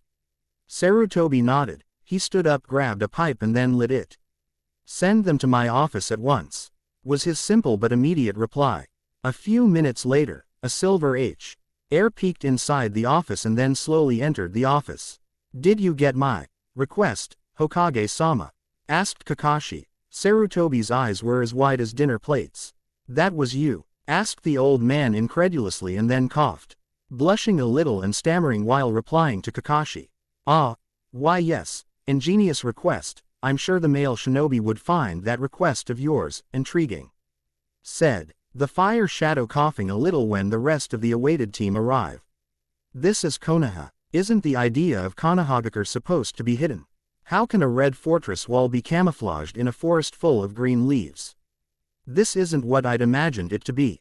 Zabuza continued to rant outside. Kakashi just slumped his shoulders and sighed. "This is going to take a while." "Don't mind Zabuza-sama. It's just his way of showing affection," said Haku. Naruto then muttered, "Yeah, affection to a tree stump." To this, everybody except for Zabuza snickered while the said man grabbed Naruto by the collar of his shirt and said, "Want to take this outside, little man?" Naruto had a direct reply, "I am not little." He raged as he was then again grabbed by the back of his shirt and was then brought inside the office. "Okay, care to tell me what all of this is about?" asked the Sandame. "Well, it's like this. Gato had us fooled when he paid for a C-rank mission. I thought it would go over smoothly, until the opposing factor hired a ragtag team of Nuke Nin." Kakashi then pointed to the 4 people behind him. From then on, Sarutobi heard the full details of the mission, how the double mission that Kakashi had taken place, the evidence that he had obtained and the interruption of Zabuza and his team, the little information gathering that occurred in Wave and the battle at the bridge. Sarutobi, "I was impressed with Team 7's competency. Perhaps he would consider them to more C-rank missions in the future. I knew it was suspicious. Our policy stated that all mission payments were to be paid before the requested mission's specified date. All transactions shall be between the finance department and the client or to the Hokage himself. I let this little excursion happen for one time due to the request of the daimyo. Gato was careless enough to sink into my trap. I've been endorsing Konoha to him for months now. It was a relief that it finally paid off." Naruto scratched the back of his head while Sasuke and Sakura frowned. "You mean to tell us that the mission payment was 0 to begin with?" Sarutobi closed his eyes and then nodded. "In your C-rank mission, yes, but thanks in part to you 3. I'm splitting the mission payment by the daimyo's A-rank mission. Don't worry, you'll be receiving payments that are well above than that of an average C-rank mission. Kakashi, I hope this is okay with you." Kakashi merely replied, letting his cheapskate attitude show for a moment just to tease his students. "Well, I'd really hate splitting the money that I rightfully deserve alone." To this, the 3 shouted in unison, "Hey!" Sakura was the first to reply, "If it weren't for us, you'd have already drowned in that water prison that Zabuza made." "TCH," was Sasuke's usual reply. Why and Naruto was raging so much he was stomping the floor with his foot. "You perverted Junin. You'd already be swimming in the gallows if it weren't for us. It took me quite a lot of money just to set up those traps, goddamn it." Kakashi chuckled and said to his students, "Well, I was only joking. Of course you get the pay. I hear the daimyo put a hefty price on the mission, and he deemed it a priority, so." With that, the 3 just sighed and glared at Kakashi. "When it comes to business," Naruto said.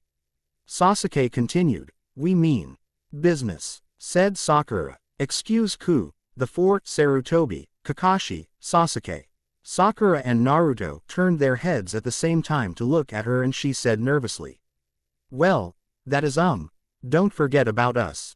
She asked unsurely. "Ah yes, this does put you on a precarious situation," Sarutobi said. As the 4 shinobi from Kiri nodded. "Normally, Nuke Nin are to be executed in any hidden village, as part of the treaty that all Nuke Nin are to be considered a danger to any hidden village," Sarutobi said and then closed his eyes, leaning back into his chair and then continued. "At least, that's the facade. To any hidden village, a Nuke Nin is vital. They have information from their hidden village, which is essential to any opposing village. Right now, Kiri is on a neutral peace treaty to the other hidden villages, being secluded due to their countless civil wars and the terrorizing of the Kagaya clan. The Mizukage ordered a complete isolation of Kiri from the outside world. The Mizukage, I have no doubt, is not foolish enough to instigate an aggressive action towards us. To this the four people nodded. The Sandaime then said, but understand that we have a standard precaution when handling foreign nins, and with that event coming ever closer in just a month, our security will be tightened even more. Kakashi immediately understood this. It was the Chunin exams. The event would surely attract foreign dignitaries and nins alike. With that, I'm afraid I'm going to have to place you four in house arrests for a month, and then we can begin your active duties, until I say so otherwise. The Sandaime finished and the four looked surprised for a moment. With that said, four Anbu came in from the windows and escorted the four outsiders to their current stay. Before they closed the door, however, Haku took a glance at the spiky-haired blonde before going away. Sandaime was quick to notice this and chuckled silently. But before being dismissed, Sarutobi Hiruzen made an announcement to Team 7, I got another mission for you four. To this, Naruto looked flabbergasted and said, but we just got back. Kakashi didn't pay attention to Naruto's banter and let the Hokage speak. No, not now, I meant 4 days from now, Naruto. An emissary has sent a letter to me from Kumo. He paused for dramatic effect and then continued, it seemed, now, that with the new Raikage appointed, they want to renew the peace treaty. Naruto looked pale at this, remembering the night of the abduction of the Hyuga heiress. To this, Naruto frowned and asked, are they going to take place here?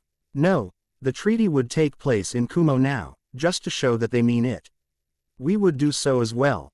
Naruto was wary, however. I don't understand why we're going for this mission. Shouldn't Junin come in case something does happen? Hiruzen knowingly smiled and said to Naruto, that's why I have Kakashi. He'll be more than enough to handle anything, and one more for security purposes. Now, Kakashi was interested, who could possibly provide support to him? I think Yuhi Kurenai and her team would be sufficient. Kakashi's visible eye widened and Naruto scowled, expressing his discontent. With all due respect, Hokage-sama, as I recall an intonation. Incident occurred when it involved someone from her clan. Sasuke and Sakura looked bewildered for a moment, while Naruto still remained silent. And if we go to Kumo with her as one of our representatives, with all due respect, that is not bravado but foolishness, said Kakashi. Sarutobi, however, begged to differ. And that is exactly why I'm allowing it. You see, tempting lightning country wool. Prove whether or not Kumo is willing to kidnap her again. If they do so, I already have Tora and his team on standby at the borders. For more direct purposes, I'm there as well. Rest assured, I have taken the liberties of any other possible scenarios I could think of. Meet me by the northern gate 4 a.m. sharp. Although Naruto's dismay was subtle, Sasuke and Sakura couldn't help to notice nonetheless, exiting the room. The four had been dismissed, and without even looking back, Kakashi was already gone with a poof.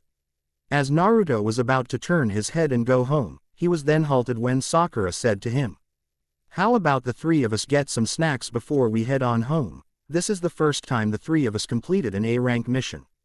Naruto raised an eyebrow at this. Sakura never cared for a team outing even after their training and team exercises, both of which were physically demanding on all of them.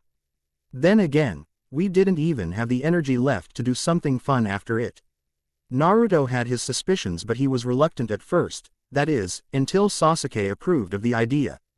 Time to relax for a moment and enjoy something before heading back home. I suppose we could go for takoyaki at this time. No ramen for now. My tongue is getting stale from eating the stuff every week after training. I just think Kakashi's just too much of a cheap bastard to treat us to other restaurants, said Sasuke. Now Naruto started raising his right eyebrow, indicating that there was indeed something going on. But Naruto was curious, so he had to let it get the better of him and finally agreed. Sakura was relieved at that. She thought she might never convince the blonde to go ahead with what she was thinking, but thankfully, the blonde took the bait. The three of them headed towards the restaurant and ordered their meals, waiting for the vendor to finish with their order. While they were waiting, Sakura had broken the silence with the three. Back then at the Hokage's office, you were behaving differently when Hokage-sama mentioned a peace treaty with Kumo. As far as I know, it went horrible and the treaty was almost never signed. Naruto merely looked outside and scoffed at it. More lies about what is really going on. Sasuke simply looked interested and asked the blonde, you know something we don't? Naruto replied quickly, no, nothing. Sakura frowned at this. Then what about that statement earlier? You said there was something going on that's deeper than this. Naruto sighed and made his shoulders loose. I'll tell you if you keep quiet, let's finish our food here and we'll go to some place secluded. The two nodded and ate their share of the takoyaki, all the while, wondering what was going through Naruto's head. When they were done, the three rookie members of Team 7 made a beeline towards one of the training grounds. Naruto did a double take, and sensed the presence of fluctuating chakra, other than Sasuke's or Sakura's. Once it was clear, he turned towards his teammates and said, Kumo attempted to kidnap a member of the Hyuga clan when the peace treaty was taking place. The peace treaty was a fraud to capture the Byakugan. But now, I'm more wary about the peace treaty taking place in Kumo. Isn't Hinata part of Team Kurenai? Sakura wondered. Naruto replied, precisely why I'm worried, it was also Hinata that was kidnapped all those years ago. Sasuke frowned at this, so you're saying Kumo could attempt to kidnap Hinata again, even under the nose of the Hokage? Naruto merely nodded, and then looked at the training stump situated in front of them. There's a high possibility, the same could be said to you too, Sasuke, you are one of the two last holders of your bloodline, I'm sure there's a high chance that Kumo would be interested in you as well. Sasuke tensed at this. Naruto then put his hands in his outer pockets, and said, I have no doubt there's something big going to happen once we get to Kumo, so I want us to train for 2 days after we rest. I might request Team 8 to join us as well, we'll be needing a plan just in case. Gigi may be the professor, but he's still human, he can't guarantee everything in this, and neither could us. But at least we'd have a slew of backup plans if everything blows up. The two nodded at this, and then Sakura asked, how do you know about Hinata's kidnapping? Naruto then said, because I was accidentally involved with it, I was the other witness. Sasuke was surprised. The blonde, let me guess, it was confidential info. Naruto nodded and then said, well, I got to go home. I need to check my things and get a new apartment, living near training area 44 is too much even for me. With that, he went away. Sasuke and Sakura looked at each other, then Sakura said, it seems like Naruto knows more about Konoha than we do, I'm getting worried of what other secrets he has considering the safety of Konoha. Sasuke looked intently on the blonde, if he knew literally that many confidential info. Could he also know about the massacre as well? It was then that Sasuke's head began to ache, somehow, a flashback was entering his mind. Hey, quit that, what are you doing? No time to explain, we need to get to the Uchiha complex right now. What's happening at home right now? Just come with me, or else you could die. Sasuke began to breath heavily. He looked on at Naruto's direction, that sudden memory bewildered the Uchiha, what the heck was that? He mumbled. Sakura looked worried at first as Sasuke kneeled when his series of headaches began to make the Uchiha kneel on the ground. Sakura immediately recognized it. It was a symptom that was far too familiar with people who've had recurring memories from traumatic experiences. Sakura had began studying medical techniques. As per Kakashi's request back then, Sakura served as backup for Team 7, between two promising direct assault and assassination specialists, Naruto and Sasuke. Kakashi mentioned how Sakura was crucial to the team, for she has the ability to keep them alive whenever injury should beset them. Sakura knew that Sasuke's repressed memories were coming out, and it was starting to worry her as well. She too looked at Naruto's direction. She wondered, does Naruto have something to do with Sasuke's past? She wondered, just how deeply connected was Naruto to Konoha's confidential cases.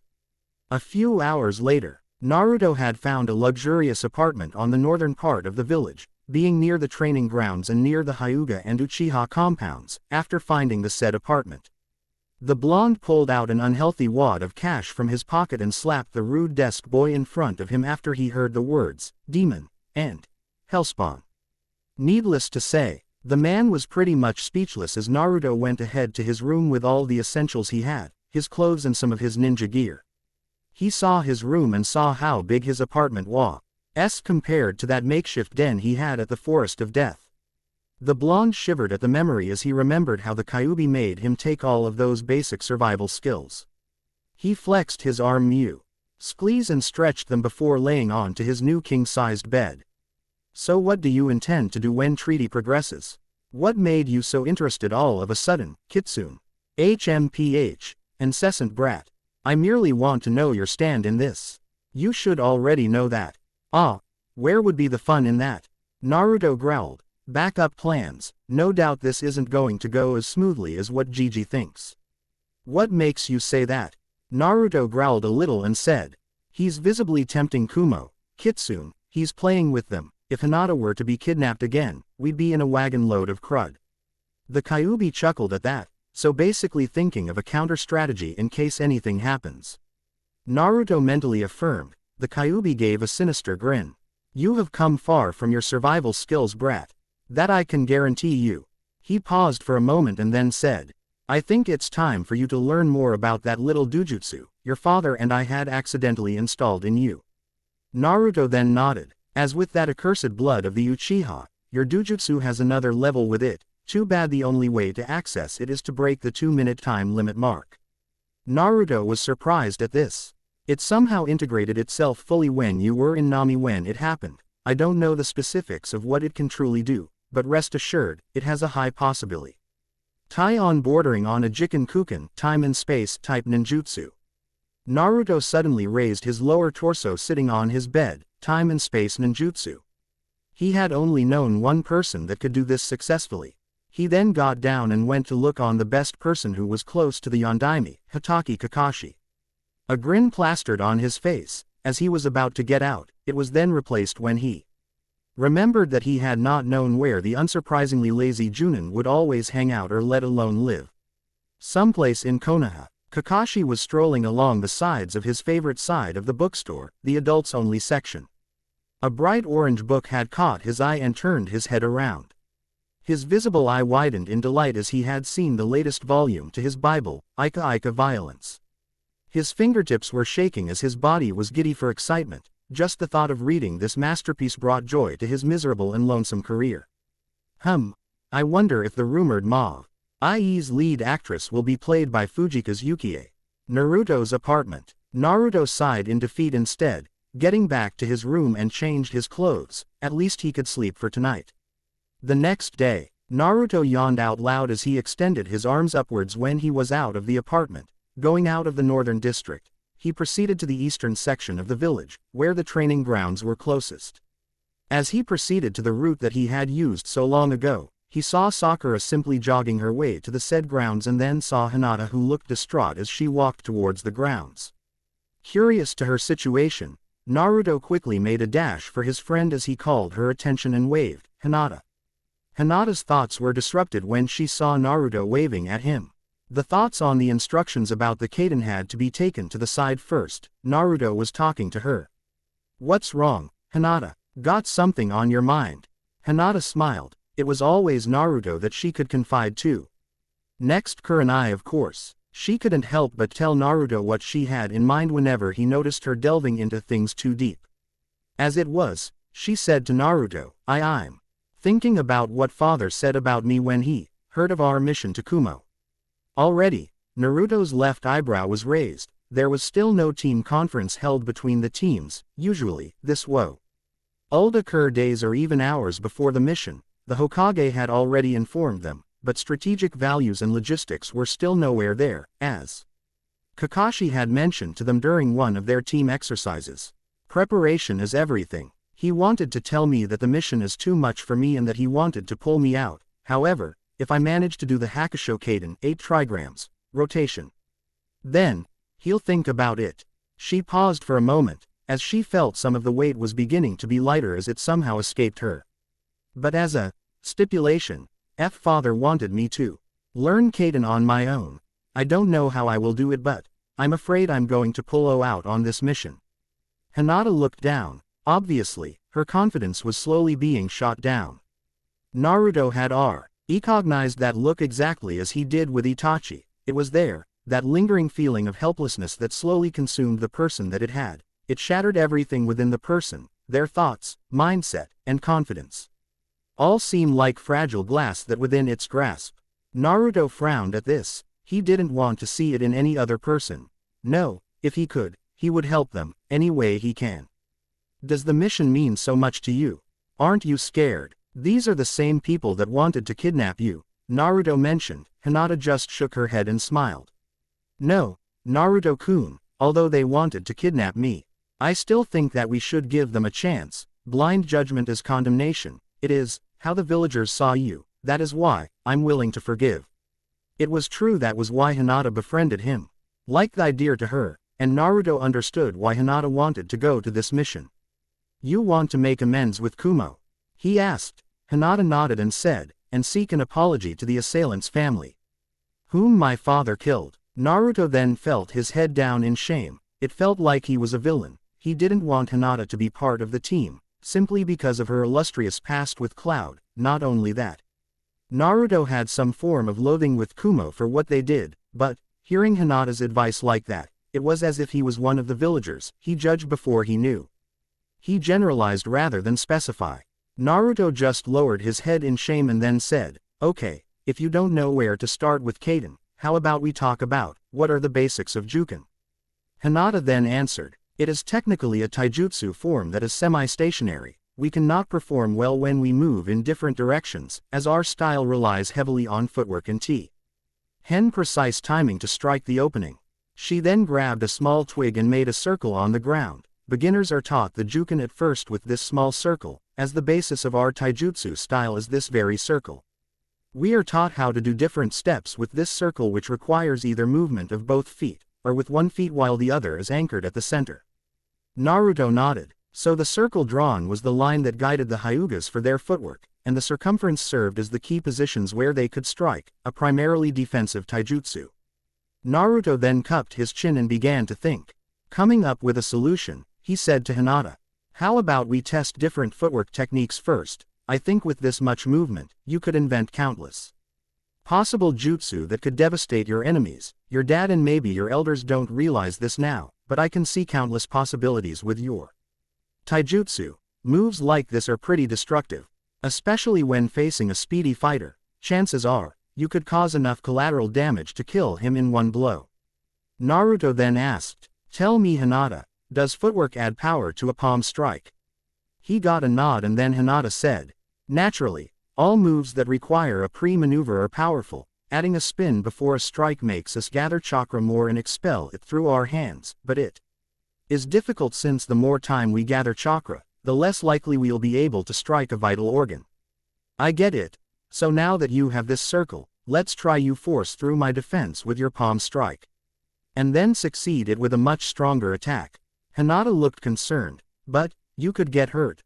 Ah, a few punches never killed me. I have a ridiculously unexplained regeneration rate, so it's fine. Naruto then grinned, as he held up the seal of Ram together in his hands and said, Fuden.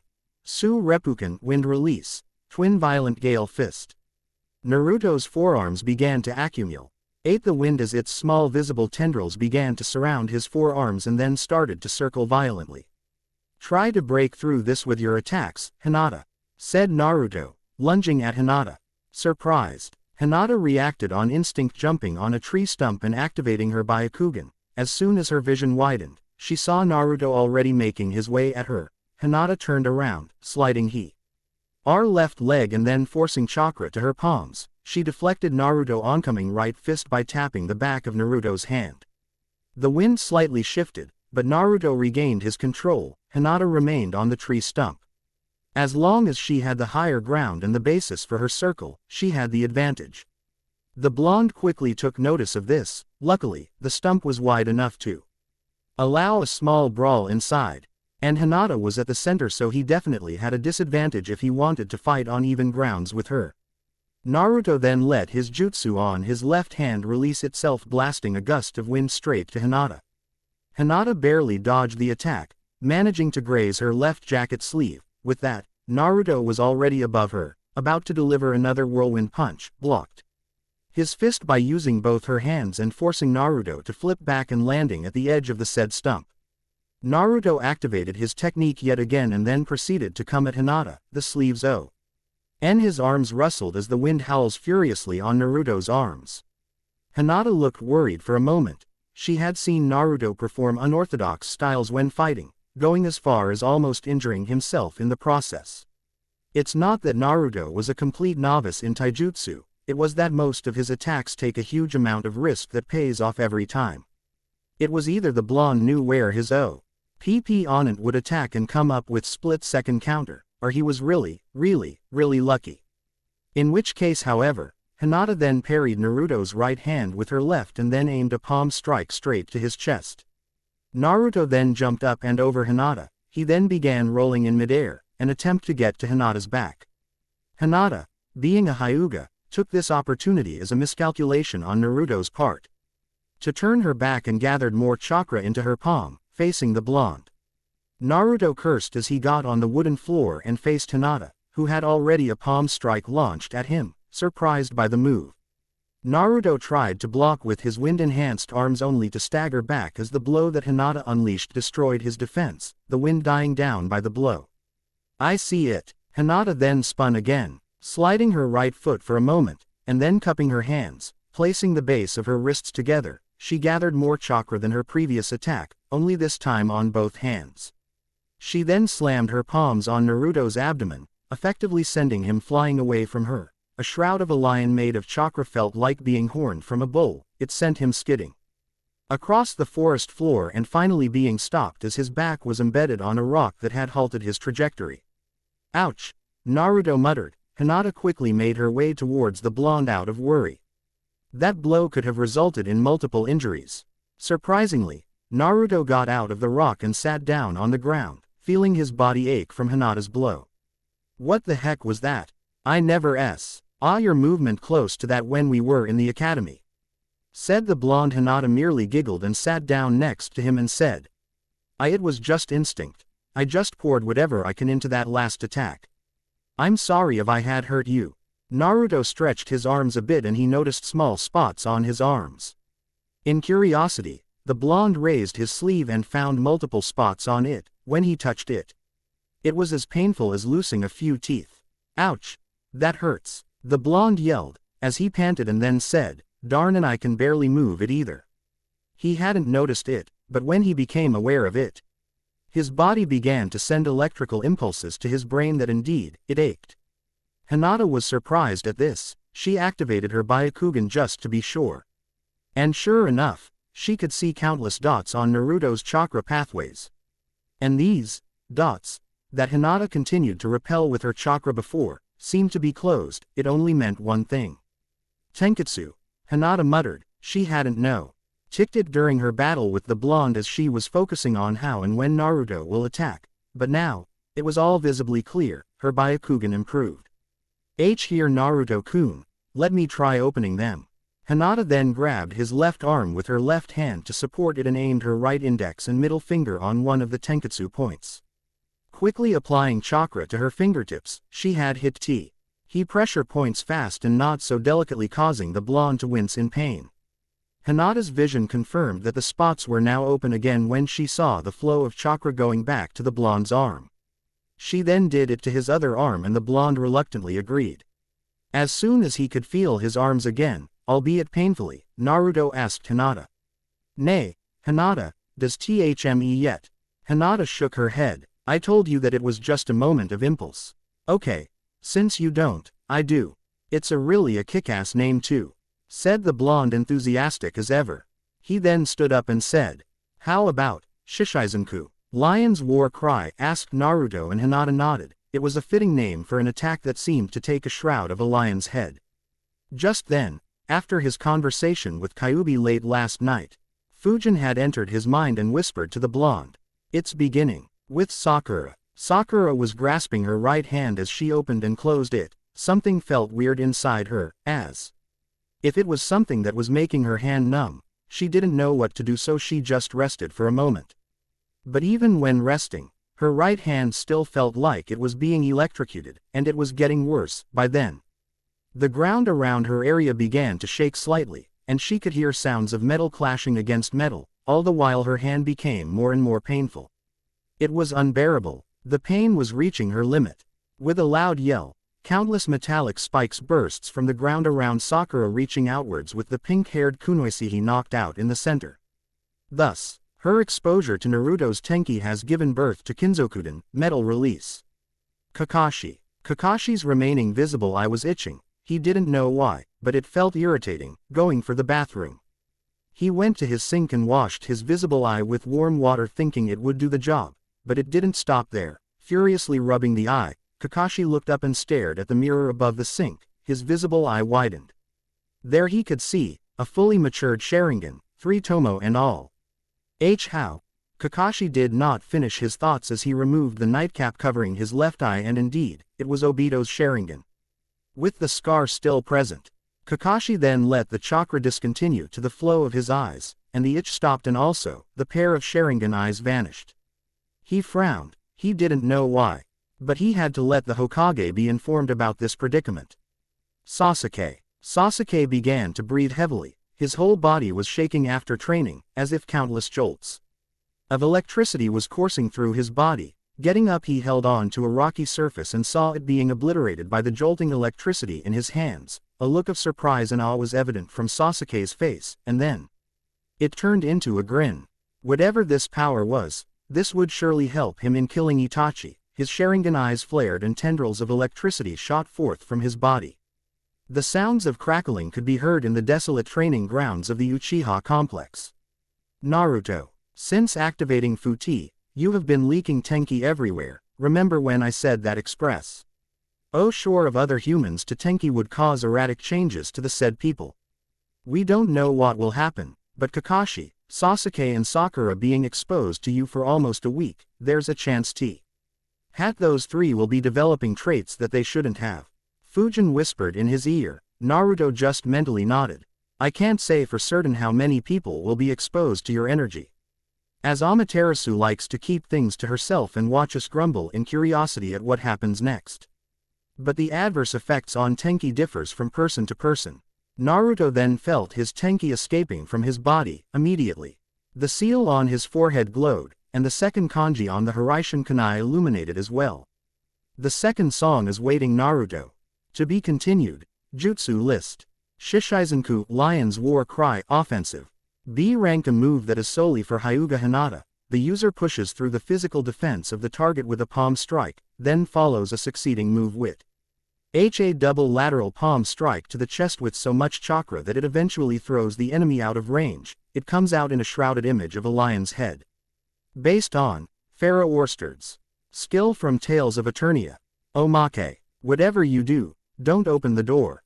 It was a hot day outside of Konoha today. As for one Uzumaki, Naruto, who was now getting impatient waiting for his former teacher back at the academy, Yumino Iruka, who had promised him free ramen for a successful C-rank mission, was already 2 hours late. The blonde sighed in incredible irritation as he waited and waited outside, in the middle of the sweltering heat of Konoha's summer. Normally, he would have expected Kakashi to be this kind of late, but being the cheapskate that he is, he would treat one of his precious students to a free meal for no reason at all when pigs fly. Freak this. Naruto began grumbling and grew even more frustrated as 10 minutes went by and still Iruka didn't show up. Oh well, being the worried citizen that he is and not one to pass up a free meal, Naruto went to Iruka's apartment and came to check on his teacher. Whatever it was, something serious was happening and was keeping Iruka from Naruto's free ramen. When he arrived at the house, he could hear the sounds of moaning and a voice yelling, "Who's your mistress?" And then a whiplash. Naruto then began to get worried. Iruka was being tortured by some crazy woman. "Iruka-sensei, are you all right?" Then, he heard the voice of his favorite teacher and yelled from his room, "Naruto, whatever you do, don't open the door." "What?" the blonde asked. Was there a trap behind Iruka's door? Now he was worried. All that ramen goodness was about to go to waste, but nay. Naruto was then about to bust the door down when he heard Iruka yell, "Naruto, don't bust that door down. If you do you will see something really horrimmff." Naruto had heard his sensei being gagged inside. Getting impatient, the blonde then thought, what could be more horrible than seeing real live visceral display of violence? So Naruto, believing that he had seen enough carnage to warrant something not to make his nerves of steel tremble. He smashed the door down and went inside, and saw pretty much a very gruesome scene wherein Iruka was barely wearing anything except for his briefs, spread eagle on his very own bed. His arms and legs were tied up in the four corners of each, and Naruto could have sworn Iruka was strapped on the mouth with a ball that had holes in it, all the while the scar-faced Chunin was telling him to get out in a muffled tone and then sobbed into a heap. Naruto's mind was blank for a moment and then his view changed to Anko, who was wearing leather straps, high-heeled boots that reached to her knees and was cracking a whip. Naruto was drawing up a blank. Quote ellipsis quote. Quote ellipsis quote. Quote ellipsis quote. Quote ellipsis quote. Quote ellipsis quote. Quote ellipsis quote. I don't even want to know. Just ignore me and continue whatever kinky thing you were doing. You guys just screwed up my already screwed up childhood for good. With that the blonde did an immediate about-face and fixed Iruka's door, all the while not looking at the scene that befell him and hightailed it out of Iruka's apartment or anywhere near the vicinity. Once he got to Ichiraku's, he crawled into a corner and got into a fetal position all the while muttering, I'm going to my happy place, I'm going to my happy place. Chapter Preview. Two souls that grew in the same life wind up meeting together. Their hardships and burdens are the same, but one man shows how to handle them and shows just what their future might become. As the shadow disrupts the agreement of two factors, confusion is abound and trust becomes hard to obtain. Next time. Crimson Howling. Well, that's about it for this chapter. My exams were over and I had to write this when I was relaxing and waiting for my results, and I'm still waiting. Just hope that I pass this exam. I need it to get into a pretty good university in the US for my med proper. Well, hope you enjoy this chapter. RNR.